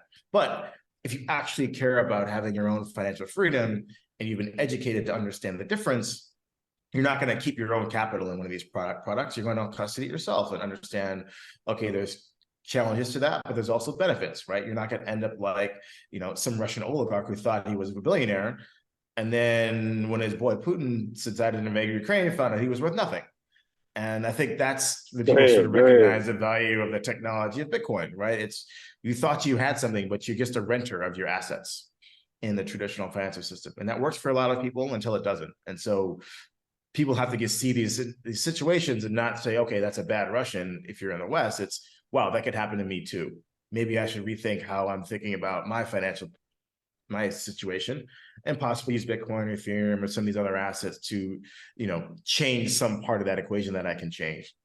And that's the recognition that needs to happen. It's not that, oh, we need to ban the institutions or they're bad or this or that, right? If it's an open peer-to-peer decentralized payment system, then everybody should be able to use it. And we shouldn't be able to, and we should not lose the ethos of what Satoshi envisioned in his white paper just because some very wealthy people in fiat terms decided that this is an asset class that they'd like to participate in. What about the fact that they even, and I know people wash and do certain things, and so they kind of obfuscate some of the information when they try to track this. But the fact that now they can kind of go back and say, well, any address related to this, I'm going to do bad things to you. So we're now able to capture, we know that this is the address you've been using, and you touched this, and you didn't touch it, but the person that touched it. So you bad person too. Are these things that again become difficult for us to, Well, again, it's a choice, right? This is the blockchain. This is what it is. It's been the same. It's not like this is a new issue, right? It's that people recognizing an issue that people have been talking about since transparency and payments has existed, right? Cash is completely anonymous, right? And certain people like that, certain people don't like that. This is one of the situations where cash is superior in a online system, is that you can't do that. You can't sort of take a fungible asset and then break it up and balkanize it because 3 steps away, somebody did something bad with it, possibly, depending on who you ask, right? So are we going to build true privacy into the Bitcoin architecture or Ethereum or one of these architectures? I don't know, right? That's going to be a vote of the users of the system to say, do I value this, right? And it's not going to be a choice that's free. There's going to be a cost associated with that. So again, I don't know what the solution is or the answer is. It's what do we as a community value? Do we want that type of privacy or do we not want that type of privacy? What are the trade-offs? But at least we get to decide. Whatever the decision is, we made that decision. And so knowing these problems exist, what are we as a community going to do about it? And while that's not the most comforting answer to somebody, it's better than the traditional system where you get zero say in what the rules are. You were born and there are these banking rules and you got to follow them. And that's that, right? You're not changing them. Versus here, you can vote. You can make your voice heard. You can try to create a different system. Now, whether or not you create something better, that's really up to us. Right. And it goes back to self-determination, liberation. There are responsibilities. I'm picking up what you're putting down on that. I think that humbly. Now, as it relates to teaching and financial literacy, I've been really getting a lot of pushback from some of my, I'm leftist, so let me just say I'm definitely an extremist. But with that being said, when we start talking about financial literacy, it seems like we oftentimes start in the middle of the movie. We don't start at the beginning. We almost make it acceptable, or we make it that capitalism is the actual only system that we should have. We make it seem like capitalism has existed since the beginning of human existence, as opposed to actually having a real conversation about, again, how is value exchanged? How do we communicate with each other? How do we trust each other? People. I've even heard people, just dispute the whole barter system, like that never existed. It's always been a ledger. It's always you borrowed some sugar from me, and I got some flour from you. It was never half a horse, a third of a horse. And then even the conversation about us being a part of a communal environment. It wasn't necessarily a capitalist environment. Colonialism, all the things that made us have our strange surnames, Skinner, Hayes. You know, I don't know if I'm really Skinner. I don't know if you really. I know you Hayes, brother. I'm clear you're not Isaac Hayes, but you definitely Hayes. But my point is, they'll start getting at me and say, Sinclair, you know, you're trying to get this system is inherently only meant for 3 people to win off the masses of the people. So just trying to teach our folks to financial literacy out of that. Tulsa, Oklahoma had some folks with some money. They bombed them. They killed. Like, we're not going to financial our way out of this. We're going to have to come up with another. We may. This is what they would interject, because I would push back on any system, social. We can always come up with a new one. So the conversation of financial literacy, when you think of it, or when you put it together, where do you start? You know, do you start saying, hey, this current system, I want you to master this, or do you take them from like, okay, how do we best interact with each other as human beings? And can we ever reconstruct it? I think ideally we'd like to go all the way to like, what is money? Like, why is this piece of paper? Why can you go down to the store and take this worthless piece of paper and buy a carton of milk or chicken or eggs or whatever, right? To go all the way back to that and explain from first principles that, right? But, you know, the woman who runs the public policy arm of Maelstrom, she's been in Indonesia for a few months. And, you know, she's gone into like very, very poor orphanages and high schools, and they're not ready for that. They just need to know how to do a budget, right? So it really depends on where you are on the spectrum. If you can't even understand, like, I make X and I spend Y, and the rest leftover is savings, like talking about the theoretical construct of what money is kind of lost on you. So we need to meet people where they are, which is kind of why, you know, the course that we're actually selling and, you know, testing out in the US is aimed towards high school kids, right? And because they have a little bit more of experience, they've seen money before, they've seen the good things and the bad things about it. Maybe they have, you know, a parental home situation that is either impacted in a positive or negative way by money, right? And so I think we can go a little bit deeper onto like, what is this piece of paper? Why can't you just write your name on it and say, here, take my money and let me buy something, right? Why can't you do that? I think if you start there, then it sort of unravels as to these different sort of things. You don't really even touch on the economic isms of the day, because they don't really matter at that point, because every ism has some sort of currency that underpins, and usually it's issued by the state, right? And so regardless if it's capitalism, socialism, fascism, communism, right? There is a currency, it's controlled by the state. And so that's pretty standard. And so we don't really have to touch on, you know, how do you organize property rights and all this sort of stuff, right? But again, you have to meet people where they are. I would love to have that kind of conversation with everyone, but again, people's situations preclude them from having that. Thank you, Brother Hayes. Look, hey, John, go ahead. Anyway, all right, John, what you got? Yeah, I'm giving a. Hey, I'm having help me. I'm writing stuff down to help me. So, you know, I'm being kind of person. So let me just leave that alone. John, go ahead. Do it for the people. I humbly. I think that was a very interesting conversation between the both of you. I think I would like to cover more of the actual things that happened in the past year. I think we saw a lot of the centralized entities start to unravel, talking about FTX. And I know you had predicted the situation with Sam Bankman. Actually, no, I did not predict it. I was, you know, I never really dealt business with him, so I didn't really have an impacted per se. But, you know, I looked askance, like, okay, this guy is doing things. Maybe he's a good trader, maybe he's not. But I can see the game he's running, and, you know, he's a good operator in one particular aspect. Obviously, he's a terrible trader in mismanagement, but you know, we've learned that. Yeah, so we saw Celsius and BlockFi and a few others also unravel. Some people get liquidated. What are your thoughts? I know you've talked about decentralization being really very important, but what are your thoughts about the sort of the macro of the crypto sector? Is BlackRock just another evolution of centralization? Could they face potential issues in the future? by, say, holding so much Bitcoin in terms of security. What are your thoughts in that regard? Yeah, so I think Bitcoin has graduated, in crypto in general, to an asset that's firmly within the overarching global financial system, right? And so when you're in a very credit-based system like we are in today, and the number one central bank, which is the Federal Reserve, raises interest rates, people go bankrupt because a lot of people have a levered trade on. Now, it's either, okay, it's usually a form of, I'm going to borrow from somebody at a rate and do something with it. And what do I do with it? Whatever the new hot thing is of that particular era, right? It could be railroads in 1873, 1903. It could be radios, 1929 RCA. It could be mainframe computers. It could be the Nifty 50. It could be savings and loans. It could be regional banks. It could be crypto and NFTs, right? It's all the same thing, right? I'm borrowing money. I'm doing something with it.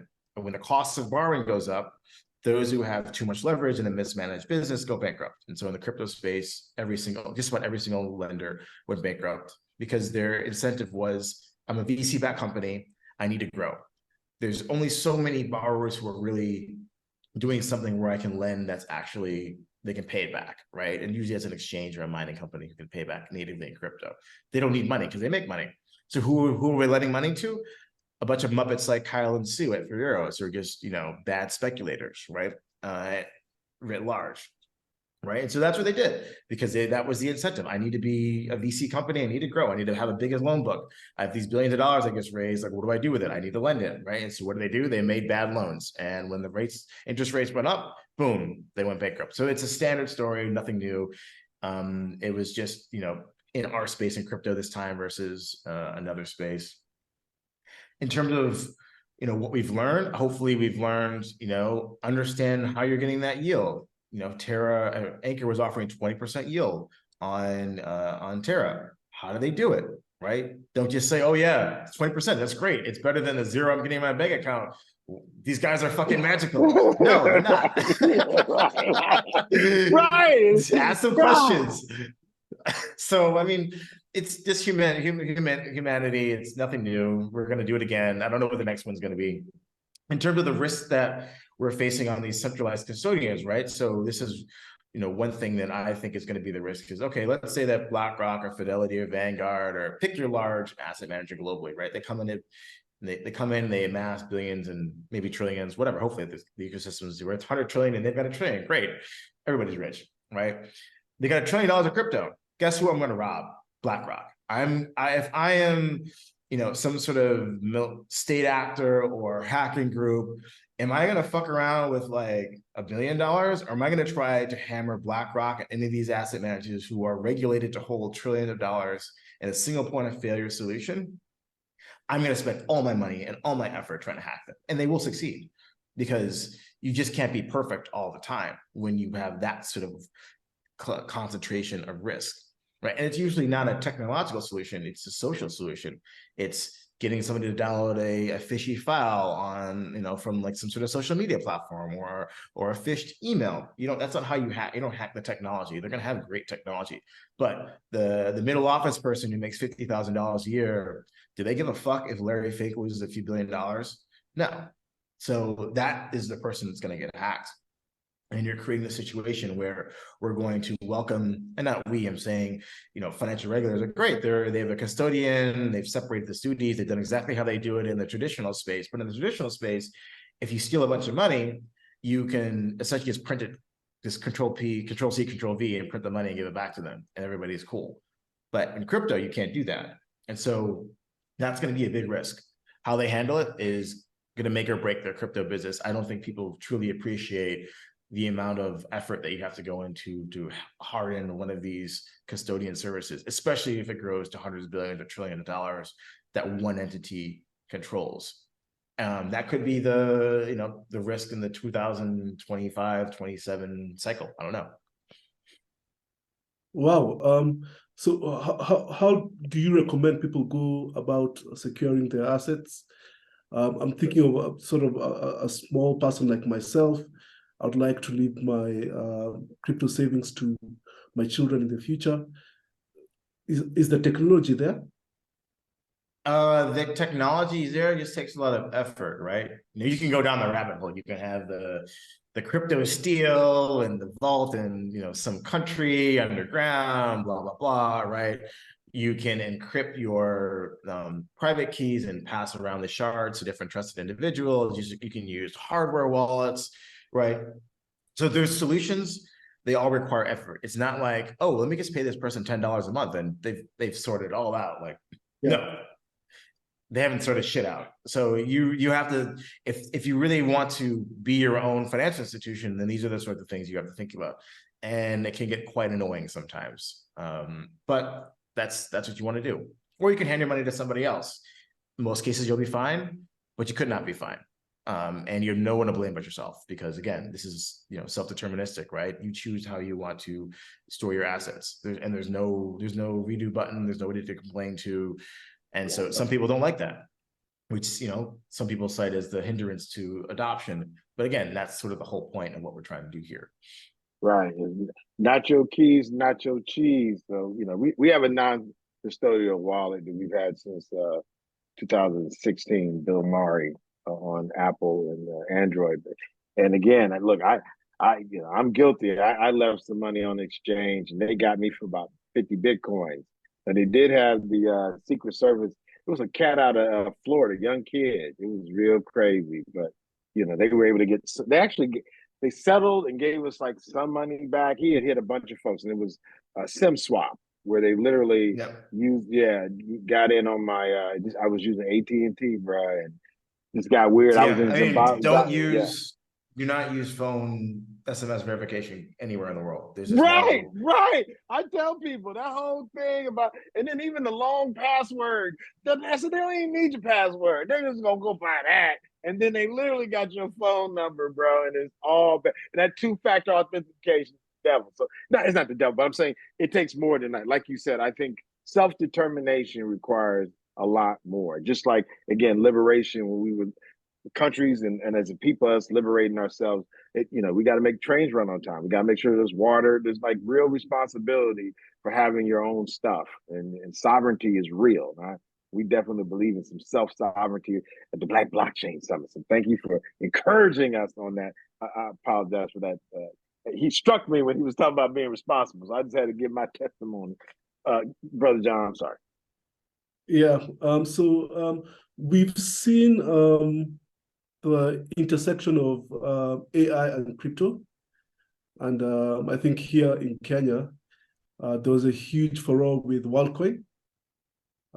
They came to Nairobi, they set up all the stations with the orb, and we saw hundreds of thousands of people lining up to get their eyes scanned to get the $70 worth of crypto. Because as you can imagine, in a sort of a developing country like Kenya, that's maybe somebody's rent or somebody's monthly income. And the government sort of panicked and they shut it down, and they raided the WorldCoin sort of agents here with the police.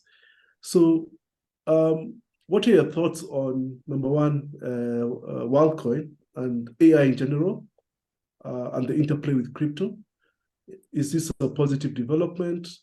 Are you using AI yourself, like ChatGPT, in your organizations? What would you say about sort of this fast-paced? Yeah, so it's quite an interesting situation, right, with WorldCoin. And I to be fair, I've read about 75% of Vitalik's paper on it, and he discusses pros and cons and blah, blah, blah, in a lot more technical detail.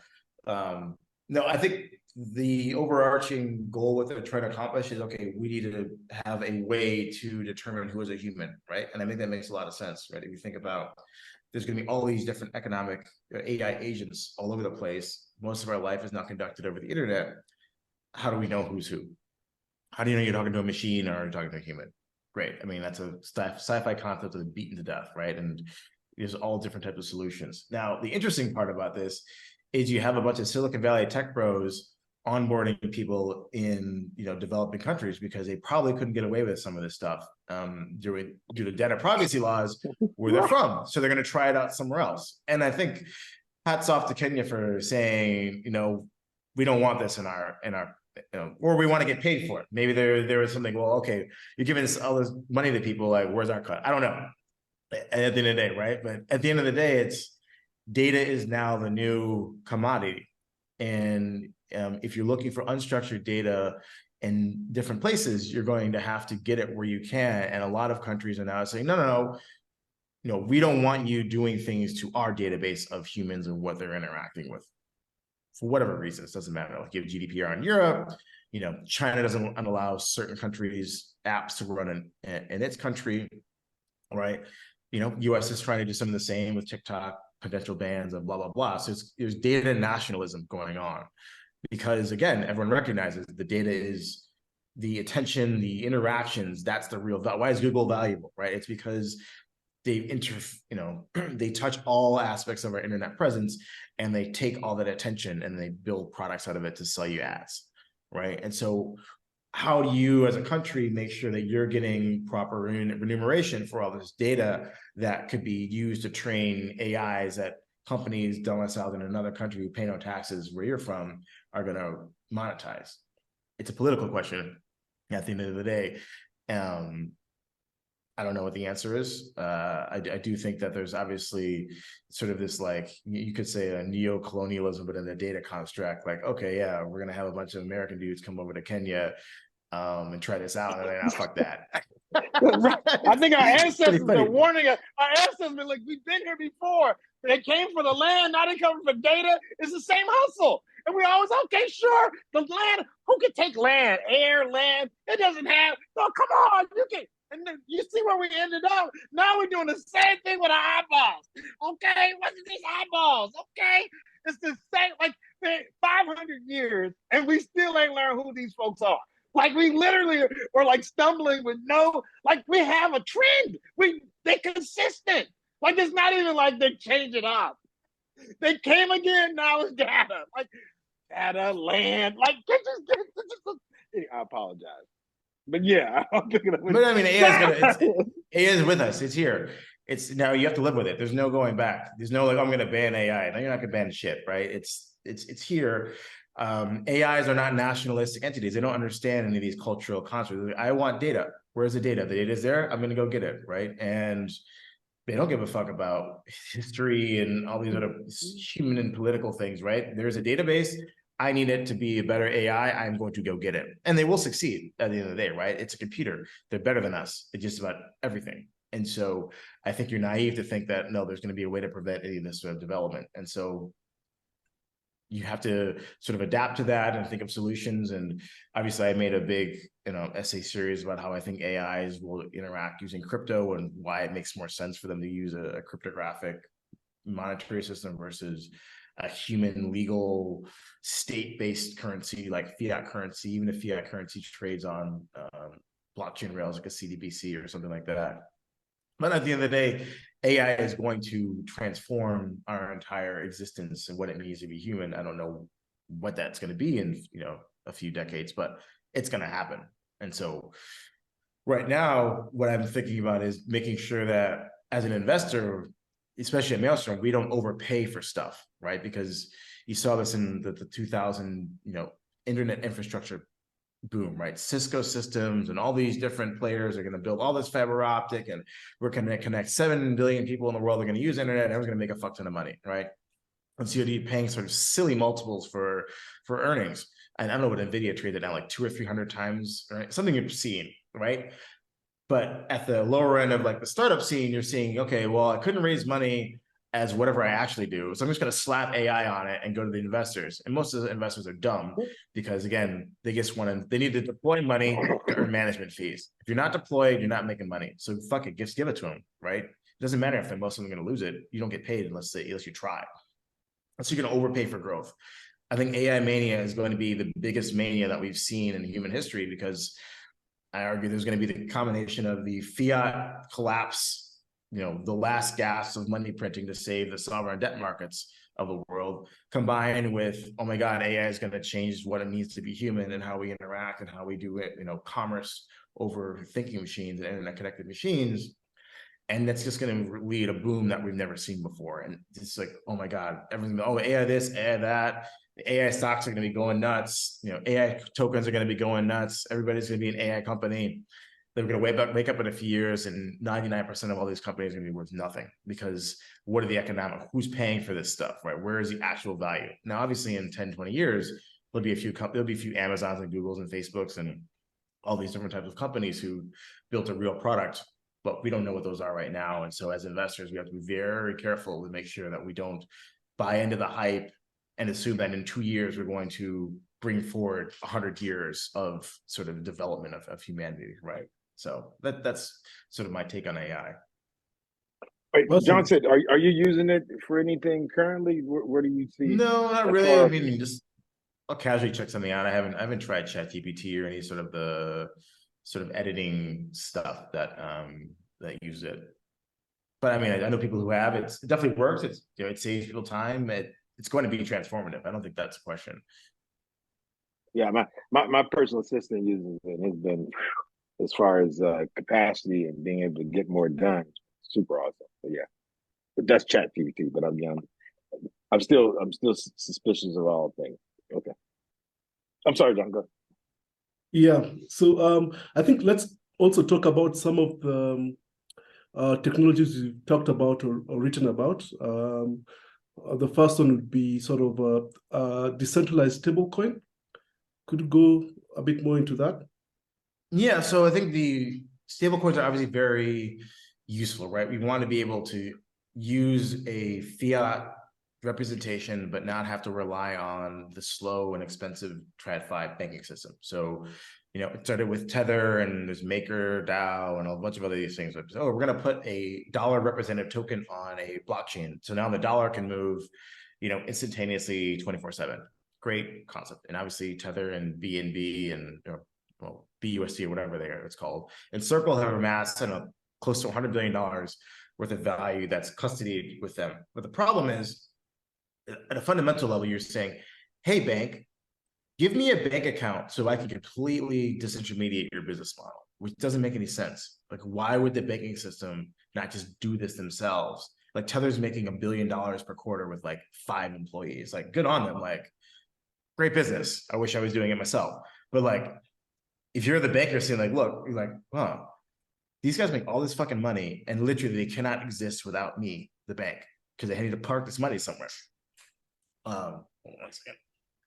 So at one level, we need to say, okay, how are we going to create a crypto equivalent? I don't think that we can go full decentralized. And so I said, okay, well, we can create a synthetic dollar with derivatives and Bitcoin, or derivatives and Ethereum. So I put this paper out there. I don't know, read it last year, and the Athena guys picked it up, and the same guy named Guy, and they're building a, I call it pseudo decentralized stablecoin, where the token is pegged at $1. How do they achieve that peg? They take in ETH and they hedge it. They take in staked ETH and hedge it, and so they earn the staking yield, which is about 4 to 5%. Plus, they earn the futures basis on ETH dollar, which is like 5 to 10%, whatever it is, right? So now they have a positive net interest margin, and then they have, through derivatives, a stable coin that's pegged at $1. And so this is sort of, and there's other people doing the same thing, because it's not a very complicated concept. But the point is, we can't have a stable coin that takes all our revenue from banks and hands it to some like crypto company and expect the banks not to be like, why would I fucking allow you guys to do this? Because it makes no sense from their standpoint that, these guys are paying them, I don't know, maybe a few $1,000s a year as a bank maintenance fee, and these guys make $1 billion a quarter. Like, I don't know. If I was a bank executive, I'd be like, get the fuck out of here, or I want to cut, right? So we need to have a solution which, fine, it relies on cryptocurrency exchanges, and the exchanges make money because of trading fees for people trading the derivatives that back these things up. Fine, but at least it's a trading pair that helps the ecosystem, and the ecosystem players are the ones who are providing the base level service versus, the industry that we're antagonizing and trying to completely replace is essential for the operation of the stablecoin itself, which, when you think about it, that doesn't make any sense. Yeah. So how does that tally with sort of the more scrutiny on centralized exchanges such as Coinbase and I believe Binance as well. How do you see that evolution of these stable coins that are being backed by crypto? Well, I think at some point the banks, and you're starting to see, I think JP Morgan is rolling out a JP Morgan coin. Like it's not hard for them to do this. Like, but again, it's the first bank who does it is going to capture all the value. So, you know, Jamie Dimon has given the green light to do this, and JP Morgan really goes strong. We're going to create a US dollar that's literally just dollars sitting in JP Morgan, and we're going to give that to people to use across the world. Then they'll completely destroy. Why would I custody my money with Tether when I can get custody with JP Morgan, right? Yeah, you would use a JP Morgan coin, obviously, right? And so I think that's the sort of trend is, you know, they've seen, okay, these are successful, or they're still around after however many years. They obviously aren't complete scams. So if literally all I have to do is, you know, have a ledger that I can do, I know how to do ledgers. I'm a bank, is what they do. And then I, you know, put a token on some sort of, you know, layer one blockchain and let people trade it around. It's not that hard, and they'll all do it because it makes a lot of sense from a revenue perspective for them. And you'll see competition from the banks to Tether. If that's the only option that's available, and if the consumer is going to go with the bank because the bank already has a license with the central bank to hold the money, so they don't have, it's not like one step removed. So damn it. But it doesn't matter. I don't know why people are like upset about this. It's like, it's the same thing. Look, I ain't with Jamie Dimon, but I'm with you. Go ahead, bro. Look, Jamie and the rest of them go, well, God bless him. God bless him. Yeah, so, and like I said, at the end of the day, like all these sort of, you know, scrutiny around centralized exchanges, this, that, and the other, right? And I think I've argued this in many of my essays. There's no one has a problem. TradFi doesn't have a problem with crypto. The problem that we own it, right? They don't own it. And so how do you have this company that didn't exist 10 years ago that makes, I don't know, $10 billion a year, however much money Binance makes a year? These banks fucking bust their ass to make that kind of money, right? And so like, well, fuck this guy. And it's sort of a global standpoint, like, okay, why are we allowing, you know, our users, like government is just another tech company, right? They need users, right? Same with the banking system, they need users. Why are we letting our users go over there and use this product? And this product uses our banking system to exist because you got to send wires in somewhere at the end of the day. Well, fuck that. Let's do it ourselves, right? And so you're going to see the Fidelity-backed exchanges, the BlackRock-backed exchanges, and all this sort of stuff. Or they just buy the stock. I agree. Right? It doesn't make any sense, right? And so, again, but obviously the good thing about all this is we have DeFi, right? And DeFi is the antidote to this because, you know, centralized crypto exchanges will tend to the exact same structure that's in TradFi, but we have DeFi, which is something different. And so for somebody who doesn't like that, and they say, I want to have a decentralized way of transmitting value, we have Uniswap, we have SushiSwap, we have GMX, we have, you know, GNS, we have all these other different types of services that let you do the same thing, but it's non-custodial. It's the governance token holders decide how this is operated. And so you have a choice, right? We'll see who wins. Go ahead. Yeah. All right. Yes. Do you see these stable coins being actually used on decentralized exchanges? The centralized exchanges don't care, right? If the users want to use it, then they use it. Who cares? The DEX doesn't care. They shouldn't care. They're agnostic to the asset. As long as it's on the L1 that they support, then they should be, and there's a liquidity pool that wants to trade it. That's the whole point. It's freedom of expression of humanity with each other, which is usually not what's allowed in traditional finance. They don't want freedom of expression on their exchanges. They want you to trade the stock they want you to trade because that's the one they're selling to you because they bought it much cheaper, right? That's how it works. So that is what a decentralization is supposed to be. You know, there's good things and bad things on there.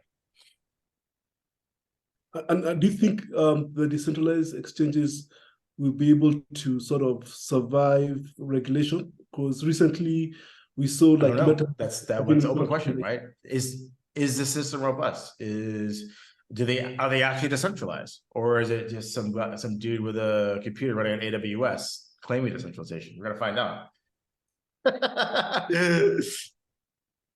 All right, awesome. What else? Could you talk about maybe your investment thesis in GMX? Because I saw. I mean, it's an exchange. I like exchanges. They're building a new model, the perpetual not a new model. They're doing basically sort of a swap program with perpetuals. One of the first to do it. They do decent volume. Supposedly decentralized. I guess we'll find out. So yeah, I like the exchange business model. It's a very good business model if you get it right. Yeah. Well, what else should we be looking at that you're currently looking at as well? I mean, I think right now it's all about sort of have a view on the cycle, right? Because right now we're in sort of the depths of the bear market. Everybody is like, oh, when's Bitcoin going to move? Is just going to go sideways like this, right? This is a time when, if you have a view of the future, this is when you want to be allocating, right? Because the prices are low, the interest is low. The last thing you want to be doing is buying charts that are going like this, right? Because the charts go like this, also goes like that real quick too. So the volatility for someone who's actually, has a 2 to 3 year view on where this is going is a good time right now to accumulate the things that you think are valuable. Got you. All right, I think I'm pretty much done, Sinclair. No, I think it's humbly, Brother Hayes. Anything that folks who want to be supportive or any of the work you're doing that they can, where they need to go, what they need to do to follow as well as be supportive. Again, that's the key part of what we do with the Black Blockchain Summit. We want to. I mean, obviously, I want more people to read my stuff. I hope that it's quite educational. I have a Substack, Crypto Haze, on Substack. You can also find the material on the BitMEX blog.bitmex.com, or my Twitter at Crypto Haze. I post all my stuff there. And then, again, just keep reading, because at the end of the day, it's your money. It's your financial freedom or not, right? There's nobody here is going to do it for you. You have to invest the effort, and there is no shortcuts, no easy button, no. This coin's definitely going to go up 100% tomorrow. I don't know. No one knows, right? Anyone who says they know is probably scamming you.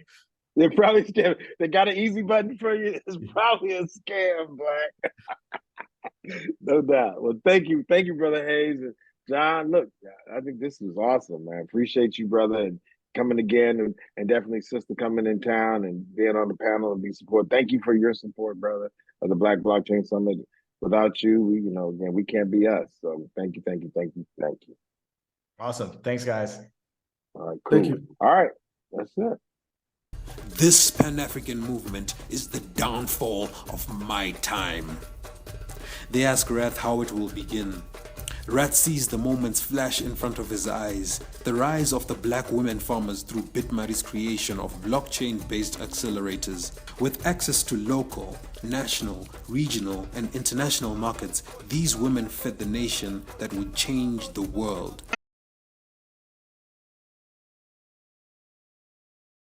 Hello, everyone, and welcome to this fabulous baraza that we're doing for the Black Blockchain Summit 2023. And I am super excited today, because we have an absolutely fantastic panel today, and we are going to be discussing the importance or the significance of community involvement in DAOs, which stands for Decentralized Autonomous Organization, and DeFi, Decentralized Finance.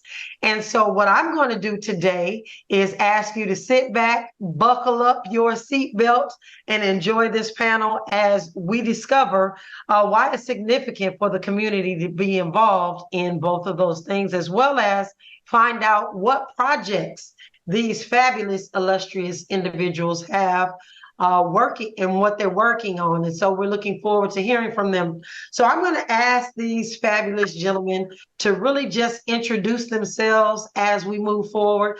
And we are going to start with Femi. Femi, tell us a little bit about yourself, and we'll just sit back and listen. Thank you very much, Nadia Roberts. Thank you to the organizers of this amazing Black Blockchain Summit. My name is Femi Adegulu. I'm the founder and CEO of BlockChain Academy, and we're a platform that provides quality, accessible, comprehensive blockchain education for people in Africa to get to know about blockchain, get aware of the technology, and be able to start a career in Web3 and also create a niche for themselves in the space.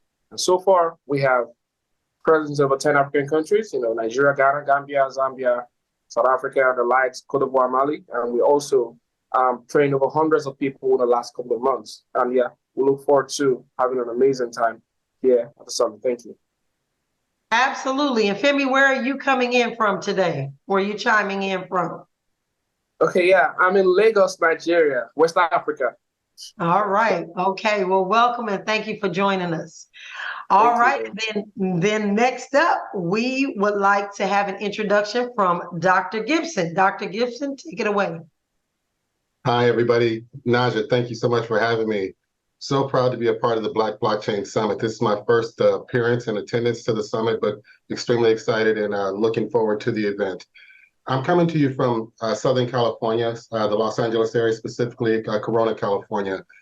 The reason that I'm excited about sharing the news about myself and about the projects that I'm working on is just, and generally speaking, just news about blockchain, crypto, community involvement, decentralized autonomous organizations, because I really feel that that's the future. I feel that that's the way that the world is going.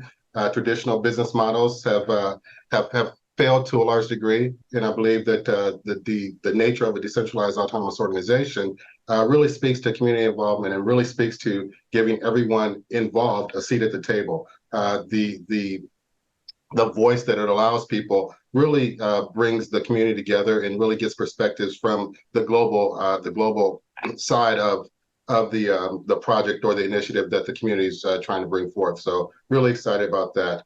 I'm working on a couple of really exciting initiatives as well. I'm the Chief Strategy Officer for the DEVO protocol. DEVO is a group of very talented individuals that's really looking to define the world of philanthropy and volunteering. And we're looking to do that using blockchain technology, smart contracts, and cryptocurrency. So, you know, one of my personal goals is to bring mass adoption to these emerging technologies. My doctoral dissertation was entitled "The Lack of Adoption of Cryptocurrency and Blockchain Technology" by ERP professional services firms. So I've got a personal mission to really just continue spreading the word and spreading education and knowledge, because I believe knowledge is the key to mass adoption. So excited to be a part of this here panel. So thank you again, Naja. Absolutely. And I heard something that you said. We're going to chime back in on that work, because I have some good information and a good statement that was said by one of our politicians. And we're going to dig deep into that in just a second. But before we do that, can I get Ishan to introduce himself and tell us where he's calling from? Yeah, so Naja, thank you so much for the introduction, and really honored to be speaking here at the Black Blockchain Conference. One thing, so I'm calling in from Ohio. I am one of the venture partners at Adaverse. So we are a Web3 fund, mostly focused on Africa. So these are African entrepreneurs building solutions for Africa. And I think just as a whole, emerging markets showed the most potential for, blockchain technology, where you can actually have instances where you can leapfrog, right? So you can leapfrog and hopefully build solutions using DeFi, DAOs, crypto economic systems that surpass some of the incumbent systems in the West. So very excited. Absolutely. And thank you very, very much for that. And so I'm going to start with you, Dr. Gibson, because I heard you say something a moment ago about a paper that you were writing and some information about mass adoption and education that you thought was absolutely the key.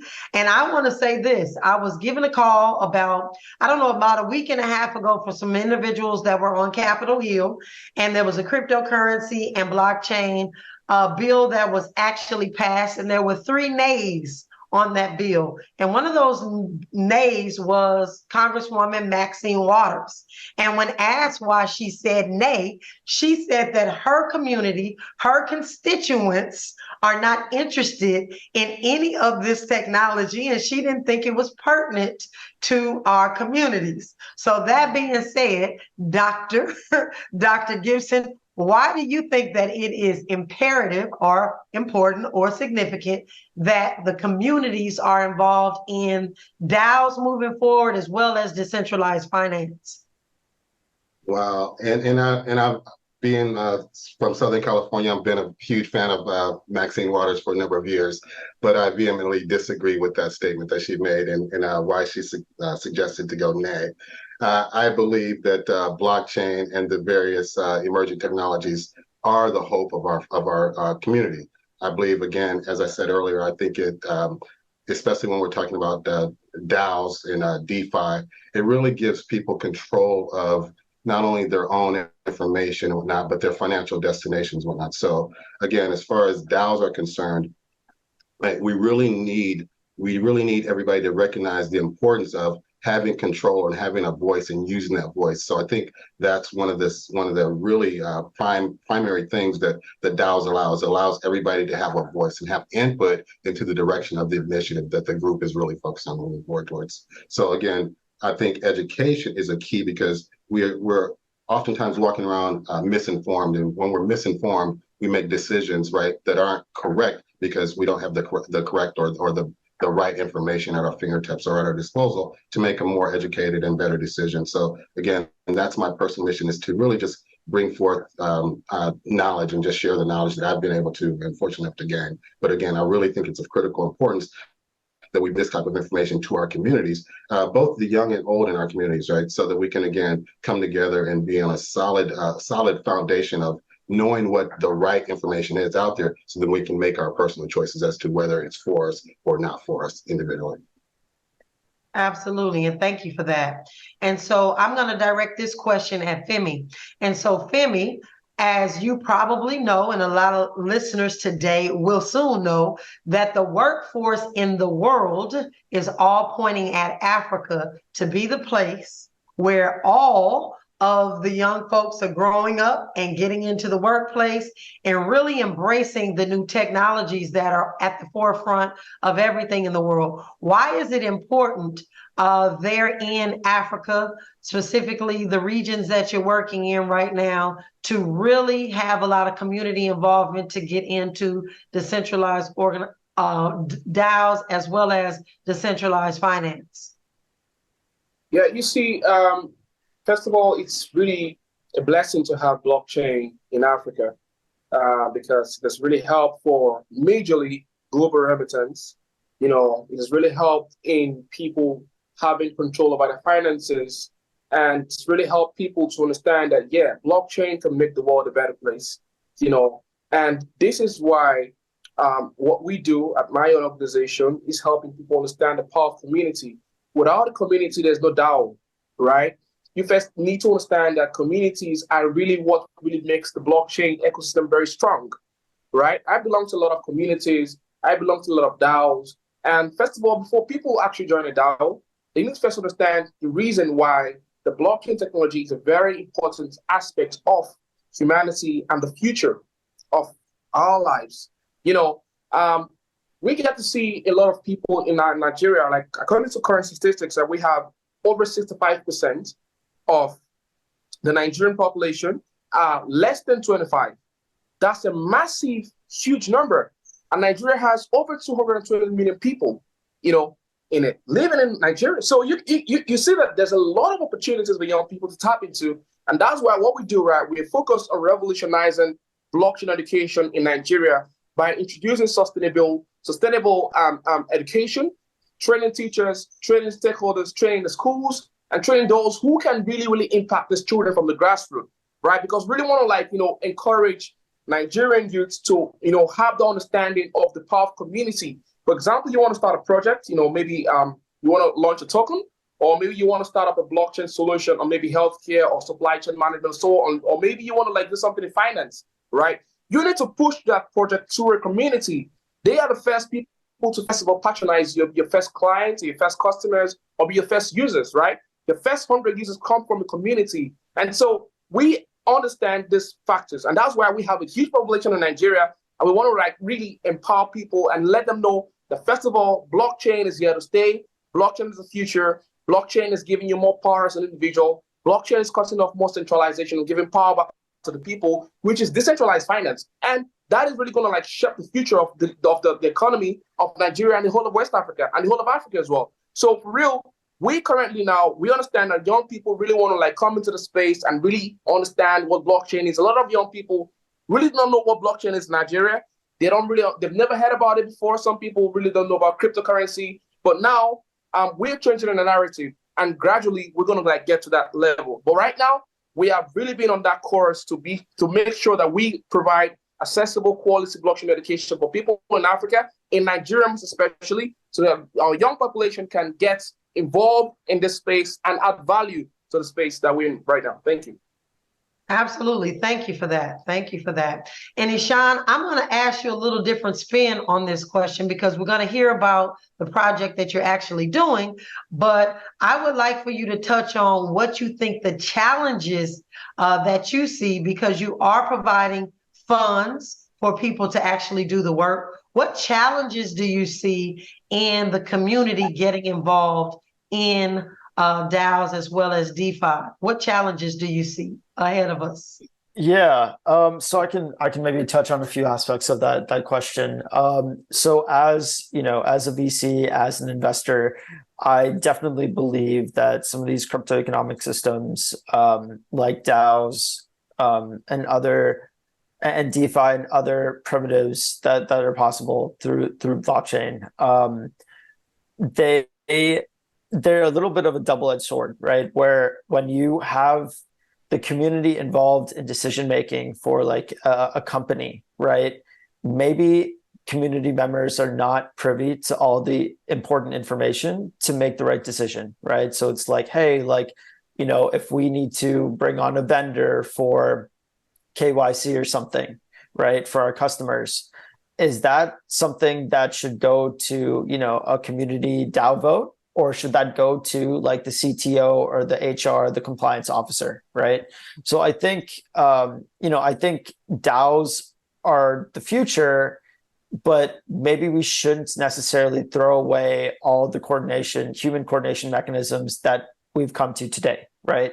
I think there's a happy medium where we kind of take what's worked in the past and then add some of the good elements of DAOs, and then we get to this, that utopia meme, right?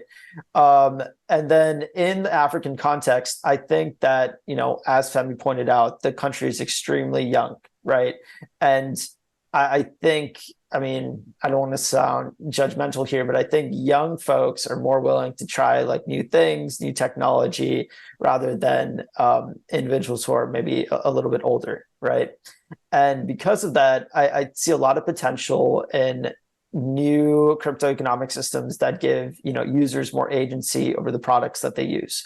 And I think that's ultimately the thing. If you look at kind of in the US, there's this, I don't have a TikTok, but there's a trend of quiet quitting, right? And I think the quiet quitting trend comes from, hey, I'm working for this company, but at the end of the day, like, does the company even care about me? Like, if they fire me, like, I just lose my job, my agency, my voice.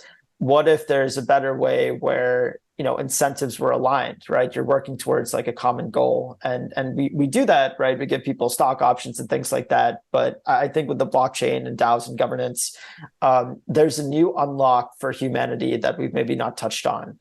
But in the context of Africa, it kind of, we can start from a first principles basis there, and it's a little bit of a clean slate. And if you get it right, I think that's where, China and the US can actually look to these systems and say, hey, this is maybe a better way of, human coordination. So I don't know if that answered your question or not.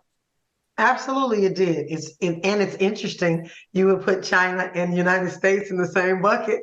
To some degree, yeah. To some degree, that is definitely spot on. So no, we appreciate that perspective. And so I guess my next lead-in question would be for Dr. Gibson. I would just like to hear, and for all of you, can you please share with us what you're working on and what we can look forward to in the very near future? Just tell us the name of your project, what you're working on, and what you hope to see from that project. Awesome. Well, in general, I'm working on spreading knowledge. Again, that's my personal mission. I've become a blockchain and emerging technology evangelist. So I'm really just working on spreading knowledge just to the masses in general. But specifically, my team are working on a project. Again, it's the Devo Protocol project. And again, it's the project that's really looking to bring trust and transparency to the world of philanthropy and donating, because I think that's one of the major problems. Right now, philanthropy is a $2.3 trillion industry, but many people that I've spoken with, including myself, I tend to not donate because I just don't trust that the monies that I give are going to reach their intended goals and reach their intended purposes. So what we're doing is we're bringing in blockchain technology to bring that full transparency into the ecosystem. We're also going to use smart contracts. So donations are locked into a smart contract. And at the completion of stated criteria, then the monies are released not only to the organization that's fostering the project, but to the specific individuals that need the money. Like, for example, volunteers will volunteer for a project if they need transportation, food and shelter, housing during the life of the project. Then again, the smart contract will release those monies to the housing provider, to the transportation provider, and so on and so forth. So as a donor, you're able to transparently see exactly where the donations are going and whatnot. So that's, again, bringing trust and transparency into the world of philanthropy and volunteerism. And again, we're using cryptocurrency to reward our volunteers for their volunteering efforts. So again, it's something it's a large undertaking. It's a global project, but we're super excited because we believe that, again, blockchain is the future of the world, just like our other distinguished panelists have been speaking. So wholeheartedly agree with both gentlemen have spoken on today. But again, that's our project. Look for us. We're the Devo Protocol Project. And again, look for me, Dr. James Gibson. I'm out there in the world just, again, shouting out there is the value in these emerging technologies, and we just need to take advantage of it. So, all right. And do me a favor really quick and spell Devo, because I want to make sure that people are able to reach you. Devo, it's Devo like the old rock group, DEVO with the V, DEVO, protocol.org. All right, and thank you very much for that. And next up, we have Femi. Femi, tell us what you're working on and what you hope to accomplish with what your works are. Oh, thank you very much, Naja. So I'm working on BlockChain Academy, and we are one of the leading providers of quality, accessible, and comprehensive blockchain education in Africa. We started just 7 months ago in January 2023, and so far we've got a community size of over 5,000 plus members, and we have presence in over 10 plus African countries like Nigeria, Ghana, Gambia, Zambia, Uganda, Kenya, Botswana, Cote d'Ivoire, Ivory Coast, Mali, Burkina Faso, and the likes. And of course, we train hundreds of people. Now, our mission is to be able to, bring blockchain technology to the Web 2 people, to people who really not know about blockchain technology, who want to try to come into the Web 3 space, or companies who want to integrate blockchain solutions into their processes. These are the people that want to look. Of course, I don't want to forget this very important fact. We want to align with the Nigerian government, to bring in blockchain education to the schools, the high schools, the basic schools, because we want to catch them young. That is our focus. We want to catch them young. We organize quarterly events in Nigeria. We're going to have the last event in October 14th, where we're going to be having some government officials. Like the last one we did in April, we had the Commissioner of Education in Lagos State. That's the top government official. She works with the governor. And she came to see how blockchain is really, really helping the world to be better in terms of transparency and privacy, and also helping for global remittances, storing data, and also payment. So, and for real, most of the capstone projects coming out from BlockChain Academy relates to blockchain and, digital land verification, that's real estate, blockchain in healthcare, electronic health records, blockchain in supply chain management. So these are, amazing ideas that can even be investable and also be turned to Web3 companies. So for real, we have, made sure that we're anchored on the United Nations Sustainable Development Goals, SDG 4, which is quality education. SDG 5 talks about gender equality, because we're very big on breaking the gender gap, having more women come into the blockchain space. I know Nigerians really don't like that. And of course, SDG 8 talks about decent work and economic growth, because we want to help people, be knowledgeable in blockchain space and see how they can become, creative and innovators, and not just consumers or just being, crypto traders, And last but not least, this is partnership for the goal. So if you're listening to me right now, you can just Google us, BlockChain Academy. We've been nominated on Nodo, one of the arms of Emogo, and I think Isha knows about Nodo as well. We're nominated twice, and I think we're currently second on the leaderboard. And Nice. we really want to do more for Africa. So whatever it is, collaborate, which is a very, very key part of what we're doing. And we look forward to seeing you guys come on our platform and be a part of our community. Thank you very much. Absolutely. And thank you for that, Femi. And so for those of you listening, it is BlockChain. So not the whole word blockchain, it's BlockChain, right? Yeah. Academy. All right, BChain Academy. So thank you for that. And Ishan, really, and I have to say Ishan, please tell us what you're working on and what or who you're funding right now. Yeah. As mentioned before, I'm one of the venture partners at Adaverse. So Adaverse, it's a $100 million Cardano-focused fund, but mostly focused on Africa, African founders building solutions for Africa. So as of right now, I can just touch on some of the really cool companies in our portfolio. We have a company called Zuma GPT. They're building essentially like a smart contract, like no code smart contract platform where you can kind of input a prompt and it'll create the smart contract code on your behalf. That's super cool. Afroblocks, so it's a bit like the LinkedIn for Africa, for freelancers and beyond. We have another company called Susso Global working on tokenized registry for the continent. We have other companies working on creating like market intelligence platforms for the country of Africa. So a lot of really cool things. In terms of what we're looking at right now, I can just give you maybe my vantage point as an investor. Some of the projects that I'm seeing in Asia and the West, the US, it seems like they're building, it's crypto people building stuff for other crypto people, right? Whereas a lot of the deal flow we're seeing in Africa, it seems like these are African entrepreneurs building, as mentioned before, solutions that solve some of the problems that we're seeing in Africa.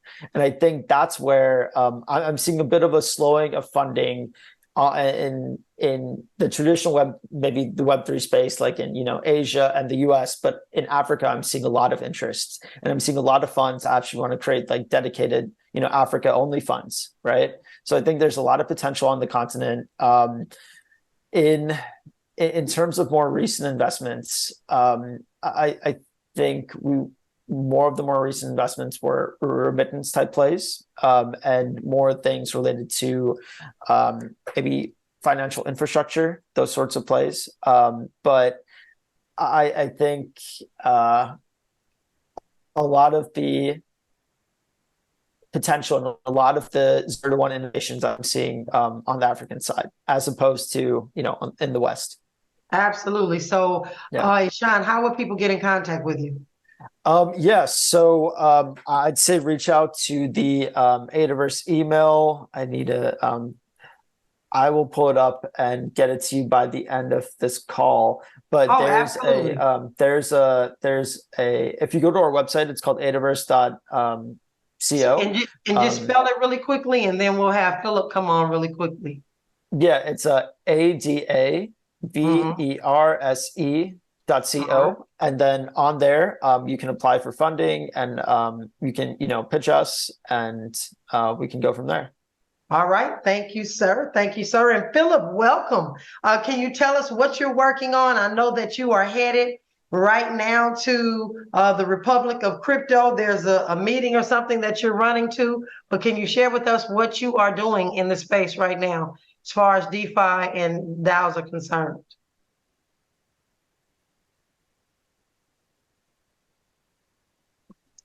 All right, maybe he's already at that meeting. Well, I just want to first and foremost say thank you to each and every one of you for the work that you do, boots on the ground.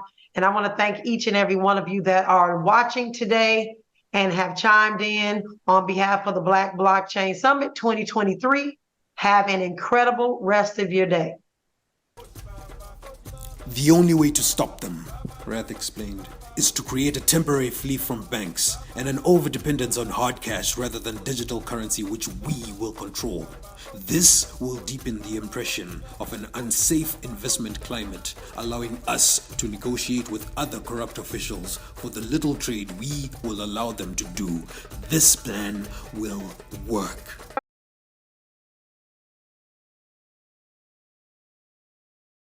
Hello, Black Blockchain Summit. This is Deidre McIntyre, and I'm here with another fantastic panel.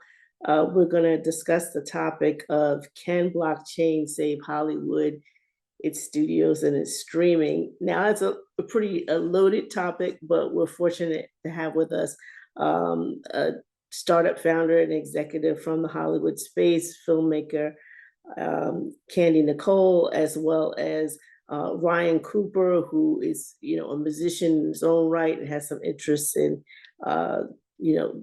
the NFT space and streaming and how that connects to, potential lucrative opportunities for musicians in the film industry. And then we're also going to have a general conversation of the current state of Hollywood. And is this that turning point that really sets an opportunity for those of us with a little bit more technical knowledge to improve the system for all those involved. So without further ado, I would like our guests to introduce themselves and give their background. We're going to start with Candy Nicole. Let's just jump right in there then. That's right. That's right. And well, good morning, beautiful people. It's morning where I am here in Southern California. My name is Candy Nicole. I am a graduate of Howard University. I graduated with my degree in film and economics. I'm a native of Southern California. And ironically, when I arrived at Howard, I very much was trying to, I majored in film, but I very much was trying to get away from my roots and make it seem as though, I got here, on my own, pulled up by my own bootstraps, but nobody does. And so I had already arrived at Howard with a lot of experience, a lot more experience in entertainment than I even realized until later in life when it became very useful. And now we're at a very unique time and place in the entire industry, and I'm really excited about the conversation we're about to have. And Ryan Cooper. My name is Ryan Cooper. Pleasure to meet everyone again. And I am the founder of DeVille Crypto Solutions. It's a bootstrapped blockchain consulting firm, as well as a cryptocurrency education platform. I'm a seasoned musician, piano for about 35 years now, guitar about maybe 20 years. I run my own business doing music production. And I've been heavily involved in the cryptocurrency and NFT space for the last 8 years. I'm a certified blockchain expert via the BlockChain Council, and I participate in podcasts, conferences, and organizations globally. I'm an active member of the Blockchain Association, as well as a fellowship awardee from the Global Digital Currency Association. So this is just a little bit of my background, and I'm ready to participate in today's panel with everyone. Fantastic. Let's hop into it. They say when there's blood in the streets, there's also opportunity for other people to make things better. And we've definitely seen this summer in terms of Hollywood with the writer's strike and then the actors, the SAG-AFTRA strike, that people are disheartened, broke, angry, upset.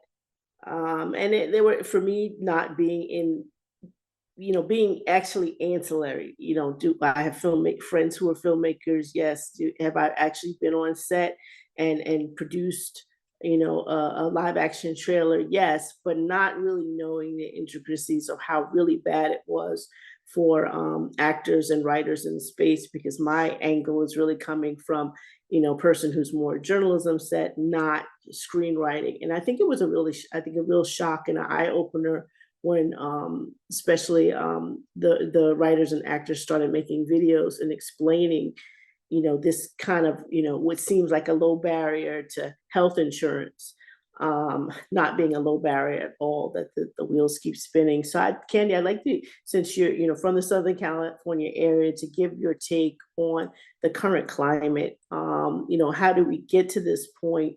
And, are there any silver linings just beyond technology that you see? I love the question.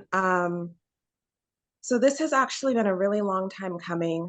I try to come from a general perspective, but really just from my own personal and then professional experience, and then even being a graduate of Howard, my perspective is a little different because I've always seen myself as a voice for Black people in a space that was very much not wanting to hear what I had to say. And at the same time, I've had multiple Black producers, big names in the industry who are very well established, literally tell me that if I turn my characters white, I could get my projects funded. And that's what a lot of writers do.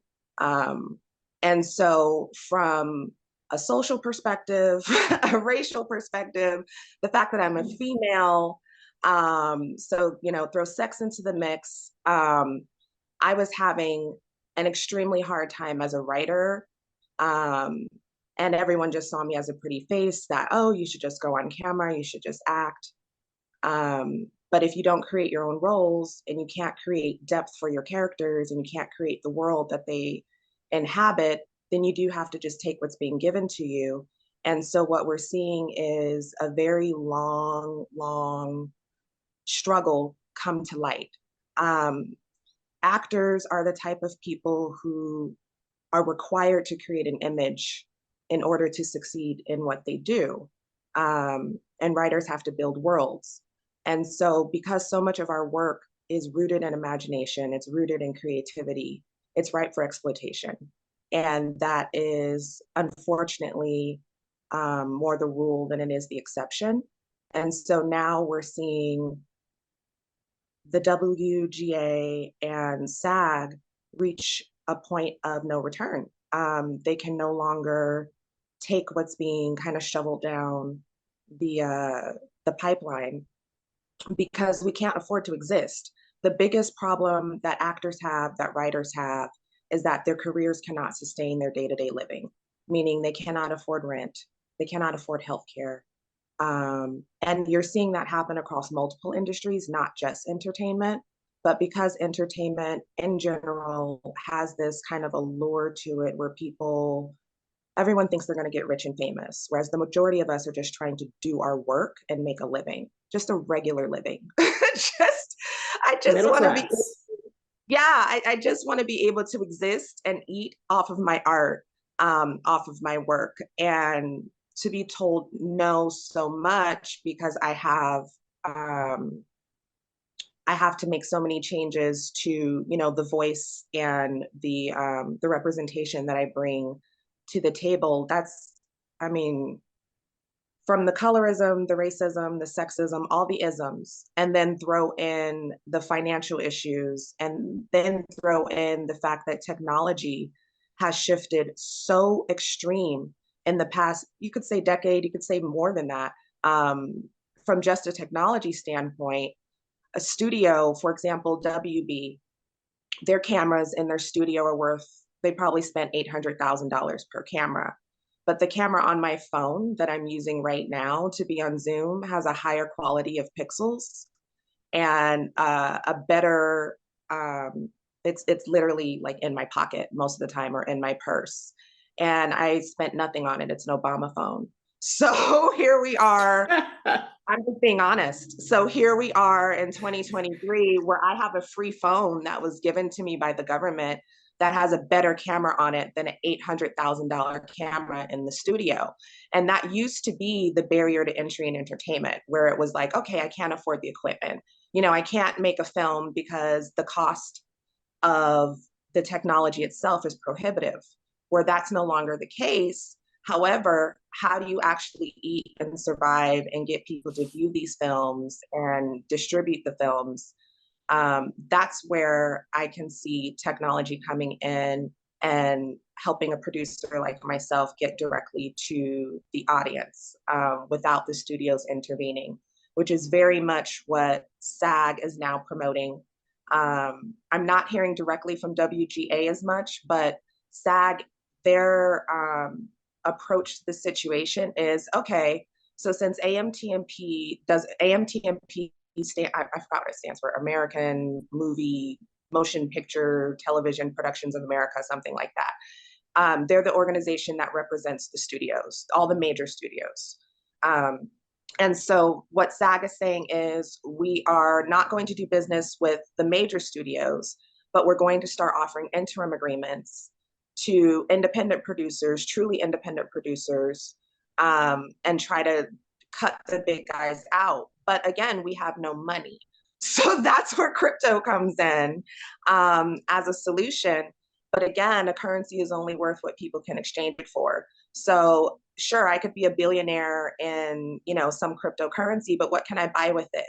And so we have to actually build the marketplace. We have to build, the whole world around the industry has to be built.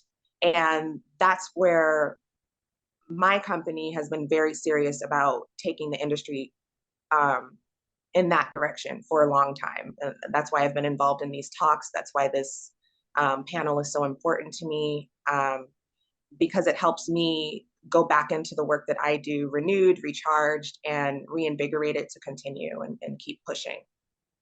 Ryan, what are your thoughts on the current state of Hollywood? And then we can actually move into, because Candy was moving us there anyway. She was directing us directly into, what can we do to remediate? So two questions in one: the current state to remediate, and then we're going to come back to Candy about her expertise in economics.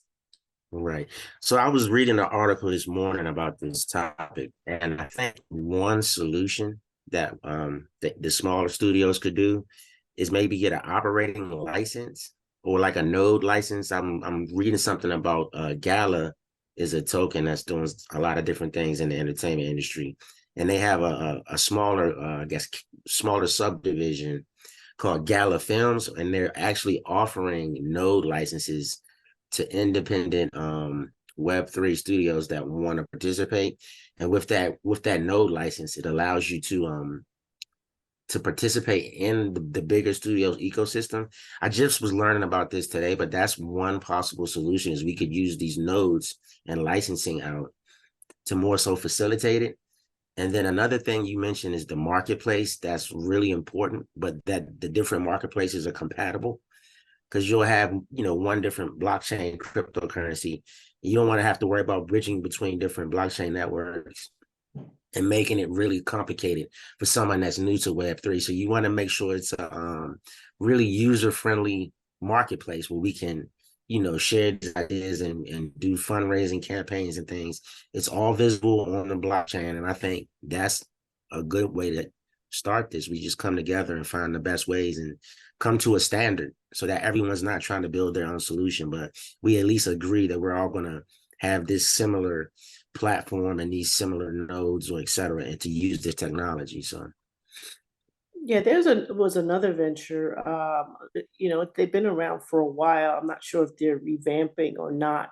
It was called Flixo. I don't know if either you've heard of Flixo. The founders were from Spain. And, even before these strikes, they had existed in a way that they were supposed to be the platform for distribution for independent filmmakers. They've kind of closed up. I kind of visited the panel, like their website before this panel, and I was like, oh, everything has changed. Maybe they sold ownership. It's not like it really. Originally, they had their site kind of really looking like Netflix. You could see all these different videos, and most of the stuff was in Spanish. But you could watch independent things, and I see it's like closed out. That some people lose their direction. With changes in funding and changes of direction. So now it's like a marketing looking site. You can't see behind the wall. But Candy, tell me if there are anything in terms of technology that you see that you think would be beneficial if it were implemented. If I told you, I'd have to kill you. No. Famous last words, but no, I do. I actually was literally thinking about all the NDAs I've signed and trying to be very careful in my wording, because the good news is that there are people like myself in Hollywood who saw this problem years ago, especially as Black entertainers, understanding that given the history of Hollywood and the way that we've been treated historically, we had to have our own in order to be able to break free and tell stories the way that we would like to tell them. There was no existing roadmap, and so we had to build it. So yes, there are technological solutions that I know about that are very promising. And I've seen in the trenches giants, very famous, very powerful, very wealthy people quite literally do everything they can to stop the technology, because they could see the shifts changing. They could see power dynamics becoming what they are right now.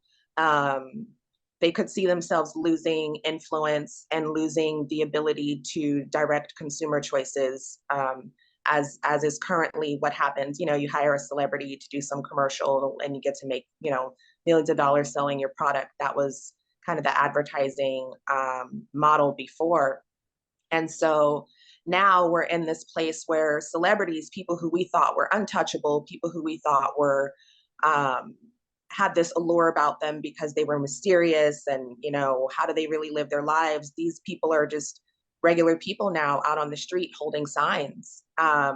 And so much of the magic and the allure and the mystery of Hollywood has been taken away, because now people can see that acting is just a job, just like any other job. And maybe not even as glamorous as it was previously marketed to be.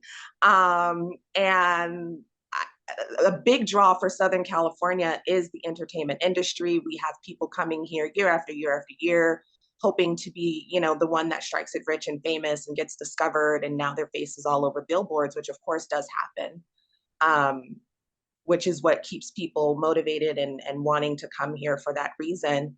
But if we lose that, and it's already like slipping through our fingers. I mean, it's such a huge dynamic shift that is taking place in terms of who has the power over influencing people's perceptions of who they are, where they are in time and space, and how that relates to other people in society, which is really what Hollywood was about, controlling how people see themselves in the world.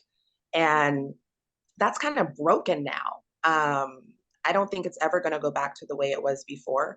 And we're excited. I'm excited because it's interesting that even on social media, especially on Black Twitter, there was this conversation, I'd say 5 years ago, 7 years ago, about tear it all down and rebuild from scratch. And we need to start all over. And we need new institutions and we need new systems. Well, now we have that opportunity because the major institutions are failing us in a very public, very undeniable way. And are we ready to, take charge and be the ones that are making those decisions going forward? I know that I am, but not everyone is ready for a new system to be built because it does change who is in control of it. And for me, I think that's a positive thing, but there's going to be winners and losers in this situation. And I don't know, I'm really excited, but I'm also scared to death. It's a very,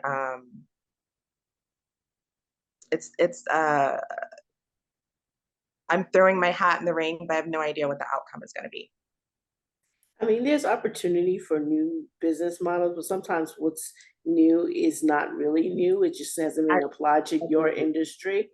I think that Brian is very familiar with Dows, and there seems to be this lost correlation that a Dow is really just a sort of a cooperative, and the United States doesn't really promote its cooperative businesses that much. I think the biggest brand in cooperatives may be like Sunkist, and everyone's had a Sunkist soda at some point, especially this summer, getting all those new fruit flavors, but they don't really realize that Is REI considered a cooperative? I don't even know what REI is. It's like is that electronics or? No, they're like outdoor sports kind of retail. I think they are. I know what you're talking about. They're like campers and things. Yeah. I think they're a cooperative. But no, that's an excellent point, because when I was looking for business models and just doing my research, I realized that the one business model that has outlasted Blockbuster, when Netflix came in and kind of killed that whole store chain, that whole nostalgia of being in the 90s and going to Blockbuster on a Friday, that's over now, right? But Chuck E. Cheese is still around. and they're a very successful entertainment company, and they have their own currency. When you go into the Chuck E. Cheese system, your dollars are no good here. You have to get coins with the mouse face on it. Yeah, you have to get their tokens, and those tokens only have value within the Chuck E. Cheese system. You can't spend those tokens at the grocery store, but you can get a hell of a ton of toys with them when you're about to leave that system, and cash in all your tickets at the end of it and leave. And it's like the best day ever for mom, for dad, for the kids. We're all having a great time. And so seeing that cryptocurrency has the potential for being the Chuck E. Cheese money in a system, that was attractive to me, because not only can you use it as a method of distribution for film, but it's also a world in which you can incorporate gaming and other forms of entertainment that engage people within a space, and allow them to have a marketplace and a currency, and it's all around a certain type of entertainment. And so I'm seeing that idea really take hold, and it's a very exciting time because as Ryan spoke to, there are a lot of individual companies kind of coming up with their own way of competing in that space, and I'm just kind of like overwatching to see who's going to win this competition, like who has the best Chuck E. Cheese coin. But yeah, it's a very, very interesting dynamic to see that that model coming out. I told you the time was going to fly by. 25 minutes seems like it's a long time, but it's not. Ryan, I want you to speak to, do you see any avenues for, people in the music industry to have something available, some type of NFT thing available that independent filmmakers can access? Because I need a score for XYZ or something. Is there anything that you've come across, or any ideas you have on that? Take about a minute and a half. Okay, yeah. So I'm pretty active nowadays on Twitter Spaces. So anyone watching this, I would get into Twitter Spaces, Black Twitter, but just more so the music NFT Twitter scene. We're all doing amazing things there. There's a lot of amazing projects coming out. That's the starting point. Get active on Clubhouse, get active on Twitter Spaces. It's a ton of people doing so many different things right now with music NFTs. A good friend of mine just did a song with Snoop Dogg. They're doing things in the metaverse. So I know we didn't really talk a lot about the metaverse, but a lot of funding fell out of the metaverse because whatever, Disney was fully into it, and then they backed completely out of it. But what's happening is a good friend of mine is working with Snoop Dogg, and they're doing weekly events in Decentraland, which is one of the major metaverses. So the metaverse is still here. We just got to find a way to pull that back into some of the new music NFT streaming platforms that have just dropped recently. Sound.xyz is one I just recently got signed on, but there's a ton of new music NFT platforms coming out. We need to just kind of put a compilation of all the resources together so we can all have it in a central location, so we all know what to pull from, where to grab it. But yes, it's tons of information. Yeah, the future theater. I mean, can you imagine you're at home, or you just want to bond with someone? I have a friend of mine that lives in Dubai, and aside from Facebook, I don't really have any time to interact with her. But if we know we're movie, and let's go see Candy Nicole's latest production, and we just put on our headsets, or we just go in the zone, and we've got the world that Candy created, the theater that she wants to showcase her work that she's produced, and be able to talk together and see that film together, and then be able to chit chat and cat and stuff like that. I think there's a potential for ticket sales that way, that people want to interact with each other that can't, and that ticket is going to be an NFT, and you could still stream that thing, but you can't see it in the theater. You can't see it. That's another revenue stream potentiality of the industry. So again, the time went very, very quickly. I just want to take, even though we're about time to wrap, I want Candy, I think you have something coming up, or you're working on a conference. Is there anything that you want to share with that? And that's probably take about 30 seconds for that. Okay, I'm currently working on a film festival taking place in Las Vegas on September 13th. And it is all about integrating AI technology, basically everything that we're fighting for with the strikes. It is about figuring out how to integrate these technologies into the entertainment industry from a grassroots level. Excuse my cat, she likes attention. So yes, so that takes place in Las Vegas. It is the Conceptualize AI Film Festival, and I'm excited about that. It'll be past our pre-record, but people hopefully could chat you up on the Hoover app for the conference and find out how that went and how they can help post your conference. The cat is like, feature me. Ryan Cooper and Candy Nicole, thank you so much for this very brief time. This is our first, but definitely not our last Hollywood panel. And hopefully those of you who come to the conference, I'll see you in DC. Thank you. In Zimbabwe, a future Bitmari freedom fighter has come to explain the benefits of cryptocurrency to local farmers. She comes spreading the word of decolonization through the use of technology. Through education and investment, she tells them of a future where they will be the forebearers of change within their country and the world. Just then, our freedom fighter's warning device rings. There's an attack on the bank, and it looks like Wrath and the officials have begun to make their move. The hero calls to assemble the rest of the future freedom fighters.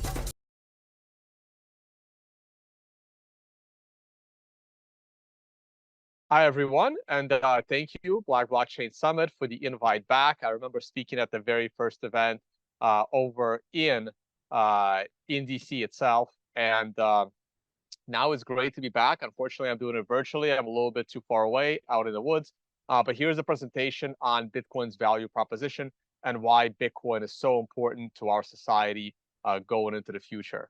Let me go ahead and start the screen share. So everyone should be seeing that now. And we'll begin. My name is Tong Vase. I have been in this space for almost a decade now, and feels like yesterday. And I mostly talk about finance, economics, but also explaining what Bitcoin is. You can find my YouTube channel and all over other social media as I travel around the world doing presentations like this. So let's talk about Bitcoin. We have a lot of slides to cover. We have a lot of history of Bitcoin to cover and only 20 minutes to do it. I'm not going to talk much about the early days of the creation of Bitcoin, but that is the white paper. And I strongly recommend everyone go ahead and read that.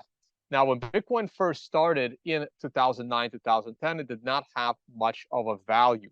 Its first value came in at around at the end of 2010, when it was suggested that a company like WikiLeaks should maybe accept Bitcoin for donations.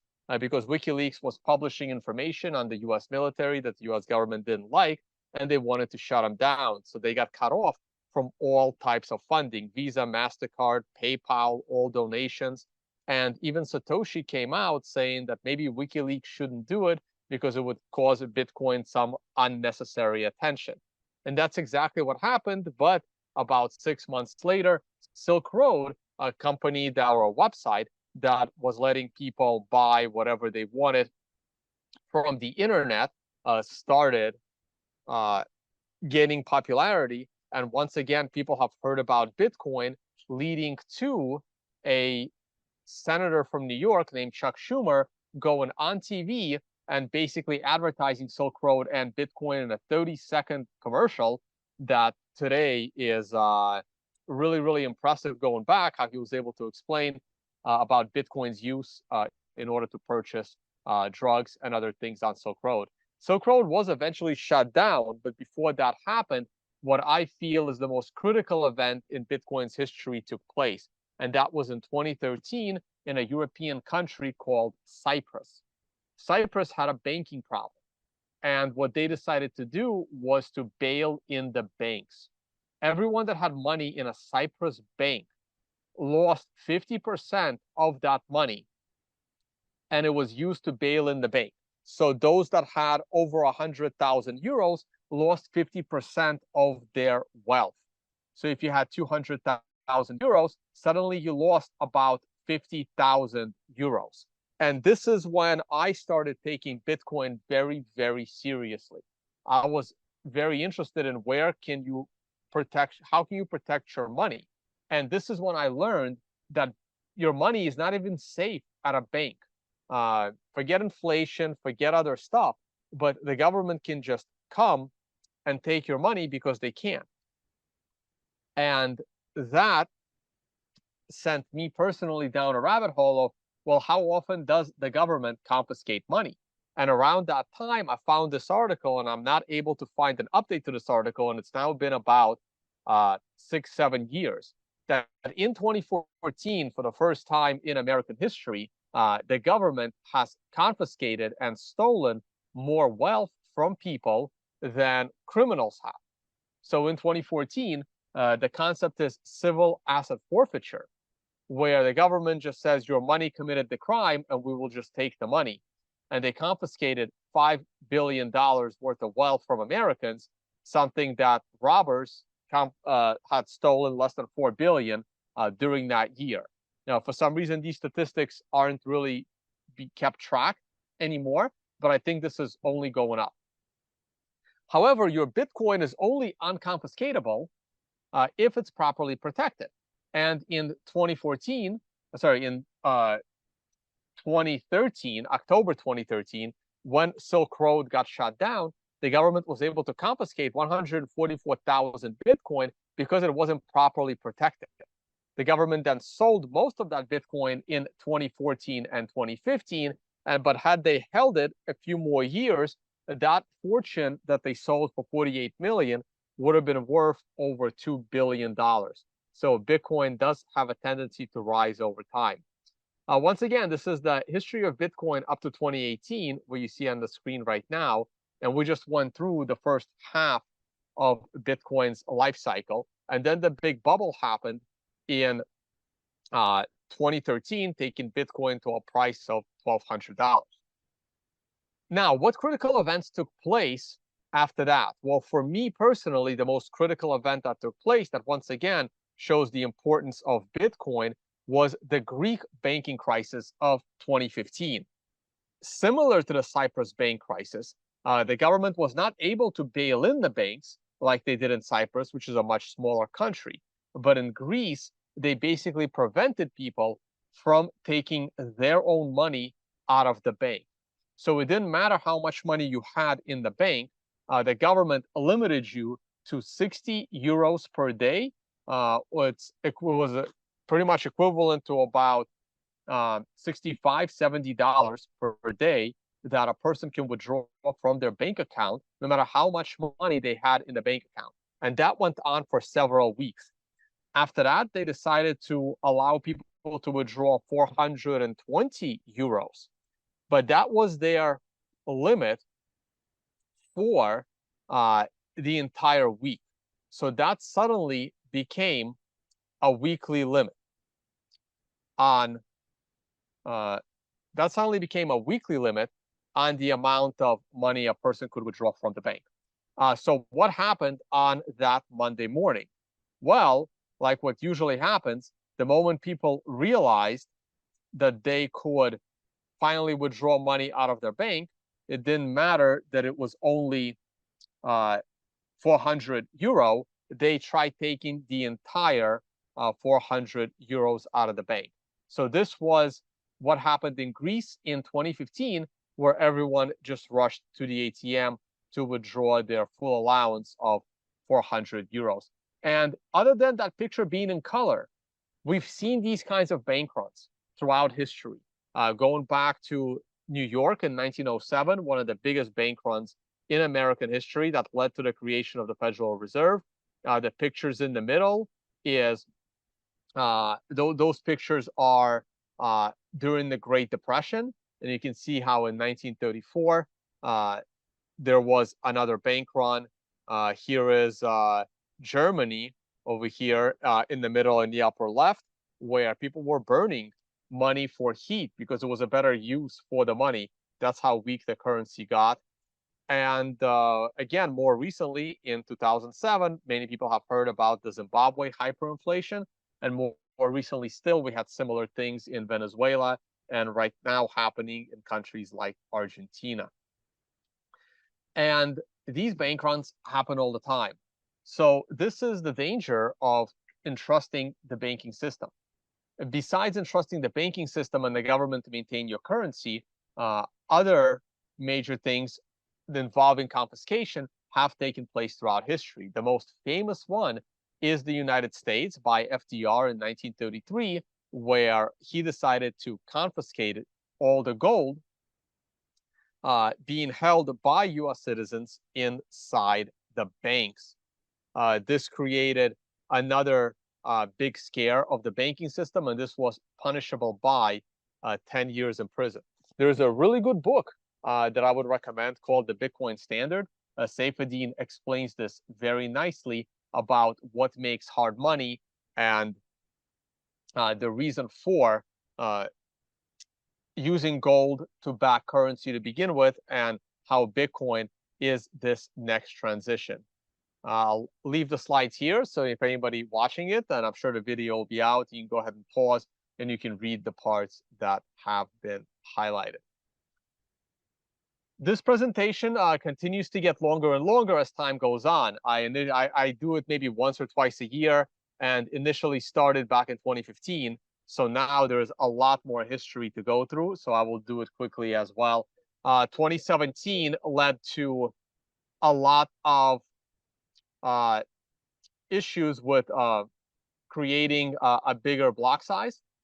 There's a great book on that called The Block Size Wars that talks about how Bitcoin can scale. 2018, 2019, no critical financial events took place during that time. Bitcoin did go through its bear market, but then some very interesting things happened around COVID.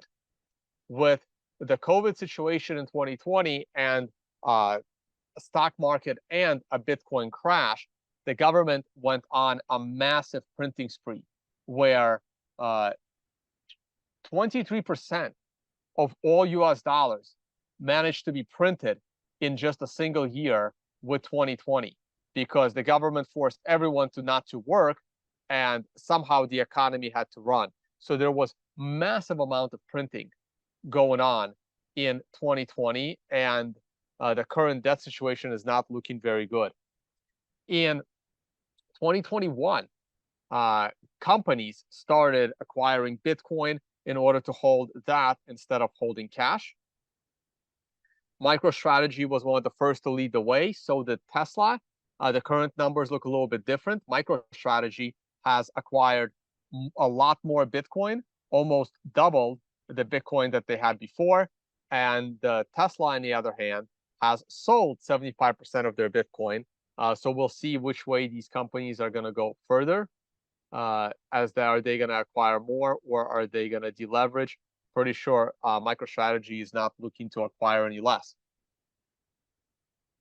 Countries are starting to get into Bitcoin. We have El Salvador that has now announced that Bitcoin is going to be its legal tender. But now that the price has been down, not many countries have been following suit. But here come the interesting things over the last 2 years. More on confiscation. Trudeau and Canada started shutting down bank accounts of those that were donating to political causes that they did not like. 2022, when Russia invaded Ukraine, lots of wealth of Russian private citizens was confiscated all around the world. Russia itself was banned from the global international financial system, and its gold got frozen and confiscated in some of the central banks around the world. And more recently, just last month, a British politician has been removed from banking services because of his political views as a very, very popular politician. So the financial system has become political. So let's quickly summarize everything, and then I'll have 5 minutes to talk about where things are going.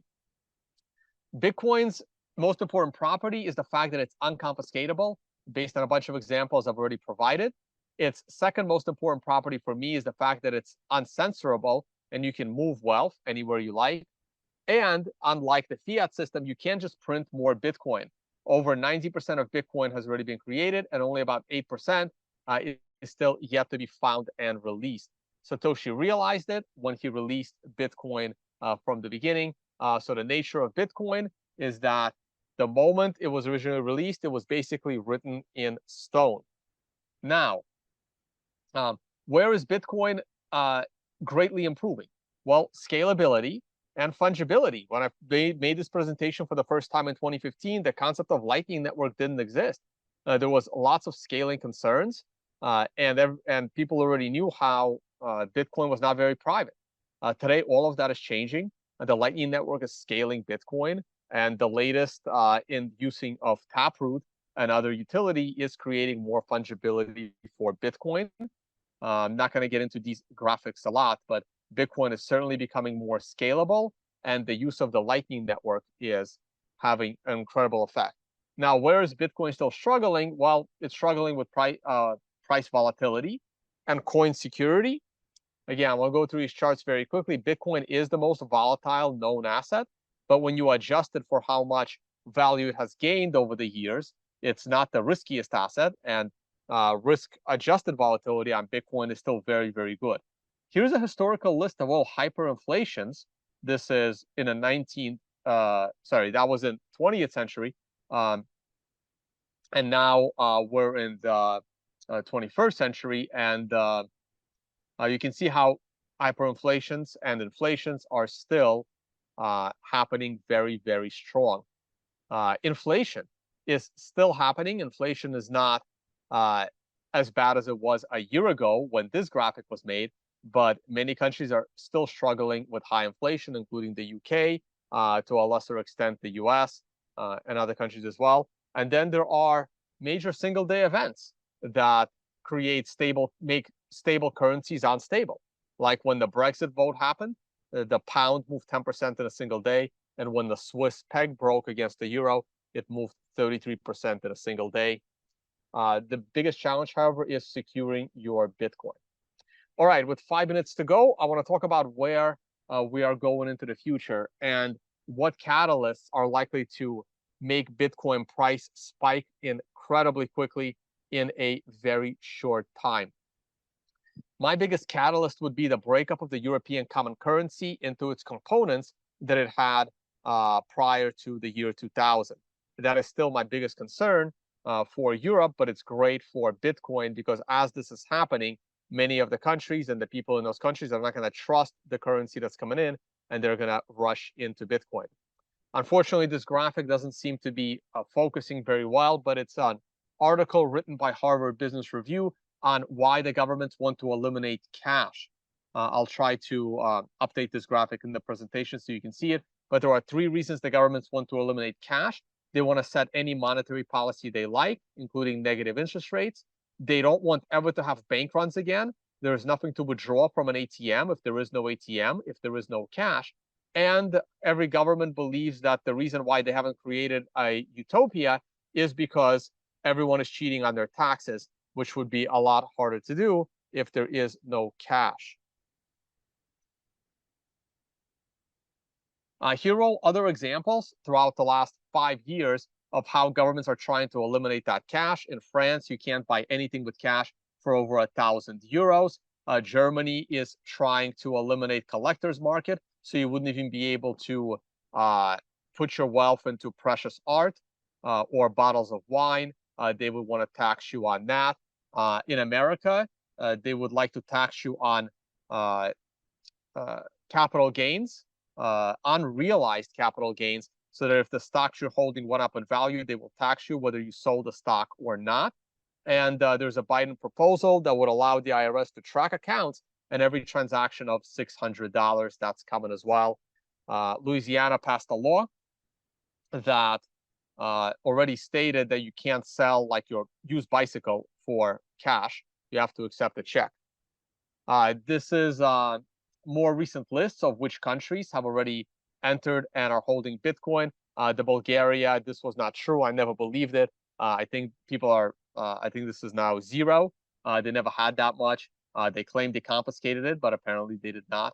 But El Salvador is collecting more Bitcoin. And finally, this move to eliminate Russia from SWIFT is going to lead to lots of big countries not trusting the US financial system anymore. And this is leading to a new alternative to SWIFT with the BRICS, Russia, China, India, Brazil, South Africa as well, and several other countries will be using other currencies than the US dollar.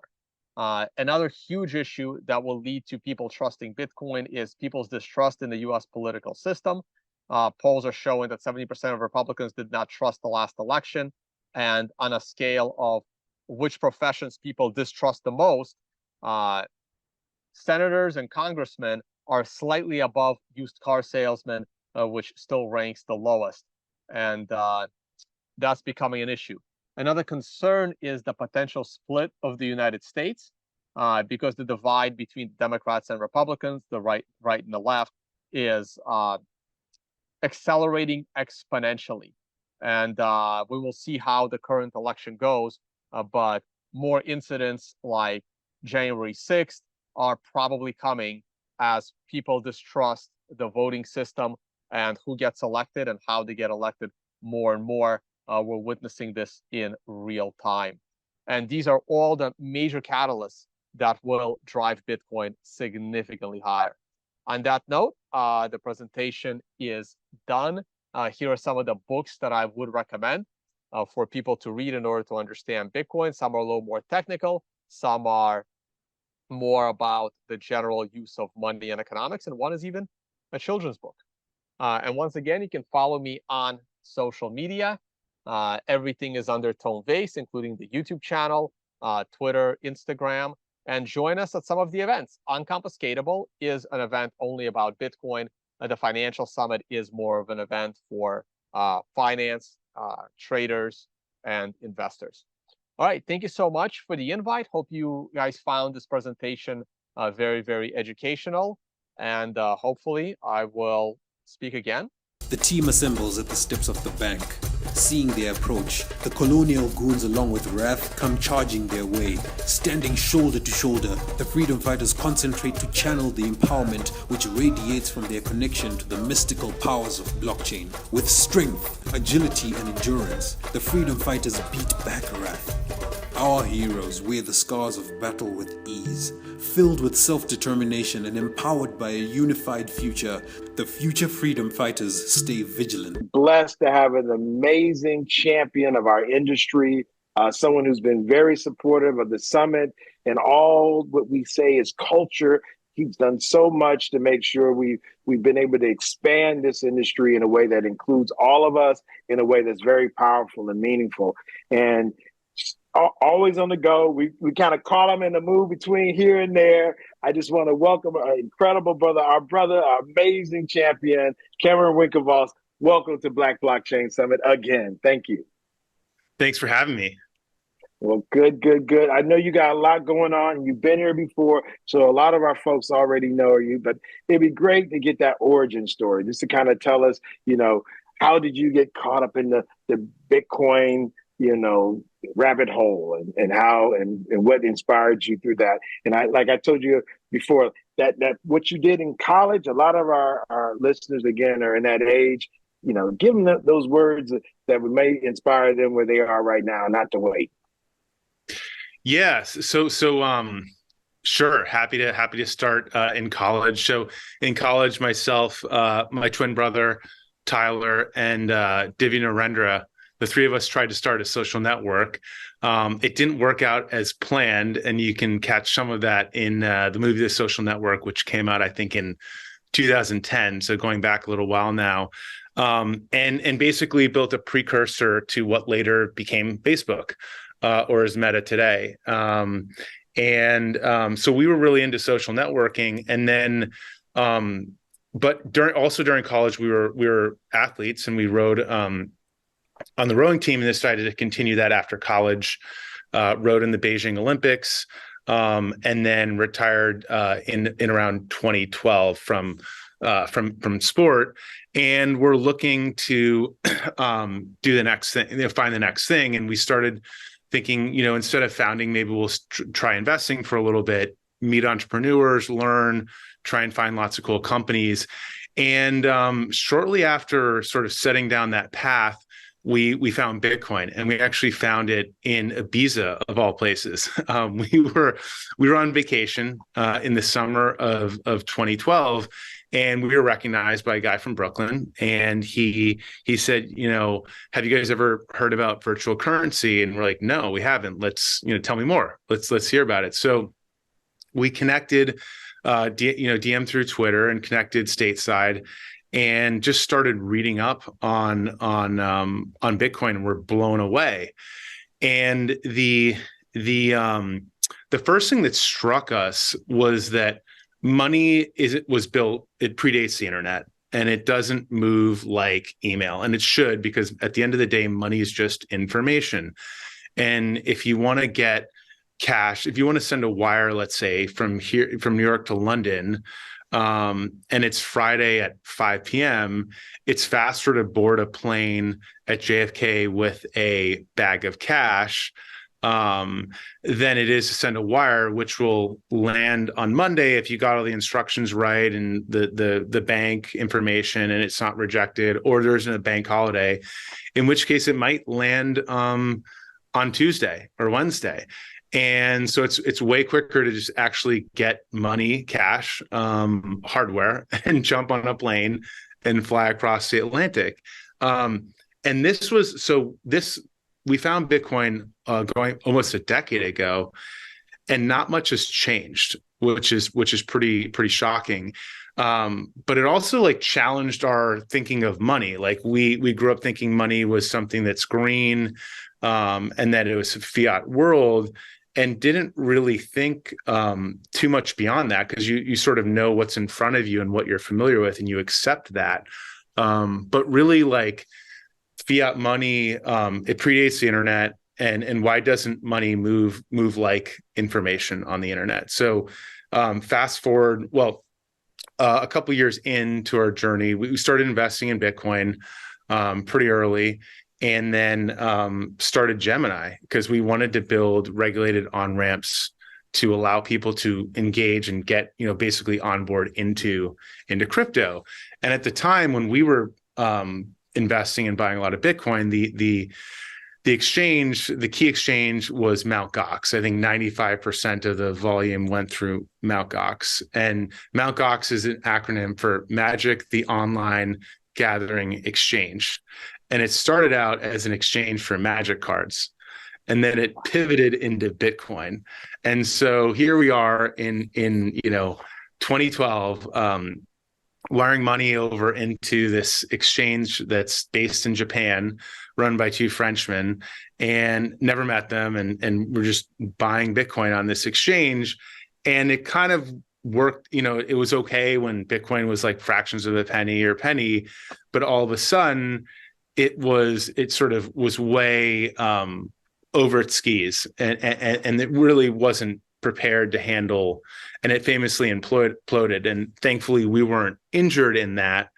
However, it informed us hey, we let's try and build infrastructure that's safe, secure, and easy for people to get onboarded. And so we started building Gemini in 2014, applied for a trust company license in New York, got that in October of 2015. So we're coming up to our anniversary, and basically have been doing that ever since. And a lot has changed. We've been in this space for, I think, over a decade, been through, I think, 4 winters, coming up to the 4th halvening. And it's been an incredible but wild and crazy ride at times. And we very much grew up in the Wild West. Yeah, the first time I met y'all was at the Money 2020, and I told y'all gave a speech, and I went online and borrowed your slide. In my first time I spoke, I guess that was in October. I had a conference in Zimbabwe, Harare, in November. And I literally took your slides and borrowed them. And then later on, when I met you with Adrian Finty at your office, I had to confess, look, man, I used your material from Money 2020, True Confessions, and it was awesome. Just because the way you explained everything was so, you know how sometimes this industry, especially early on, people kind of obfuscate things and make things seem so wild instead of like talking to people where they could really understand. And I think the way that y'all approached it really was something that was approachable for the everyday person. And when we talk about unbanked, I mean, you're talking about people, you know, oftentimes who want to have a new way, but how do we do it? Like, again, you know, dealing with the issue of M-Pesa in Kenya, coming up with real examples of ways of letting this system work better than what we're used to. So I just want to say, just shout out to the evolution that y'all have helped contribute to. And if we could just put a pin in that, I would love culturally how it was back then. Because you said Wild Wild West. The characters and people was Wild Wild West. Like literally, I remember going to conferences with like grown men with tutus on and pink, like folks out of there. And then now we have, you know, the Bankman Frieds. What would you say about the culture? Like what you've seen, because you really framed it. You really framed the beginnings and where we are now. What were you doing? And again, I'm going to give you some hard questions and talk about, you know, again, staking and the derivatives, but literally the culture, it would be so great to hear your thoughts on that.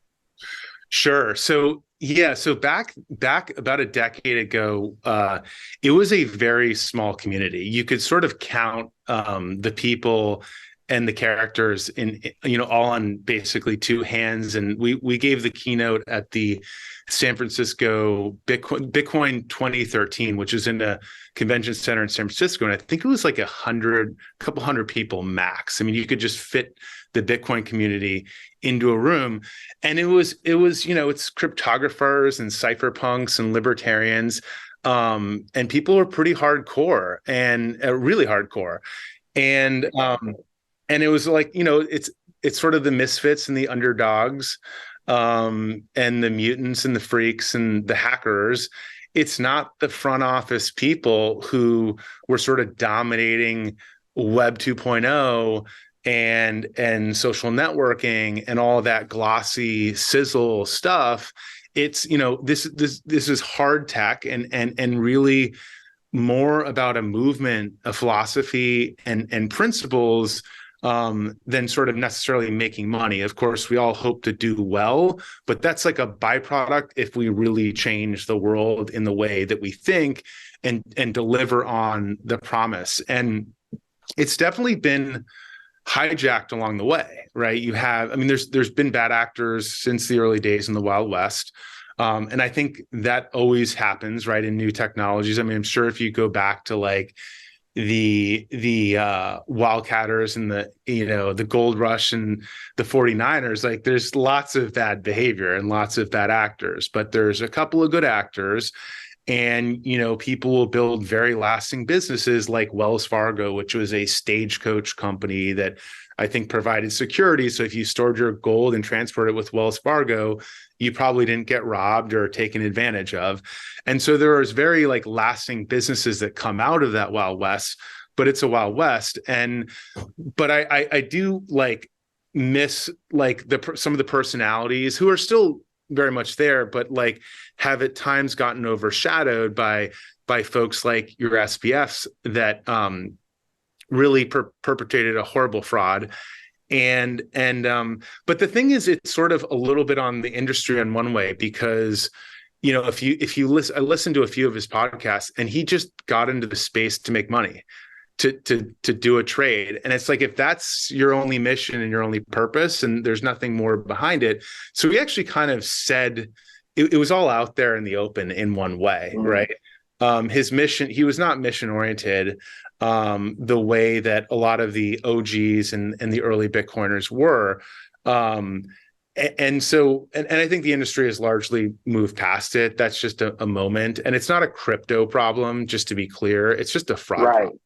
You look at financial services, like that's been there from the beginning, and it will be, you know, it's just a fact of life, right? There's just bad actors. But I think going back to the good, I mean, there's still a lot of OGs in the space building, who are building for the long game. And I think we're getting back to our roots, right? The winter is when, you wash out the tourists and it's all locals. And so while the winter's painful, I really like the fact that I know that like the people who are here are like, they're building for the right reasons. They're building because they have to be here because they can't do anything else. And that's a great, thing to reset. When you're in a bull run and it's a zero interest rate environment, everybody's a genius and everybody's happy. And that's just not reality, right? What we're trying to do, it's hard stuff. And the other thing that also, the last thing I'll say on that is the regulatory cloud and hangover wasn't there. It was starting to develop. Like we all understood that we'd have to deal, work with regulatory stakeholders, and like Gemini was built on that premise, right? Ask permission, not forgiveness. Go in the front door, and help shape thoughtful regulation, and that will create. But y'all was really those guys. So I remember when Charlie Shrim went to prison. Like there's some real stuff that was going on back in the day, and y'all were the straight laced. Again, y'all was that money 2020 when the Bitcoin. I don't know. That's real. Like literally, to see. Like that's what I'm trying to say. It's a very y'all juxtaposition in the space. It's almost like it's evolved. Like, I'm not going to say, again, I think there was a part of which y'all were seeing that was visionary. Of course, to be that early is visionary. But I think some of your approaches were visionary. And some of us who were, I'm an extremist, we didn't appreciate it as much until we got a little further down. Like, we need Gemini. We need folks putting the I's over the actual I and the T crossed properly. Like literally, that's got to be a part of our portfolio of what we offer the world. And you guys were really kind of laser beam on that when folks was just, like you said, they were just shooting at everybody. It was so. How do you? I mean, again, I'm only raising it like that because you were bringing it up, and it really was interesting to see that. Yeah, I mean, so I think that the challenge right now is we've been building for the past 10 years, and we actually find ourselves under attack in our home country, and the regulatory hostility we're feeling, it's in one way it's actually predictable, because at the Bitcoin 2013 conference, my keynote, I actually built it around this Gandhi quote, which goes like this: first they ignore you, then they laugh at you, then they fight you, then you win. And so we are very much in the fight phase. In 2013, we were in between, I think, the ignore and laugh. People completely dismissed Bitcoin. It was a joke, ha ha ha. And now the fight phase is on, and so in some ways it was always going to happen. It still doesn't change the fact that it's deeply disappointing that the U.S. Is really not about innovation right now, and everything happening in the U.S. is political. It's not about the consumer. It's not about innovation, and has nothing to do with investors or investor protection. It's purely political, scoring points, advancing careers, and empire building of regulatory turf, and that's just disappointing on any level, right? You don't always, you don't expect that to be in the US. You think that, hey, like the mandate of these agencies like the SEC is to protect consumers and capital formation. Are they perfect? No, but like we expect them directionally to be right, and it's just they've completely it's largely a failed regulator, and they refuse to build rules or promulgate rules, and they're now enforcing and suing people. And so I say, getting sued by the SEC used to mean you probably did something bad. Now getting sued by the SEC means you're probably doing something right. You're innovating, and you're trying to change the world away from the TradFi paradigm. So I think this is a moment in time. It will pass, and we're going to get through it, and the crypto industry will push forward. It's way bigger, has way more momentum than any single person, politician, Gary Gensler or otherwise. But it's, we are very much in that fight phase. And so a couple things. One, we have to fight the good fight. We have to keep pushing and push back. We can't accept that behavior from a regulator that's completely overstepping their bounds. And then we also have to look internationally more and dig deep. And we've been on the road in the early part of the summer. I think we went to 7 countries and eight cities in 7 countries. And the amazing thing is it was incredibly welcoming. Everybody's like pro crypto, wants it to be built in their backyard on some level, innovation. And it proves that the US is actually just a totally political anomaly and doesn't make any sense. And I think that the US will get it right. There's a Winston Churchill quote that I love, and it goes something like, the US will eventually get it right after they have exhausted all other possibilities. Right. World War II. Like, we will just stay out until, well, we got to get in. No, I get that. How do you just pose? Remember when China shut their doors?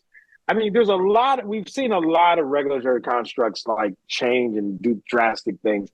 I think with the US, it just seems as if, we wanted to know what the rules were. Like, just be clear, the Howey test. There's a whole bunch of things that when we were in the altcoin phase, like we've been through all, like you said, all these different phases.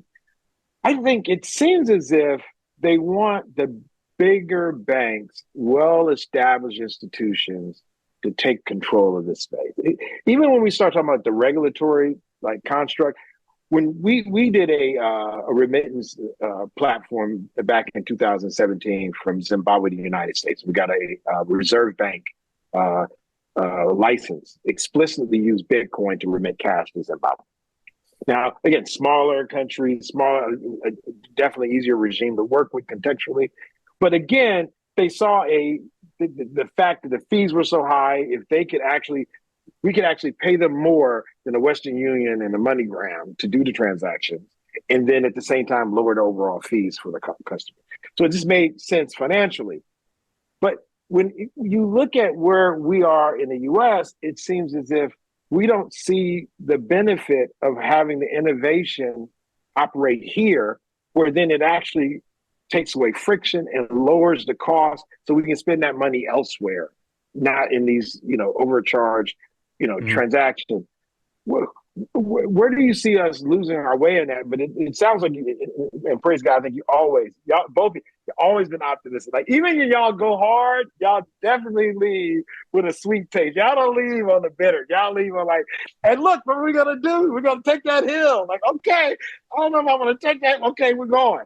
So my point is, when you see our country, United States, because the global environment, how do you see, and what do you think that's driving that? I just told you the boogeyman to me was there's banks who want to literally be the ones being the exchanges and collecting the fees. But again, that's me, and I don't want the words in your mouth. Yeah, it's an interesting question, right? Where does it go? And I agree that you have. One of the things that makes our country quite unique is we have thousands of banks and a lot of community banks.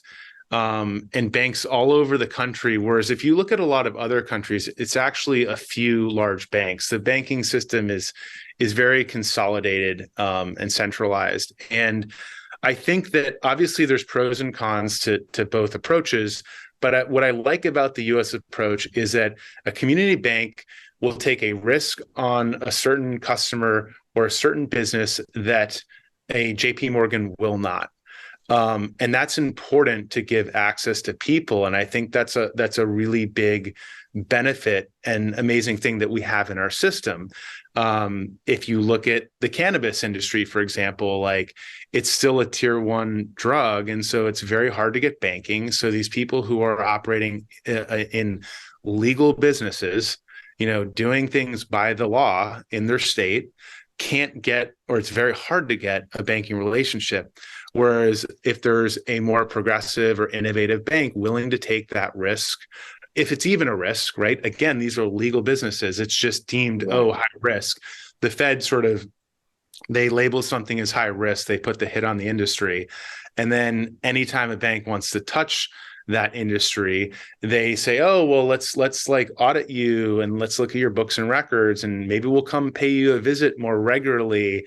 Wink, wink, nod, nod. And they call up the phone. It's all in the back, the back room, and they lean on these banks. And so they basically starve these industries for oxygen. And the same thing is happening in crypto. And so I think it's really important that we have it effectively, not decentralized, but distributed and lots of different banking options so that people have access, because it's all about access. That's a No, you're right. No, you're right. We remember, like, even if you had crypto in your name, like, you're not gonna get a bank account. Like, I still remember we had like multiple. I had a fraternity brother. I had a college roommate. Like, we had to have like three, and we went from being called Bitch Mari, BIT, to Bill Mari. I got tired of the conversation. I say, Bill Mari, I'm still transactions, but literally we went from BIT to BILL just to get out of the movie. I mean, we're still in the space, but literally that was such a heavy hit. I mean, you just made me think of like how we've, like, these are the hurdles we've had to overcome. Amazing. No, good point. And I think that, like, Gensler clearly wants to bend crypto into traditional finance. He wants to push it into ETF wrappers, and I'm super pro ETFs. I think they're great. Y'all were early. Y'all were early ETF. What are you talking First about? ETF filing. Right. 2013, right?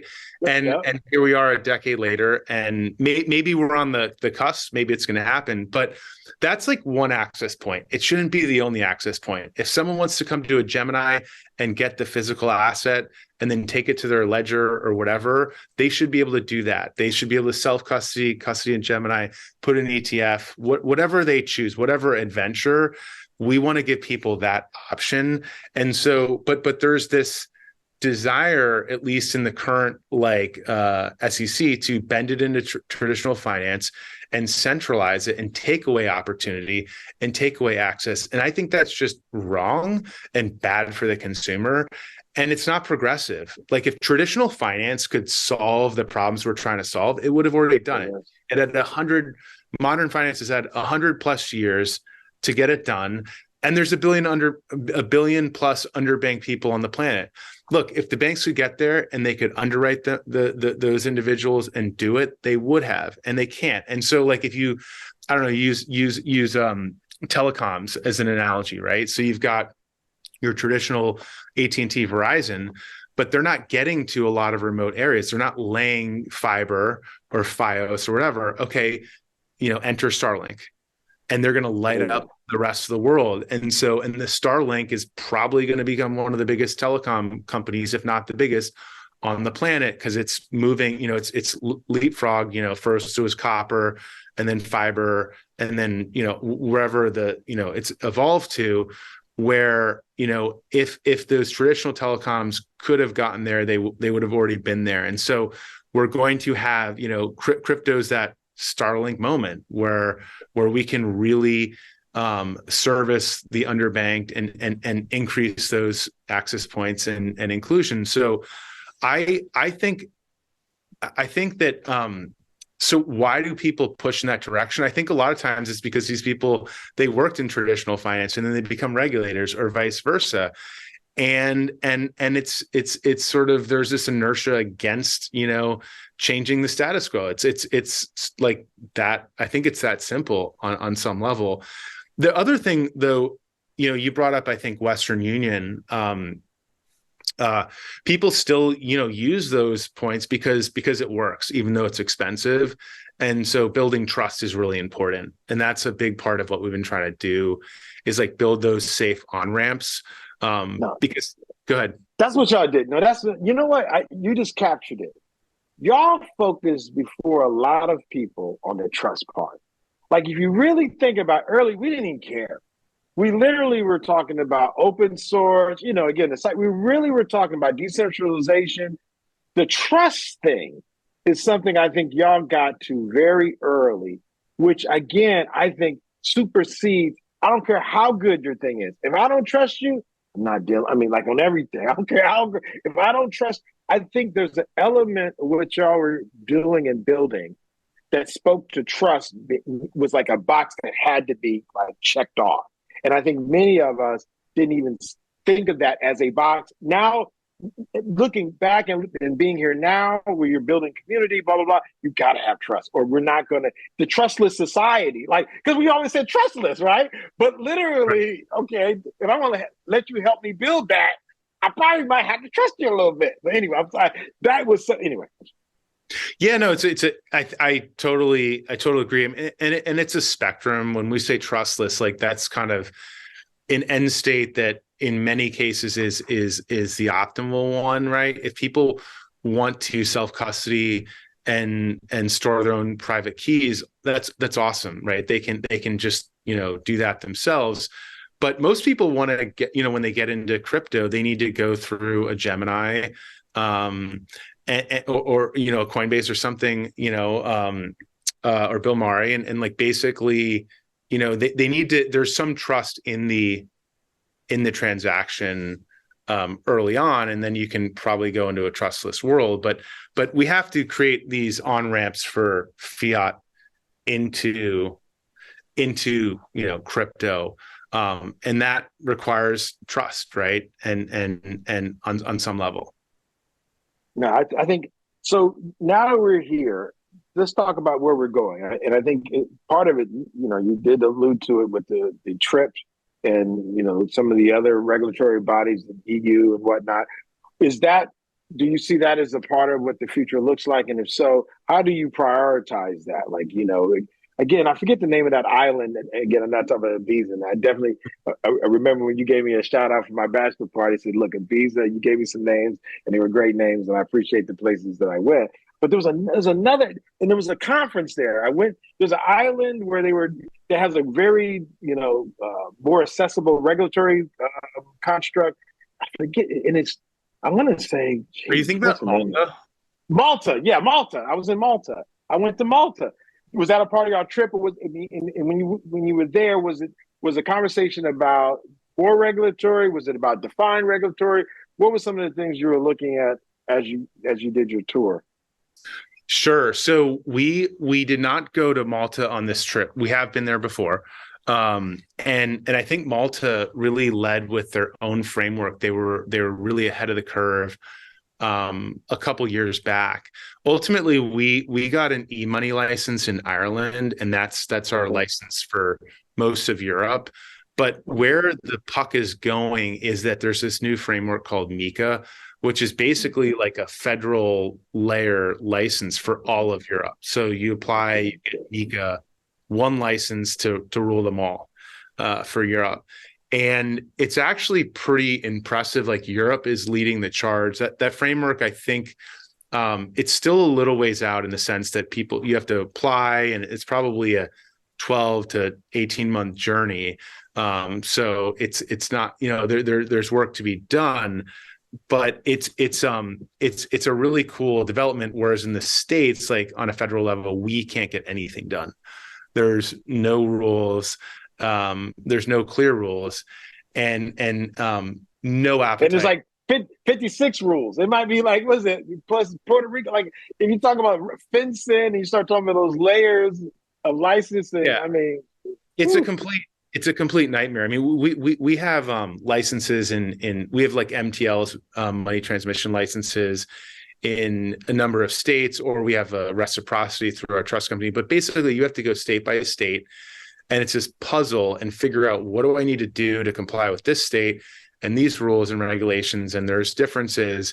And you do that and you're like, okay, I'm good. I've figured it out. And then all of a sudden, like the SEC says, not so fast. We're not going to tell you what the rules are, but you're not in compliance. We're like, okay, well, just tell us what we need to do to come into compliance. No, we're actually not going to tell you. And I liken it to, I made this analogy. It's as if the police didn't post speed limits, and you're driving along and you're supposed to figure it out what the rules of the road literally are by going to the court and sifting through traffic violations and motor vehicle violations to figure out, to basically reverse engineer, okay, this person was above the speed limit, they were going 45, so we know the speed limit's below 45, so we're just going to reverse engineer, because they won't put up road signs, they won't put up stop signs, they won't put up speed signs, and it's like they're looking for you to be offsides and looking for, oh, where's the broken tail light, let me just look, I was about to say, this sounds like Driving While Black for a moment. Now, look, I went you, Cameron, when you started looking for the taillight, bro, I'm like, gosh, I'm with you. And so, is there going to be like a lawsuit? Do you think there's going to be something? There's like where this thing comes to a head? Is it a Brown versus Board education? Is it going to be some like moment where we get this like reconciliation? What were your thoughts on that? Which way does this go? So we're getting, these moments are happening. They are they're definitely happening. And so basically the Ripple ruling with Judge Torres came down, I think, about a month ago. It's pretty fresh. And that was a big blow to the SEC, saying everything's a security. And basically, of course, they're appealing it because they're dissatisfied with the ruling. They don't like it, but essentially, that is a win for the industry.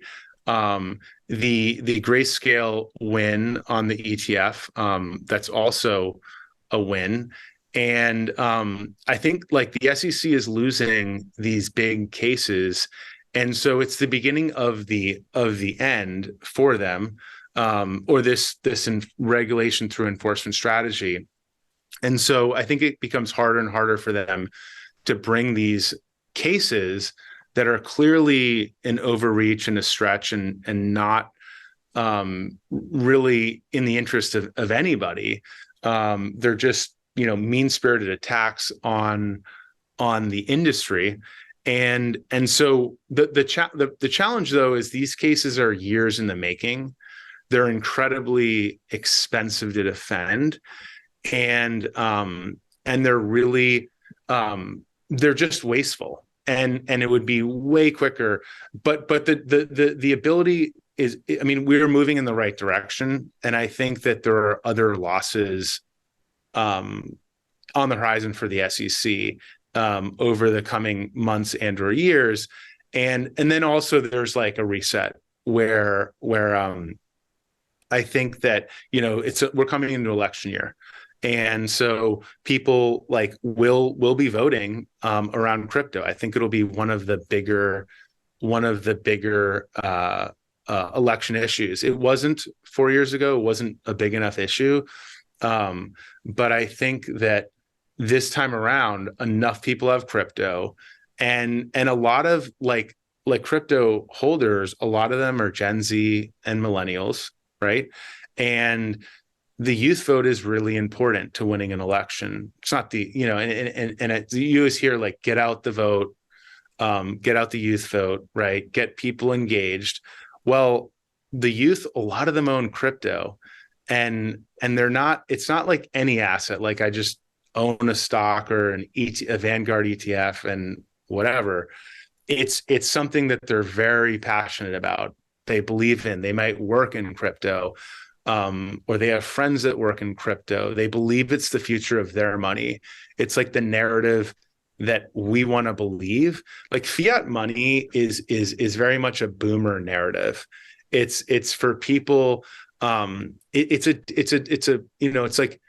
like if you believe in that, you also kind of need to believe that the U.S. government is solvent and can service $30 trillion of debt, that it continues to print money in this way and debase the currency. Like, I don't think a lot of people like, Gen Z and millennials like believe that's sustainable and believe that we can just print our way into wars and out of crises and out of deficits and all this stuff.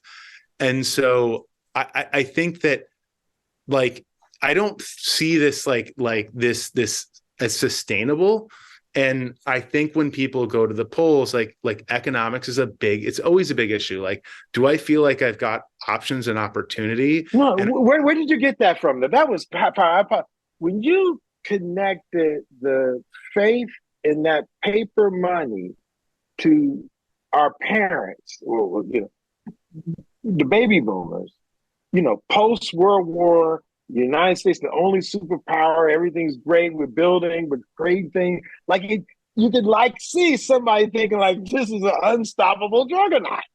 But the person who's past that is looking at the U.S. like, I don't know, this is a little bit a touch and go. I think it's very interesting how you spoke to it. And then the political folks that are making those decisions, by and large, are baby boomers. As we get more and more Gen Z, like I said, the way you connected that, and that's what. And I know you don't have a lot of time, but because what you did there, I went to the Ukraine border in March of last year, like 2000. Yeah, last year around the 17th, or it might have been the 14th or 17th, and you came out with a quote that we use for this. We've been using it for a theme for the Black Blockchain Summit. So our theme is this year, and we got T-shirts. Gosh, I need to grab the T-shirt. We got T-shirts too, and I told you folks we're gonna make sure y'all get some. Peaceful solutions to violent world problems. And the quote you made on March 15th, 2022, Bitcoin is a monetary system that requires no violence to work. And I had never heard the connection between violence and Bitcoin. Now I'm dealing with gun violence in America, in Africa. We got there's so much violence going on.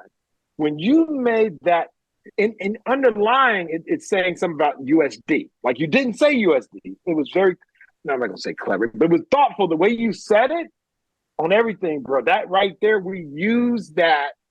And I'm not saying it just because we're talking. We literally use that as the theme. And we have people coming together talking about peaceful solutions to violent world problems, because Bitcoin, as an example, is a monetary system that requires no violence to work. Right. Yeah, it's if governments have a monopoly on violence. And that's why we largely want small government, and we want the government out of our lives as much as possible. And I think that the separation of money and state is a very powerful idea and an important idea. And I think that the government, even from an innovation perspective, the space program hasn't it's now really the innovations being led by private companies like SpaceX, right? Why shouldn't we be able to privately innovate on money? And I think that crypto, perhaps why it's so dangerous is the people who own and work in crypto, they're there by choice.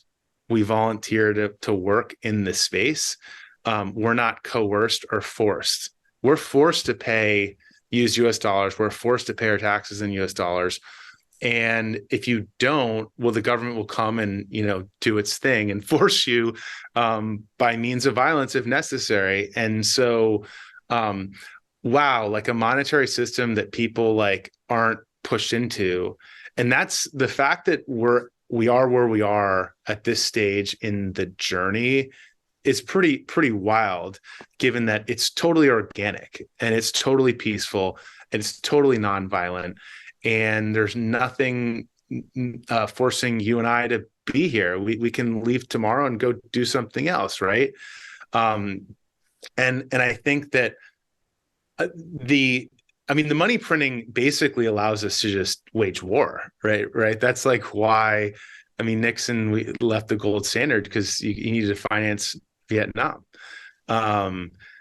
And so when you look at the history of fiat money and the motivations and the deficit and all the crazy spending, going back to, I guess, the initial point, I don't believe that like our generations, like the younger generations, believe in this. Like they don't like, if you were an alien looking down, you'd be like, this doesn't make any sense. This is crazy. This is not sustainable. The math alone, the interest, it's unsustainable.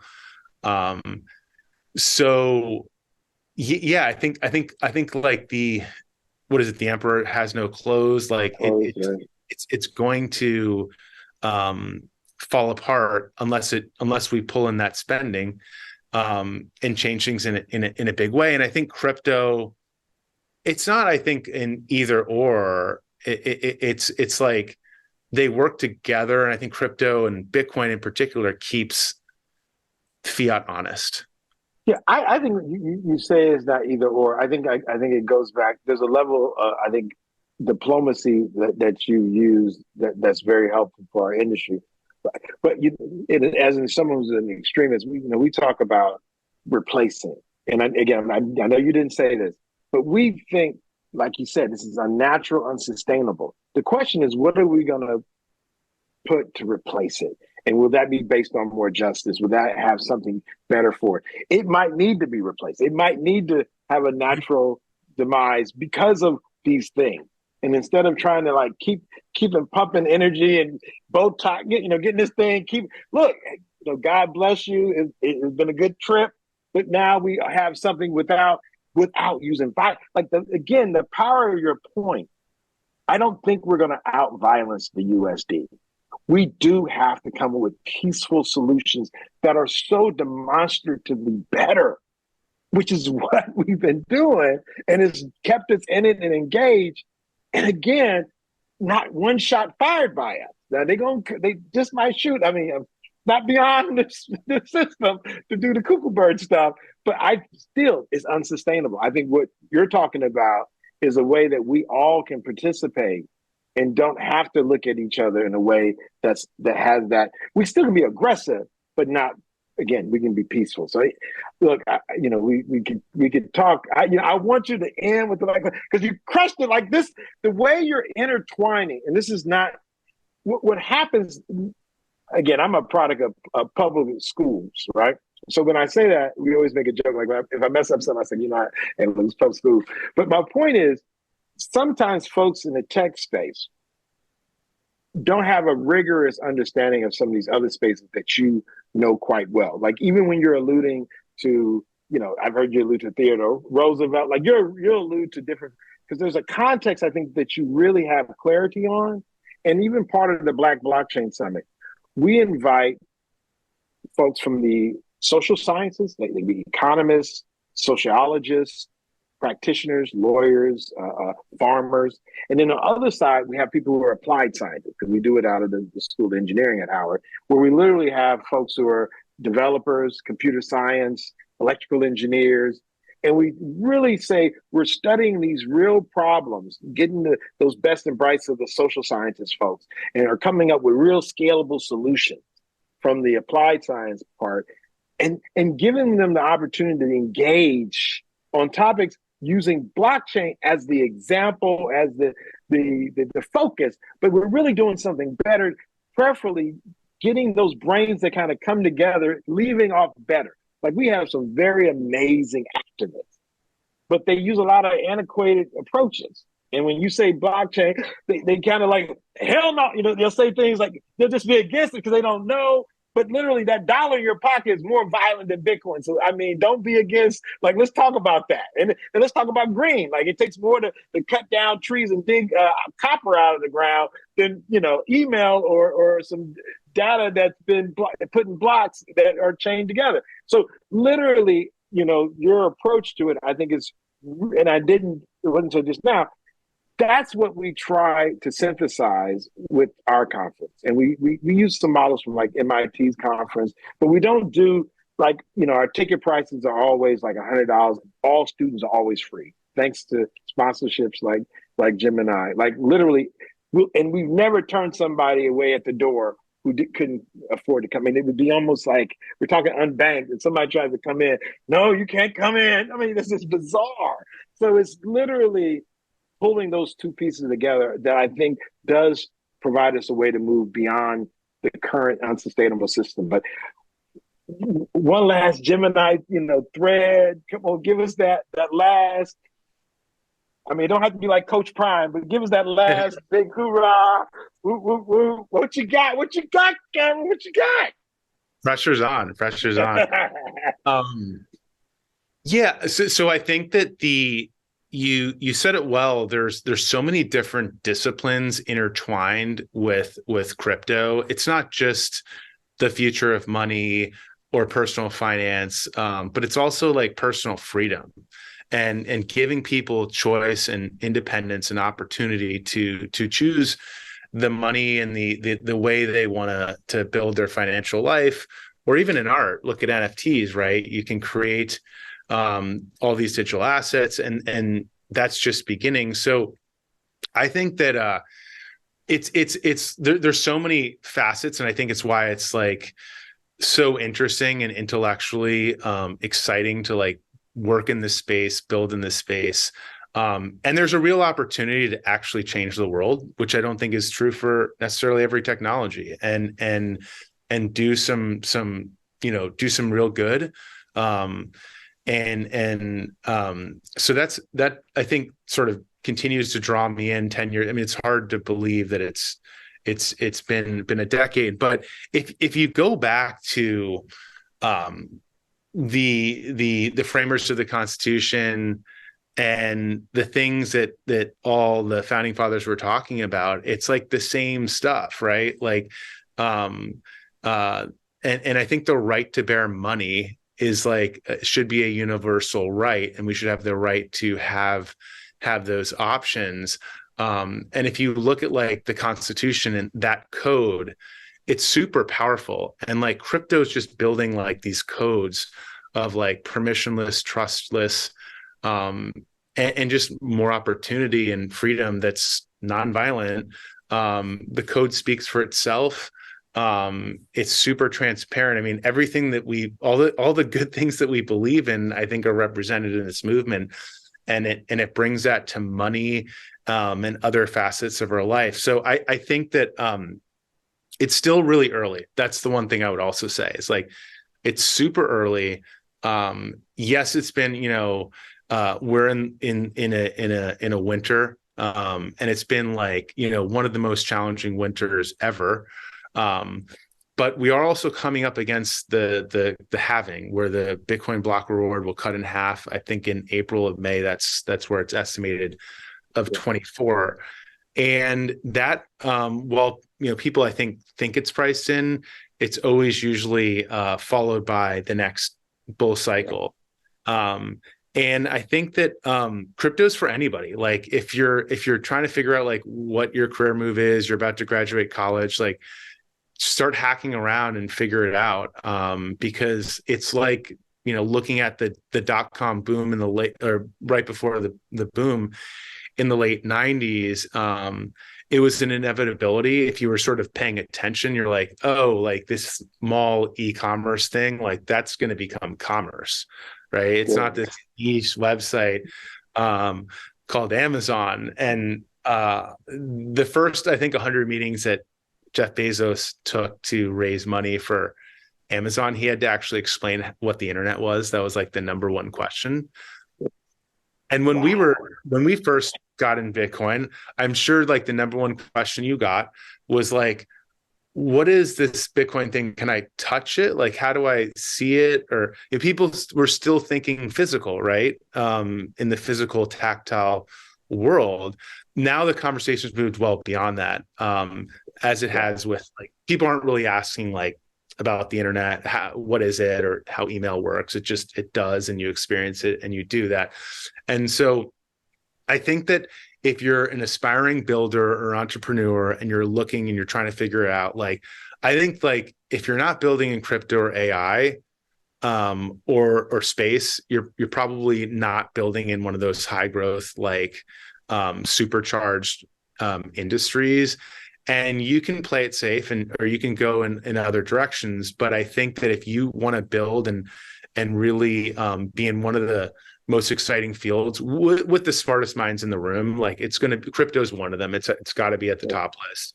AI is Right. there, and it's like too much of a risk. And I mean, we think about risk differently than most people probably, right? But I always view like it's too big of a risk not to be in Bitcoin and not to be in crypto. Like that to me feels far riskier than jumping Ooh, the deep I like end that. building. And it seems like it's these are not ifs, they're whens. And now is the time actually, like, especially in like AI, when I see the AI news and stuff, it actually feels like Bitcoin a couple of years back, you know. Yeah, yeah. And Yeah, it's you're right. so hot. And it's incredible. Like there's been a step Yeah, change. right, right. It's definitely been a step change. 100%.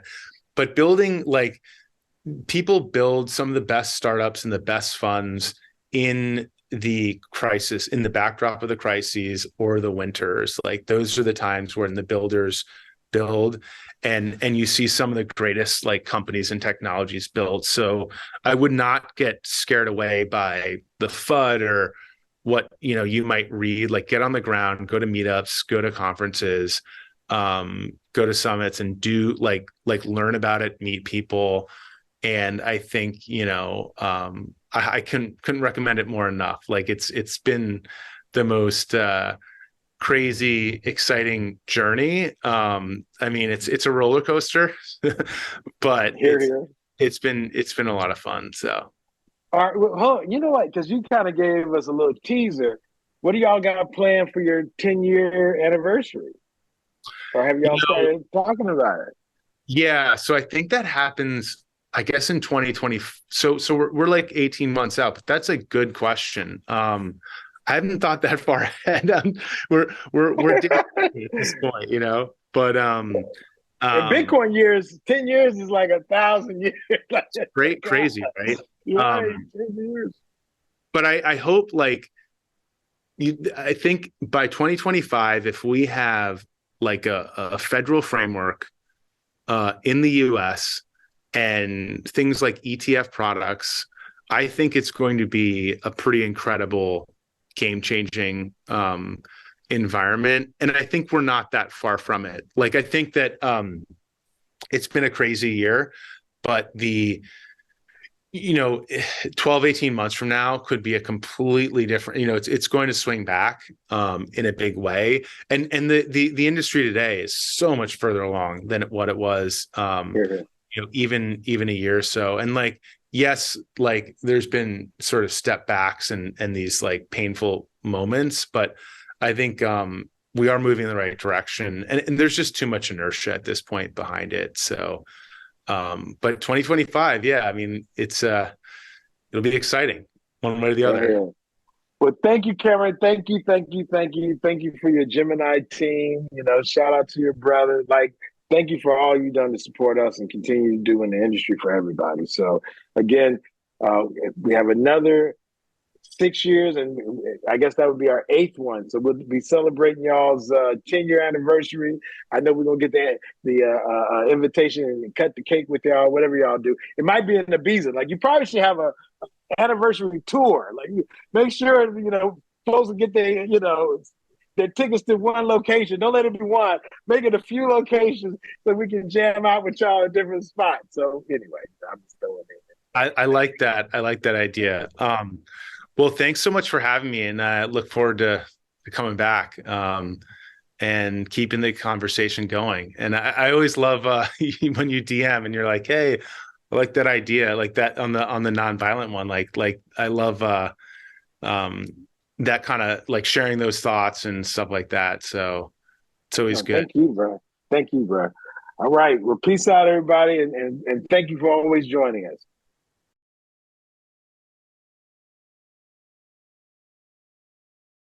They know the past which lay behind them, the hard labor of foundation building their ancestors did to allow them the powers they now use.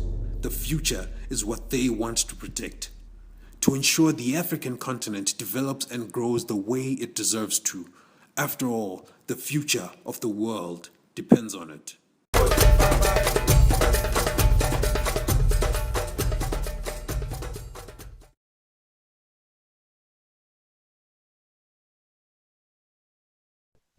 Hello, everybody. My name is Ian Delina. Welcome to today's presentation. Very, very excited to be here. Again, as a person from DC, actually, I'm in DC right now, here at my parents' place. So it's good to kind of be doing this talk virtually from DC. But let me do a quick intro on myself, my background, how I got into crypto, and then I'll give you my future outlook for crypto post the Bitcoin halving. So brief intro on myself. My name is Ian Delina. I'm the founder and CEO of Tokenmetrics. Tokenmetrics is an AI-driven crypto investment research platform that helps crypto investors and traders become smarter investors using AI, and basically helping people build wealth using AI in crypto. I'm also a general partner at Tokenmetrics Ventures. You've also probably seen me on TV, CNBC, Bloomberg, and some other shows and video shows online. Prior to that, basically, I was working at IBM. I was a technical sales engineer. Basically, loved engineering, loved technology.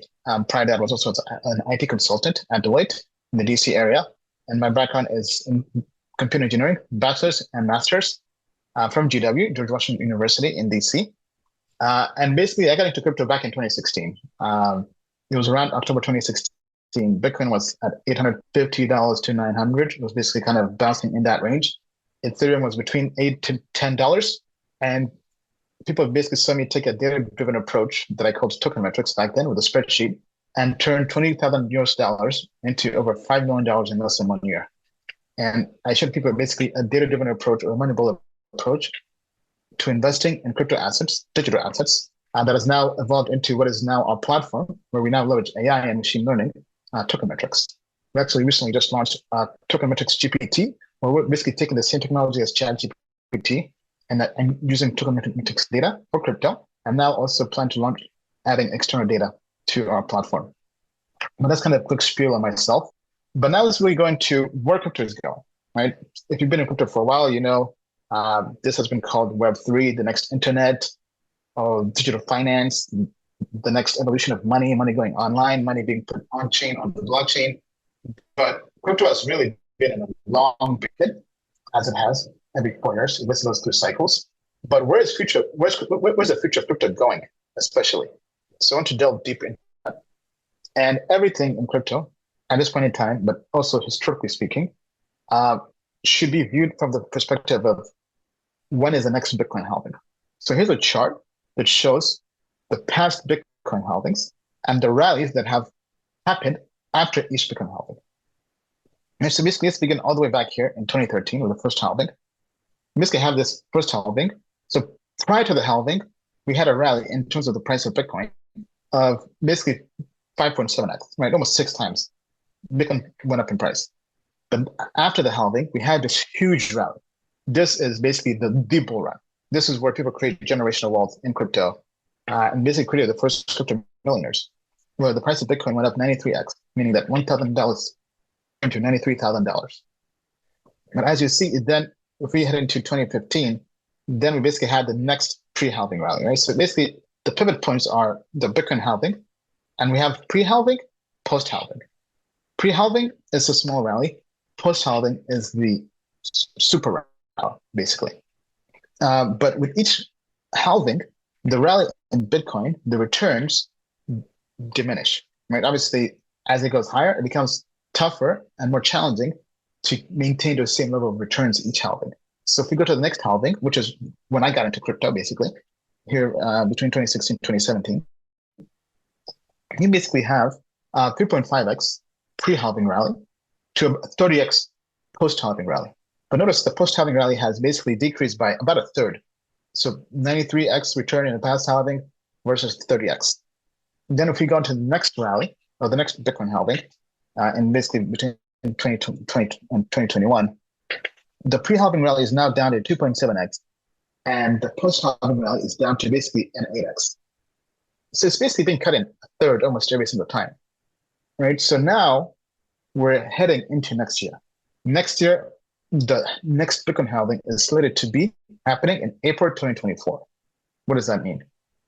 And so here they have the projection. This is actually from Pantera Capital, I believe, from this slide deck. But they're projecting about a 2.3x return pre-halving on Bitcoin. So basically from now, or rather, basically from 2023 all the way up until next year in April or so, which means Bitcoin will be about 35K. And then if we take the same trajectory of all the past halvings, post-halving rallies, we're looking at about a 4x return in the price of Bitcoin, which gives us about 148K or basically 150K price predicted for Bitcoin by the end of that rally, which is 2025. Now, this is where I kind of want to chunk about my own perspective. I think this is a great way of viewing the market and the future of Bitcoin, because the way Bitcoin moves is where all other crypto assets move, all other altcoins move. But historically speaking, we've experienced 15 to 16 months of a post-rally after every Bitcoin halving. Now, looking at this, if you're saying, okay, Bitcoin is going to do a 4x return, is there really any money to be made in Bitcoin? And I would say that's very, very true, right? That's why we love altcoins, because money is made in Bitcoin, which then flows into altcoins. Altcoins is where you get the larger returns, the 40x returns, 100x returns, or sometimes even, although rarely, a 1000x return in crypto.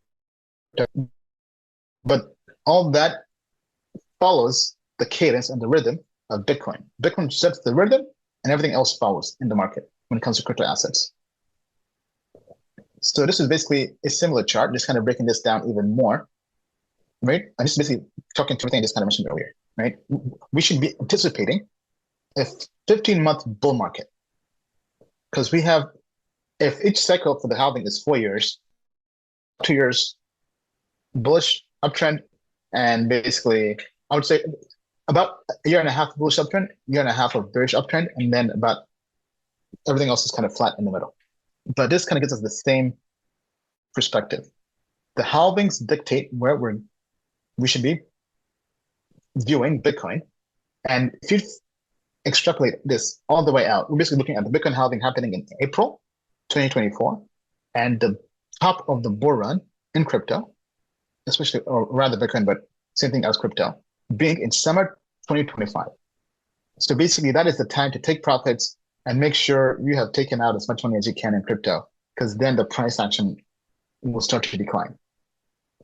And it might sound very simple, but that's basically it. It's rinse and repeat. It's kind of like Karate Kid, Mr. Miyagi, wax on, wax off, right? You're going to have pre-rally, post-rally. Now, obviously, this is a moving target. Things can change, right? If crypto becomes more regulated, or regulators, let's say there's a new president or a new SEC chairman, and they come in and they make crypto easier and more compliant in the US, this could change where the time frame could change. But as of now, as of today, this, in our opinion, is where Bitcoin is going, and this is how to play the next bull run to potentially build wealth in crypto. But let's say you're saying, why crypto, right? Crypto has been decimated from FTX to Celsius to BlockFi to all these different just bad companies that have just gone belly under. But if you look at the adoption of crypto versus the internet, crypto is literally the next internet. It's literally growing at the same pace as the internet grew, right? So if we look at the top here, we have basically since 1990, all the way up until 2000. So basically up until the dot-com boom. And crypto is basically growing at the same rate. And if we predict this all the way out for crypto, right? This was back in 2022, but we're now going down here 2023, 2024. We're basically predicting that this comes from the World Bank and crypto.com. Basically predicting that by 2026 or 2027, we should have 1 billion crypto users. That's a 5x increase in the number of current users on crypto, right? Going from 200 million to 1 billion. This is why I keep on saying, stop viewing cryptocurrency or digital assets or even Bitcoin as purely just digital money. This is the next internet. There's a reason why this is called Web 3, Web 3.0. Web 1 was basically the dot-com era. Basically, we had the Googles, the Amazons, the Yahoos, for those who recall. Web 2 was social. We had Facebook, Twitter, Instagram, WhatsApp. And Web 3 is now basically creating all these new applications where Ethereum is creating smart contracts, and everything's going to be in Web 3 where it's decentralized. It's peer-to-peer. There's no middleman. There's no central entity controlling. Everything is purely trustless. And then I always like to tell people, if you zoom out, it's always better to be an optimist when it comes to investing. Long-term optimism wins out. That is true and true. This is basically a chart of the S&P Composite Index dating back from the early 1900s. Right? So despite all the recessions, all the crashes, right, at the end of the day, being a long-term optimist wins out. Right? If you just zoom out wide enough, it pays to be a long-term optimist. So how do you play the strategy, right? If we have the Bitcoin halving happening next year, April 2024, we're basically currently in a pre-halving rally. And this is the time I call the accumulation phase. And then you basically create a list of crypto assets you think would do well. Our company and platform Tokenmetrics helps people with this in terms of helping people create a watch list or just rate crypto assets in terms of fundamentals technology that we think are deeply valued using our AI and our analytics. We think it's now up until the halving is the time to accumulate those crypto assets. And then post-halving, post-April 2024, we basically just kind of sit tight and just ride the wave for 15 months. And then we take profits and just wait for the market to crash and rinse and repeat every 4 years. So basically, that is the definition of value investing. Value investing is basically finding crypto assets that are deeply undervalued, where the market is pricing them at one level, but the intrinsic value is a lot lower. And it takes a while for the market to realize that it has mispriced that asset, that digital asset. And by the time it's repriced it, it has a new valuation, and that's where you make the profits, right? So from now up until April is basically the time to use platforms like Tokenmetrics and others to find deeply undervalued assets where you buy them at a very low price, which gives you a margin of safety from the actual intrinsic value. And so, for example, let's say Bitcoin is a crypto asset. Let's say Bitcoin is currently valued at what, I think 25K or so. This becomes 25, 30K. But we know by summer 2025, the market will reprice it at, let's say, 150K. Right? So as we had on the prior chart, that's a 4x return. So that's one way to basically value invest. Now we're doing the same approach, but we're doing this to altcoins, right? So imagine you find an altcoin that is at a valuation of 20 million, 10 million. Now take the best case and best case, an example I have here is Matic. People know me from Matic. I went to team back in 2018 in India. And this was from all-time low to all-time high, delivered a 900x return on your investment. Now, obviously, it's very hard to time this perfectly, but we were able to get a 400x return, so kind of almost about half of that, all from buying a crypto asset on public markets. Now, that means turning $1,000 to $400,000 in basically a year and a half, maybe two, on a crypto asset that's already trading on exchanges. This is not a special private sale. But looking at this example, right, the all-time low of Matic or Polygon was 0.0031 and so on May 10th, 2019. By December 27th, 2021, it went to an all-time high of $2.92, almost $3. But if you look at this, right, from May up until here, we basically had a year and a half of just it flat, it not doing anything. That is the accumulation phase. That is the pre-halving accumulation phase I talked about, right? And then post-halving, you have this huge rally. So really, the time you basically had a year and a half to accumulate and buy a great crypto asset that was undervalued.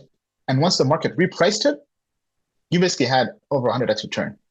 So that this same process can be applied to lots of crypto assets in the space. Now, what do you pay attention, right? So I want to kind of shed light on some ecosystems we're watching. This is a developer activity report from Electric Capital. Just go to developer, or just Google developer activity report or developer report. This updates every now and then, every month, basically. And the projects or the ecosystems to keep an eye on are Cosmos. Cosmos is gaining a lot in developer adoption. And then other trending, although not so big, but still worth keeping an eye on in terms of new developers joining these ecosystems. We have Aptos and we have Sui. They have over 400% growth in developer activity. Obviously, nowhere close to the likes of Ethereum. Ethereum is still good. Ethereum is still the king of smart contracts and developers. However, in terms of the alpha, you have to get into the ecosystems that are new, right? Solana did 1,000x last cycle. Same thing, right? They're nowhere close to Ethereum in number of the developers, but new projects, new ecosystems, developers vote with their code. It always helps to pay attention to them because that's where there'll be lots of alpha and lots of growth in the market. Now, kind of going back into other key narratives I'd like to keep an eye on. Between now and the Bitcoin halving, and even post-Bitcoin halving, the key narratives to keep an eye on that our platform is watching: Tokenmetrics, cross-chain interoperability, so layer 0 blockchains, ETH killers, other L1s, layer 1 blockchains historically always perform the best, from Solana to Polkadot to Avalanche. So next cycle, we have the big L1s and L2s as well, with module blockchains and rollups. So the key ones to keep an eye on would be Arbitrum, Optimism, ZK Sync, Layer 0, Aptos, Sui. All of these, I think, are good to trade, but because of the tokenomics, not necessarily the best long-term investments.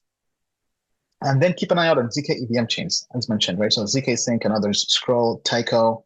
Then it comes to the AI ML space. OpenAI has really helped AI become a huge narrative, even for crypto. AI coins after OpenAI announced this big fundraise for ChatGPT by Microsoft at a $30 billion valuation. Almost every AI coin began to kind of take off, right? But if you like AI as a narrative, post-halving will do even better. And then account abstraction, making crypto assets and wallets a lot more user-friendly for people to use. That's one thing to keep an eye on. So imagine your MetaMask being a lot more user-friendly. All these are big narratives to keep an eye on. And with that being said, that's basically the conclusion of my talk. I know this was short, but you can definitely find out more by just going to Amazon or anywhere books are sold and search for a crypto investing guide. This is a book our team and myself have written on how to become a proficient investor in crypto. And we also have a free market indicator and also free plans for Tokenmetrics to help you begin analyzing crypto assets using AI. Just go to tokenmetrics.com. We also create content on on YouTube and social media. Just search for Tokenmetrics. With that being said, thank you, everybody. Have a good day. Bitcoin really is the world's first peer-to-peer digital currency that is based on cryptography, which is essentially mathematics. And I think to really understand the potential or the disruptiveness of Bitcoin technology, you really need to understand what exactly money is, right? So when you look at money as a fundamental concept, it's really a language.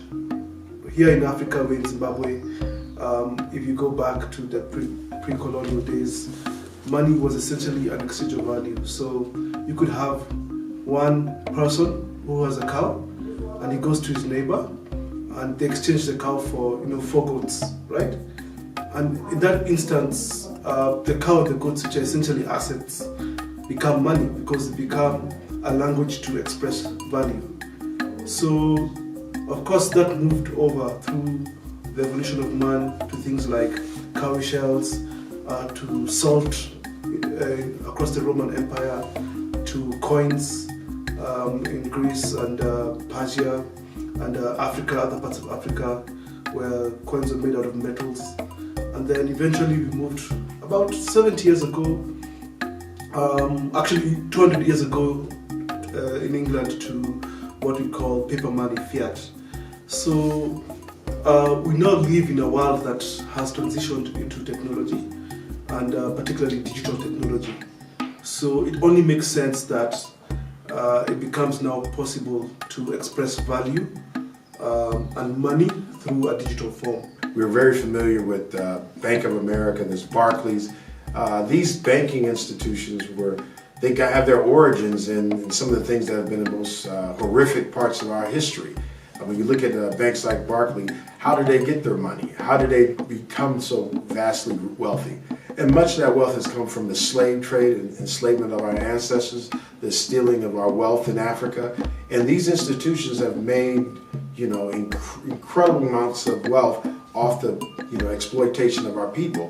And part of the reason some people get involved in this cryptocurrency, because it's one of the first times in history that we don't have to depend on these large multinational banks in order to control our funds. And of course in America, where we've been redlined, there's a concept that was used in America where they prevented black folks from getting loans in America just because we were black, just because they were racist. Now we no longer have to depend on these institutions. We can create our own peer-to-peer transactions using the technology like Bitcoin and the blockchain. When Zimbabwe got rid of their currency, they got to the truth. The truth of the matter, these currencies in Africa are used by Europe and America to manipulate economies. They're not for sovereignty's sake. That's why they're pegged to other people's currency. If you go to the Francophone countries, the CFA, 60% of the cash reserves in Francophone countries are in Paris. That's not freedom. That's not liberation. You're still a colony. Now they call it neocolonialism. They may let you pick your president, maybe, and if they don't like you, what? They have a coup or put sanctions against you? They'll do all kinds of things. My point is, if we really want to have an honest conversation about the economies in Africa, they still are manipulated and controlled by Europe. Now, we can put, lipstick on it and we can dress it all up and try to say who's doing better, but all of them are doing whatever they're being told by Europe. Our militaries are controlled by Europe, our economies, our policies, everything's dictated.